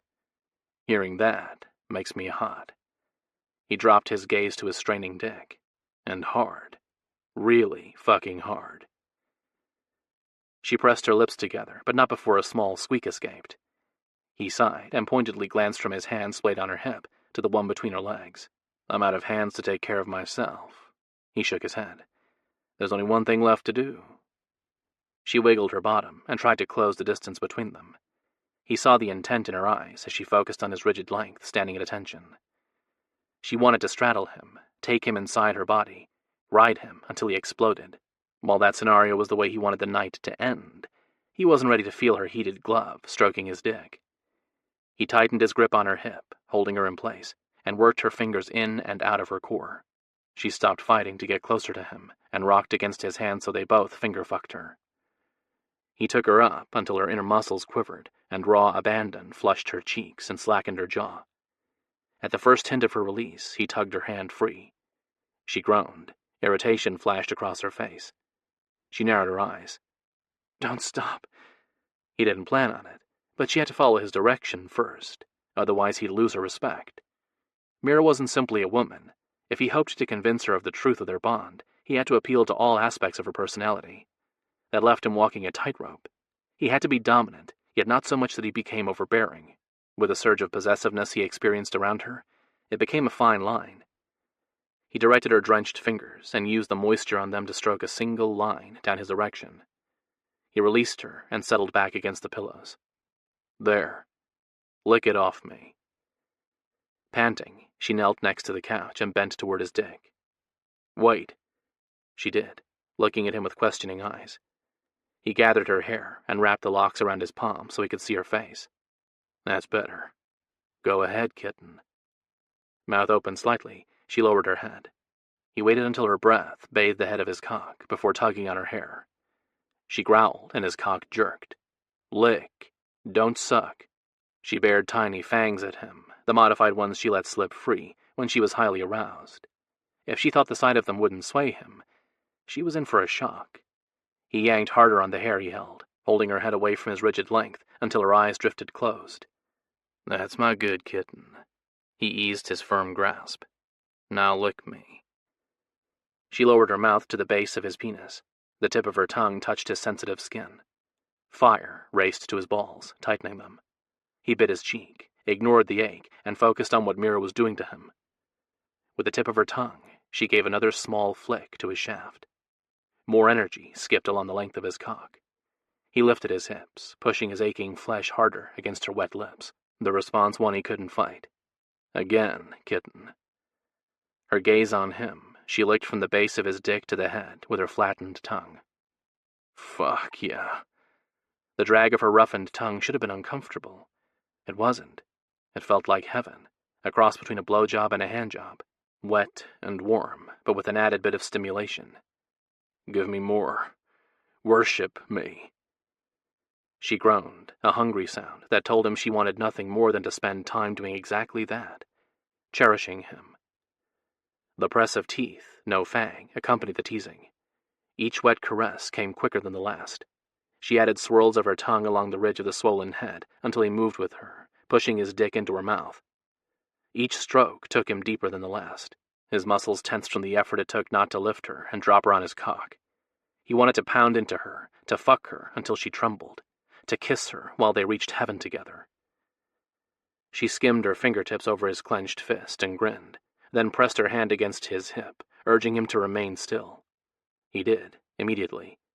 No way did he want to hurt her by being too aggressive. She curled her tongue around his length before resuming her licking. He groaned. She was teasing him. He knew it.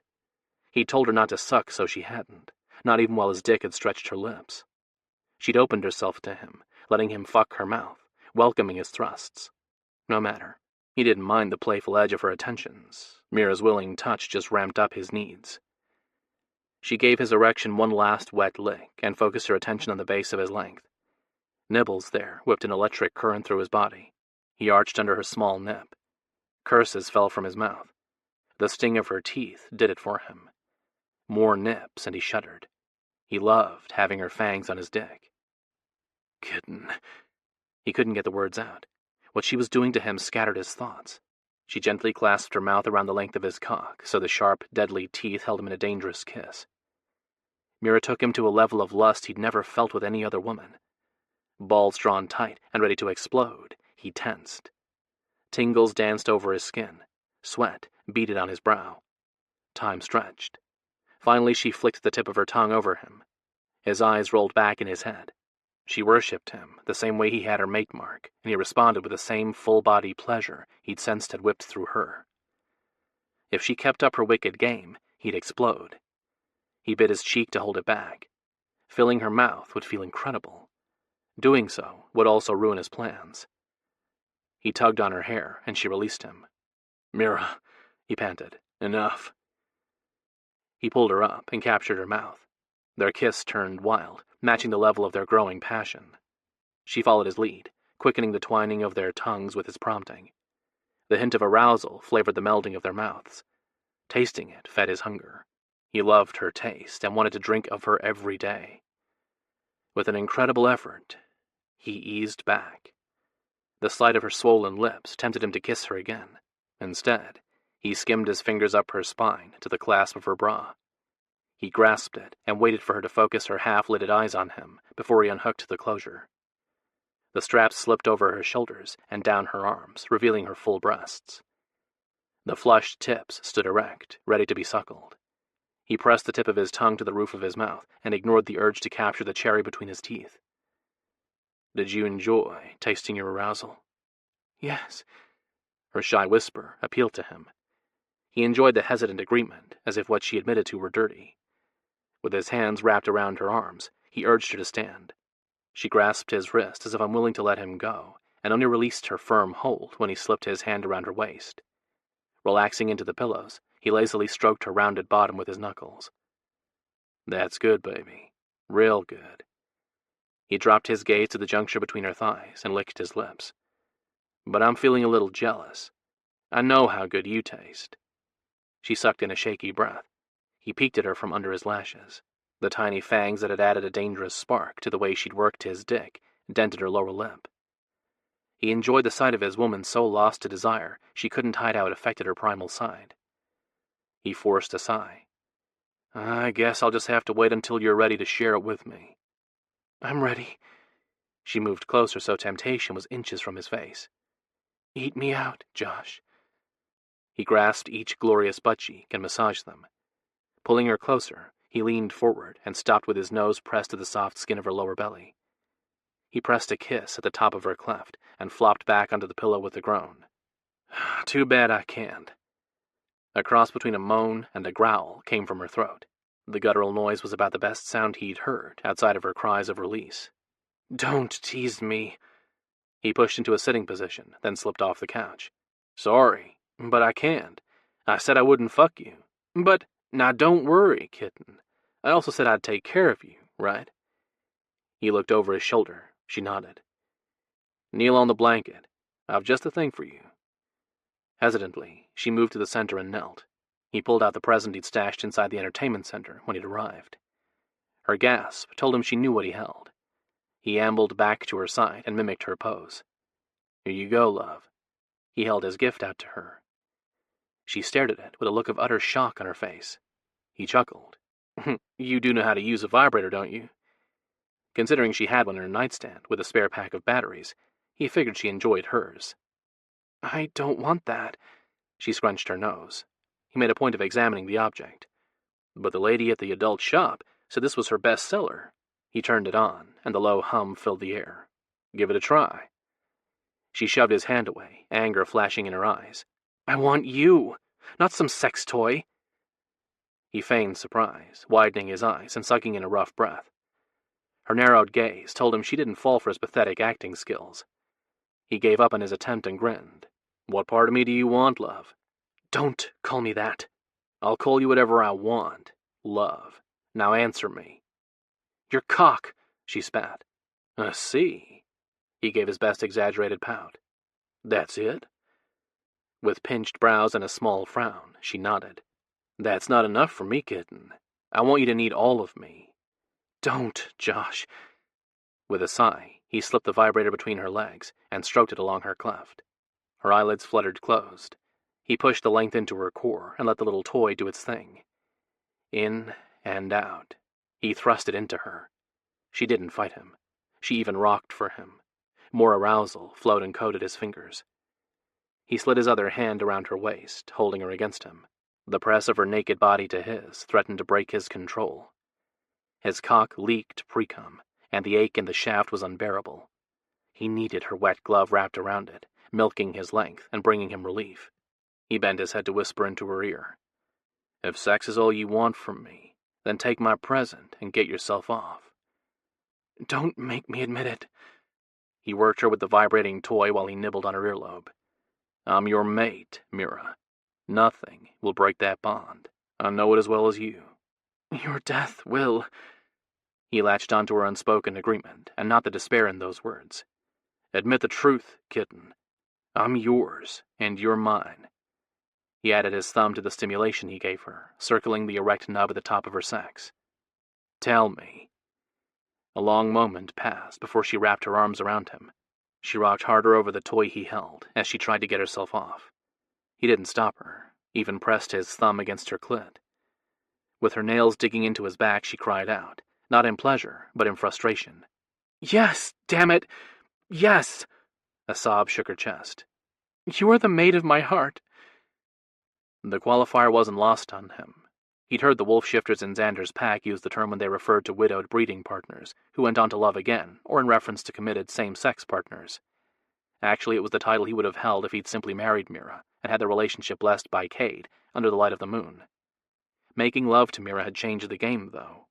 His tie to her wasn't simply symbolic. He was hers, literally. He felt the truth in every fiber of his being. Yeah, he knew the qualifier she'd tagged on was her way to hold him at bay. The truth scared her because it didn't fit with what she'd been taught about mates. Her words did tell one thing, though. She loved him. The knowledge was enough for him, for tonight at least. He'd help her realize the rest, and they'd figure out their way, exactly as he'd promised her. He pushed gently on her to put space between them. The anguish stamped on her face bothered him. He wanted to change her mood back to passion. With his wet fingers, he circled her areola, coating her nipple until it shone with her juices, then urged her to lean back. He licked her arousal off with slow swipes of his tongue before latching on, suckling on her breast as he'd longed to do for months. "Gods, yes." Her distended fangs distorted her voice. It made her declaration wicked.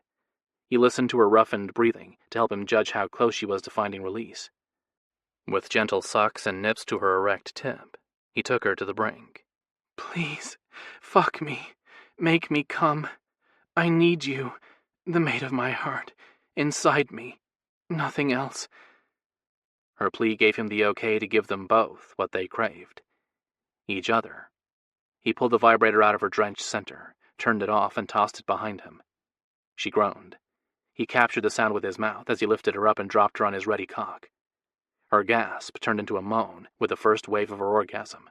She came around his length with a single thrust. Her inner muscles massaged his dick, tempting him to follow her into release. He held still while she writhed around him. A thump from somewhere jerked his head to look at the door. He listened while Mira took her pleasure from him. A scraping sound reached his ears. He tensed. "Josh!" She turned his head with trembling fingers. "Kiss me, please. I need you." He pushed his concern over the sound away and kissed Mira while the last of the waves rolled through her, then lowered her to the blanket and covered her body with his. The sated eyes that met his filled him with pride. He brushed his thumb over her plump lower lip. "Beautiful, kitten." He leaned close so their breaths mixed as he'd seen both Devon and Rafe do when holding their mates close. Josh had thought the simple gesture was one of love, but with the peace settling over him and mixing with the lust, he couldn't help wonder if it meant more. Whatever the reason for the action, he liked how it made him feel, content and horny. He leaned a little closer, rubbing his lips over hers, but not kissing her or breaking the exchange of air. "You're perfect for me, my other half." Her hiccuped sob tugged at his heart, but he turned his focus to loving Mira instead of giving her doubt life. Time would make everything right, and in this moment, he needed to worship his mate. He kissed her and slowly rocked into her, rebuilding the lust. The cushion of her soft muscles as her body accepted his rigid length eased some of the ache in his shaft. After a few strokes, the wet slide of her core built a different throbbing, one that forced him to move quicker, to feel the drag of her core over his dick. He twined their tongues and fucked her harder, taking them both to the peak. He didn't send them over, though. He shortened his entries, teasing the most sensitive spot of her body, until she writhed for him. She clutched him tighter and kissed him as if she meant to crawl inside. Their teeth banged, matching the sex they shared, wild and desperate. "Josh, love you. Love you so much. Always and forever." His pace faltered with the whispered declaration he imagined in his head. The earlier concern came back to him, that he was losing his mind.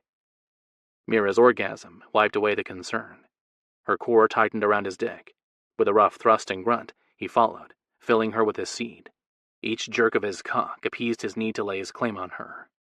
He owned her, heart, body, soul. Always and forever. Chapter 28. Josh eased away from the brush of hair tickling his chest, but the dead weight on top of him nixed his escape. He blinked a few times before focusing on the golden eyes of the lioness who had her head pillowed on his chest. "Mira." A chuffing noise answered him, the deep grumble resounding inside his chest. Contentment settled over him. He loved this woman. It didn't matter what form she took. Each was a part of her. He caressed the top of her head, petting her. Both the cat and the woman would be soothed by the rhythmic strokes. Her eyes closed. Another relaxed sound rumbled in her chest and the tip of her tail flicked. Both responses reflected her approval. The woman and her cat were happy. He grinned, pleased that she too was at peace. Part of him found the sight of a lioness half sprawled over his chest with her tail swishing softly against the brown blanket they'd used as their bed last night amusing. A few months ago, he would have openly laughed at anyone who told him he'd find the love of his life in a woman who could rip his throat out with her fangs. Yeah, not anymore. He couldn't imagine being with anyone else. Mira was his world. He knew his every thought and action until the day he took his last breath would start and end with her. He swallowed his declaration of love. He'd tamed the woman and the predators she housed. It didn't mean he had her commitment, her love. He'd bet his life on it. He felt it like some mystical tether tying them together. He also knew she'd use it against him in some misguided notion to protect him. The predator who'd captured him would sacrifice everything, including her heart and sanity, to save him. Knowing that only made him love her more. With her wide, heavy head cupped between his palms, he kissed the tip of her nose. The rough sandpaper swipe of her tongue along his cheek sent a shiver through him. He chuckled. "Kitten, I adore your cats, but I've woken up hungry for what only my woman can give me. Shift for me. I need you." A sigh escaped her cat's slightly open mouth. The lioness's image faded, and Mira's replaced it. It always amazed him to see the flip of images. Shifting looked painless, simply the exchange of one side of her persona for another. If he didn't know it was impossible, he would have sworn he could see inside her soul in the brief flash where she was woman and animal. All three cats reached for him in that instant, sharing their adoration with him. It left him a little unsteady inside. The muttered curse and thump from outside yanked him out of his state of elation. Mira whipped her head around to look at the large picture window. They'd left the curtains open last night so they could enjoy the stars. At the moment, he berated himself for doing so. He shoved her multicolored hair out of his face and sat up just in time to grab his little predator as she jumped toward the front door. Mira, in her human form, turned her head and bared fangs at him. Rage tightened her features. Her eyes glowed. The sight didn't scare him, but whoever the sick bastard was who'd been spying on them should be pissing his pants. Mira looked ready to kill. "Wait, I'll handle this." "No, I will." A low, threatening growl accompanied another flash of her fangs. "You're only human." Well, shit, that wasn't going to work. He would not allow her to protect him. He yanked her close and tugged on her hair to tip her head back. They didn't have time for this shit, but he couldn't let it go. Some primal instinct flaring up inside him compelled him to stop her. "No!" He bent closer until her breaths mixed, and her eyes filled his vision. "You are mine to protect and cherish. Human or not, I will face any threat. Not you. Understand?" A heartbeat passed, then another, before her body went limp in his arms. She nodded. Relief eased the unsettling tightness in his limbs. He gave her a quick kiss and set her aside. "Stay here." Not bothering with his pants, he ran out the door. Mouth open slightly, he inhaled. The automatic reaction to the situation struck him as odd, but not as much as the information seeping into his brain. He smelled antifreeze and mint. No hint of who'd been there. A quick scan of the clearing around the trailer didn't show anyone. He took several steps. The sound of tires squealing cut through the early morning stillness. He cursed and spun, ready to run to his car and give chase. Mira stopped him with a hand on his arm. Panic widened her eyes. Instead of speaking, she pointed to the trampled flowers under the window and the evidence left there. A camera, an outdated flip-style cell phone, and a paper coffee cup full of chew spit showed their visitor had spent part of the night watching them. A few feet from the discarded items lay a rumpled shirt. The crushed plants under it showed where the stalker had slept or passed out. Josh would bet the latter, or else the guy was too stupid to live. Going by the empty bottle of whiskey, Josh figured his guess had to be a good one. "I don't know who it was. There's no scent, but—" Mira leaned closer and parted her lips, exactly as he'd done. After a moment, she swung her head to look at him. Disgust scrunched her features. "He jerked off while he watched us make love." The whispered declaration brought his rage back. He clenched his hands so hard, pain whipped up his arms. He strode forward and lifted her. No way did he want Mira anywhere near the bastard's mess. Josh set her inside the house. "You're bleeding." He glanced at where blood dripped from his hand to the smears on her upper arms. No cuts. He didn't know where the blood came from, nor did he care. They had bigger shit to deal with at the moment. "I'm fine. Go clean up while I see what pictures he took." The consequences of what had happened pressed down on him. "You better call Cade, too. I think we're going to need shifter affairs. But without a scent, we don't need one." Although it bothered him not to have one. There was a drug that could mask an animal's or a person's scent, but it was supposed to only be available to royals. If that was what the guy had used, it meant somehow the shifters were involved, or at least the humans who capitalized on selling them. Either way, the shit had hit the fan today. "I think I know who it was, or at least which set of brothers to corner." He grabbed his clothes and hastily dressed. "Josh?" He glanced over his shoulder. Mira stood, twisting her fingers with her gaze locked onto the carpet. "How will I tell Kate about us, when even I can't explain it?" The sight of her anxiety was too much to ignore. He went to her. "I know you're unsure about us, but we have to contain this exposure. Do I need to remind you we have not only Megan and Molly to consider, but also Jazz's kids? Their safety comes first. Along with Mira's, of course, but the protective side of her persona was the aspect he had to trigger if he wanted to keep everyone safe." "No, but—" "But nothing." He brushed his thumb across her cheek. "You say you trusted me, so trust me to make this right for us. I won't fail you, and like I said, this thing between us will work out. We just need faith." She nodded. "Yes, okay." Her convictions were clear in her expression. She'd put her life in his hands if he asked. Yeah, that knowledge soothed him, at least mentally. The anger tightening his body hadn't lessened. "Good. Call Cade." He walked out without looking to see if she complied. The pain spreading through his chest increased with each second. He pressed a balled fist to his sternum. It felt as if he was blowing up like a balloon, and any moment he might pop. He shook off the sensation and focused on facts. If their peeping Tom had gotten hold of the drug used to mask scents, it made sense he'd evaded Mira's senses. Well, that and Josh had kept her focused on other things last night, and one of Abby's brothers had watched every minute of it. An odd haze slid over his eyes. Colors bled from the world around him. The smashed red and pink petals appeared washed out. Everything looked as it had in the fucked-up dream he'd had the other night. He pressed the heel of his palms to his eyes. Deep breaths eased the rage. Once calm, he dropped his hands. The scenery around him held all the right hues. Thank goodness. He didn't need to deal with some sickness to remind him of the limitations of his frail mortal body. He picked up the cell phone Abby's brother had left on the ground.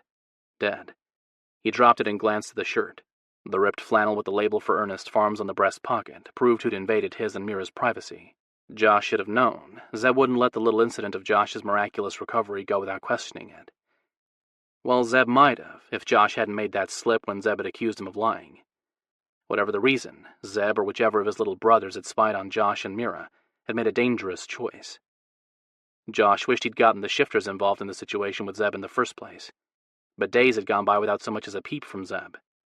Josh had figured he'd convince Zeb of Josh's version of the truth. Regret left a bitter taste in his mouth.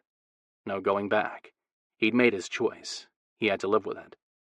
Josh picked up the digital camera and fought the urge to smash it against the nearest tree. He scrolled through the pictures. Thankfully, most of the blurred images didn't show Mira's breasts. He'd worshipped them with his back to the window. However, they did show him lost to the pleasure as he orgasmed inside her. He flipped through a few more and stiffened at the sight of one that showed him taking Mira from behind. He had his mouth clamped over her mate bite and his hands palming her breasts. It was a sensual shot, and one he wouldn't mind keeping, except for the way the image made his eyes look. The blue in his iris filled his entire eye, no white. He advanced a few more images, but none showed his face. A trick of the light, had to be, but it was a freaky one. He hit the delete button and regretted it a second later. He should have printed it out to look at it better. Then again, it wasn't as if he could turn into a big cat. Being a shifter wasn't a disease. Shifters hosted their animal spirits, a symbiotic relationship, and one he'd never fucking have. A little lecture zapped the flare of hope. He was shit out of luck. He'd known it all along. Still, how was he going to make things right for Mira? How would he ever be the mate she needed when he wasn't the same species? Damn it. He'd promised her. Anger rushed up. The pressure in his chest increased. He reached out a hand to steady himself. Rafe's warning came back to him. Josh closed his eyes against the guilt. Mira loved him. In his heart he knew she would until the end of time. He couldn't exactly explain how he knew it. Just did. There was no doubt, no wondering if she'd love someone else after he died. She never would. That was what Rafe and Zach had been trying to tell him. When a shifter loved, it was forever. He couldn't give Mira forever. His selfishness had condemned her to an eternity of heartache. He was a bastard. Mira wrapped her arms around his waist and snuggled against his back. The tightness in his body lessened. He swallowed past the lump in his throat and let his breath escape in a shuddering rush. Her presence comforted him, making the physical ache bearable. The touch of a mate. He'd heard the shifters talk about it with awe. Right in this moment, with Mira's arms around him, he could almost believe everything would work out. How, though? He kept telling her to have faith, but his was slipping away as reality crushed in. No more thinking like that. One day at a time. He couldn't give up on what they had. The answer was here, between them. He just had to figure it out. A deep inhale of spring-scented air calmed him. He turned and wrapped her in his embrace. They didn't speak or move. No need. The words passed between them. Her devotion filled him up and completed him. He bent his head and kissed her, showing her his love and hoping she felt it inside her heart the same way. She arched into him, an invitation he hated to pass up, but would. They didn't have time for more. He eased back to study her expression and see if she understood how deeply he cared. If his love was all he had to give her, he'd give it to her in spades. The small smile on her face in answer warmed him, almost as much as her kiss had. He ran his thumb over the upturned corners. Mira, She dropped her gaze before he could get the words he wanted to say out. Good thing, too. Saying them would be foolish, despite the acceptance he saw reflected in her eyes. Did he take any damning pictures? She reached for the camera. He held it up. There was no reason for her to see them, or know they'd been watched all night. He scrolled through a few more images inside. The last one had been right before he woke. Mira's lioness form was asleep with her head on top of his chest. Just one. He turned the screen so she could see it. At least we have it. One man's crazy story isn't going to hurt anything. He wasn't sure he believed his rationale, but Mira needed to hear the words. Her guilt over the situation would be strong. She stared at the picture for a long time before dropping her forehead to his chest. Cade said for you to go after the human and call Rafe when you have him. Cade will handle everything else. They're not insisting on coming with me? The small shake of her head brushed the ends of her hair over his arm. The silky caress sent tingles across his skin. Why not? They don't want him to guess who else might be a shifter. A low growl crawled up her throat. Her skin warmed, a sign he knew meant her cats were seconds away from making an appearance. Hoping to calm her, he ran his hand over her hair in long, steady strokes. That's smart. She bent her head to meet his gaze. I don't like it. You should have somebody there to protect you. What if this guy turns violent? He snapped his teeth together and fought the desire to snarl at her. Protect me? Anxiety slid into Mira's eyes. She shook her head. I didn't mean... I do not need anyone to protect me. Not Rafe, and certainly not you. Be reasonable. This has nothing to do with your strength. He pushed away and headed back inside to get his keys. Josh, wait. He didn't answer. He couldn't without blowing up at her. No matter what he felt, he refused to take it out on Mira. I'm sorry, but I can't fight my instincts. He glared at her. And what side of you thinks I'm weak, Mira? You or your cats? They don't understand. They're only animals. He focused on what had to be done, not the doubt in Mira's voice. With his car keys and phone in hand, he made his way to the door. You're just going to leave? He grabbed the edge of the door to stop himself from going back to her. Her anxiety beat at him. He swore he could almost taste her fear on his tongue. Yeah, I am. We don't have time for this. He looked over his shoulder. But I'm warning you, kitten. Do not think to deny my claim while I'm gone. You're off the market for a mate. With that, he turned and strode away before she voiced the refusal he saw in her eyes. Chapter 29. The door banged open, and Mira fought the urge to escape out the back. She didn't want to deal with Cade or his anger. She had no choice. Cade inhaled deeply and leveled his pissed-off glare on her. What have you done? She lifted her chin and met his piercing gaze. Apparently, she hadn't aired out the house enough to get rid of the heavy scent of sex lingering in the place. This isn't the time to discuss my choices, isn't it? He raised a brow. You allowed a human to see you in your animal form. That's twice you've made a poor choice because of Josh. How many more will you make before he's killed due to your indiscretion? She stepped back, completely caught off guard by Cade's words. She expected a lecture about her decision to sleep with Josh, not a reprimand over endangering him. I didn't know we were being watched. Besides, there was supposed to be a wolf protector close. Where was Xander's mail? Cade ran a hand through his short hair. He stormed across the room. Arms folded over his chest, he leaned against the wall next to the picture window and peered at the spot the human had occupied last night. In the woods, drugged and restrained. What? You heard me. That's what took me so long to come to you. I had to meet with Xander's twin to have the mail carried out of here.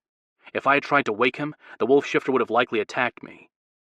Somebody planned this. Cade snorted. Does that surprise you? Xander's protector was shot in the back with a tranquilizer. Whoever did it had to have been an excellent marksman to have pulled off such a feat. There was no way a human or a shifter could have snuck up on him. Any idea who? No. There are more of Xander's pack in the woods. They're growing frustrated with the lack of clues. So was she. It made her feel helpless. The human had help. He had to have, in order to pull off what he did. Taking out an experienced protector and sneaking up on a royal. He glanced over his shoulder. It strikes me as odd that you didn't hear the human's heartbeat, even if you didn't smell him. She wasn't surprised by her lapse. Josh had reduced her to a woman, not a predator. As much as it shamed her to admit, she'd been too focused on loving Josh. Instinctually, she'd allowed all worries to fall to the side while in his arms. She'd given him her trust, exactly as he demanded, along with her body and heart. Josh owned her.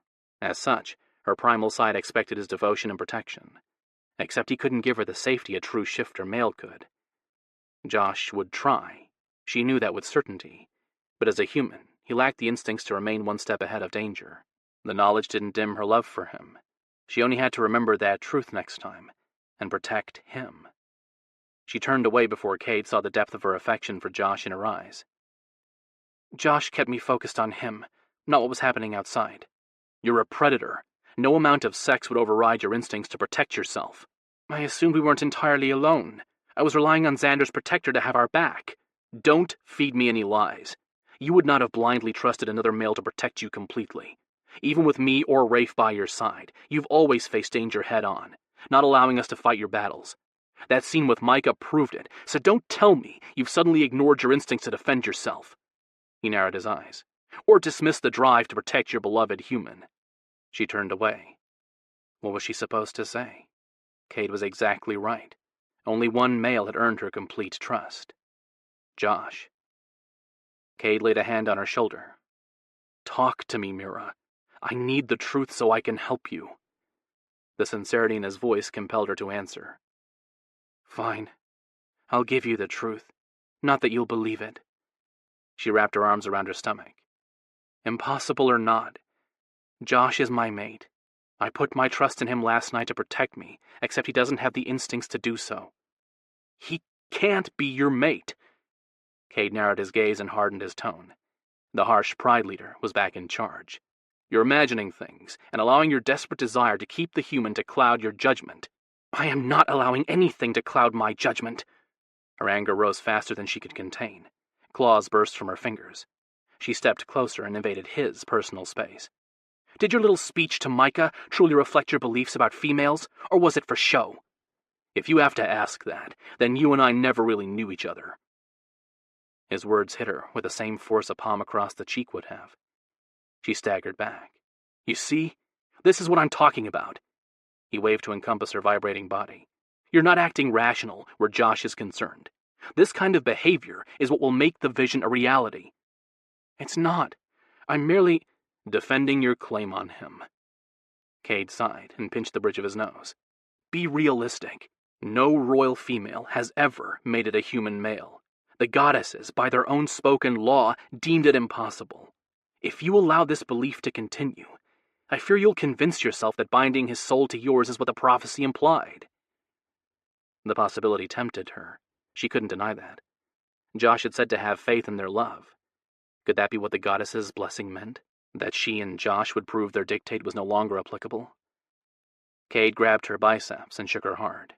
She blinked and his concerned eyes came into focus. No, Mira, don't go there. Do you hear me? But what? Another shake and she bit her tongue. Blood filled her mouth. Blood that didn't taste right. It had a hint of metal in it. Iron. But nothing. Now look at me. She swallowed the odd-tasting liquid and focused on Cade. You can't risk it. Do I have to remind you what would happen if he dies after you take a piece of his soul? The exchange of souls was a necessity for soul bonding. A shifter would claim a piece of his mate's soul, then plug a piece of his soul into the hole left behind, thereby linking them for an eternity. Once that was accomplished, the shifter's animals did the same. It was a complicated and dangerous process for the non-royal mate. Death could claim a non-royal at any point, and if it did... She closed her eyes against the sympathy in Cade's eyes. She didn't want to hear his words. His soul will long for yours, for the piece of his soul you claimed. Forever, Mira. Every life. He gave her another shake. Look at me. She reluctantly met his gaze. He won't understand why he's never happy. It won't matter if he marries another woman. He'll always desire something more. Always search for that missing part of him. Or maybe he'll live out every lifetime in a state of depression and never find even a little happiness. Is that what you want? Of course not. But why? Why have the goddesses done this to me? Brought Josh to me and not allow us to be together? You love him. A statement, not a question. She answered it anyway. Yes, with my heart and soul. Josh is my true mate. I know it, Cade. There's no more questioning my reaction to him or my feelings. He's bridged me. He didn't try to convince her differently. Instead, Cade wrapped her in his arms and rested his cheek on her head. You'll need to mate me then. It's the only way you'll be able to be with Josh. Aaron will not allow you to keep your human lover. I will. What about Zoe? What about her? The defensive tone warned Mira to leave the topic alone. For both their sakes, she couldn't. Is she your true mate? Zoe is my beloved human. I'm attracted to her because she carries my scent. The annoyance in his tone suggested he didn't want to feel anything toward her. Are you sure? When I came by your house, you... Let it alone. Zoe and I are nothing to each other. Not now, not ever. She wasn't so sure she believed his words, but the stubbornness stamped on his expression didn't invite discussion. I'm sorry. For both of them. Don't be. Life as a royal isn't fair. We both know it. He squeezed her tighter. Maybe, when they're gone, we can find a way to love each other. She doubted it, but the pain in Cade's voice forced the lie past her lips. Maybe, Cade. Maybe. Chapter 30. Josh pressed hard against the tugging in his chest. Mira needed him. He felt her pain as if it were his own. If it wasn't for Abby and her fucking brothers, he'd turn around and rush back to Mira's side. But no. He had to wander the town hitting all the spots he knew Zeb, along with Sam and Saul, the two younger Ernest brothers, frequented. After exhausting all the possible places, Josh pulled into the parking lot of the diner where Abby worked the lunch shift. Saul's truck sat in its usual spot, right by the light. Josh breathed a sigh at the sight of the rusted piece of shit. He jumped out of his car and jogged toward the entrance of the diner.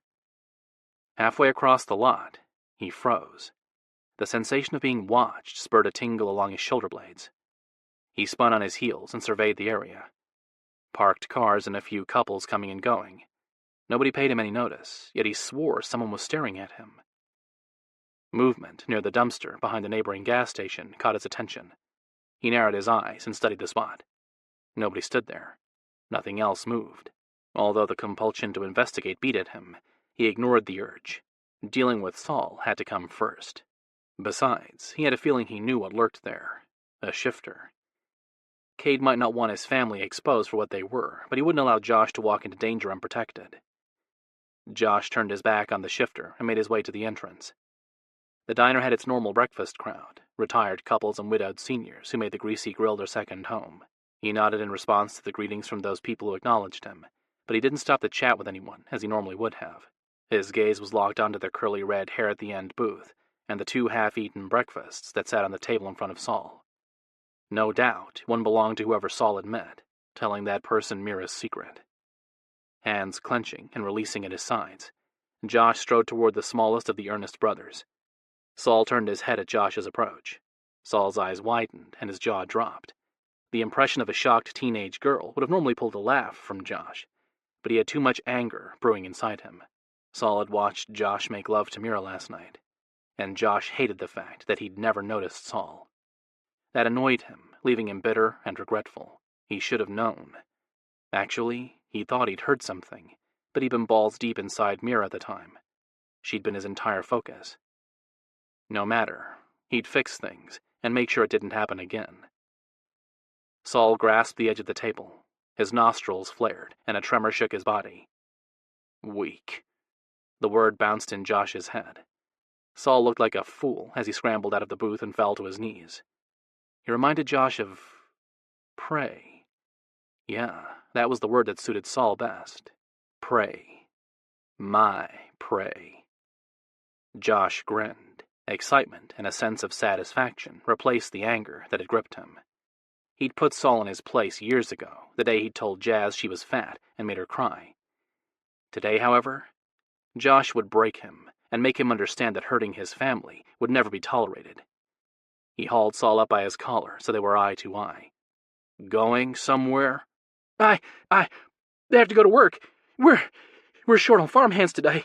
The animals need to be cared for. The stench oozing from Saul, a combination of piss and booze, disgusted Josh. He grabbed the back of Saul's neck and used a tight grip to guide Saul toward the front door. Of course, those pigsties need tending, but I'm sure you can spare some time for your old buddy, right? Yeah, sure, we can talk. Saul motioned toward the table he'd occupied. Let's sit. Josh directed Saul forward without responding. At the cash register, Josh dropped a 50 on the scuffed counter.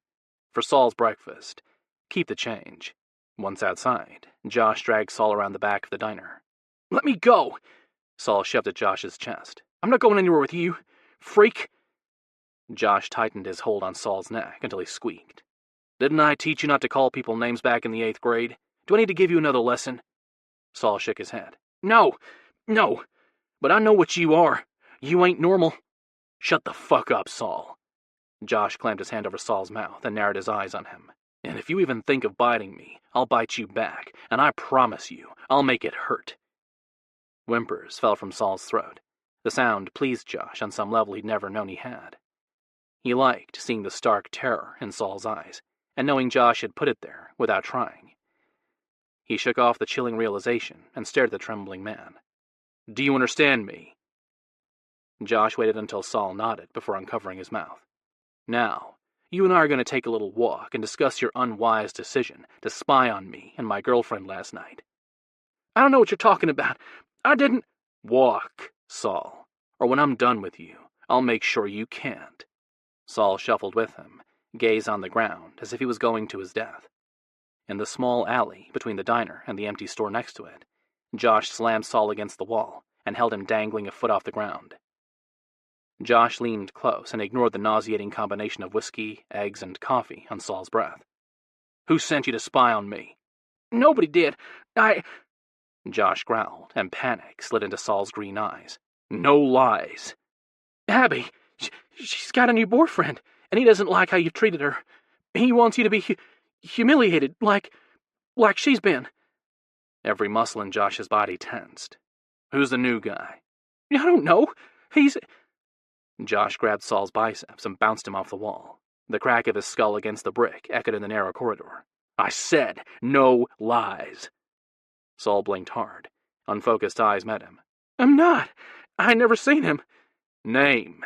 "I don't..." Josh raised him, readying Saul for another whack against the building, but paused. Something caught his attention.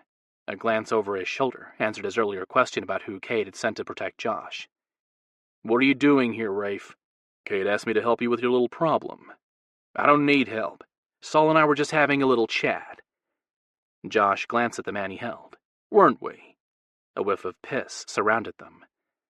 Josh glanced at the wet line spreading down Saul's leg. "Great." Josh eased back so the drips falling off Saul's shoe didn't land on him. "Why so afraid, buddy?"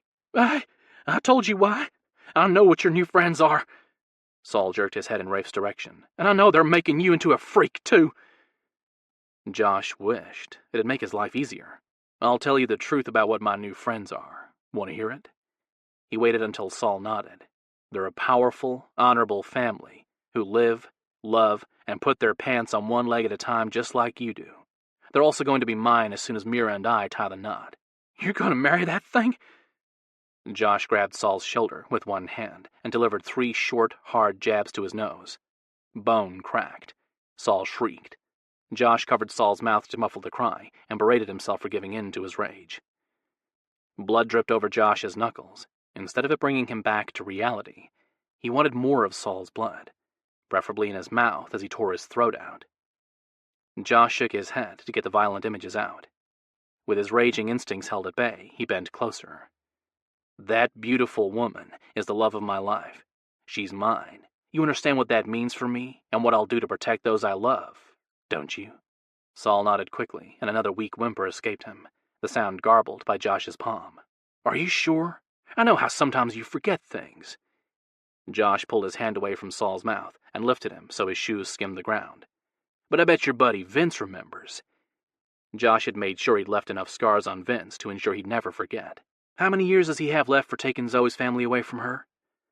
He didn't need to see Rafe to know that statement shocked him. Josh felt the tension radiating off the shifters stood behind them, blocking them from curious eyes. He'd meant to clue Rafe in on why Cade had no chance in hell with Zoe. He hadn't had time. The mess with Mira had taken all of his. "Vince is sorry, man. You know that." "Vince is a sick fuck who wanted what never belonged to him."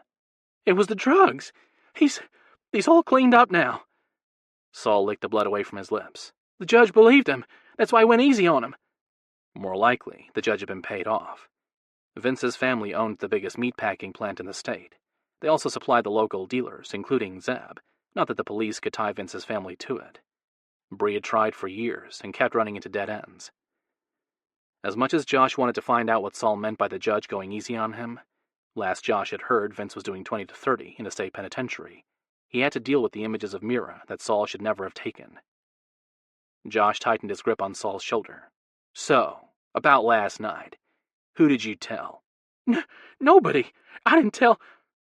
Josh smacked him against the wall. Saul's eyes rolled back in his head. Josh shook him so he wouldn't pass out. "What'd I tell you about lying to me? I don't like when people lie." Sam. The slurred word dropped between them, and worry ignited within Josh. Sam, Saul's twin brother, gossiped worse than some of the elderly women in town. "Where is he?" The sound of a police siren reached Josh's ears. He cursed. "Tell me, Saul, where is he?" "Went to tell..." Saul licked his lips. "Abby's boyfriend. He was right." Shit. Where?" Josh shook Saul hard. "Tell me where." Cabin." Saul's eyes rolled back in his head, unconsciousness claiming him. "Damn it to hell, Josh. Again? Josh dropped Saul's limp body and turned to meet Bree's hazel eyes. He grinned. Morning, Officer Roderick. What's going on? Nothing? Josh widened his smile. Saul and I were just talking. Bree dropped her arms to hang loosely at her sides and widened her legs, her usual don't mess with me stance. No bullshit lines. I'm not giving any. They had been talking. Sort of. She snorted, then turned her head and leveled a hard glare on Rafe. And you? I got a very interesting call this morning from an arm of the government I never knew existed. And I'm not happy. Not happy at all. That shit has been kept from me involving the people in my town. Rafe flashed a grin. Ma'am, let me introduce myself. I'm Rafe Alexander. Bree scrunched her nose. And don't even try to charm me. It won't work. I know your wife. Rafe chuckled. Jazz says welcome to the club. She wants you to stop by, and she'll fill you in. He motioned toward the slumped body on the ground. But first, we could use your help containing a little slip that happened last night. Josh strode forward and gave her arm a small squeeze. Are we good, Bree? I'm a little hurt that I had to find out this way. But yeah, we're good. Josh sighed. Great, because I've got to stop Sam from messing this up worse than it already is. He didn't bother waiting to listen to her argument. He jogged toward his car and ignored her bellowed order to stop. The Ernest's hunting cabin sat at the top of a mountain. Josh's SUV lurched over the divots and potholes in the road leading to it. He cursed each time the underbelly scraped, more because of the wasted time than the damage to his new vehicle. His only consolation stemmed from knowing this impassable path was the only way to reach the cabin. Rafe sat next to him, but thankfully had stopped asking questions. It took all of Josh's control not to turn his head and snap at the shifter. Mira's anxiety radiated along their invisible tether. Experiencing it added to the regret choking Josh over not checking out the thumping sound last night. If that wasn't enough, the unexplainable pain in his body had grown since leaving Bree. Shallow breaths and focusing on the mess he had to fix stopped him from obsessing over the cause. He breathed a sigh when the dilapidated building came into view. The only vehicle parked in front belonged to Sam. Josh blocked it in with his. A whiff of blood hit him as soon as he got out. He had a moment to wonder how he could smell it or know what it meant before concern for the man who had never been his friend kicked in. He rushed to the door and flung it open. The stench of death swept out. He grabbed the door frame to stop himself from entering and messing up the crime scene. The single red dot between Sam's open eyes and the trail of blood down his crooked nose told Josh everything he needed to know. They were too late. There's no scent from the murderer, Rafe announced. Shit. Josh met Rafe's eyes. Yeah, shit, Rafe echoed. Josh pulled out his phone and dialed. Bree, get up here and bring a body bag. We've got trouble. A hell of a lot of trouble. And it would only get worse. Josh knew it with a newfound instinct gripping him. Chapter 31. Josh followed Jazz and Rafe's retreating car with his gaze. Molly poked her furry head over the back seat. He waved and waited until the vehicle disappeared before giving in to his rage. He grabbed the nearest thing, an Adirondack chair, and flung it off the porch. It hit a nearby tree with a satisfying crunch. The second and third brand-new wooden chairs met the same fate. He reached for the fourth, but paused with his fingers wrapped around the arms. The few times Mira had been over, she'd sat in this seat.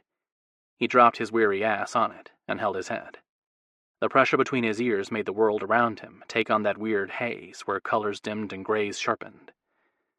Deep, controlled breaths eased the pain. He conjured Mira's image. Instead of soothing him, it made the whirling emotions worse. He needed her, but she'd refused to answer his calls. Instead, she texted him and told him she wanted a few hours to think things through. And she'd talk to him after her fake date with Micah. He only let her go because he knew Lena was with her, not one of her other suitors. He also knew Mira had to go through with the charade. If there was a chance Micah had any involvement in Sam's murder, they needed to know. Hopefully, the little prick would make a slip they could call him on. The door behind him banged shut. A moment later, something cold pressed against his arm. He grabbed the water bottle without opening his eyes, untwisted the cap, and chugged. The porch swing groaned, and the rhythmic creak as it swung on its rusty hooks filled the silence. With Megan staying at Rafe's house and Molly gone, he'd better get used to the lack of noise. No chance of that happening. The quiet irritated him. Josh waited for Devon to say something. He'd come over with Rafe and Jazz, pleading their case. No need. As soon as Josh learned of Micah's threat against Molly, Josh had agreed wholeheartedly with their suggestion to get the little girl somewhere safer, away from the Alexander Prize lands. He sure as hell didn't like the idea of Molly staying with one of Cade's relatives, but Josh's wants came last. "It's only temporary." Devon's gravelly voice made the thump in Josh's head worse. He pinched the bridge of his nose and nodded, best he could do. The swing squeaked, and the pressure between his ears increased with each shrill whine. Josh ground his teeth and ignored the sound as best he could, but the bright afternoon sun blinded him. He closed his eyes, and blessed darkness cocooned him. He wanted to wrap it around him like an inky blanket that would take away all his pain. "Sam's murder worries me," Josh said to break the silence. Abby's new boyfriend obviously didn't like what Sam had to say, or that he didn't have any evidence, Devon cursed. "Any word on where Abby is?" Josh shook his head and regretted the motion a second later. His stomach rolled. He swallowed the bile down. "No. Both Abby and Zeb are missing, and nobody knows anything about the mysterious boyfriend. Bree's on top of it. She'll find them. The wolves are prowling the woods behind the cabin, hoping to pick up some tracks. But without a scent, we don't have much to go on, besides the tire tracks in the road." Josh worked his jaw back and forth. He wanted to be out there with them, but he hurt too much to tramp around the forest. He peered at Devon through cracked eyelids. "Do you think the council's involved?" A shrug accompanied Devon's grunt. "Maybe, but it doesn't make sense that they'd send a human to watch you and Mira have sex, not unless they wanted the humans to learn about us." He shook his head. "But that'd be suicide. They don't want humans to find out about us any more than we do." Or a brilliant plan. Gather evidence to use as blackmail, so they could force Mira's compliance and secure Molly. Josh sighed. No use thinking about the whys. Silence descended again. It irritated him as much as the shrill squeaking of the swing. "What? Aren't you going to tell me I made a mistake by spending the night with Mira?" "Doesn't matter. The deed is done, and both of you will have to deal with the consequences." Yeah, they would. Josh closed his eyes instead of commenting. A long moment passed before the creaking resumed. He waited for Devon to say something else. He didn't. And Josh's patience snapped. "Just say whatever it is you want, and get out of here." "I'm worried about you." Yeah, Devon wasn't the only one. Josh shrugged. "Don't be. I'm fine." "My cats don't think so." Josh snorted. "Really? So what do they think is wrong with me?" "Do you remember anything about the night you got into the fight with Zeb?" The question shocked him enough to force his eyes open. He squinted against the glare and brought Devon's concerned face into focus. "What does that have to do with anything? I healed up just fine." The lie soured his gut. The alternative, however, made the churning worse. That night had started all the bizarre things going on with him. "My cats never really paid much attention to you before the night Zeb fought with you." A sheepish look passed over Devon's face. "I mean, they acknowledged their responsibility to you because of what Mira did, but that's it. Now you've captured their attention." Hoping to lighten the mood, Josh closed his eyes and grinned. "I thought Lena was the only one who could do that."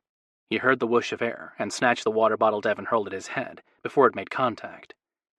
The realization of what he'd just done struck him. He pried one eyelid open. "You see, you're not quite normal anymore. Human normal, that is." Devon leaned forward. "You lied about only getting a little cut, didn't you?" Josh nodded. No use denying it, not anymore. The mess he'd hoped to avoid by keeping it quiet had found them anyway. "What really happened that night?" "Zeb didn't just nick me. He gutted me and left me there bleeding. After he left..." Josh pulled the memory out, letting the details wrap around him. He recalled the talk with Zeb and the pathetic fight that ended up with Josh bleeding on his bar's parking lot. And pain. Not just from the knife that had cut him. Burning. I remember burning from the inside out. I thought I was going to explode. A shiver ran down his spine. He grabbed at his neck and coughed, the sensation of something slithering down his throat, as real as it had been that night. I couldn't breathe. I was choking. On what? He shrugged. Oil? Slime? Saliva, I guess. Maybe blood, I don't know. Devon sighed. What else? Come on, think. Apple pie, Josh admitted. I thought I was dying. I smelled apple pie and thought my gran was there to lead me to heaven. She wasn't, though. Someone else came to you. Josh flashed back to that night. The darkness of the unlit lot pressed in on him, but Devon's words brought another memory forth. Music, singing, and someone walking toward him. The dream he kept getting glimpses of every time he closed his eyes was real. Shit. Josh swallowed hard and nodded. Tell me about the golden light. He hadn't said anything about it, but the eagerness in Devon's voice stopped Josh from questioning him as to how Devon knew that was what Josh had seen. It came just like all the near-death victims claimed to experience. The world brightened, then centered into a single point. Golden arms, golden hair, golden eyes. Golden eyes looked down at me, a woman with golden eyes. She was glad I was dying. The swing groaned. A moment later, Devon squeezed his shoulder. I think you've been blessed, my friend. Blessed? Yeah, right. He forced a chuckle to stop the hope from rising. I let my guard down and allowed myself to get hurt, then stupidly thought I could handle Zeb on my own. That's not what I'm talking about. There's a reason the Alexander Pride's golden goddess is described that way. She's golden from head to toe, with molten yellow eyes. Golden eyes. The Alexander's goddess won't come to me. She can only appear to Cade. He's a pride leader. That's what I've been told. I'm just a human, not a shifter, and certainly not a pride leader. That pops your theory. Devon released his shoulder. The floorboards squeaked as he walked across the porch. No, you're not a shifter, but that's why my cats are fascinated with you. You smell like a human. You just don't feel like one. Here. Devon thumped his chest. Hard to explain. They just know. My cats can tell many things about people that other shifters' animals don't see. But they've never been able to rise above their rage to tell me. With Lena, they're learning. Josh made a non-committal sound instead of continuing to argue. He just didn't have the energy to keep it up. Josh. He glanced at Mira's twin. They want you to stop fighting, to let it happen, or else you're going to die. Let what happen? Devon shrugged. Not sure. Great. That didn't help him. I thought your animal spirits couldn't talk to you. Devon inclined his head slightly. Not in words, but mine have needed more attention over the years. I understand how they think, and I know their wants and needs better than my own sometimes. They want you to sleep and embrace the pain before it becomes too great and stops your heart. Josh appreciated Devon's effort to help him. It didn't change anything. As far as he was concerned, he needed a doctor because the rapid beat of his heart and the sharp stabbing centered in his chest worried him. A nap wouldn't help, although he was tired. Sure, I'll grab a few Z's before I get ready for work. I want to be there when Mira meets with Micah, so he could kill the fucker if he put his hands on her. I'll wait for you. Josh bit back his curse. I don't need a babysitter. He motioned toward the house. I have a gun locked away. I'll dig it out. I'm good. I don't like the idea of leaving you unprotected, and I don't like the fact that everyone treats me as if I'm incapable of taking care of myself or protecting Mira and the girls just because I'm human. He met Devon's gaze. Go home to your mate and leave me the fuck alone. Devon cursed some more but finally complied. Josh waited until Devon drove past the tree line before slumping in his seat. The sick feeling in his stomach threatened to heave his guts, something he hadn't done in years. If this is a blessing, I don't want it. He fucking hurt. Minutes passed as he sat there pondering Devon's words and everything that had happened to him over the past few days. One thought took root. The golden woman had been glad he was dying. Another surfaced. Royal males tied their mates to them by causing a near-death wound and sharing their cats with them. He grabbed his throat and swallowed hard against the sensation of something oily slithering into his gut. It wasn't blood she'd given him to save his life. She'd kissed him, and... Sweet Jesus, had she gifted him with his own set of cats? Impossible, yet the intense instincts, the ache in his gums, the itch and burn of his fingertips, and the dreams, the unexplainable dreams where he felt as if he was an active participant. Hope flared. Stop being so stubborn, child. The memory of a woman's words and a single crooked, talon-tipped finger calling him to the place where he'd get his answers filled his head. He ran his tongue along his teeth. No fangs. He rubbed his thumb and forefinger together. No talons. He let his mind go blank. No images came to him or thoughts from any other soul. Not willing to let the hope fizzle, he willed himself to turn into the lion he'd been in his dream. He pictured every detail, imagined what it'd feel like to walk around on all fours and embrace the primitive instincts simmering inside him. Nothing happened. He peered at his tanned skin and cursed. I'm a goddamn fool. He had to let go of the desperate ideas. Disaster lay ahead if he gave them life. He unbent his stiff and achy legs and shuffled inside. After a couple of feet, his knees gave out. He dropped to the hardwood floor and clutched his chest. Bolts of electricity ripped from his heart to his fingers and toes. Pain as he'd never known seized him. He couldn't breathe, couldn't move, couldn't see. A black blanket dropped over him, suffocating him and taking the world away. He toppled forward and whacked his head on the bottom stair. He waited for the blessed darkness to take the agony away. Relief never came. The pressure centered in his chest increased.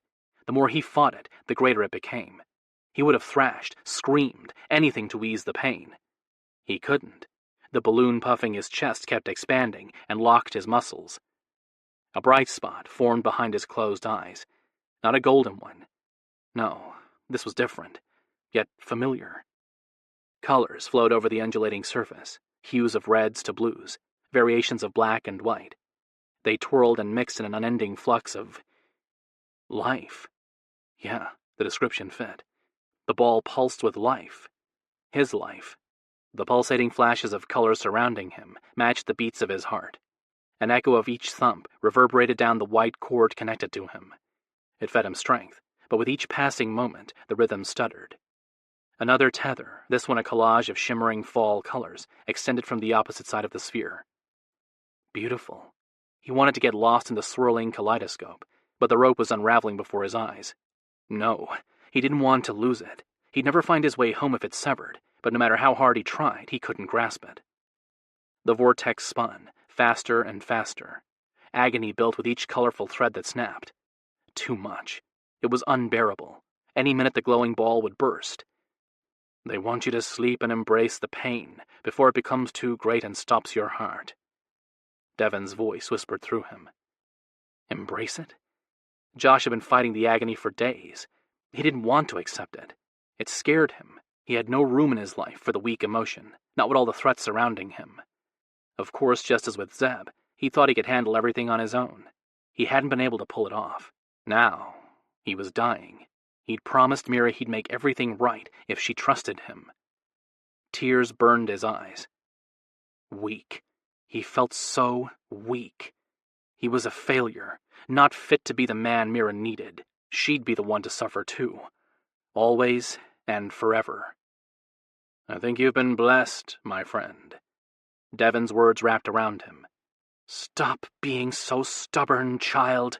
Frustration gave a sharp bite to the woman's voice. The memory of the goddess standing in a sea of nothingness flashed across Josh's mind. Accept my gift before it kills you. Blessed. He had been blessed. The answer to all his problems had been right inside of him, and he'd refused to acknowledge it. He'd been too worried about being accepted by the other shifters that he'd forgotten the most important thing. He wasn't a shifter.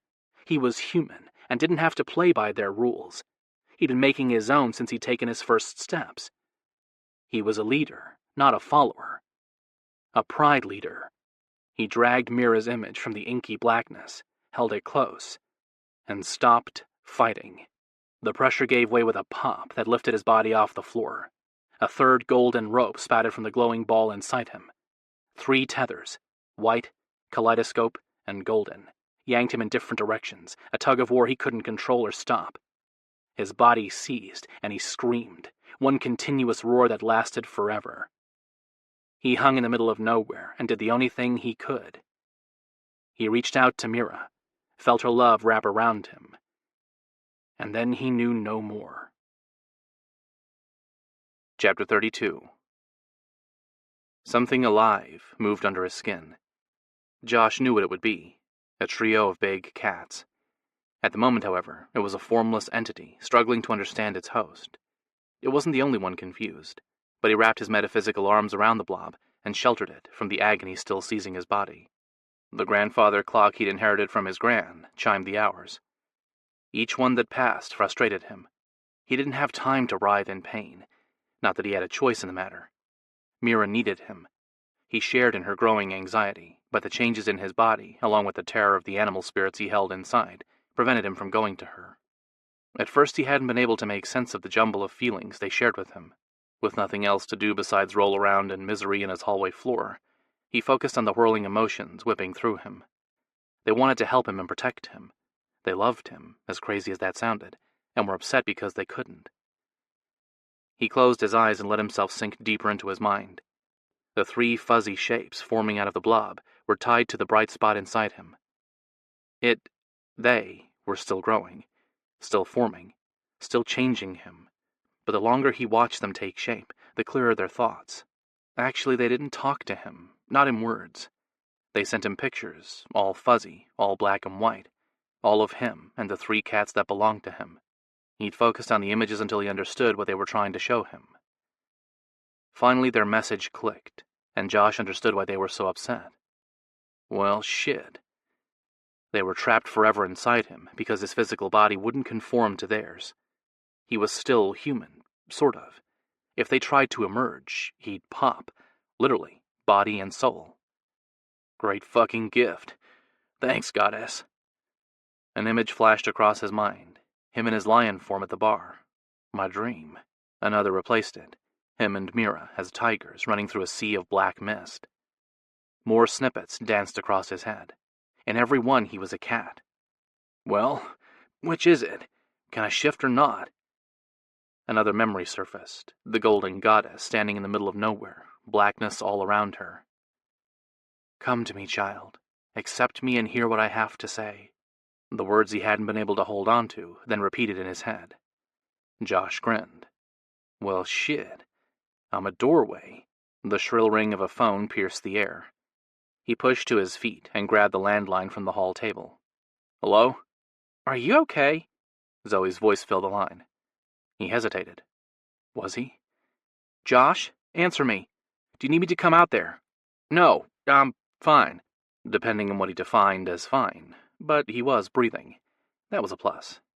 Then why aren't you at the bar? Mira will be meeting Micah in less than 30 minutes.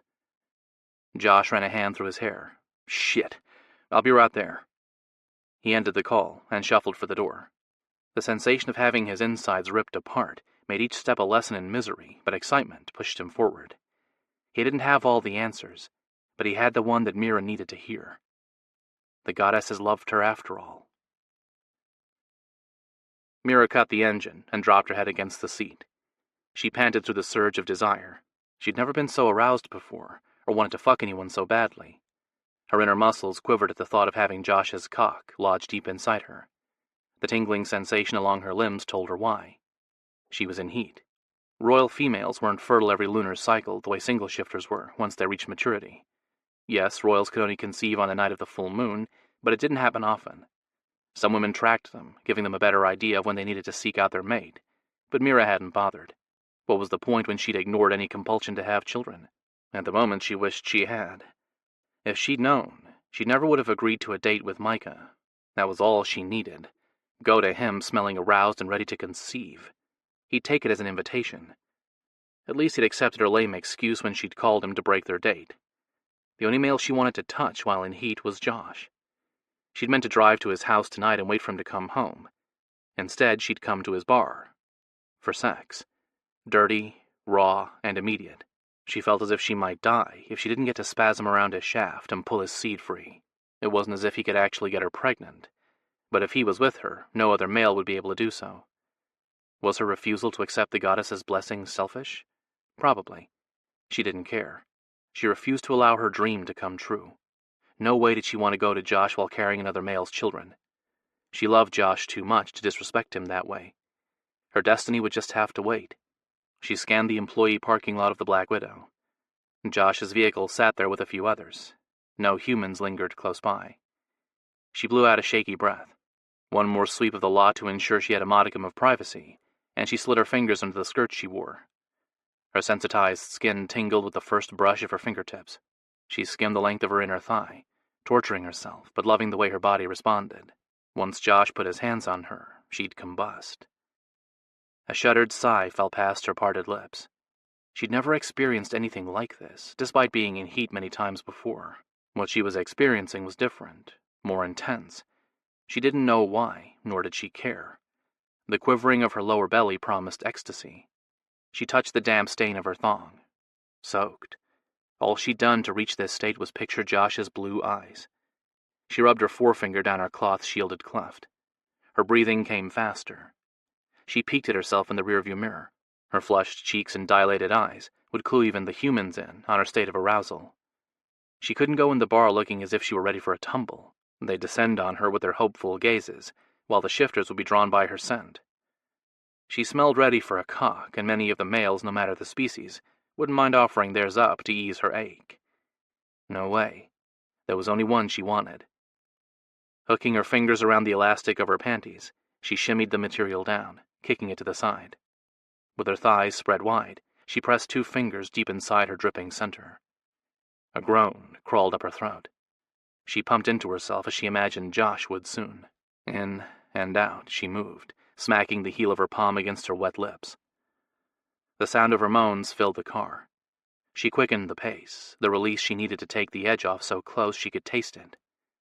Harder, faster she worked herself, but the scent of a male lion-shifter drifted to her through the cracked car window and killed the joy of her self-pleasure. She yanked her hand from under her skirt and looked out the front windshield. Micah's gaze from across the lot locked onto hers.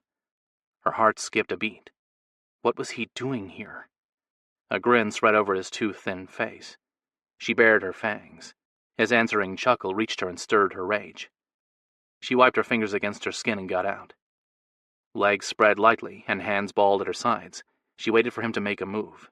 Her instincts urged her to run toward the bar, even though she could easily take on a gang of single shifters. Josh was inside the building behind her. The threat Micah posed should be one Josh should face, not her.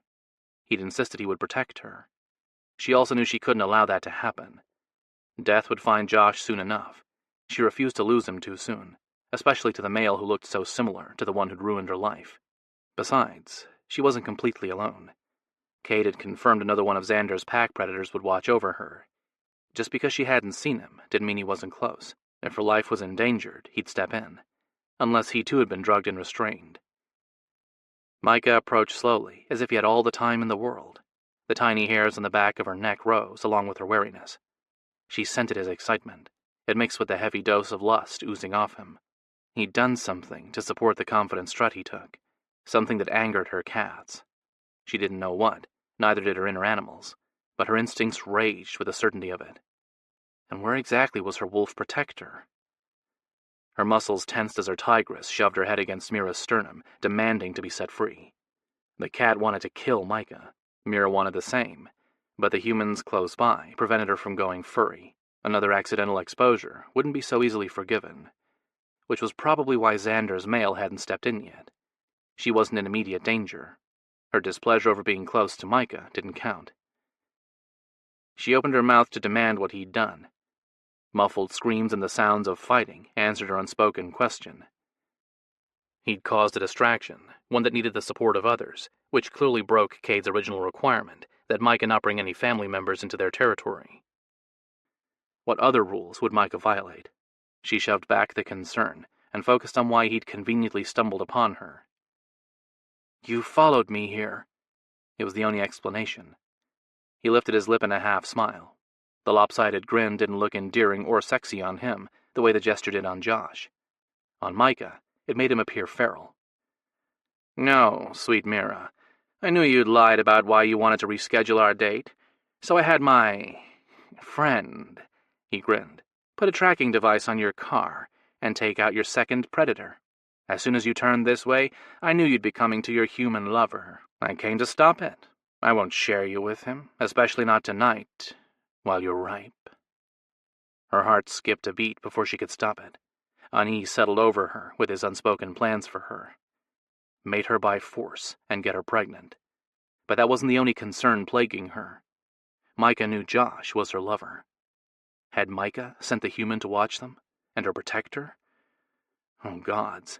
If Xander's packmate had been killed because of her, she'd never forgive herself. Guilt made it hard to breathe. I shocked you. How cute. Micah laughed. Did you actually think I didn't know you've been fucking the human? Instead of denying her relationship with Josh, she didn't feel confident she'd be able to pull off the lie. She took a step forward. A tracking device? She'd thought they were only used in movies, or maybe by the government. Where did you get hold of one of those?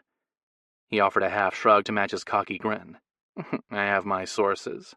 She feared she knew who'd supplied him with the technical gadget. The council members who thought to make sure she made it a single shifter wouldn't allow her to escape their plans so easily by marrying Josh or mating another royal, or both if her dream was meant to reflect her future. Xander won't be happy once he learns you drugged 2 of his packmates. He'll have your blood. And she prayed that had been her second protector's fate. Drugged, not killed. Xander isn't around, and I didn't drug the second protector. I exposed him to a situation he couldn't ignore. Once he's done saving the poor human I accidentally hit with my car, I'm sure he'll return to you. Relief, anger, fear, and frustration whipped through her, the hormones revving her, intensified each strong emotion. She trembled. Rage caused the reaction, not fear. You need to leave, Micah. All I have to do is scream. The humans might not hear me, but the shifters inside the bar will. No way would she admit the secret no single shifter knew, that she could telepathically connect to any feline royal close to her. The singles hated them enough as it was, without sharing all the privileges that came from their tie to the goddesses. She considered reaching out to see if any of her pride members were close, but dismissed the thought in the next breath. It'd be a betrayal to Josh to seek protection from another male. She inwardly groaned at her thoughts. Sometimes her instincts didn't make sense.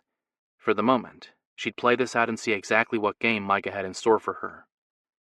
He grinned and continued to close the distance, stopping a couple of feet away. His heated scrutiny churned her gut. Her choice in clothes was meant to entice Josh in the privacy of his home, not capture Micah's attention in the empty lot of Josh's bar.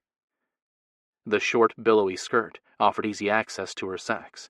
Without panties, her outfit was an open invitation to be sexually stimulated. Her top dipped low, exposing a healthy dose of unbound breasts, and her mate bite. Knee-high fuck-me boots completed her slutty ensemble, one she knew Josh would have loved seeing her in, or getting her out of. Micah's eager gaze settled on her heeled boots. I can't wait to have those wrapped around my hips. They never will be. Leave here. He dragged his attention from the leather boots to her face. It won't take long to find out where you hid the cub. When I do, I'll take her furry little head myself, and we'll find out once and for all if the Leon spirit merged with her or floated away, destination unknown. I don't know what you're talking about. The Leon spirit is probably with the Leon Pride leader, which happened to be Molly.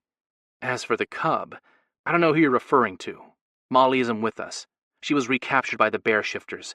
Go talk to the Ulgren clan. Don't bother denying it. She's here, and we'll take her. You'll be in no shape to stop us, either. He jerked his chin toward the bar. You'll be too busy crying over the loss of your human. Her fangs burst free. She uncurled her fingers, exposing her talons, and took a single step toward him, fully aware of the way his right hand edged closer to his pocket. The bulge there warned her he wouldn't play fair. No doubt he carried a gun. Her cats rose to offer their enhanced senses. The moment he moved his hand, she'd act.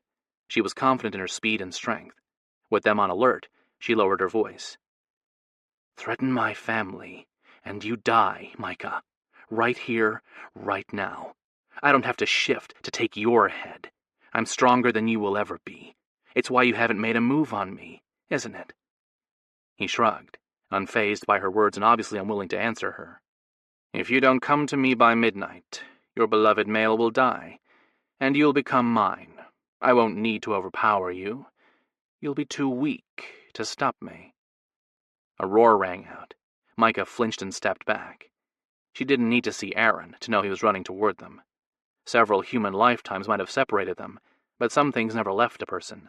That enraged sound was one she'd heard him make the day Devon had been returned to them, broken in both body and soul. Midnight, Mira. I'll be waiting. With that, Micah took off down the alley behind the bar. For a split second she debated going after him. Micah posed a threat to Josh. Eliminating him would have to wait. Another one barreled down on her. She turned and ran for the back door of the bar. Her fingers brushed the handle, but the hand on her hip yanked her back against a hard body before she could escape. "Did he touch you?" Aaron's slurred voice boomed around them. Anger dominated his scent, yet lust bled into it, matching the hard line of his arousal forming against her back. "No." She took a deep breath and choked on bile. "Let go of me, please." His chest rose and fell with his panting. For a long moment, where her stomach heaved and the evidence of his desire grew, he didn't move or speak. With a hard nudge of his head, he buried his nose against her neck. "You smell good." He licked her throat and groaned. "Fertile. Baby, you're fertile." She didn't need him to tell her. The lust left her inner muscles quivering in response to Aaron's presence, even while her stomach lurched. She shoved at his arm. "Now, Aaron! Let me go!" Instead, he spun her into his embrace and lifted her, a hand on her ass and the other holding her neck. The brown contacts he wore didn't hide his hunger. "We can fulfill the goddess's prophecy tonight, my Mira. Let me mate you." Panic seized her, forcing her to react. She fought him, clawing at his back and snapping at him. He only tightened his grip. She dug her talons deep into his shoulder and bared her fangs to bite. He slammed their bodies together and snarled in her ear. She froze. "Stop, Mira. Just stop. Fighting me makes me want to tame you. I won't do that to you. Now calm down." She did as he ordered. No way did she want him to try make her submit to him. She'd already given herself to Josh. Anyone else who'd attempt it would suffer. She might not want Aaron, but she didn't want to hurt him either. What she'd just done to him, digging her sharpened nails into his flesh, was bad enough. "That's my good girl." Aaron kissed her neck. She growled at his words. "I'm not yours, nor will I ever fulfill the prophecy with you." He used his hold on her head to urge her to meet his gaze. "You refuse me?" The pain in his eyes was clear. Seeing it pushed some of her fear and anger back. "I have to. I will worship you." She didn't doubt he'd try. The knowledge only made this worse.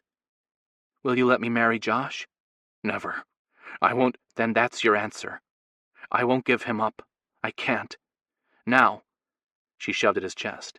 "Let me go." The back door flew open. Josh's rage crashed over her. She flinched, even knowing he hadn't directed it at her. He projected power, strength, and confidence, traits that left her weak inside. "Get your hands off my mate." Aaron tensed. Questions and disbelief burned in his eyes. She didn't have answers he'd want to hear or understand. She couldn't deny her connection to Josh. He was the mate of her heart, her human mate, her true mate, the one male she'd always longed for. Yet none of those terms explained the unusual bond they shared. Without a piece of her soul, without a piece of his, they had no physical or mystical tie. Only love bound their hearts.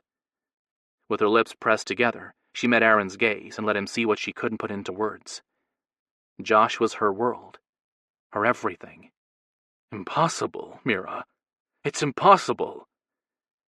Josh stepped behind her and wrapped his arms around her waist. He inhaled deeply. A groan escaped his throat, one that jacked up her desire another notch. The response, while in another male's arms, left her feeling dirty. She couldn't have stopped it. Her instincts didn't care if Aaron hovered close or watched them. As long as she got Josh's cock inside her, she wouldn't have cared if the entire pride or the bar patrons cheered them on. "Josh." "Mira." He buried his face into the fall of her hair. She hadn't bothered dyeing it since she'd planned on waiting at his house. The appreciative rumble that shook his chest rewarded her. He'd been telling her for months to stop covering it up. Humans would think it was a funky dye job. At the moment, she wanted to test the theory, if only to hear Josh's approval over seeing her natural color. Aaron loosened his grip, allowing Josh to pull her more firmly against him, but held her captive in his pleading eyes. "Don't waste tonight. Josh might have claimed your heart, but he can't fulfill the prophecy. You'll conceive if you take a shifter mate into your body." Josh tugged her away. In one quick move, he spun her so they were chest to chest. She wrapped her arms and legs around him, clinging to him and wishing she'd never have to let him go. "Mira will not take another man to her bed. Understand this, Aaron. She's mine. I've tried to tell you stubborn-ass shifters that for months. I knew it the second I saw her." "She can't be yours. Don't be foolish," Aaron said. "Waiting so long to claim her is the only foolish thing I've done." He gave her mate bite a small lick. She moaned. Sweeping waves of sensation whipped through her body to settle low. Her inner muscles tightened. One more little flick and she'd come. She wiggled against him, silently urging him to meet her needs. He eased away instead. She gripped his shoulders, ready to take what he wouldn't give. A small pat to her bottom stopped her. Josh nuzzled against her, his adoration clear in the gentle circular caress and something she knew Aaron would understand. "Mira is my true mate. I'll fight anyone who tries to take her away. True mate or not, you'll lose her, human. You know that, don't you? You're mortal, and the Council won't wait for your soul to find its way into a shifter body in another lifetime. Let Mira go before you ruin her eternity." The rumble of Josh's laugh reverberated through her chest and zipped straight to her womb. The confident sound slapped Aaron's words back to him, and Josh's deliberate snubbing as he dipped his head to brush his lips over her skin enhanced the rebuff. Aaron's answering growl would have concerned her, but Josh demanded her attention.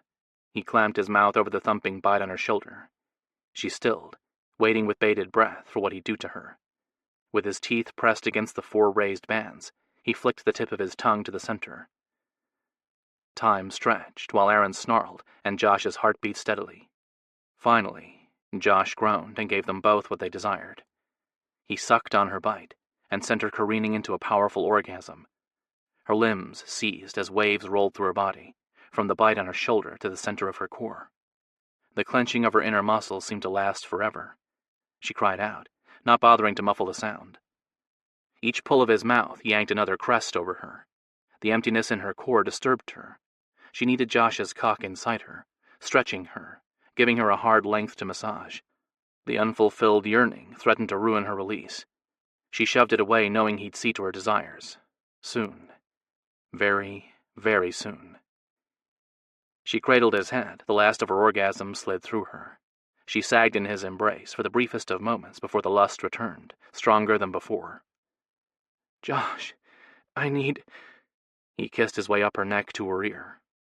"I know, kitten. I know." She felt the brush of his short hair against her skin as he turned his head to face the male at her back. The stiffening of his body told her he and Aaron had resumed their dominance battle.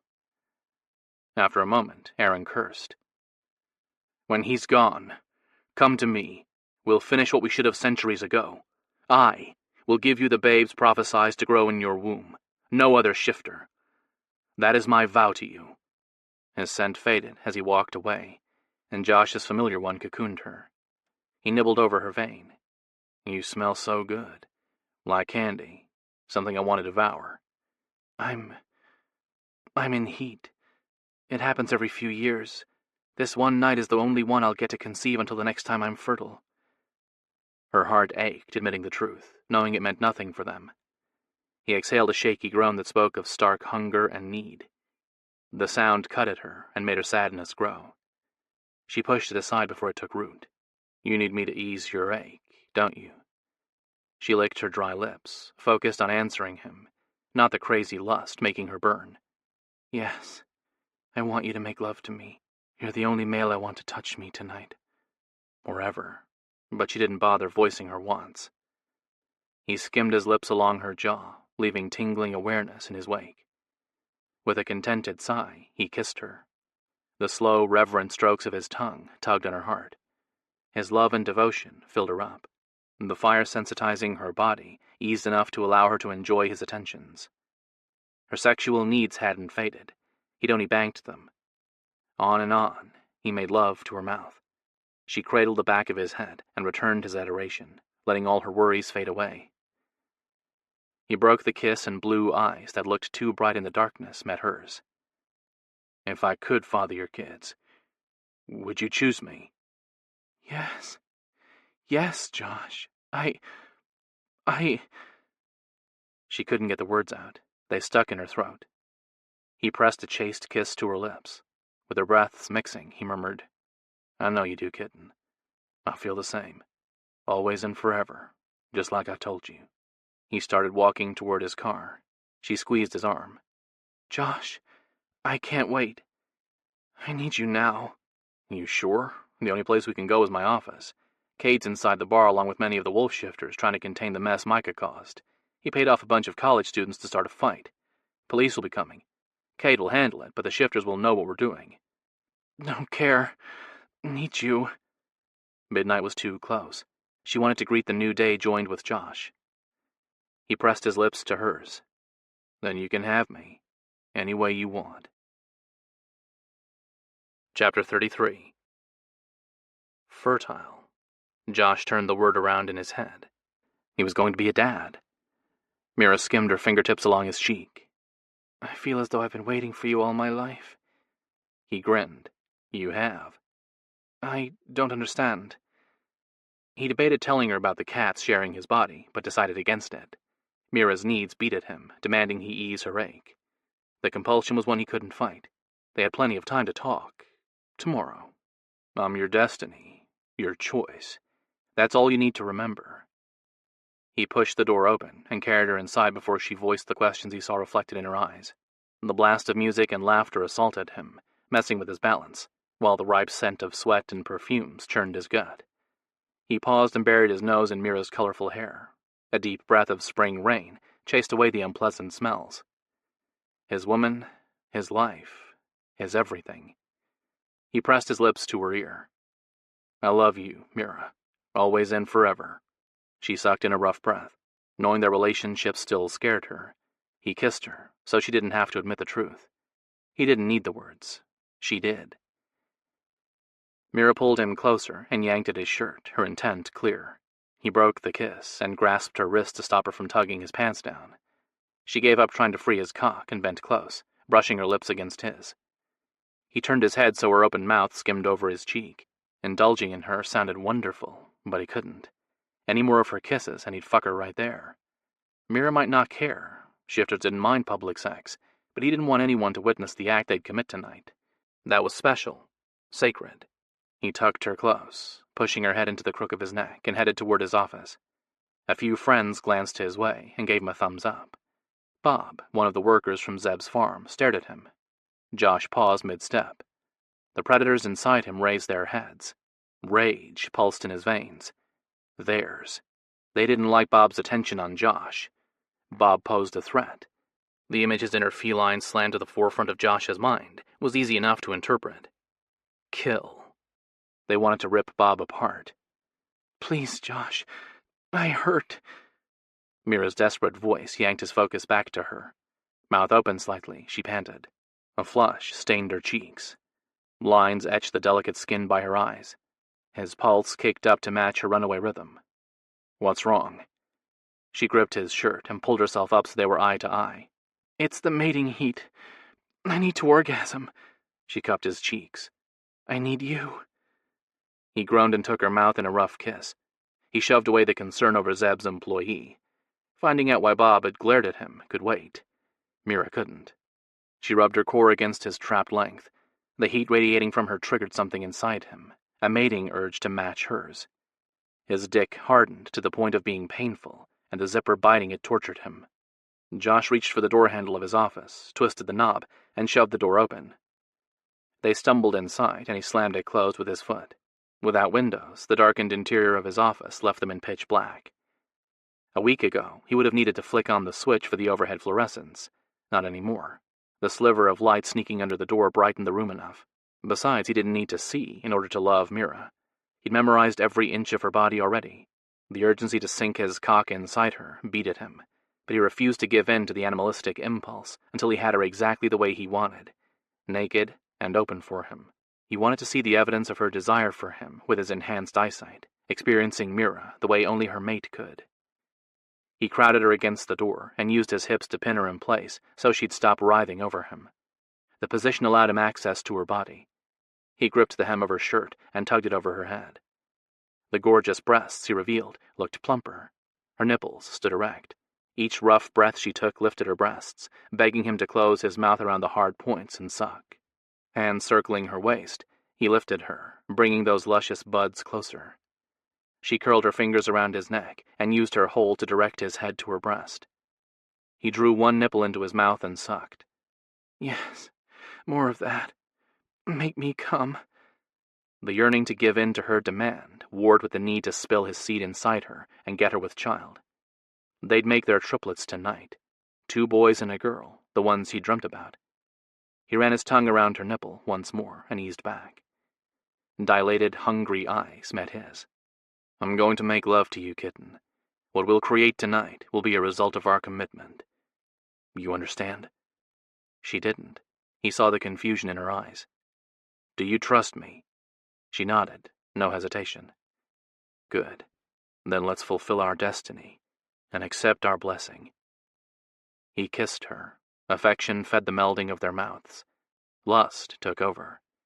She returned the fevered kiss as if she too wanted to crawl inside him as much as he did her. Each thrust of her tongue, each moan he swallowed, increased his need. She ground her drenched center against him. Her frustrated groans betrayed her growing desperation, and his instincts demanded he meet them. He would, but not yet. He hadn't worshipped her enough. He grasped her ankles and gently urged her to release him. Once assured she stood on her own 2 feet, he cupped one glorious breast and raised it to his lips. He pressed kisses to the heavy flesh and licked the hard bud. Again. Do that again. He grinned at the command and gave her what she demanded. He circled her areola with the tip of his tongue, then flicked the tip. Once, twice. Her breath escaped in a rush. He captured the point with his teeth and tugged. She cried out, all the encouragement he needed. He repeated the teasing until she dug her sharpened nails into his shoulders. The bite of pain did it for him. He loved knowing he could break through her control. She'd never bled him with her claws before. Even the times when she'd been lost to orgasm, she'd held in her wild side. Not tonight. No. In this moment, she treated him as her mate in truth, able to withstand her primal drives. His gums ached, his fangs eager to descend. He fought their emergence only because he worried they'd be enough to cut through her desire-ridden haze. He didn't want to deal with Mira's questions, even though he had the answers. The images his cats had showed him when he and Mira had first made love explained everything. He wouldn't be able to shift, but he'd have claws and fangs. He let go of the thoughts and focused on Mira. Releasing her breast, he moved to the other, treating it to the same attention. The scent of her arousal filled the room. It took on a richer tinge, sweet, honeyed, ripe. Now. He had to be inside her now. No more waiting. He reached between them, popped the button on his jeans and shoved his pants down. His dick sprang free.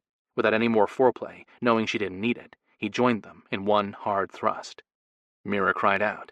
Her core clamped down on him, so hard his heart skipped a beat. He rode out her orgasm. She raked her claws down his back. He ignored the blood soaking his t-shirt. The sharp pinch felt as if it were a reward more than anything else.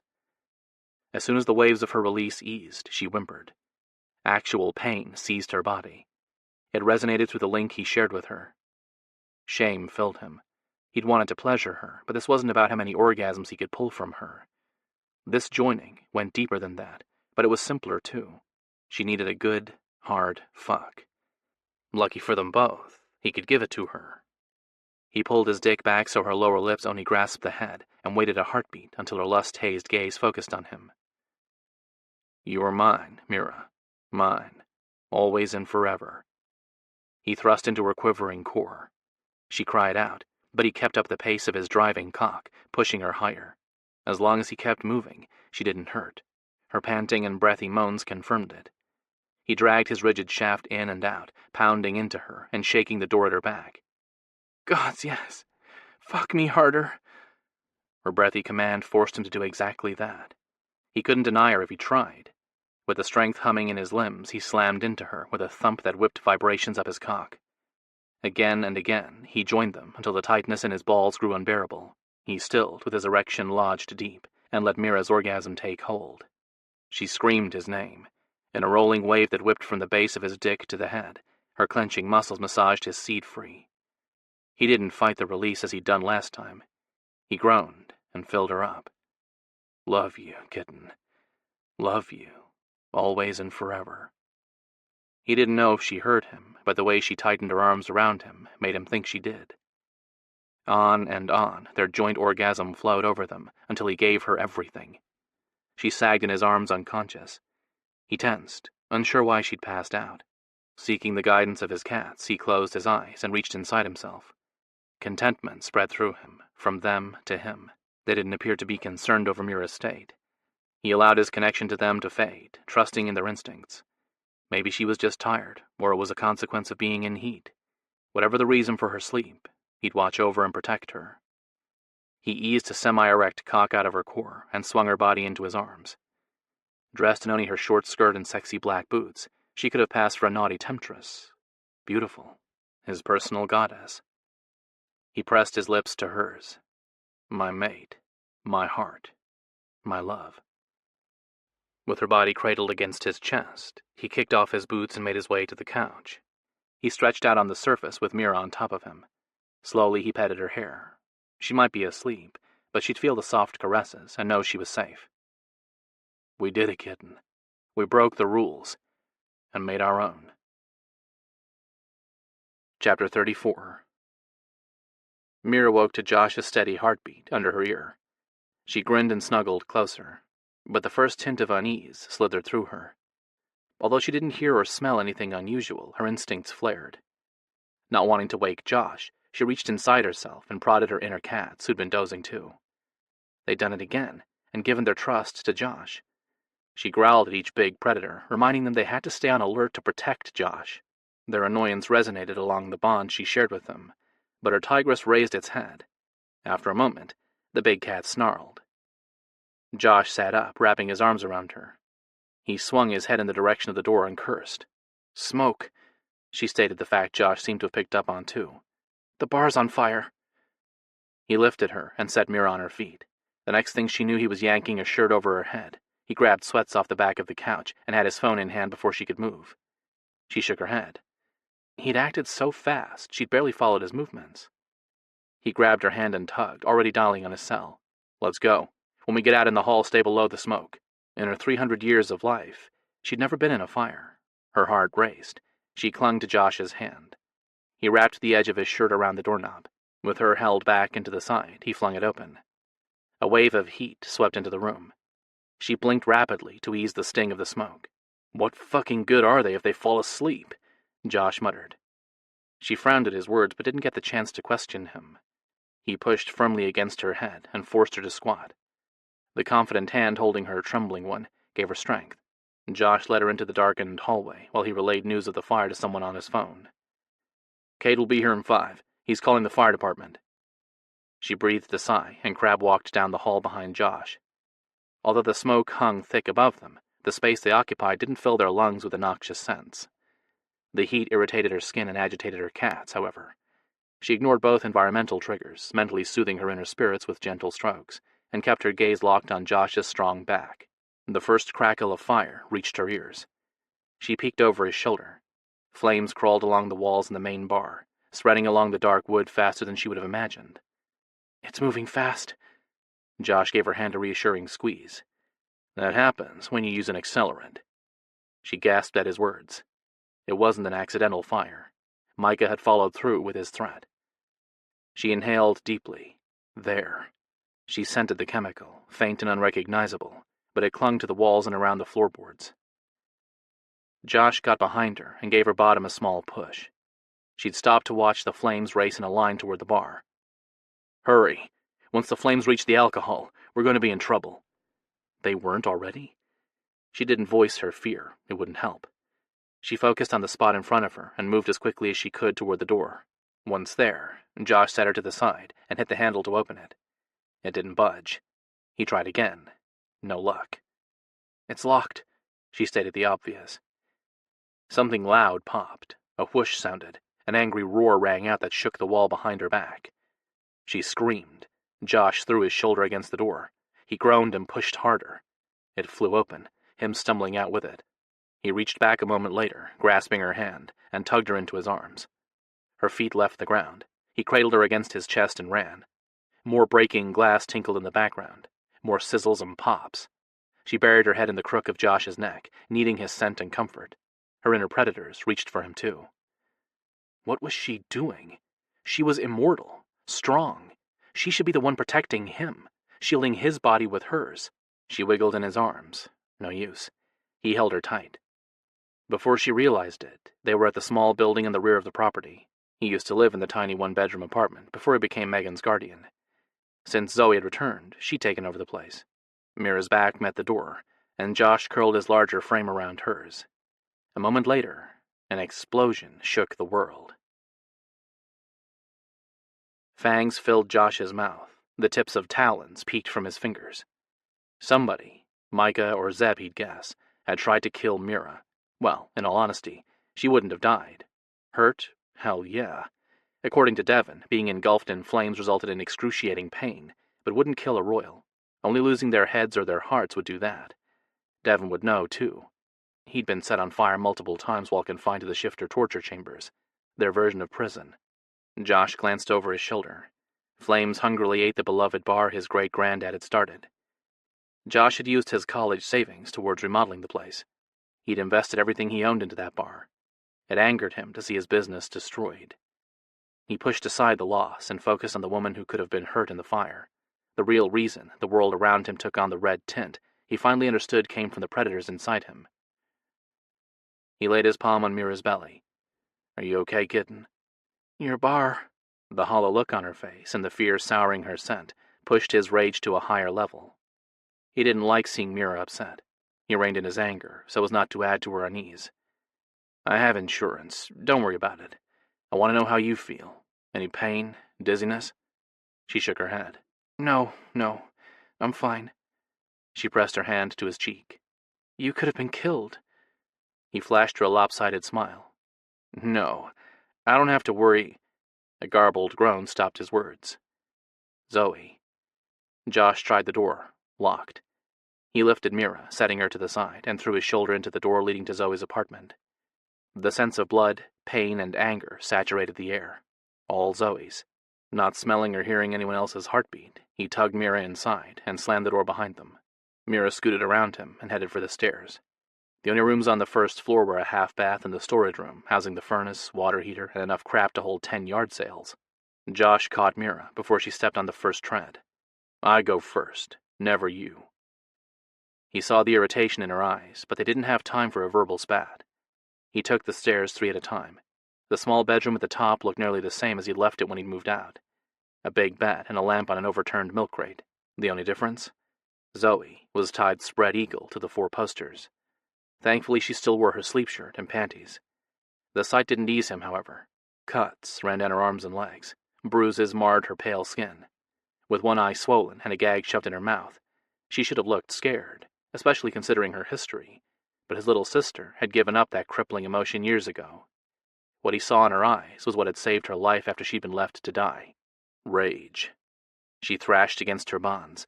Mira ran to her side, unleashed a talon, and sliced the thick rope before he could.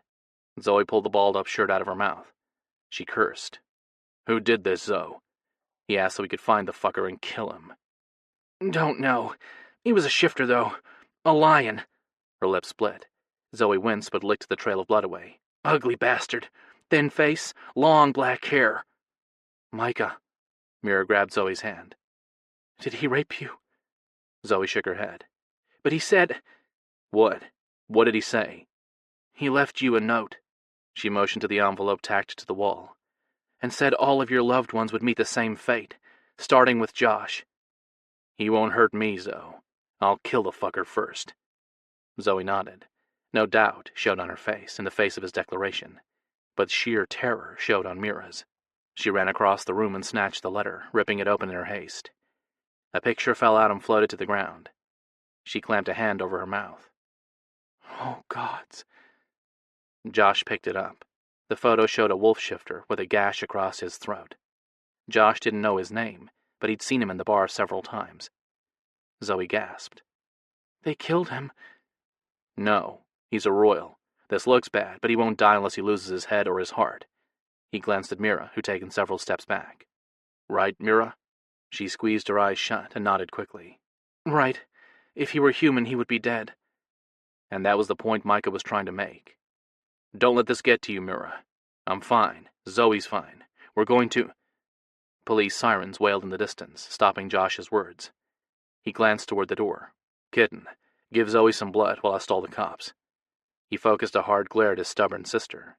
"Take her gift, Zoe. Either that or Bree will insist you talk to the shrink again, once she sees what happened to you." Zoe's eyes widened. "Cut a vein, Mira, and make it quick." Questions danced in Mira's eyes. He turned away. Yeah, he had the answers to them, but he wasn't sharing them tonight, and not without Zoe's permission. She'd already lost enough. She didn't need her secrets to become common knowledge among the shifters. Those painful memories were locked away in her juvie record. Bad enough half the town knew some of them. Some, not all. He planned to keep it that way. He slipped outside and waited for the cavalry to show. Cade's prized Barracuda pulled in a moment before the fire truck. The police would be next. Josh had to get Mira and Zoe out of here before then. He didn't want to deal with Bree's concern over Zoe either. Everybody underestimated Zoe. They didn't know her the way Josh did. Cade parked and jogged across the lot. The scent of his rage swept out ahead of him. Josh tensed, wondering if the shifter would notice the change in him. Mira hadn't. "Who did this?" Cade's slurred voice betrayed his anger. Josh waited a moment more, but Cade didn't ask any questions about Josh's altered human status. Although Josh's curiosity rose as to why, he filed the info away to consider later. The ambiguity might be a good thing. Different wasn't always better. "Micah," Josh answered. "I knew he'd be trouble." Cade curled his hand, but not soon enough to hide the tips of talons poking through the ends of his fingers. Luckily, no one else hovered close. Josh motioned toward the burning bar. "Mira and I were padlocked inside. I'd bet money Micah wanted me dead so he could swoop in and claim Mira. And if Mira was weakened from being burned, she wouldn't be able to fight him." Cade cursed. "It's the only way he'd succeed. Mira could rip him a new one in seconds." Josh closed his eyes.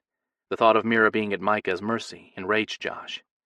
He breathed through the fury with a promise to his soul's hitchhikers that he'd make Micah pay. "Micah has one of Xander's packmates. Slashed his throat and left a picture of his bloody body for Mira to see." Cade cursed. "Where is she?" Josh motioned behind him. "Safe. But I need you to get Mira and Zoe out of here before the cops show up. Zoe won't want to give any statements." At the mention of Zoe, Cade tensed. He flicked his gaze to the tiny apartment. "She was here? Is she okay? Mira's giving her blood. Micah roughed her up." Josh barely got the words out. Cade pushed past him and rushed up the stairs. Josh heard his bellowed curse, but he turned his attention to the pissed-off cop heading his way. "What happened?" Bree asked. She didn't pause for an answer. She pointed at the burning building. "Every door is padlocked with thick chains. The lines for the phone and electricity were cut, and the fire hydrants were tampered with. They're going to have to truck water in." She looked him up and down. "Someone tried to kill you. I want to know why." Bree's words played through his head. He sucked in a rough breath. "Every door?" "Well, the front and side."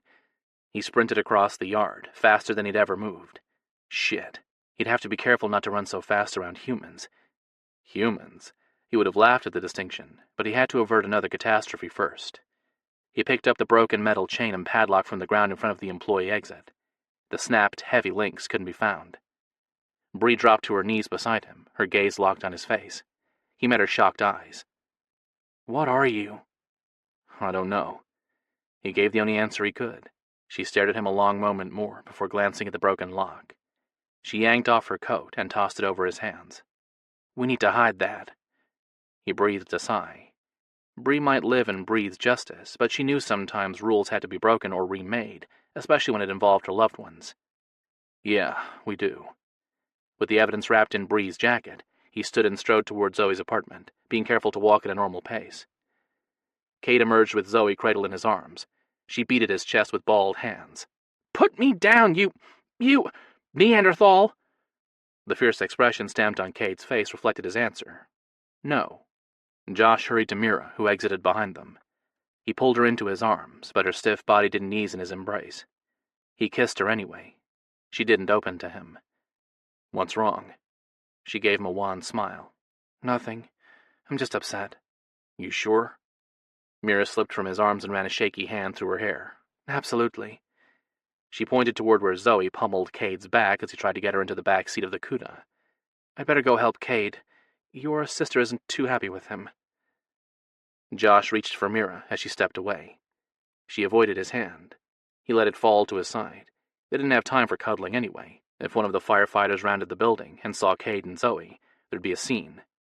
"Okay, be safe. I'll stop over after this is taken care of." We have a lot to talk about." She stared at the still-burning bar. "Cade put out the word to the others. Males from our Pride and Xander's pack are looking for Micah and the injured wolf. Cade also said Rafe and Jazz are coming out here to help you with the authorities." He nodded. Agreeing was easier than arguing. Jazz would be upset too. She loved the bar. He followed Mira with his gaze until the Cuda drove away before heading toward Zoe's apartment with the broken chain wrapped in Bree's jacket. He tossed it in the back with the rest of the junk, turned, and almost barreled over Bree. She stood with her arms crossed over her chest and a worried expression on her face. "What? Did you guys have a fight? Your girlfriend looks ready to run." He shook his head. "Nah, Mira loves me. She'd never leave me." Bree raised a brow. "Isn't that what every guy who dates Zoe thinks?" Well, shit. It was, but he dismissed Bree's concern with a shake of his head. When a shifter loved, it was for an eternity. "Mira and I are basically married. She's never getting rid of me." Mira stood with her arms wrapped tightly around her churning gut and stared out the window of Cade's house. Her mind spun, but she kept coming back to one conclusion. The council wouldn't be content until she took a mate, a shifter mate. Even if they believed she and Josh had formed a bond, unconventional as it might be, they wouldn't accept it in place of a breeding bond. Micah or one of his followers would kill Josh and all of his loved ones. Mira didn't doubt Micah's threat. The fire today, along with the picture he'd left, had proven he'd follow through with it. Then there was his promise to find Molly and take her head. Mira groaned. She refused to give Micah what he wanted, but how was she supposed to protect everyone from the danger he posed? Helplessness choked her. She willed away the tears. What was the point of crying? What was the point of anything? She couldn't escape her destiny. The longer she fought it, the more people she hurt. Cade's offer came back to her. He'd allow her to continue to be with Josh. She'd keep it a secret. If it meant holding on to Josh, she'd do anything. She also knew Cade would do everything in his power to protect Josh and his family. Combined with the help from Shifter Affairs, it had to be enough. Her only other option would be to leave. "I can't walk away from him." She pressed her hands to her eyes. "I love him." She went over the details of the dream she'd had inside. Defeat sat heavy on her shoulders. She slumped, almost broken in body and soul. The door opened and Cade walked in alone. The troubled expression he wore told her why. Zoe had dismissed him. Again. "That woman is more stubborn than you are." Instead of asking why, she didn't need to be reminded of how her decision would affect her friend. She announced, "I've chosen my mate." Cade paused mid-step. "You have?" She forced her feet to move and ignored the violent thrashings of her cats. Inches from Cade, she tipped her head and met his gaze. "Yes." She took a deep breath that sapped the life out of her instead of giving her courage. "I want you to mate me. Now." Chapter 35. Josh climbed out of his SUV and took in the sight that met him. Mira stood near a bench where Zoe sat stiffly and glared at Cade's back. Cade watched Josh approach with guarded eyes. Josh ignored the glower and focused on Mira's back. Her gorgeous patchwork hair teased the edge of her bottom and shone in the afternoon sun. Another billowy skirt, the fuck-me boots she'd worn earlier, and a light turtleneck sweater clung to her torso and accentuated her waist. He let his gaze roam over her. Pride welled.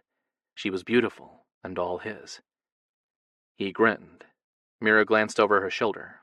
The cold, distant expression she wore sucked the happiness out of him. "It's about time you got here."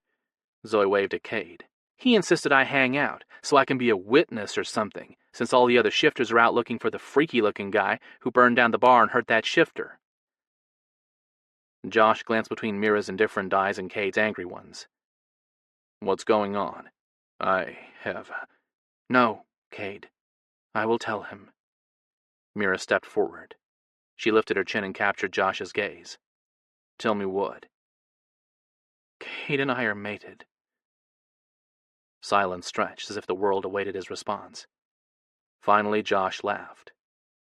"Kitten, I don't know what's gotten into you, but you can't mate Cade. You're already mine." She linked trembling hands behind her back and dropped her gaze to his nose. "What we feel is merely attraction. Maybe love. Whatever label we use doesn't change anything. In the Council's eyes, what we have means nothing, and I'm tired of fighting them, She took a deep breath. So I've decided to accept my destiny, Rage rose, turning the edges of his vision red. He blinked it away before it took hold. "You're lying." He thumped his chest. "I feel you here. Your pain, pleasure, anxiety, it all resonates through me. I felt no passion from you these past few hours, only sadness and desperation.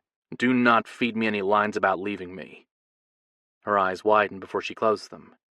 "Zoe, now that you've heard our news, please send a letter to the council, informing them of my bond with Cade so they know I fulfilled my obligation." Zoe stood and moved to Josh's side. She grabbed him before he could rush forward and shake some sense into a stubborn woman. "Fuck that, Mira. If you want to cheat on my brother, deal with the shit you've caused on your own. I want no part of it." She glared at Cade. "You're all goddamn pathetic liars, and I've no room in my life for any of you." With that, Zoe released him and walked toward the house. "I know what you're doing, but you don't need to worry anymore. I'm not going to die so easily on you." Josh closed the distance between them and wrapped his fingers around Mira's upper arms. "I am your destiny, the mate the goddess has allowed you to choose." "No, you're not.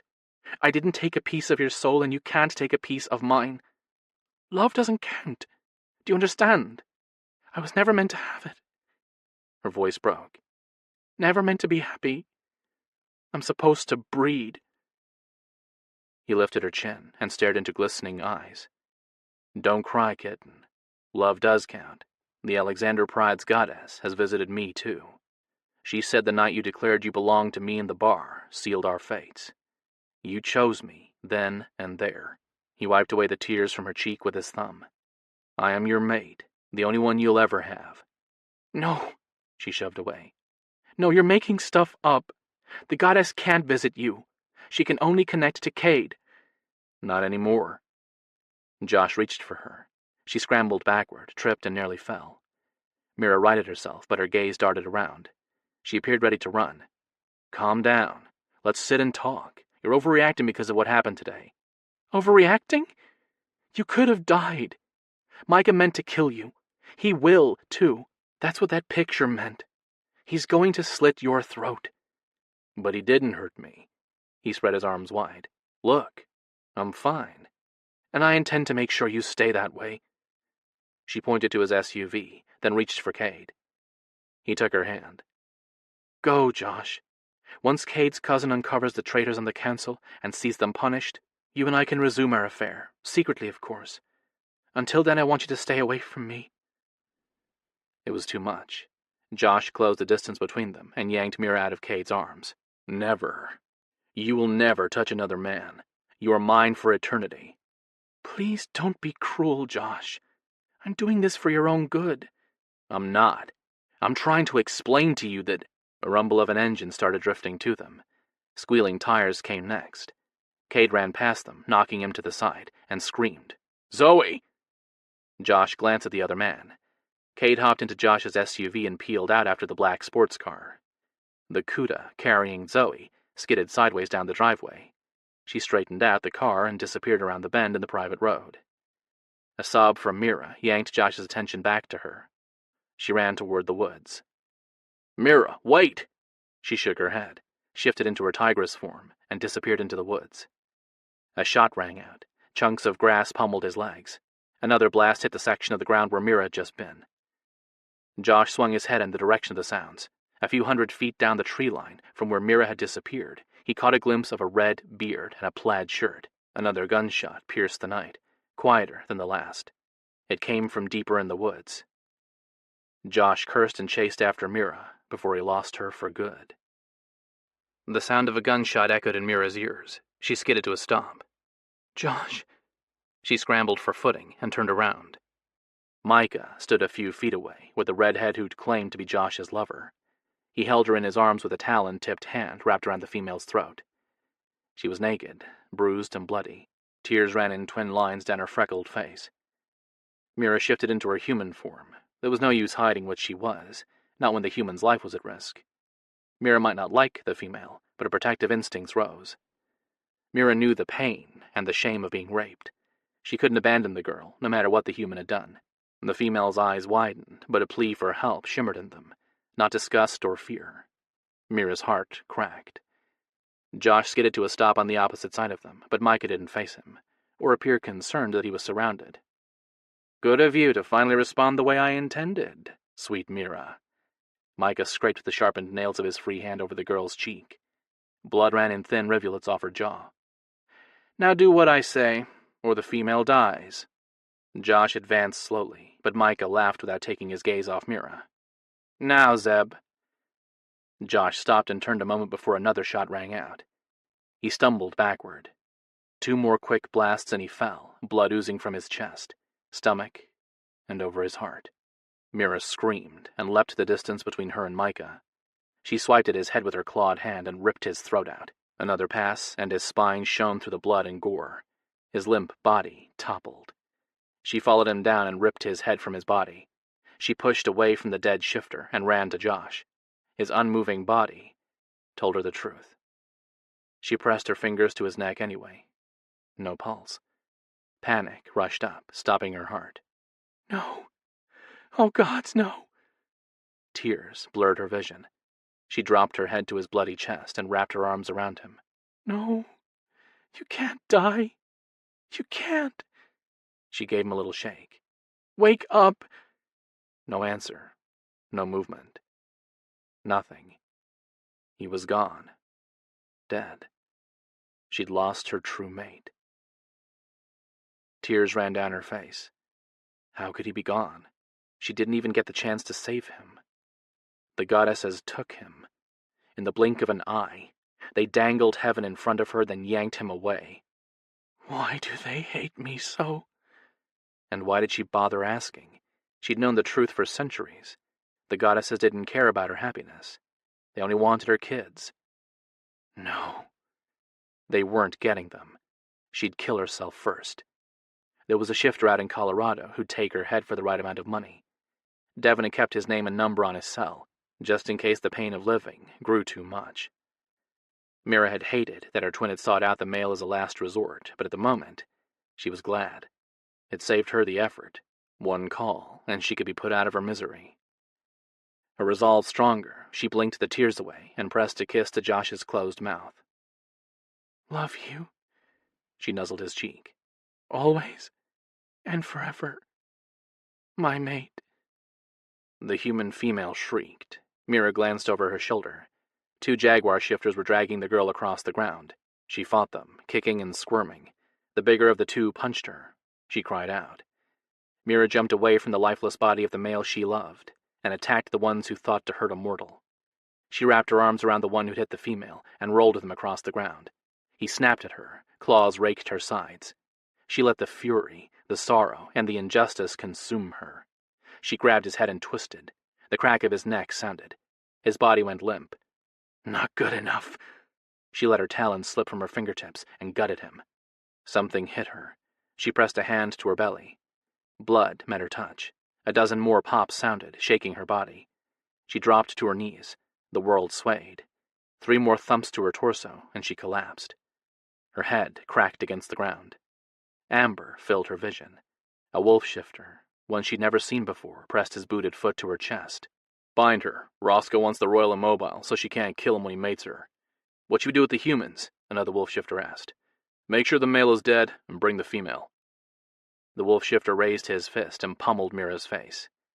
By the 7th hit, the world went black, and she knew no more. Chapter 36.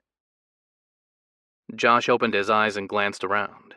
The inky mist of the Golden Goddess's realm surrounded him. He pushed up and stood on 4 legs. A quick peek confirmed his suspicion. He was in his lion's form. He shifted to his human body with only a thought necessary to bring about the change. No wounds showed on his skin, but the memories of what had happened returned in a rush. Mira. He had to get back to her. She was in danger. He closed his eyes and opened himself to her, seeking the colorful tether extending from his soul that joined him to her. It was gone, along with the shadow of her emotions that had clued him into her state of mind. He'd lost her. "Look at me, child." He knew that voice. The Golden Goddess. He pivoted. She stood before him, exactly as she had in his dream, golden from head to toe. "Yes, your dream. It is the only way I can connect to the human world now, and you have denied me more often than not." The growled words reverberated in his head as if she'd snarled them next to his ear.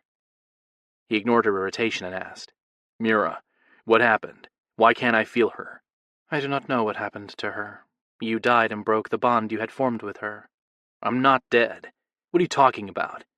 "Not anymore." She turned her back on him and glided away. "Walk with me, Josh Conway. Your physical body is not yet healed enough to support our soul." "Our soul?" She stopped and whipped her head around to glare at him.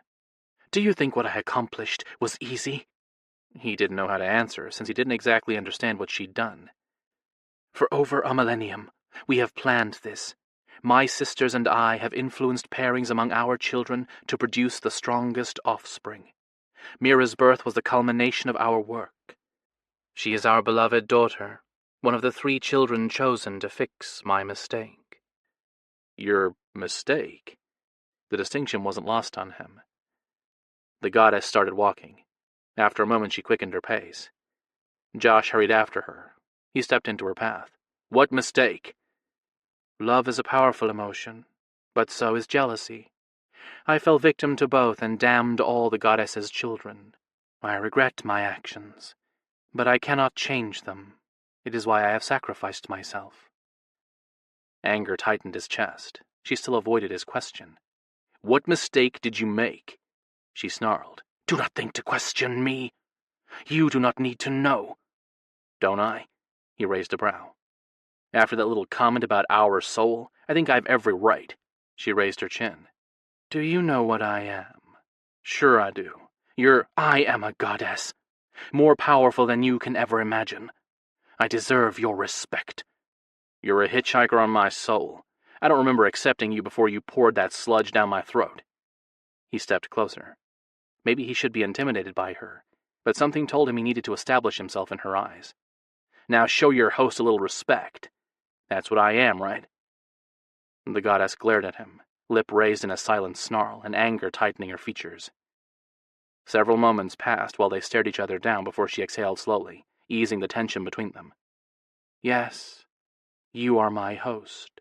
That is only one of my sacrifices." Yeah, and that truth freaked him out just the tiniest bit. He was possessed by a deity. "Not possessed," she wrinkled her nose. "We share a symbiotic relationship, exactly as all alphas do with their family's spirit. But ultimately, you are in charge of your body." He bit the inside of his cheek instead of continuing to argue. It was a losing battle, and she could obviously read his mind. Besides, she was right. He'd fought her influence for days without knowing what he was doing. If he didn't want to talk to her, he could simply ignore her. "So this," he motioned to the inky clouds surrounding them, "is the same as when a shifter talks about their animal's mystical field?" "Yes. I created this realm when Mira was born in preparation for the day the male she chose as her mate could claim it. Now it belongs to both of you, and soon it will act as your children's sanctuary." Protective instincts flared. A sanctuary implied his kids would be in danger. What's that supposed to mean? "Your offspring will be hybrids, and this realm will be their second home, a place to shift and take refuge if their bodies are damaged. They will be the link between humans and the shamans I have wronged." He frowned. "Shamans? What shamans? Weren't they some ancient religious group?" She sighed, exasperation laced into the sound. "They were the first shifters, and became the fathers of the royals. Did you not listen to your shifter neighbors as they talked about their origins?" They never had, not completely. He wasn't even sure if they knew more than the basics. "Explain it to me." "The humans called the shamans berserkers or ulfjönar. In truth, they were powerful warriors favored by the gods. They fought our battles and settled our disagreements. After a time, the clashing between the shamans became sport. The gods brought them to the heavens for special battles where the gods bet on them, pitting their favorite warriors against each other." The goddess gazed off into the distance.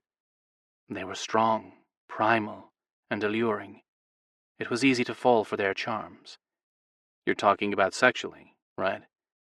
That was one thing he'd learned from the other shifters. Royals were the children of the goddesses and their favored warriors. The goddess dipped her head and her golden hair slipped over her shoulder. "And emotionally. Many of the goddesses fell in love with the warriors who found their way into our beds, myself included. That was your mistake? My mistake was in denouncing my godly mate in favor of my lover, then tying his soul to mine in the way of a mate. She sighed. It worked. Alexander impregnated me the next time we made love. Unfortunately, every goddess who took a warrior to her bed that night conceived a child. And your mates were angry with you? Her shoulders slumped. Not with us. I confessed my sin. But the god I denounced refused to believe what I did was out of love. He was convinced that my lover tricked me. So, in an effort to keep us apart, he banned the warriors from the heavens and ordered them to choose a human female to breed with. His order became a heavenly dictate they couldn't refuse. And they became the first alphas? Yes, of their packs, prides, or clans. After my child and all the other goddesses' children were born, a battle waged between the alpha shifters and the heavens. The mate I had denounced then realized his mistake. Once he cast out the warriors, the gods lost control over them, and the race he had ordered them to create. She turned imploring eyes on him. Our warriors' offspring and our children suffered at the hands of humans and each other, and there was little we could do about it. The only tie we had to them was through their dreams. Anything beyond that altered the fabric of the world. Because your words became law, right? Like the command that banned royal females from taking a non-royal mate. Yes, powerful we might be, but even we make mistakes. So you limited your visits to only what was necessary to manipulate your offspring. And you should be thankful we did. Had we not, you would have lost Mira permanently, not just for the time it takes for your body to heal its death wound. As much as he hated to admit it, the goddess was right. I'll reconnect with her then? You are hers. She is yours. He waited for more of an explanation. Didn't get one. He blew out a rough breath and focused on getting the answers he needed for when he did return to Mira. And how exactly will our kids fix your mistake? They will bridge the gap created by my godly mate's jealous actions, allowing us to connect with the human world the way our shaman warriors once did. Hate has festered. If left unchecked, it will destroy everyone. So, what? You'll visit their dreams and tell them what you want them to do? That would turn his kids into puppets. No way would he stand for that. No, they will not be puppets. They will be peacemakers. And you, she motioned to him, will be their alpha, their leader. It will be your word that directs them, no one else's, not even mine. I won't even be able to talk to them. Remember, I am joined to you, and as you already pointed out, you can ignore me if you so choose. He ran a hand over his head. Talk about pressure.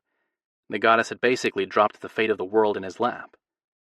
You are not alone, Josh Conway. You have your mate, me, and your friends. It is enough. He took a deep breath and allowed the goddess's words to settle over him. She was right. He would find a way. Okay, so Mira and I will birth this new race that bridges the heavens and those on earth. Yes, your children are the prophesized ones. And you and the other goddesses planned for me and Mira to get together. The goddess nodded.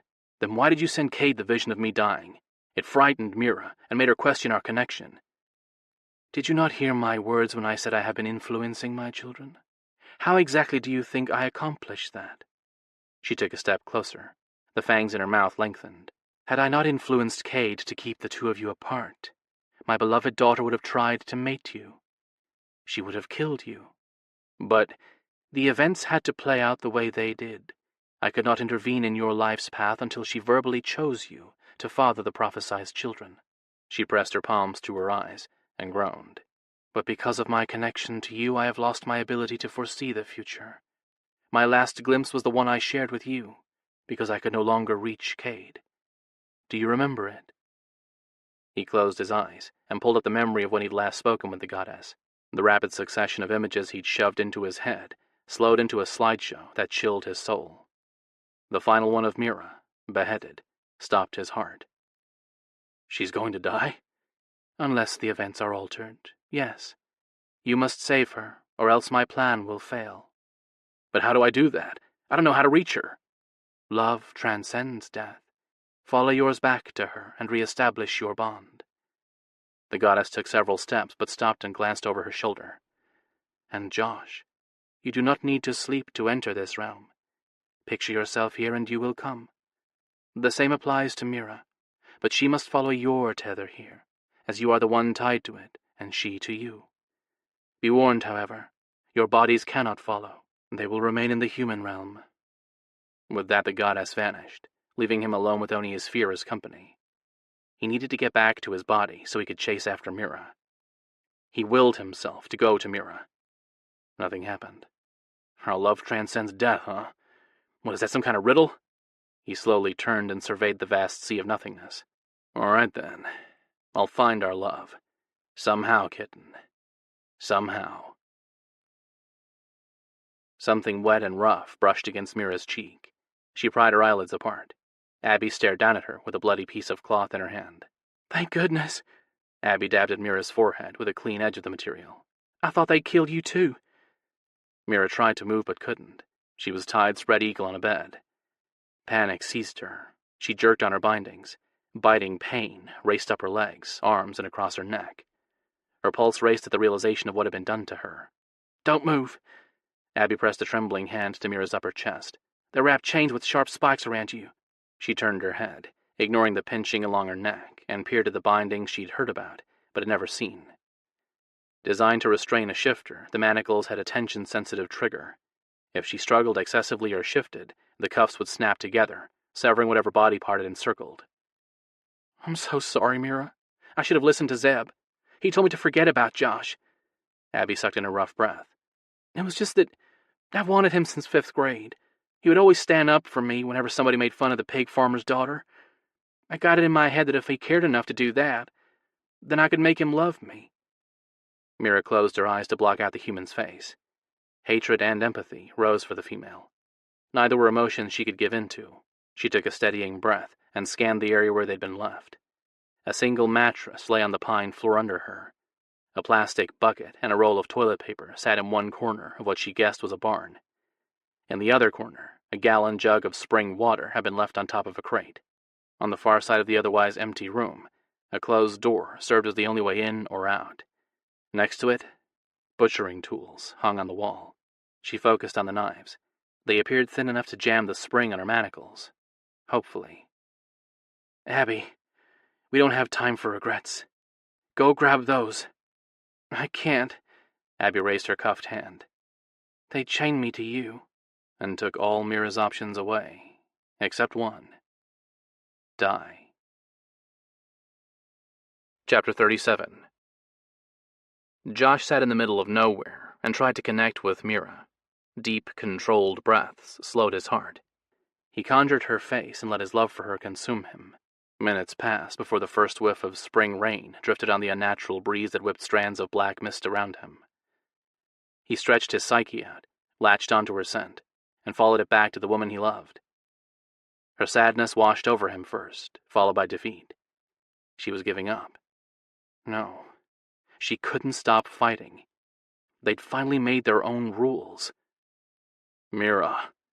He let his mind sink deeper into hers. Kitten, it's me. Open up and reach for me. Instead of her rich voice, the sound of chirping birds echoed in his head. The world brightened. Hundreds of shades of red and purple streaked across the midnight sky. Grass spread out from where he sat in a roaring rush of growth that shook the ground. Trees rose out of the quickly developing landscape. The sounds of a gurgling stream and the singing of cicadas offered a natural symphony to the quiet world. He swept his gaze over the area and focused on the swing that hung from a thick branch near the soothing water. Mira sat there, dressed in black track pants and a gray t-shirt, 3 sizes too big. The same outfit she'd worn the day she'd licked his wounds. She was a sight to behold, the most beautiful woman he'd ever laid eyes on. Mira! She swung her head in his direction, her eyes widened. Josh? She jumped from the seat and ran toward him. He met her halfway and wrapped his arms around her solid, warm and familiar body. Kitten. This isn't a dream. She skimmed her fingertips up his spine. You're really here. How is this possible? You died. I came here to heal. I'm your mate, the one the goddess has allowed you to choose, and this realm belongs to us and our children. It's our sanctuary. She sucked in a rough breath and leaned back. Our Children? He reached between them and placed his palm over her lower belly. Hybrids. They'll be immortal and tied to this realm the same as I am. I'm pregnant? Yeah, with triplets. 2 boys and a girl. A small smile graced her mouth. She covered his hand with trembling fingers. After a moment, she lifted her gaze to his. Stark terror flared in her wide eyes. Please, Josh, you need to save us. The Lion's single shifter on the council, Roscoe, will be arriving soon to mate me. Tears welled in her eyes.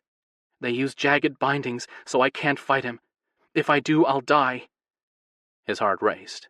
Where are you? I don't know exactly. I was unconscious, but Abby said from the glimpses she got, she thinks they drove toward the Snyder's farm. The neglected farmland bordered Zeb's property.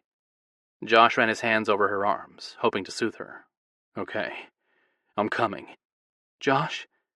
She waited until he met her gaze. I don't know if I'll be able to stop my cats from emerging. They understand the threat, but sometimes instincts overrule intellect. They'll want to protect me from being raped. Don't let them. He held her face between his hands. You need to fight for us and our babies. But no buts. I will come for you. I promise you, kitten. Remember, he can't mate you, and if he... Josh swallowed hard. The colors in the world around them dimmed. He ignored the washed-out haze and focused on Mira's agonized expression. If he rapes you, come here. I'm your path to this realm. Reach for your link to me, and will yourself to fade here. Do you understand? Leave your physical body there and take refuge here. Tears shimmered in her eyes, but didn't fall. She nodded, but he felt her doubt resonate along their bond. Don't. He gave her a little shake. Live for me, Mira. No matter what, you live for me. The world faded around them, but they held each other's gaze until the last possible moment. I'll try, Josh. I'll try. He slammed back into his physical body and woke choking on chocolate-flavored blood. He yanked the royal's wrist out of his mouth and blinked Devon's concerned eyes into focus. Mira, Josh coughed. Need to save her. Josh! Jazz's tear-stained face replaced Devon's. We thought you died. Your heart stopped and... I'm fine. I'll explain later. He hopped to his feet and ran for the nearest car. Devon jumped in his path. No. Explain now. You were right. I am blessed, but it won't do me much good if I lose the woman I love. Let's go save her. I'll explain the rest on the way. Josh didn't want to waste any more time. Mira had said she tried to live, but it sure as hell sounded like a goodbye to him. Josh sat in the passenger seat of Devon's car, with his hands balled into fists to hide the tips of his sharpened nails. Devon had noticed them, but hadn't commented. Bree, who sat in the back, would have if she'd seen them. It would have been better if she'd ridden with the Shifter Affairs agents who were following them, but she'd insisted on going with him. At least she hadn't fired a round of 20 questions. Josh didn't want to deal with them at the moment. It was taking all his concentration to keep his inner animals under control. The predators he housed were afraid for Mira. Like the animals they were, they wanted to eliminate the threat to her. The only problem, their version of protection would kill him. He reminded them for the 100th time they couldn't emerge in the human world. Their rage drowned out his placating words. Great. The goddess had to give him stubborn cats, didn't she? Look, Bree said. He glanced out the windshield. A dozen fully shifted lions waited in the overgrown grass outside the dilapidated home of the Snyder's farm. They're from the Crisbin Pride, Devon said. The name stirred the rage simmering in Josh's gut. That was the lion shifter Pride who'd arranged for Molly to be kidnapped, but they disappeared when Shifter Affairs started investigating Molly's botched abduction and the murder of Lena's parents. He let the fury consume him and poured it into his inner spirits, along with the promise he'd stop the Crisbins from hurting Mira, but they had to trust him and follow his direction. Josh's tiger was the first to concede. The other two followed suit. Their determination flowed along the tether linking them to him. The emotion resonated into an understanding. They'd help him, too. They sent him flashes of images, him with claws and fangs, him running faster than a normal human ever could. Josh breathed a sigh. He'd won the battle with them. Now to secure the next. Josh peered over his shoulder where Bree sat and captured his cousin's gaze. They die. Pride law rules here, not yours. Oh, yeah. They're going to die. I read the report on what they did to Molly's adoptive family. No kid should see that shit. Bree patted her holster. I might not have fangs, but shifter affairs told me a bullet between the eyes or in their heart will work just as well on those single-shifter bastards. Josh nodded at the second small victory. One more, and he'd have his kitten back. Devin slammed on the brakes, and Josh jumped from the car. He ran toward the house. A lion charged him. Josh let his claws extend and slashed the deadly nails across the animal's neck. Blood arced, but the wound didn't slow the shifter's lion form down. It roared and lunged at him. Josh shoved the animal back. It stumbled under the force of his push, but the big predator rose on its hind legs and snapped its teeth. Josh ducked to avoid the bite and rolled. The lion followed. Josh waited until it reared over him, then reached up and fisted its throat. With his rough yank, its garbled growl ended in silence. He bent his legs, pulling his knees against his chest, and knocked away the lion's lifeless body. The sounds of fighting and gunshots surrounded him. Worry rose for Bree and the Shifter Affairs members behind him, but he resisted the urge to turn around. Devin would protect Josh's cousin, and the others were trained to deal with shifters. Josh had to find and rescue Mira before it was too late. He stopped with his foot on the porch of the old house. A scream rang out, followed by a shrill shriek. He swung his head in the direction of the barn. Mira. He turned and ran. Blood ran down Mira's arms from where the chains holding her immobile cut into her skin, but the pinch of the metal points barely registered. Anger and frustration kept the pain at bay. She despised the helplessness settling over her. A female shifter's protective instincts were as strong as any male's, maybe more so. The primitive drive to defend those individuals weaker than her was an integral part of her psyche, and resisting that primal response was growing harder by the second. Another cry reverberated in her ears. Abby curled into a ball on the floor, but it didn't save her from Roscoe's next kick. The sound of bone breaking added to Abby's screeching. Another whack to her side, and she fell silent. There. Now we won't have any disruptions. Brownish-yellow eyes focused on Mira's exposed chest before he raised his gaze to her face. We do want our first time to be special. Roscoe yanked his shirt off and reached for the button of his jeans. His erection sprang free. Pre-cum already leaked from the tip. Her breaths quickened. Do you like what you see? She flicked her gaze to his face. Roscoe's short brown hair lengthened and darkened. The small smirk he wore turned into a leering grin. His face thinned, Edmund's image replacing Roscoe's. Do you like how my cock feels, little whore? Next time you'll be dripping in welcome from me. You'll want my dick any way I give it to you. Edmund's voice echoed in her head. Her cats roared. They slammed into her sternum and clawed at her stomach. Her body jerked under the force of all three predators trying to tear her apart. No, she couldn't let the memory surface. She squeezed her eyelids tight. A crack against her cheek forced her to open them. Roscoe's angry features filled her vision. You shift, you die, and kill her unborn babies. She snarled at her inner cats and showed them the same image they'd given her. Josh rubbing her extended belly with love in his eyes. Her tigress conceded first. It backed up, fangs bared and a growl tickling from its throat. The other two followed, but she got the impression none of them were happy about it. She only prayed they'd obey her when the worst part came. Roscoe stroked the skin he'd hit. Good.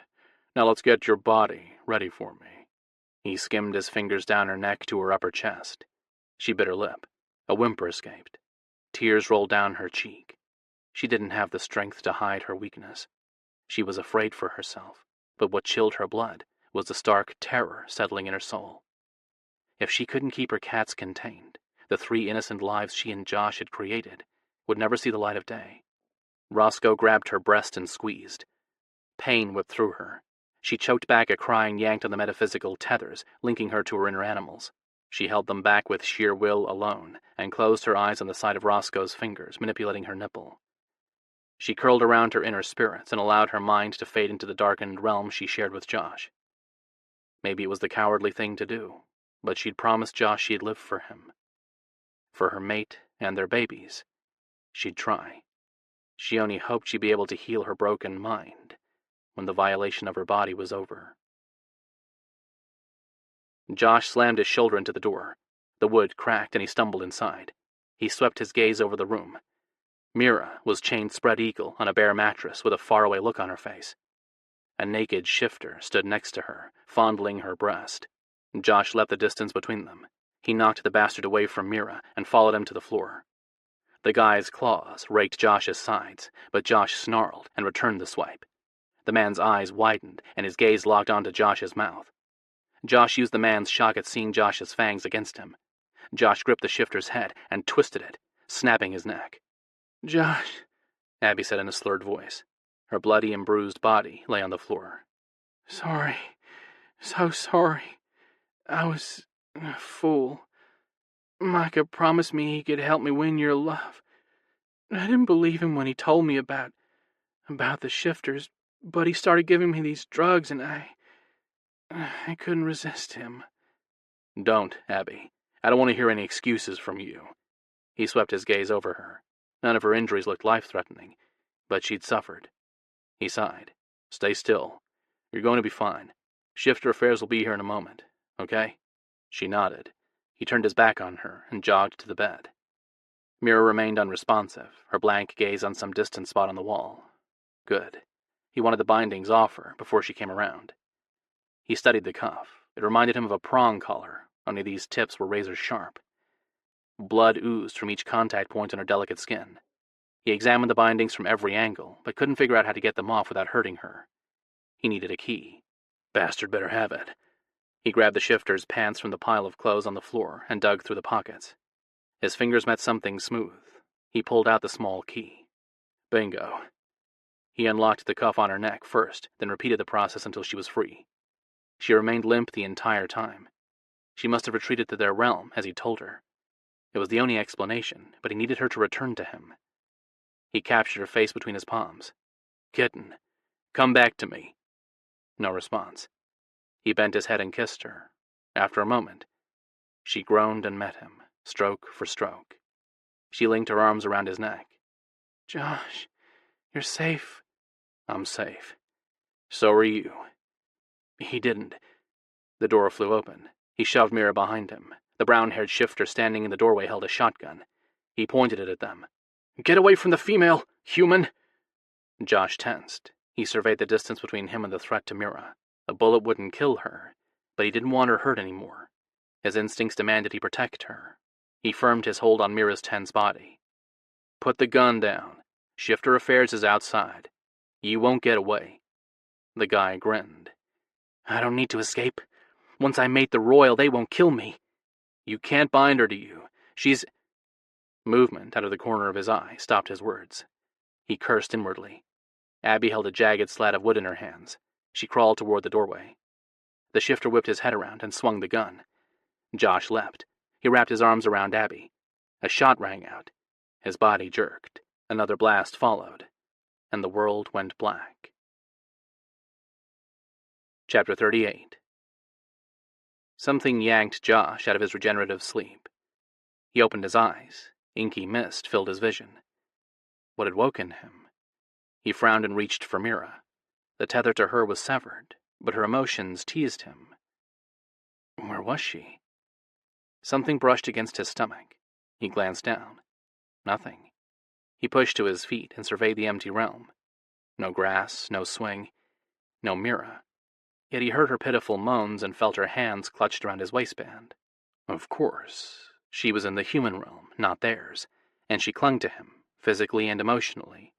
That was why he hadn't lost her completely, because she hadn't let go of him. With his cats offering their heightened senses, he scanned the area and listened. There. He focused on her cries, felt her love wrap around him, and let his mind follow it home. The scent of spring rain filled his lungs with his first breath.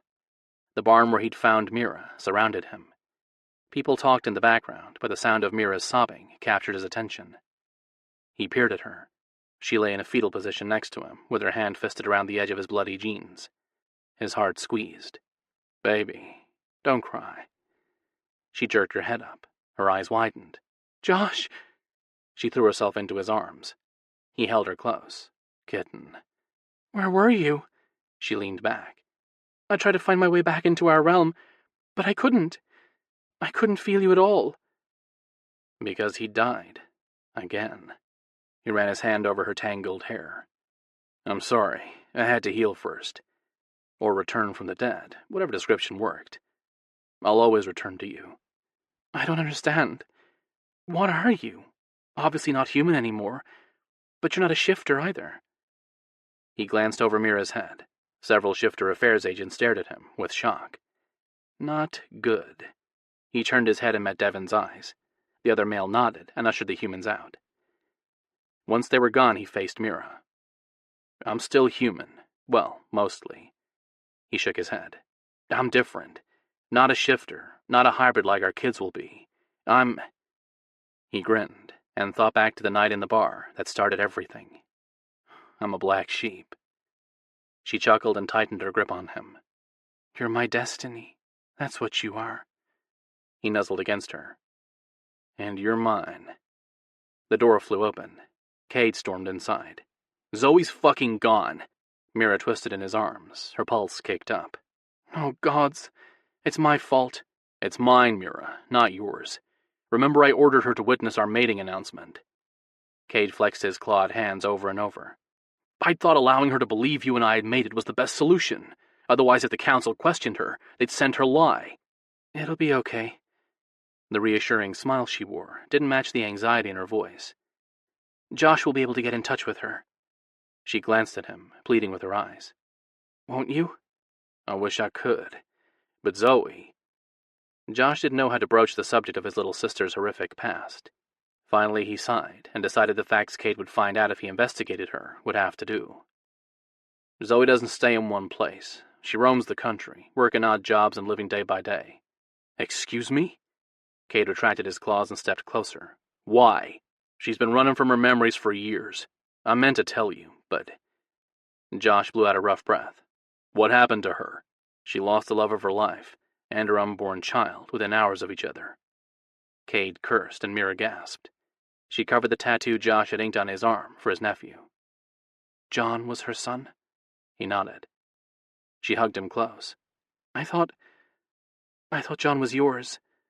No, the only kids I'll ever have are the ones we create. Oh, Josh.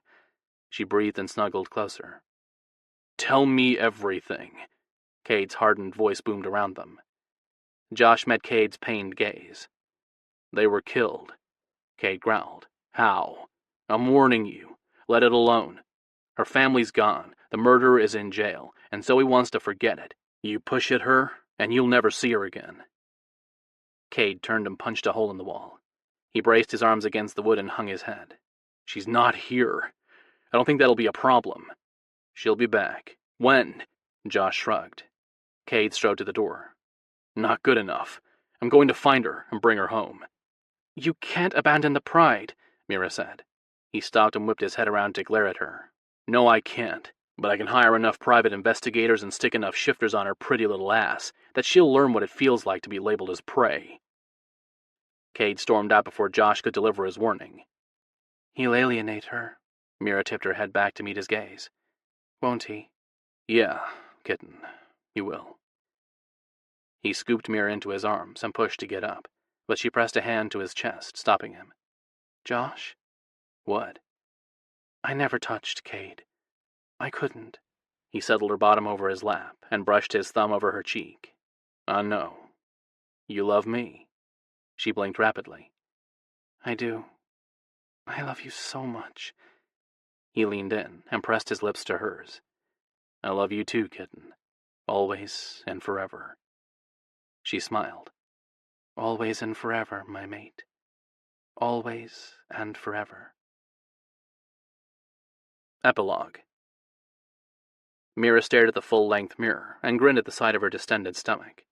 Her little ones didn't have much room left, but they still managed to squirm around at night and wake her up. She placed a hand on her right side, where her daughter's rhythmic jerking sent ripples up Mira's sides. The little girl had hiccups again. The poor child always got them. Mira ran her fingertips over that section of her belly until they eased. She moved her hand to her lower back and pressed against the pain there. The ache she'd suffered with for months had worsened over the past few days. Her human doctor had told her it was a sign she was getting close to going into labor. She had to trust her knowledge, since Mira couldn't connect with her babes the same way she would have if her children had been true shifters. As hybrids, they were an anomaly, much like Mira's bond to their father. She turned and let her gaze roam over the body of her mate. Josh slept on his stomach, one arm hanging off the bed and the other hooked around his pillow. A sheet covered one leg, half of his firm ass, and a small section of his back. Gorgeous. Love, lust, and affection filled her up. Tears misted her eyes, happy ones. She felt truly blessed to have found Josh. With her hand at her achy back, she waddled to their bed. Today was a day for celebrating, but sadness hung over it. Although Josh's parents and Bree would be attending their small wedding, Zoe wouldn't. She hadn't returned to them despite Cade's efforts to find her. Mira sighed and bent closer to study the inked memorial to Zoe's son. More moisture flooded her eyes. No mother should have to bury a child. Mira choked on a sob. A strong, warm hand covered her bare bottom. She jerked back, nearly toppling over. Josh stopped her tumble with his confident, familiar embrace. "Sorry, kitten. Didn't mean to startle you." The dream, the one she'd feared. It had been a flash of the future, just not the one she'd expected. She glanced into her mate's blue eyes and smiled even as tears rolled down her cheeks. "It's okay. I was just thinking about Zoe." She scrubbed at her wet skin and huffed. "These darn hormones are making me so emotional." He lazily traced her bottom and returned her grin. "It's normal, love. Don't be embarrassed." He would know she was, too. Her feelings radiated along their bond, yet she couldn't feel his, another peculiarity. "I wish she were here." "So do I, kitten," Josh sighed. "I've contacted everyone I can think of to keep an eye out for her. With that and all the ads I've placed in the papers across the country, I'm hoping she'll hear about our marriage and decide to show." Mira nibbled on her lip. "Maybe we should postpone the ceremony until she can join us." He shook his head. "No, baby. I want us to be man and wife before our little hellions are born. I promised my gran that I wouldn't have kids out of wedlock." "We're already mates. A slip of paper doesn't mean anything." He shrugged. "Maybe not, but it's important to my family. Besides, I can't wait to see you in the wedding gown Jazz designed for you. From what I hear, she has the basement of the church turned into a mini salon." "I'm excited too, but—" A knock sounded, stopping her words. She peered over her shoulder. "Let's go, Mira. Kate is waiting for you." Aaron's booming voice echoed from behind the closed door. Josh tugged her closer. "You can't have her yet. She's mine for another hour." He winked at her. "And I want to enjoy every moment of it before the girls steal her away and get ready for tonight." Aaron's annoyed grumbles faded. She faced a grinning Josh. He urged her to climb onto the bed with him. Once she was settled on her side, he moved behind her and placed his palm over her belly. They snuggled in silence for a long time.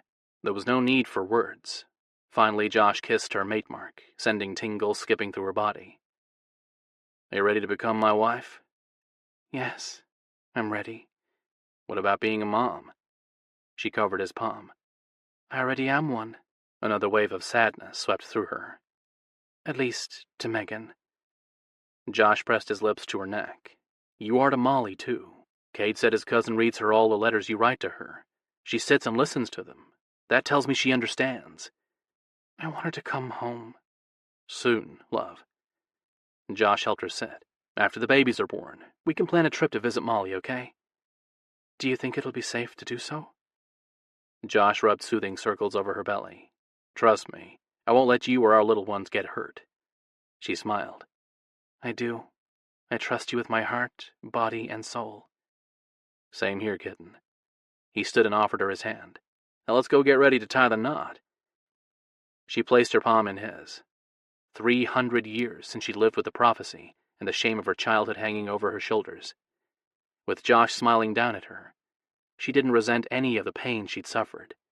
She was thankful for it. Those experiences made her into the woman she was today, one who could appreciate and treasure her one true mate. "Yes, let's make it official. I can't wait to be your wife." He tugged her into his arms. "You're my everything, Mira." And he was hers, always and forever.